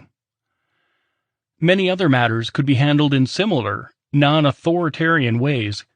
Private building inspectors, already used by many realty companies, would have the job of determining, on behalf of potential buyers, how safe and sound a building is. In addition to private inspectors, restaurants could simply invite potential customers to examine their facilities themselves. All of these actions would be voluntary. A business could choose not to allow any inspections, and potential customers could choose whether or not to patronize that business. The fact that so many things are assumed to be problems for authority to handle is a sign of intellectual laziness. Customers want quality products, and businessmen who want to be successful must provide quality products. It is in the interests of both, therefore, to be able to objectively demonstrate the quality of the products being offered. Contrary to the stereotype of the evil, greedy, profiteering businessman, the way to become rich in a free society is by providing products and services which actually benefit the customer. Almost all of the dishonest schemes that are profitable in the long term are those that are forcibly created or endorsed by government, such as the fractional banking scam, the legal counterfeiting scam called monetary policy, the litigation racket, and so on. Even without government, there would occasionally be serious conflicts. For example, suppose a factory was dumping toxic waste into a river, killing all the fish downstream on the property of others, which would constitute a form of trespass and property destruction. The absence of authority would not preclude the victims from doing anything about it. In fact, it may make it easier for them to do something about it. Instead of suing in a government court, where the judge can be bribed into supporting the billion-dollar business, the response might be something more effective, even if it appears less civilized. The people who live on the river may do something as simple as telling the factory owner that if he keeps allowing his pollution to flow on their properties, they will physically destroy his factory. Obviously, there may be more polite, peaceful ways the problem could be solved, such as boycotts or publicizing the wrongdoing. Either way, the people can create an effective deterrent to improper behavior, especially when there is no government involved that can be paid off and corrupted. Many campaign contributions now amount to little more than bribes to have government regulators look the other way. Likewise, government courts can easily find reasons to dismiss almost any lawsuit, thereby allowing wealthy criminals, the kind with real victims, to prosper. The cliché of the greedy, evil businessman often omits the fact that large-scale crimes are usually done with the cooperation of government officials. Without protection from the government, even the most greedy, heartless businessman would have a huge incentive not to anger his customers to the point where they stop buying his products, or to the point where they react violently against him. Most people, most of the time, would be reluctant to use force, knowing that they alone would bear both the responsibility and the risks of doing so. There would be a huge incentive to settle disputes and disagreements peacefully and by mutual agreement. When the belief in government is prevalent, on the other hand, there is no incentive to settle things peacefully because winning the political battle poses no risk to those who advocate violence via government. Without a ruling class to whine to legislatively impose some central agenda on everyone, people would be forced to deal with each other as rational adults, instead of as whiny, irresponsible children. People would be far better served by attempts at cooperation and peaceful compromise than they are by fighting over who can get a hold of the sword of government.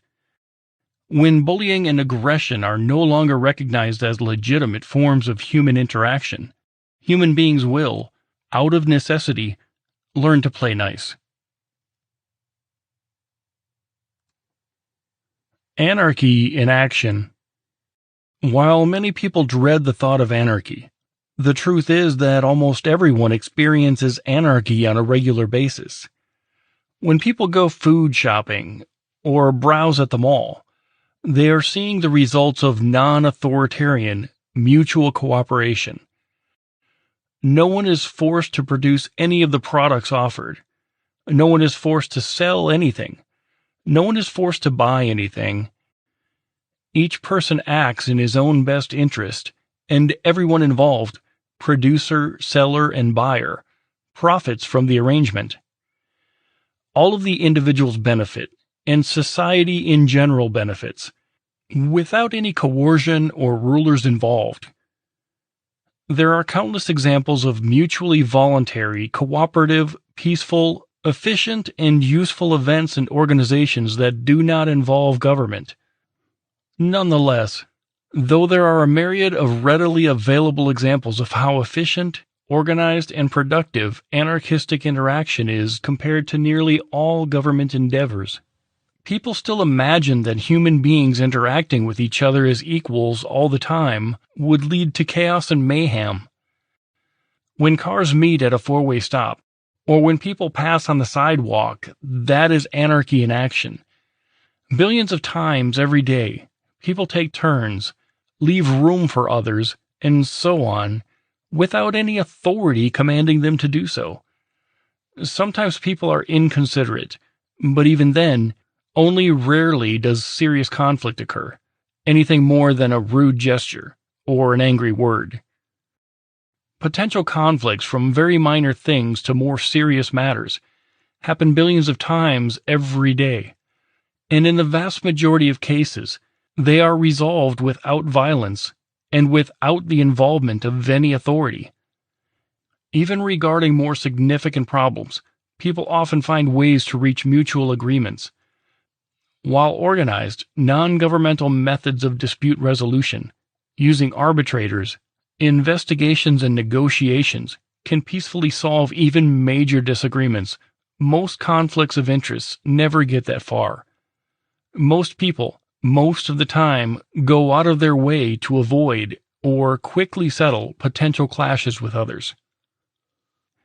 Though some people would point to such things as an indicator of the inherent goodness of mankind, there is often another factor at work. Most people simply do not want the hassles and the stresses that come with confrontations, and especially don't want the risks that come with violent confrontations. Many people turn the other cheek, quite often, not necessarily because they are patient and loving, but simply to avoid being bothered with time-wasting, futile bickering. Many, when they encounter someone doing something obnoxious, simply let it slide, because they have more important things to worry about.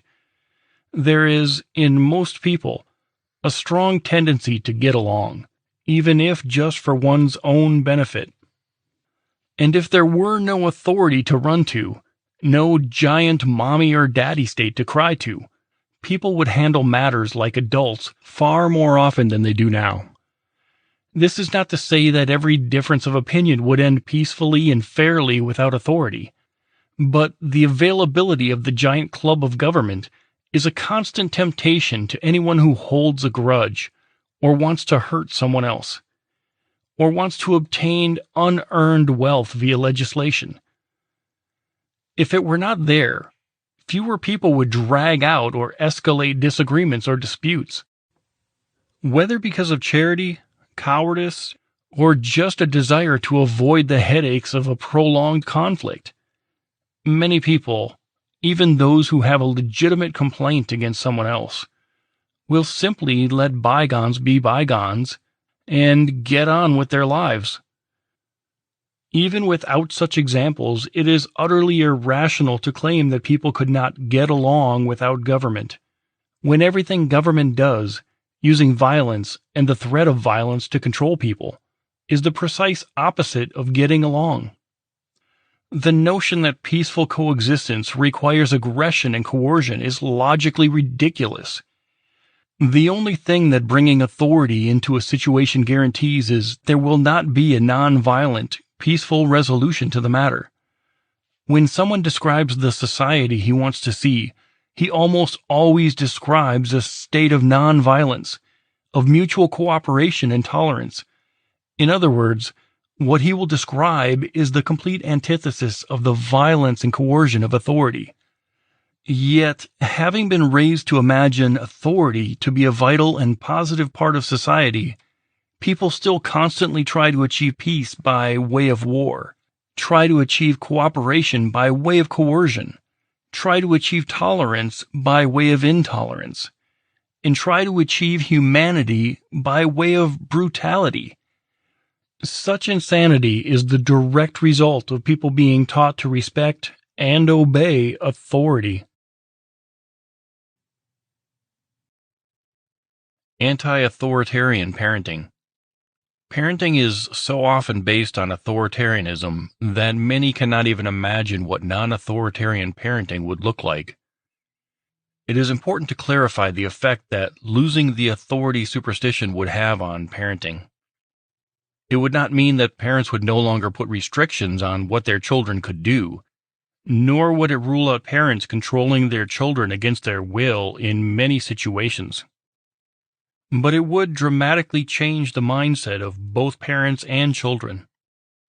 These days, teaching children right and wrong and teaching them to obey are seen by most people as the same thing.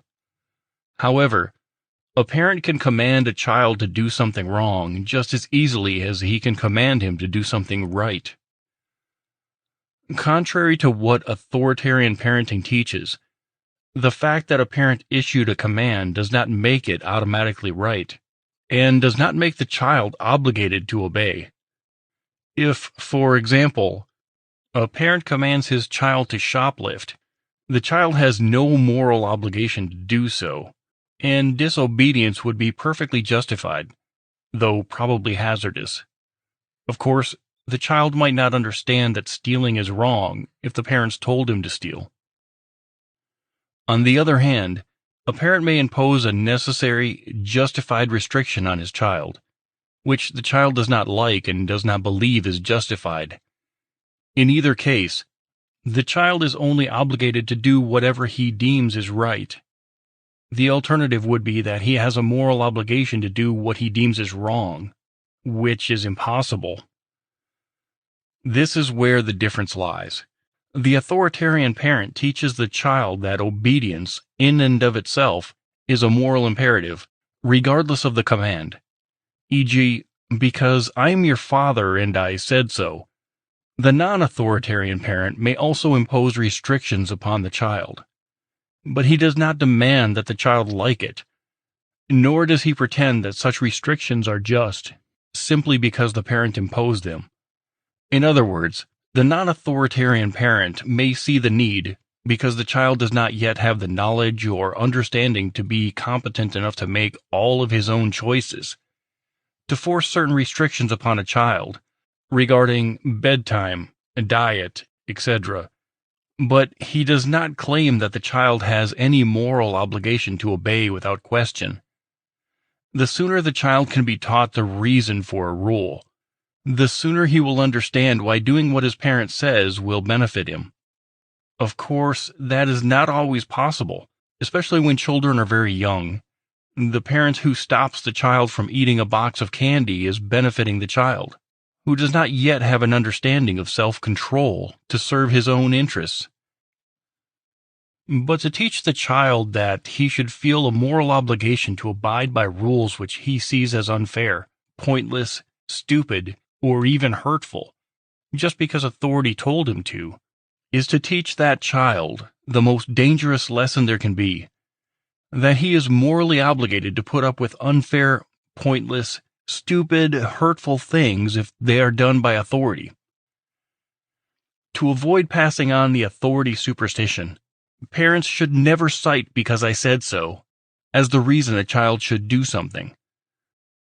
The parent should express that there are rational reasons for the restrictions, even if the child cannot comprehend those reasons. In other words, the justification for the rules is not that the parents have the right to forcibly impose any rules they want on their children, but that parents, hopefully, have so much more understanding and knowledge than the children that the parents must make many of the child's choices for him until he becomes competent to make his own choices. Even more important is how a parent controls his child's behavior towards others.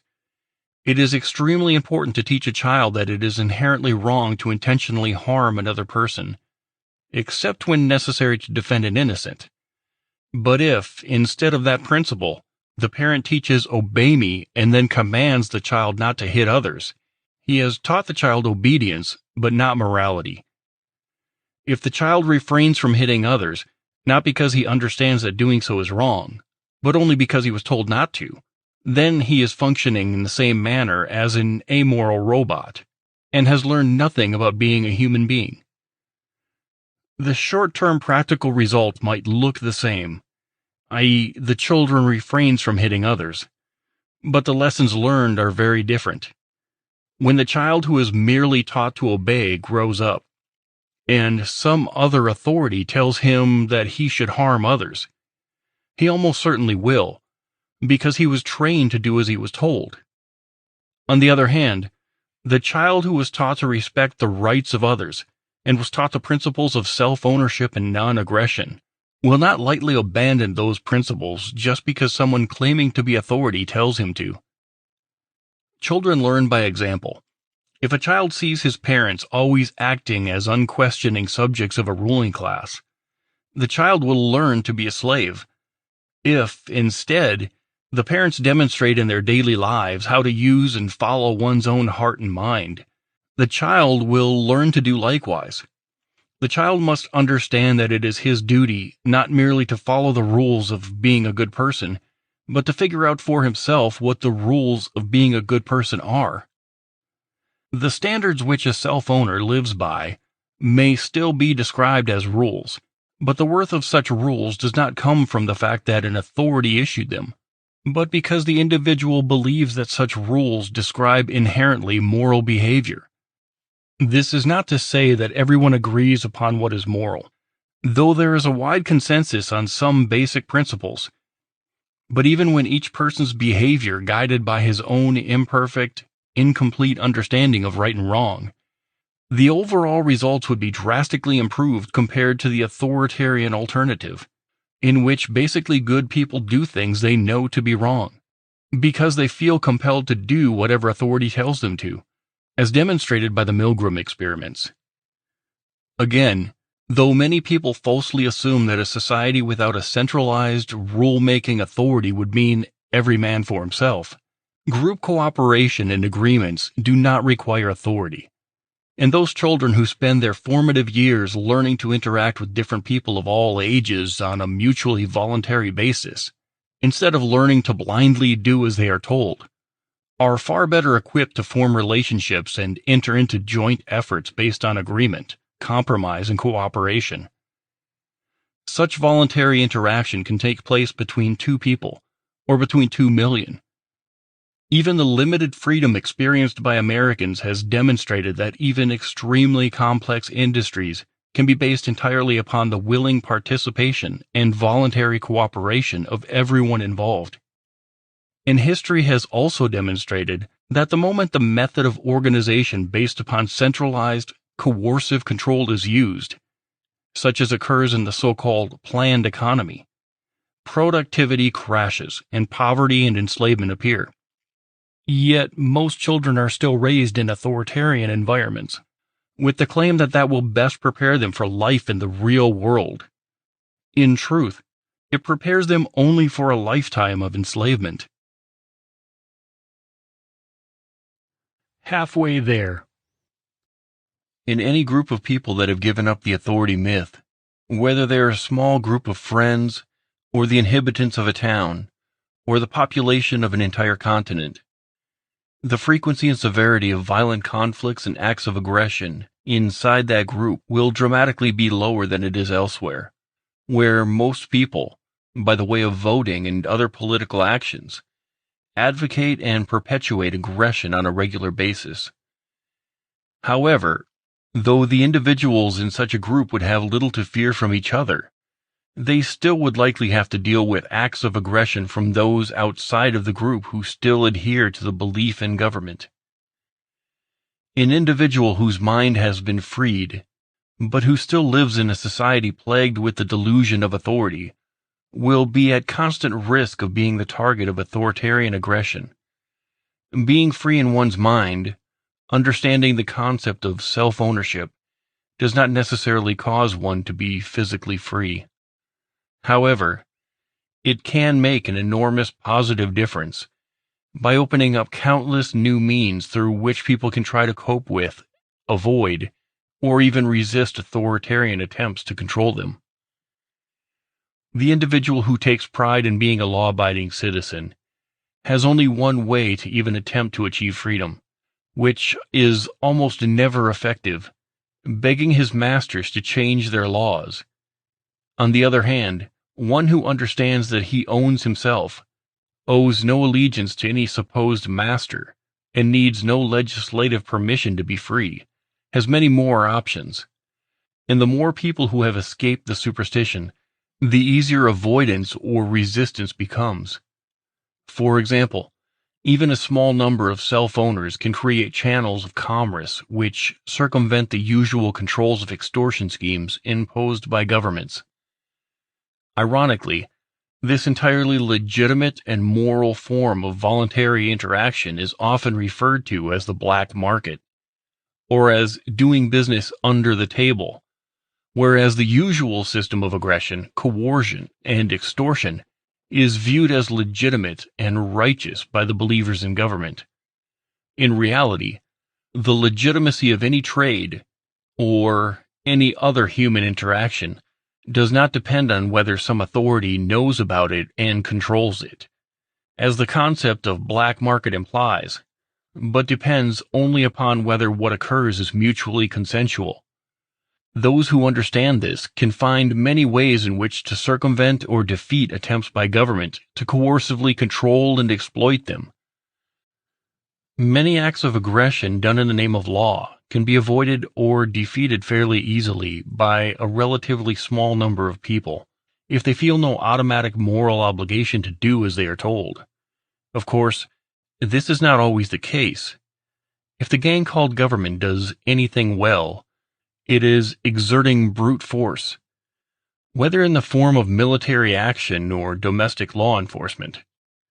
However, in most cases, most of all the power wielded by those in government is the result not of guns, tanks, and bombs, but of the perceptions of their victims. If 99% of the population obeys the ruling class out of a feeling of obligation or duty to do so, the remaining 1% can usually be controlled by brute force, with the approval of the 99%. But if a more substantial percentage of the population feels no duty to obey, the amount of brute force needed to control them becomes enormous.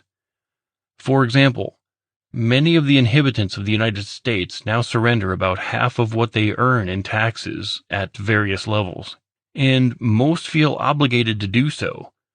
But if a foreign power somehow invaded and conquered the land, imposing a 50% tax would be impossible, because the people would feel no moral, legal, or patriotic duty to comply.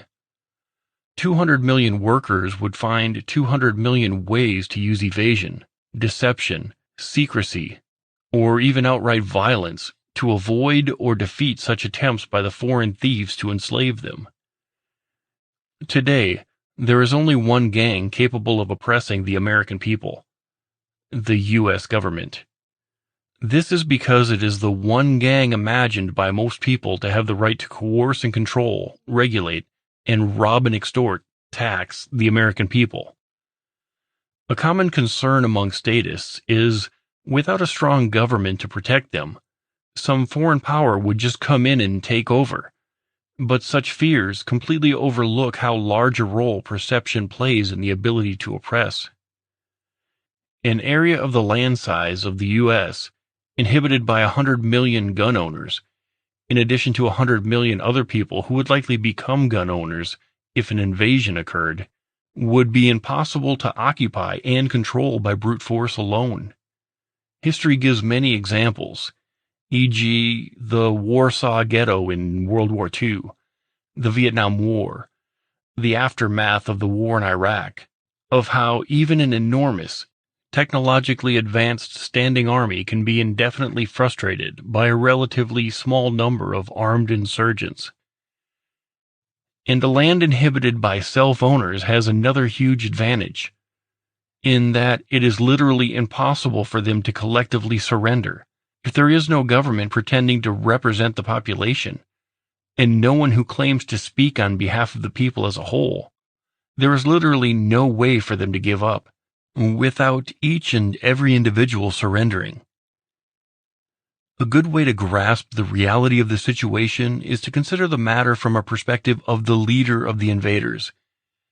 How would one begin to try to invade and permanently occupy an area in which many millions of the inhabitants, who could be hiding anywhere, can kill anything within at least 100 yards, as any decent hunter can do?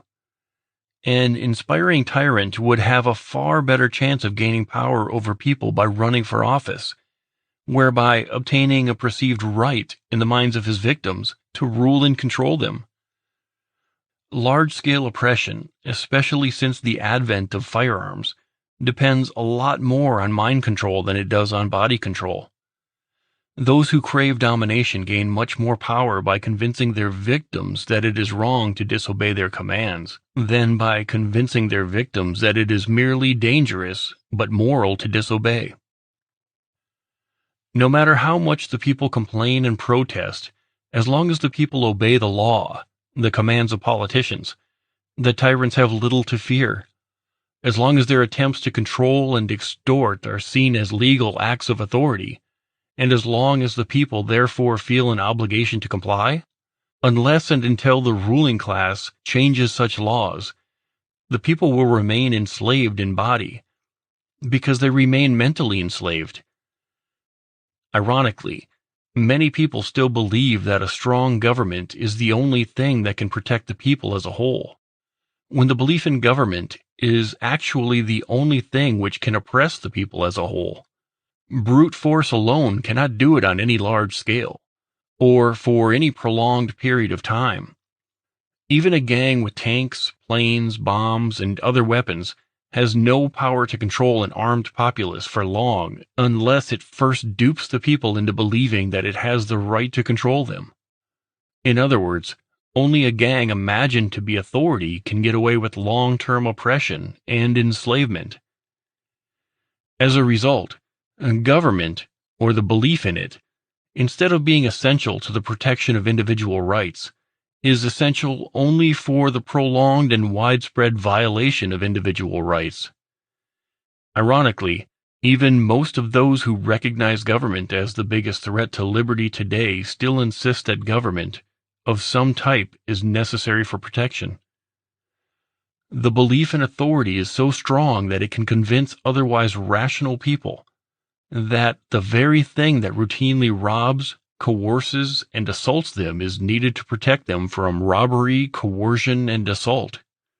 The fact that government has always been an aggressor and has never been purely a protector anywhere in the world at any time in history does not shake them of their cult-like belief in the magical powers and virtues of the abstract, mythological entity called authority. The road to justice. Many large-scale injustices in history would have quickly collapsed, or would have never started, if not for authority condoning and enforcing such injustices. The evils of slavery, for example, are often blamed on racism and greed, but authority played a huge role in making slavery economically feasible. If there was not a huge, organized network of law enforcers to capture escaped slaves and any who helped them escape, how long would slavery have continued? If freeing slaves was not illegal, and thus immoral in the eyes of authoritarians, how much larger, more effective would the Underground Railroad have been? In fact, it probably would have not been known as the Underground anything if it was not illegal. The abolitionist movement consisted of people who thought slavery was immoral, and who wanted laws changed to officially declare slavery to be immoral and illegal. If, instead of petitioning for a change in laws, all the abolitionists were actively freeing slaves, the slave trade would most likely have collapsed decades earlier, if it ever happened at all. Shipping slaves halfway around the world would be a very risky business indeed if, the moment you landed, your cargo might be forcibly liberated. The problem is that most people believe that even immoral, unjust laws should be obeyed until the law is changed, showing that such people's loyalty to the myth of authority is stronger than their loyalty to morality, and doing what the masters tell them is more important to them than doing what they know is right. And mankind has suffered greatly because of it. The ability of people to resist tyranny depends largely upon whether they accept the myth of authority or not. Those who can see the injustice committed by government, but who continue to believe that they must follow the law and work within the system, will never achieve justice. On the other hand, those who do not view the political megalomaniacs as rightful rulers, those who do not feel an obligation to obey an immoral law, those who do not feel the need to treat what is actually a parasite class, a gang of political thieves and thugs, as untouchable, respectable, and honorable, have a far better chance of defeating legal tyranny. And most tyranny and oppression which has occurred throughout history was done legally. There are many methods available to those willing to illegally resist injustice and tyranny, including everything from passive resistance to non-violent sabotage, to things such as assassination and other forcible resistance, depending on the severity of the oppression and the individual's own values, conscience, and beliefs about when, if ever, the use of violence is appropriate. One may choose any number of ways to defeat tyranny. Some will simply try to stay under the radar, avoiding the attention of state enforcers. Some may choose civil disobedience, such as a large group openly smoking marijuana in front of a police station. Some may choose a more active, but non-violent method, such as slashing the tires of police cars, or destroying other property used to commit state aggression.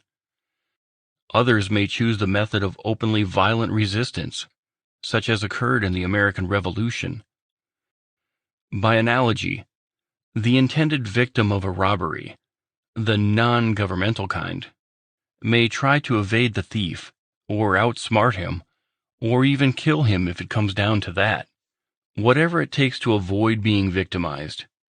Likewise, those who recognize that legal evil is still evil, and resisting is still justified, would not waste time on elections and lobbying politicians for change in legislation. They would simply do whatever they could to protect themselves, and possibly others from being victimized by such legal aggression. Beyond a certain point, the more people resist, the less violence is necessary to do so. If a local police force has a dozen narcotics officers, people whose main job is to commit acts of aggression against others who have used neither force nor fraud, and several hundred civilians let it be known that they believe that they have the right to use whatever it takes, including deadly force, to stop any attempted kidnappings, home invasions, or similar acts of aggression committed by narcotics officers, the aggressors, the police, if they did not have any bigger authoritarian gang to appeal to for help, would simply give up to avoid being exterminated. The deterrent effect that works against private criminals can work just as well against government criminals. In India, Mahatma Gandhi and his followers used widespread passive disobedience to undermine British control of that country.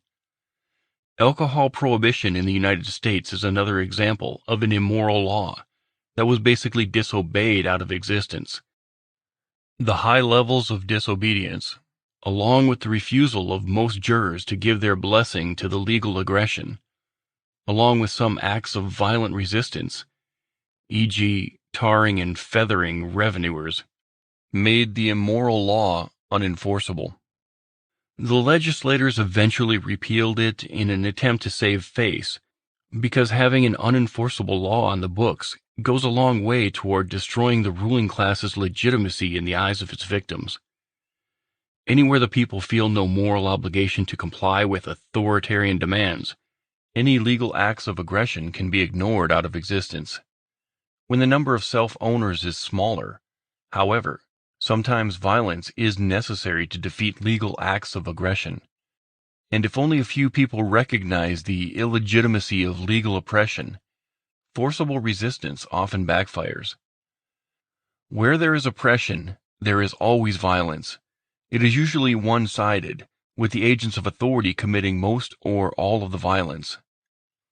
The man who passively cooperates while claiming to be against violence is in fact rewarding the violence of the state.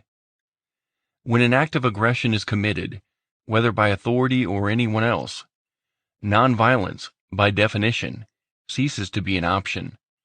The only question is whether the aggressive violence will go unchallenged, or whether defensive force will be used to counter it. Either way, violence will occur. Of course, the thieves, thugs, and murderers who declare their crimes to be legal, which every tyrant in history has done, will always brand anyone who resists them as criminals and terrorists. Only those who feel no shame at being labeled criminals, because they have shed the myth of authority and recognize the term law is often used to characterize something evil as something good, have any chance at all of achieving freedom. Again, somewhat ironically, the more people there are who understand self-ownership and the mythical nature of authority, and who are willing to fight for what is right, and fight against what is legal but wrong, the less violent the road to true civilization, peaceful coexistence, will be. Side effects of the myth. Looking back in history, there is no shortage of examples of man's inhumanity to man, examples of oppression and suffering, violence and hatred, and situations and events which do not reflect well on the human race in general. And though many of the most blatant injustices in history were the obvious product of the belief in government, such as war and overt oppression, many other injustices which are not usually attributed to government action would also have been impossible without the involvement of authority. In addition to the example of whether slavery could have existed had it not been legally enforced, as mentioned above, similar questions could be asked about the treatment of the American Indians.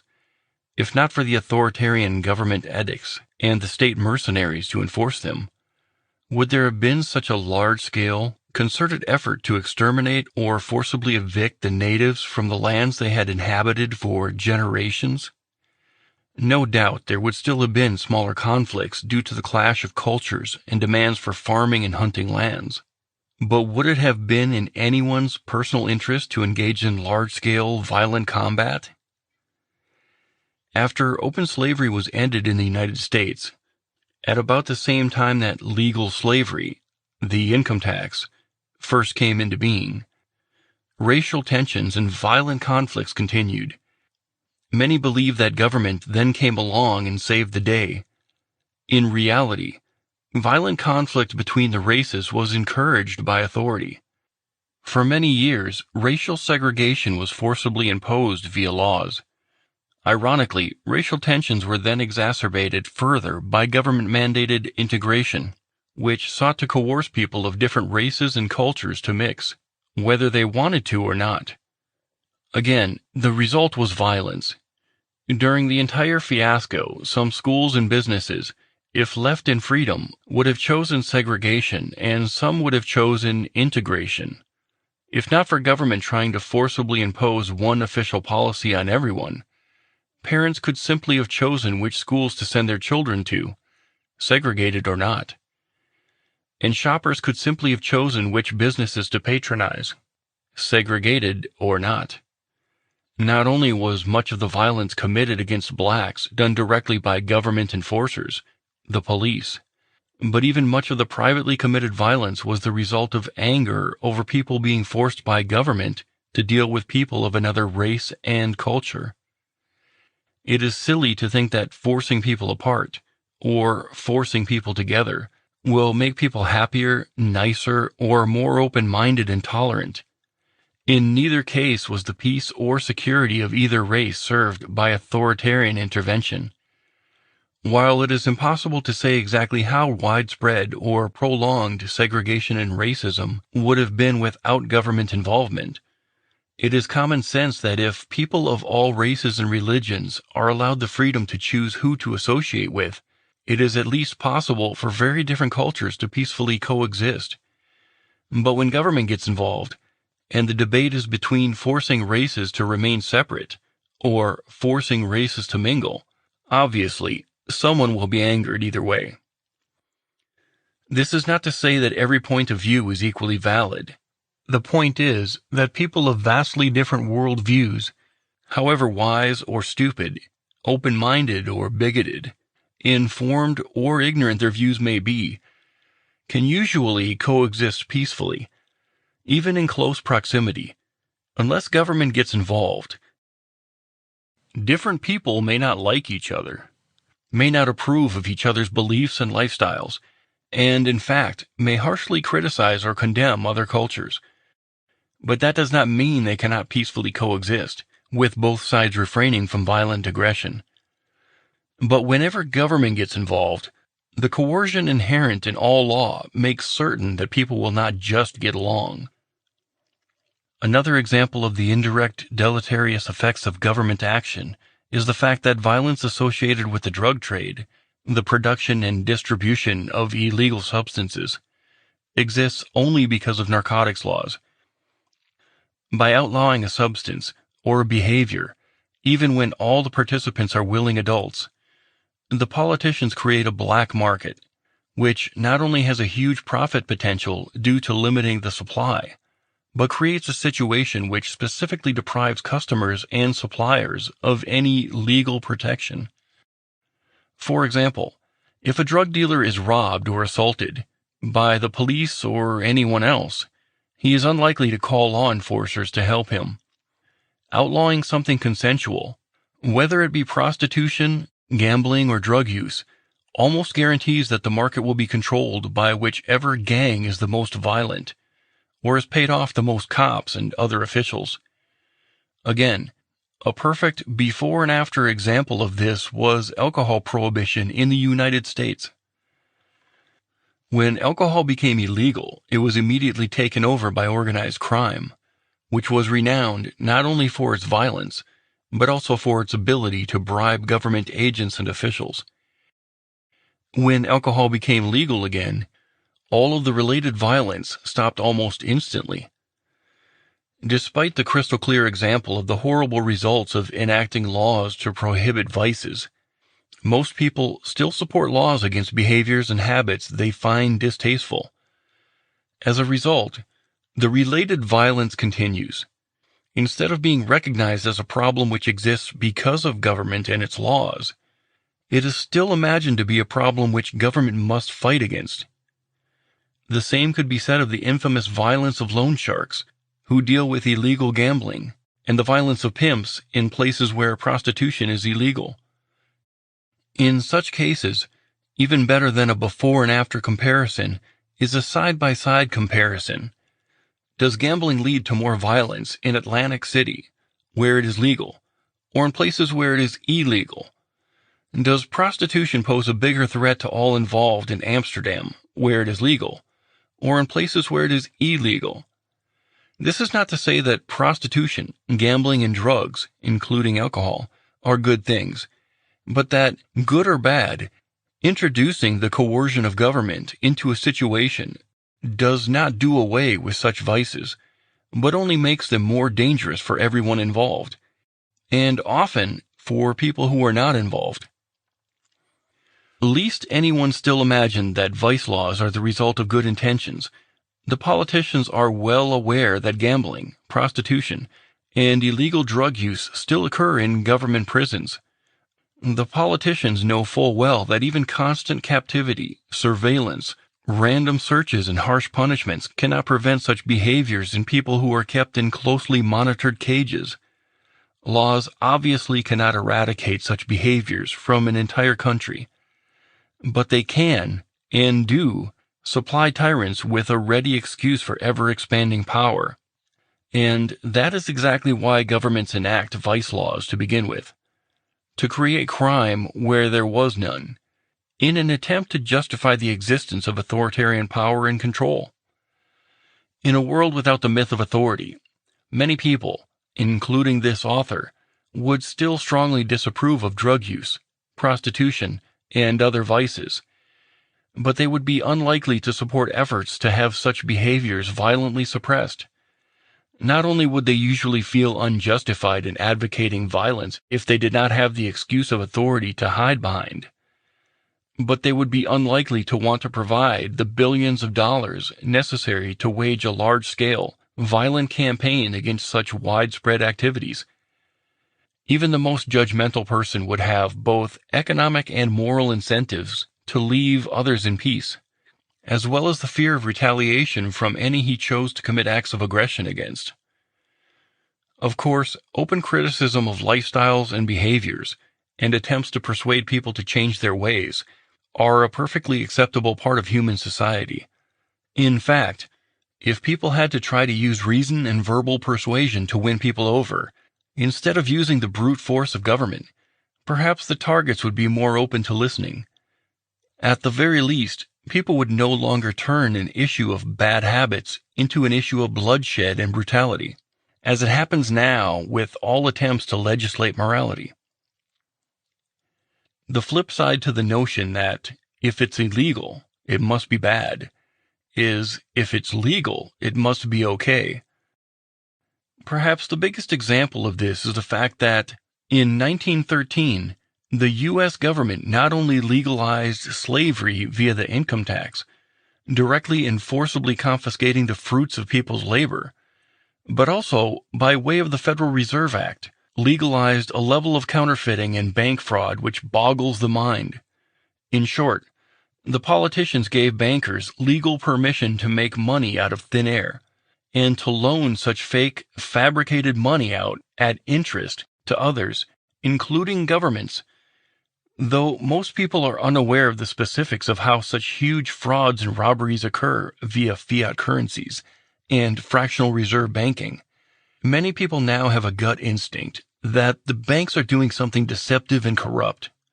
What they fail to realize is that it was government which gave the banks permission to defraud and swindle the public out of literally trillions of dollars.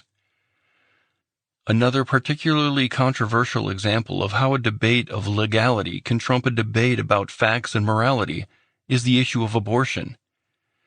One side lobbies for authority to make or keep abortion legal, and then defends the practice based upon its legality. The other side pushes for abortion to be outlawed, in the hopes of having the violence of authority used to prevent the practice. In logical terms, the only relative question, which is a religious, biological, philosophical question, not a legal question, is at what point does a fetus count as a person? The answer to that question dictates whether abortion amounts to murder or is the equivalent of having a kidney removed. However, instead of addressing the only question that actually matters, as complex and controversial as it might be, both sides usually focus instead on trying to get the violence of authority on their side. As another example of legalized injustice, almost everyone is aware of how outrageous and irrational lawsuits have become, e.g., trespassing criminals successfully suing property owners after injuring themselves during a break-in. But they fail to realize that it is the decrees of government-appointed judges which allow it to happen at all. In addition to government being able to legally steal from one person to give to another, government also creates, via the current system of litigation, a mechanism whereby one person can directly and legally rob another. Laws, in the name of environmentalism, are also used for immoral power grabs in both directions. With enough money, a company which is actually polluting and thus infringing on property rights of others can trade campaign contributions for legal permission to pollute. At the same time, they use environmental laws to crush competition by creating and enforcing a maze of environmental regulations, many of them unnecessary or counterproductive, sometimes idiotic, to keep smaller companies out of the market. Additionally, politicians can use vague threats of environmental dangers as excuses to gain control of private industry, to control the behaviors of millions, or to extort more money for their own purposes. In many industries, success now depends less upon providing a valuable service at a reasonable price than it does upon obtaining special favors and preferential treatment from government. This can be in the form of direct handouts, e.g. grants or subsidies, political trading, e.g. no-bid government contracts, licensing schemes, such as in the medical industry, tariffs or international trade, regulatory control and favoritism, and many other means. The result of all of these, higher prices, inferior products and services, fewer choices, and so on, is often assumed to be the result of the shortcomings of private industry, instead of being recognized for what it is, the adverse consequences of authoritarian control over human interaction. Another example of the side effect of authoritarianism is the fact that major economic crashes are always the result of government tampering with commerce, credit, and currencies. Short of total physical destruction, the only way to destroy an entire economy is to meddle with the medium of exchange, the money, through legalized counterfeiting, via the insurance of fabricated credit and the issuance of fiat currency. Most people, being ignorant of even basic economics, view inflation and other economic problems as natural, unfortunate, but unavoidable occurrences. In truth, they are symptoms of large-scale, legalized fraud and theft.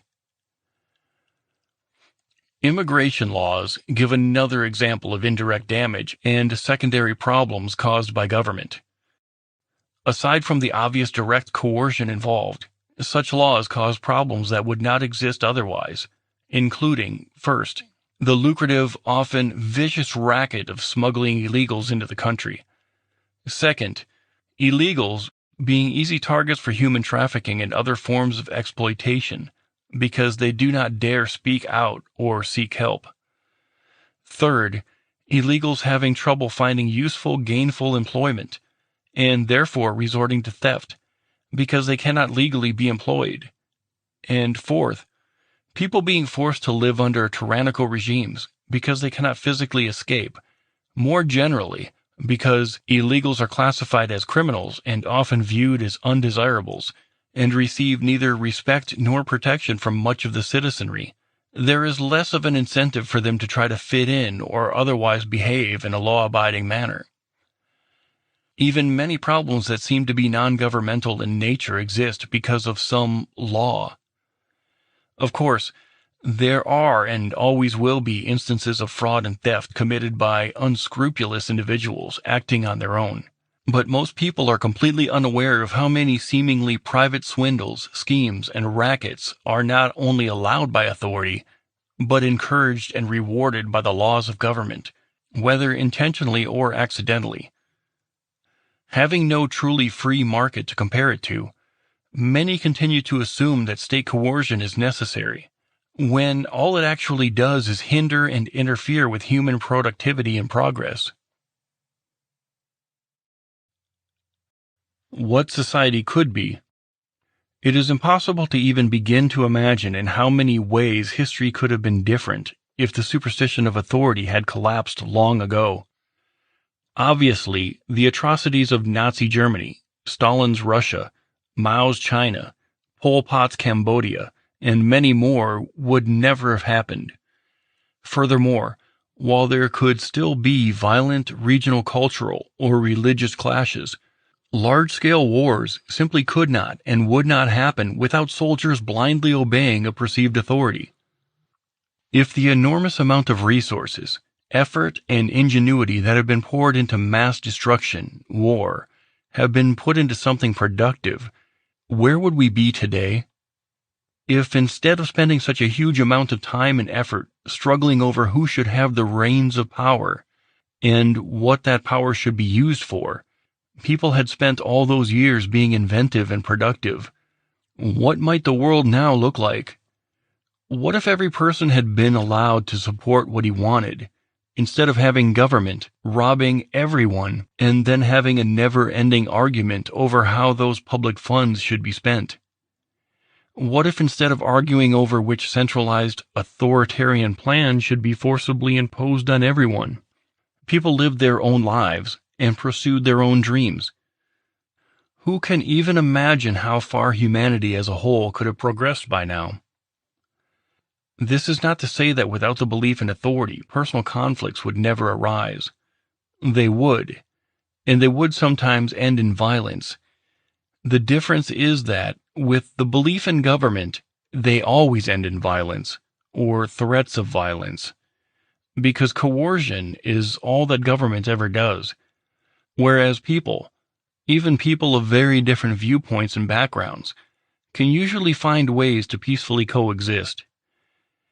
Any situation which authority becomes involved in is automatically solved by force.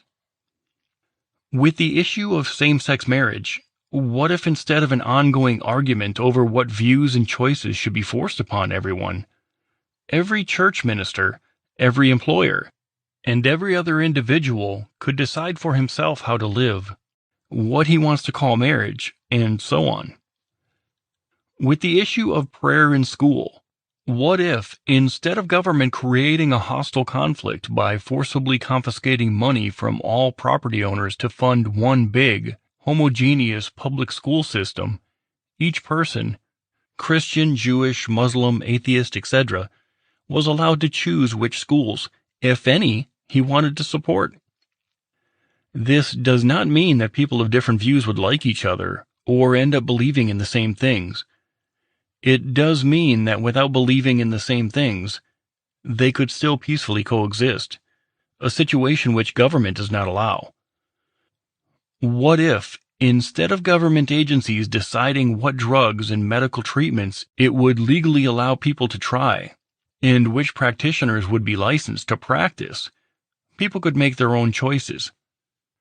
In such a scenario, the business of providing customers with unbiased information about various products and services would flourish. Government solutions are always about politicians deciding how to deal with different solutions, and then forcibly imposing their ideas on everyone else. But it is neither morally legitimate nor effective on a practical basis to have politicians making everyone else's choices for them. And that is true of all sorts of aspects of human society.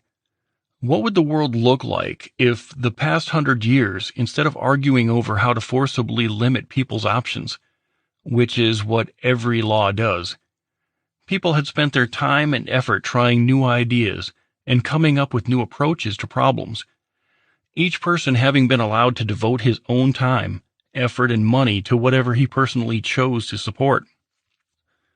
What if, instead of a centralized system of forced wealth redistribution, government welfare, people had been left in freedom to decide for themselves the best, most compassionate way to help the needy?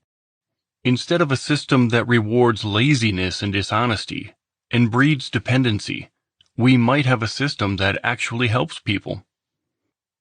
What if, instead of government forcing businesses to do whatever the politicians and bureaucrats declared to be safe, people could come up with new ideas and inventions, set their own priorities, and make their own decisions about how best to protect themselves? What if, instead of having a centralized control machine trying to force people to be fair, people could choose for themselves who to associate with, what deals to make, and so on? Everything government pays for creates conflict. Every public project, from grants given out by the National Endowment for the Arts, to grants for studies or businesses, to schools, to parks, to everything else public, amounts to robbing thousands or millions of people in order to give money to a few people.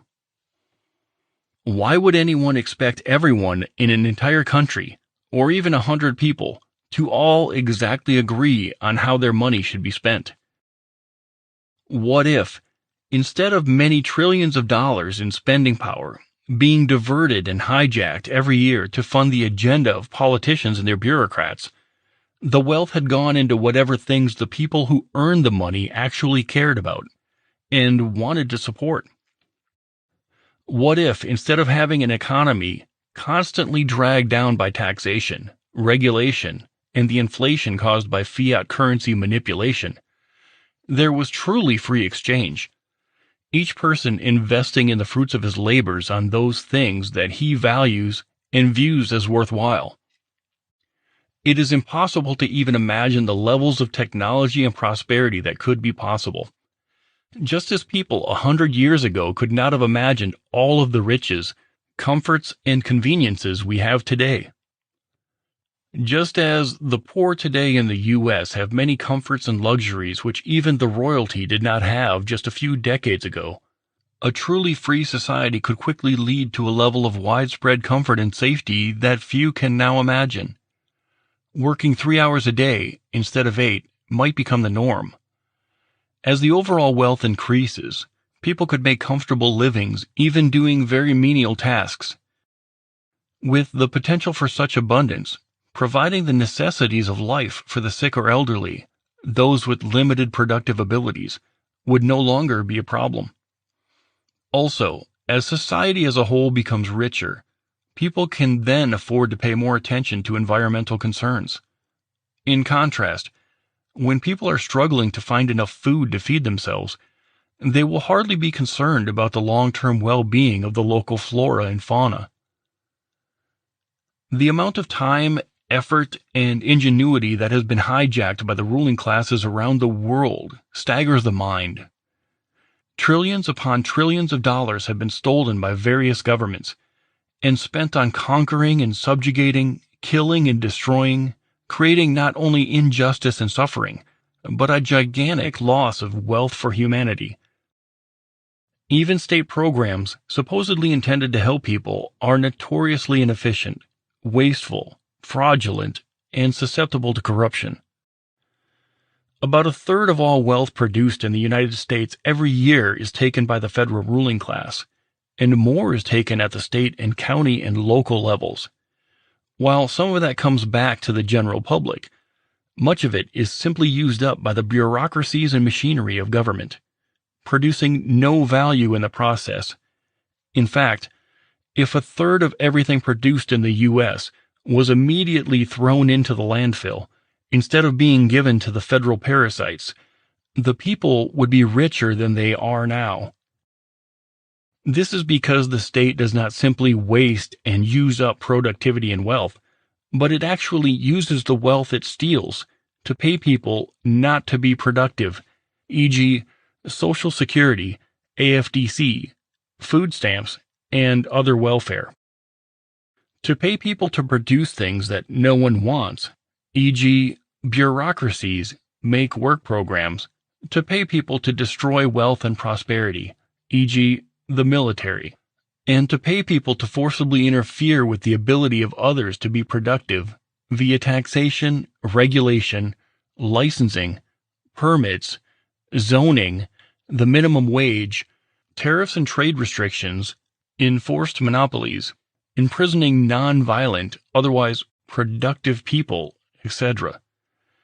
Add together the amount of productivity directly stolen by the state, and the amount of productivity the state forcibly prevents, and one can start to see a glimpse of the level of prosperity the whole world would enjoy, if not for the giant economic dead weight known as government, and the level of prosperity it would enjoy once the superstition of authority has collapsed. What humanity could achieve if not hampered by the myth of government staggers the imagination. This would include a drastic jump in material comfort and wealth for billions of people, and would mean an end to poverty and hunger throughout the world. If not for taxes, regulations, and other legal obstacles, we already have the means to feed everyone on the planet. It would also mean an end to debt for almost everyone. Without legalized banking fraud, e.g., the Federal Reserve System, and the continual taxation of income, property, trade, and inheritance, people would be accumulating wealth instead of barely treading water while enriching politicians and bankers. And an abundance of material wealth would make it so people could spend most or all of their time and effort on things they love to do, rather than having to work long hours doing things they don't enjoy, just so they can have food and shelter. The lives of average people could be far more enjoyable and fulfilling, where now they are often tedious and stressful. Ironically, the near-utopian visions which many tyrants have promised, but never delivered, can and will eventually be achieved by the exact opposite, a truly free society, absent any rulers or central controllers. If not for the superstition of authority, we would already be there. What if, for the last several thousand years, each person had minded his own business and not tried to use government to force his ideas and priorities on others? What if, instead of a giant, centralized monster violently intimidating everyone's choices and options, everyone's creativity and ingenuity, trying to force conformity and sameness, while draining the producers of their ideas and their wealth, different people in different groups had been trying new ideas and figuring out the best ways to solve problems and create a better world, guided by their own beliefs and values. Sadly, the idea still terrifies a lot of people, who still imagine that a world forcibly controlled by politicians would be more safe and civilized than a world inhabited by free human beings, exercising free will and individual judgment. The fact is that those people who put their faith in government to make things work, though they are by far the majority, and though they may mean well, are the problem. As a result of their indoctrination into the cult of authority, they continue to believe and push for the profoundly insane idea that the only road to peace, justice, and harmonious civilization comes from constant, widespread coercion and forcible government controls, perpetual oppression and enslavement done in the name of law, and the sacrificing of free will and morality at the altar of domination and blind obedience. As harsh as that may sound, that is the basis of all belief in government. Accepting reality. Statists often say, show me an example where anarchy, society without government, has worked. Of course, since they are speaking of societies consisting almost entirely of thoroughly indoctrinated authoritarians, human society without a ruling class is rarely even contemplated, much less attempted. Yet the statists use the fact that they have never tried true freedom, because the concept is completely foreign to their way of thinking, as proof that a stateless society wouldn't work. This would be akin to a group of medieval doctors who all use leeches for every ailment, arguing, show me one case where a doctor has cured a headache without the use of leeches. Of course, if none of them have ever considered any treatment other than leeches, there would not be an example of alternative methods working. But this is a testament to the ignorance of the doctors, not the ineffectiveness of the treatments which had never been tried. But the more important point is that anarchy, the absence of government, is what is. If the alleged authority upon which the entire concept of government relies is merely an illusion, as has been proven throughout this book, then saying that society cannot exist without government is exactly as reasonable as saying that Christmas cannot occur without Santa Claus. Society already exists without government, and has been from the beginning. It has been the people imagining an entity with the right to rule, hallucinating the existence of authority, which has made the story of mankind consist largely of oppression, violence, suffering, murder, and mayhem. Ironically, statists often point to the death and suffering which occurs when two or more groups are fighting over who should be in charge. Label that as anarchy, and cite it as evidence that without government, there would be chaos and death. But such bloodshed and oppression is the direct, obvious result of the belief in authority, not the result of a lack of government. It is true that, compared to life under a stable, entrenched authoritarian regime, life in a country where the people are fighting over who the new authority should be, via rebellions, civil wars, one nation conquering another, etc., can be a lot more dangerous and unpredictable. As a result, people living in war-torn areas often wish only for there to be an end to the conflict, for one side to win and become the new government. To such people, a stable government may represent relative peace and security, but the underlying cause of the oppression committed by the stable regimes and the bloodshed which occurs during the struggles for power is the belief in authority. If no one believed in a legitimate ruling class, no one would fight over who should rule. If there was no throne, no one would fight over it. All civil wars and nearly all revolutions rest on the assumption that someone should be in charge. Without the superstition of authority, there would be no reason for such things to happen at all. By its very nature, government adds nothing positive to society. It creates no wealth and generates no virtue.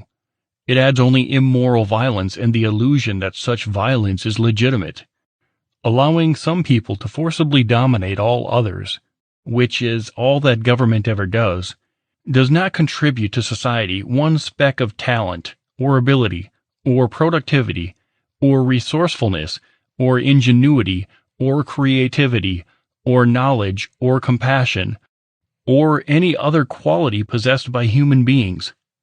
Instead, it constantly stifles and limits all of those things through its coercive laws. It is destructive and insane to accept the notion that civilization requires the forcible limiting of possibilities and the violent restraint of the human mind and spirit. That civil society can exist only if the power and virtue of every individual is forcibly overcome and suppressed by a gang of masters and exploiters.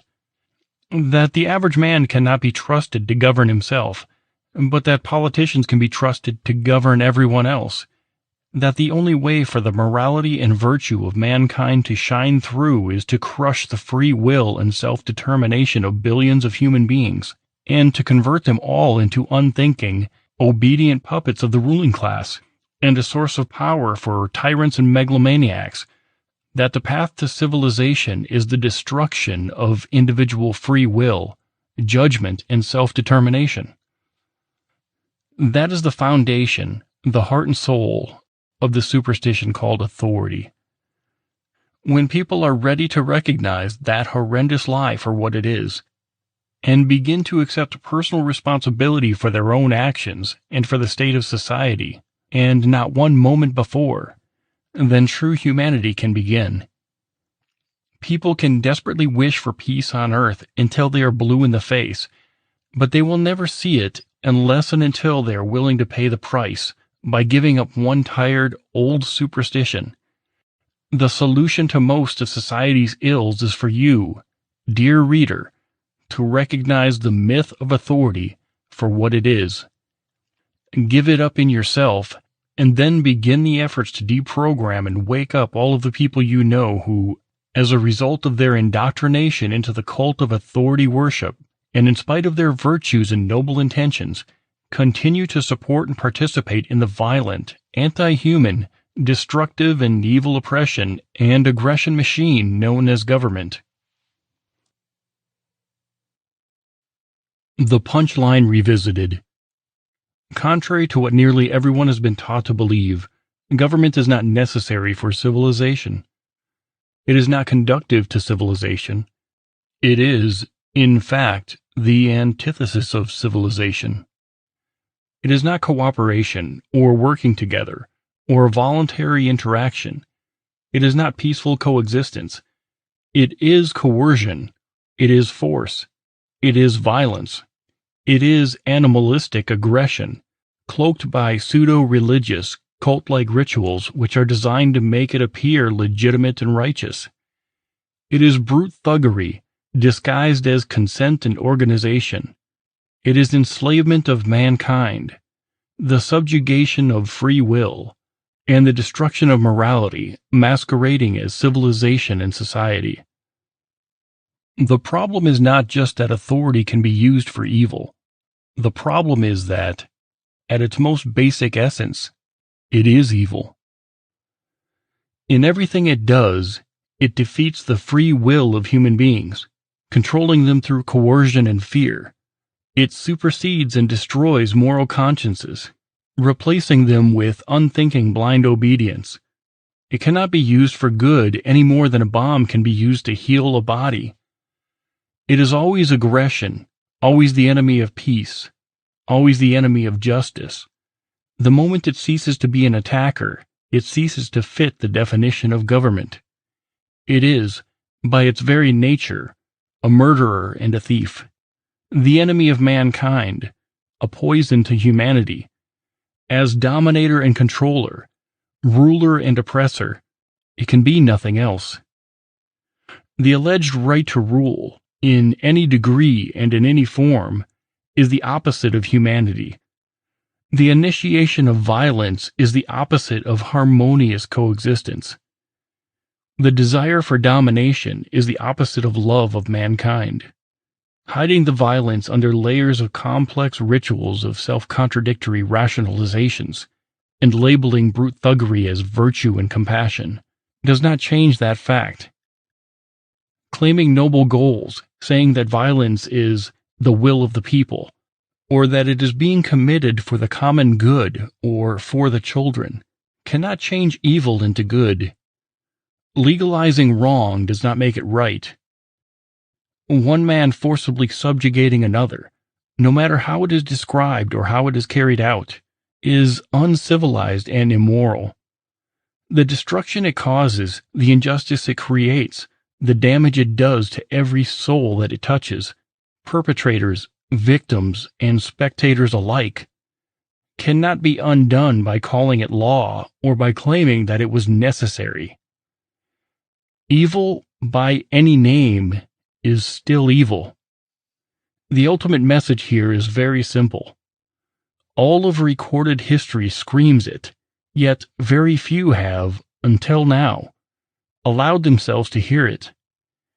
That message is this: if you love death and destruction, oppression and suffering, injustice and violence, repression and torture, helplessness and despair, perpetual conflict and bloodshed. Then teach your children to respect authority and teach them that obedience is a virtue. If, on the other hand, you value peaceful coexistence, compassion and cooperation, freedom and justice, then teach your children the principle of self-ownership. Teach them to respect the rights of every human being, and teach them to recognize and reject the belief in authority for what it is: the most irrational, self-contradictory, anti-human, evil, destructive, and dangerous superstition the world has ever known. I will conclude the recording of this audiobook by saying, none of the ideas in this book do I personally disagree with.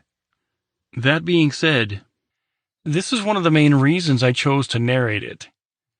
I feel that anarchy, the absence of a ruling class, is the only way of achieving true equality and freedom. I don't know if I will ever witness the day when the word anarchy will be obsolete, because so many will act in a manner of self-ownership and responsibility. But I think sharing the ideas in this book will definitely help.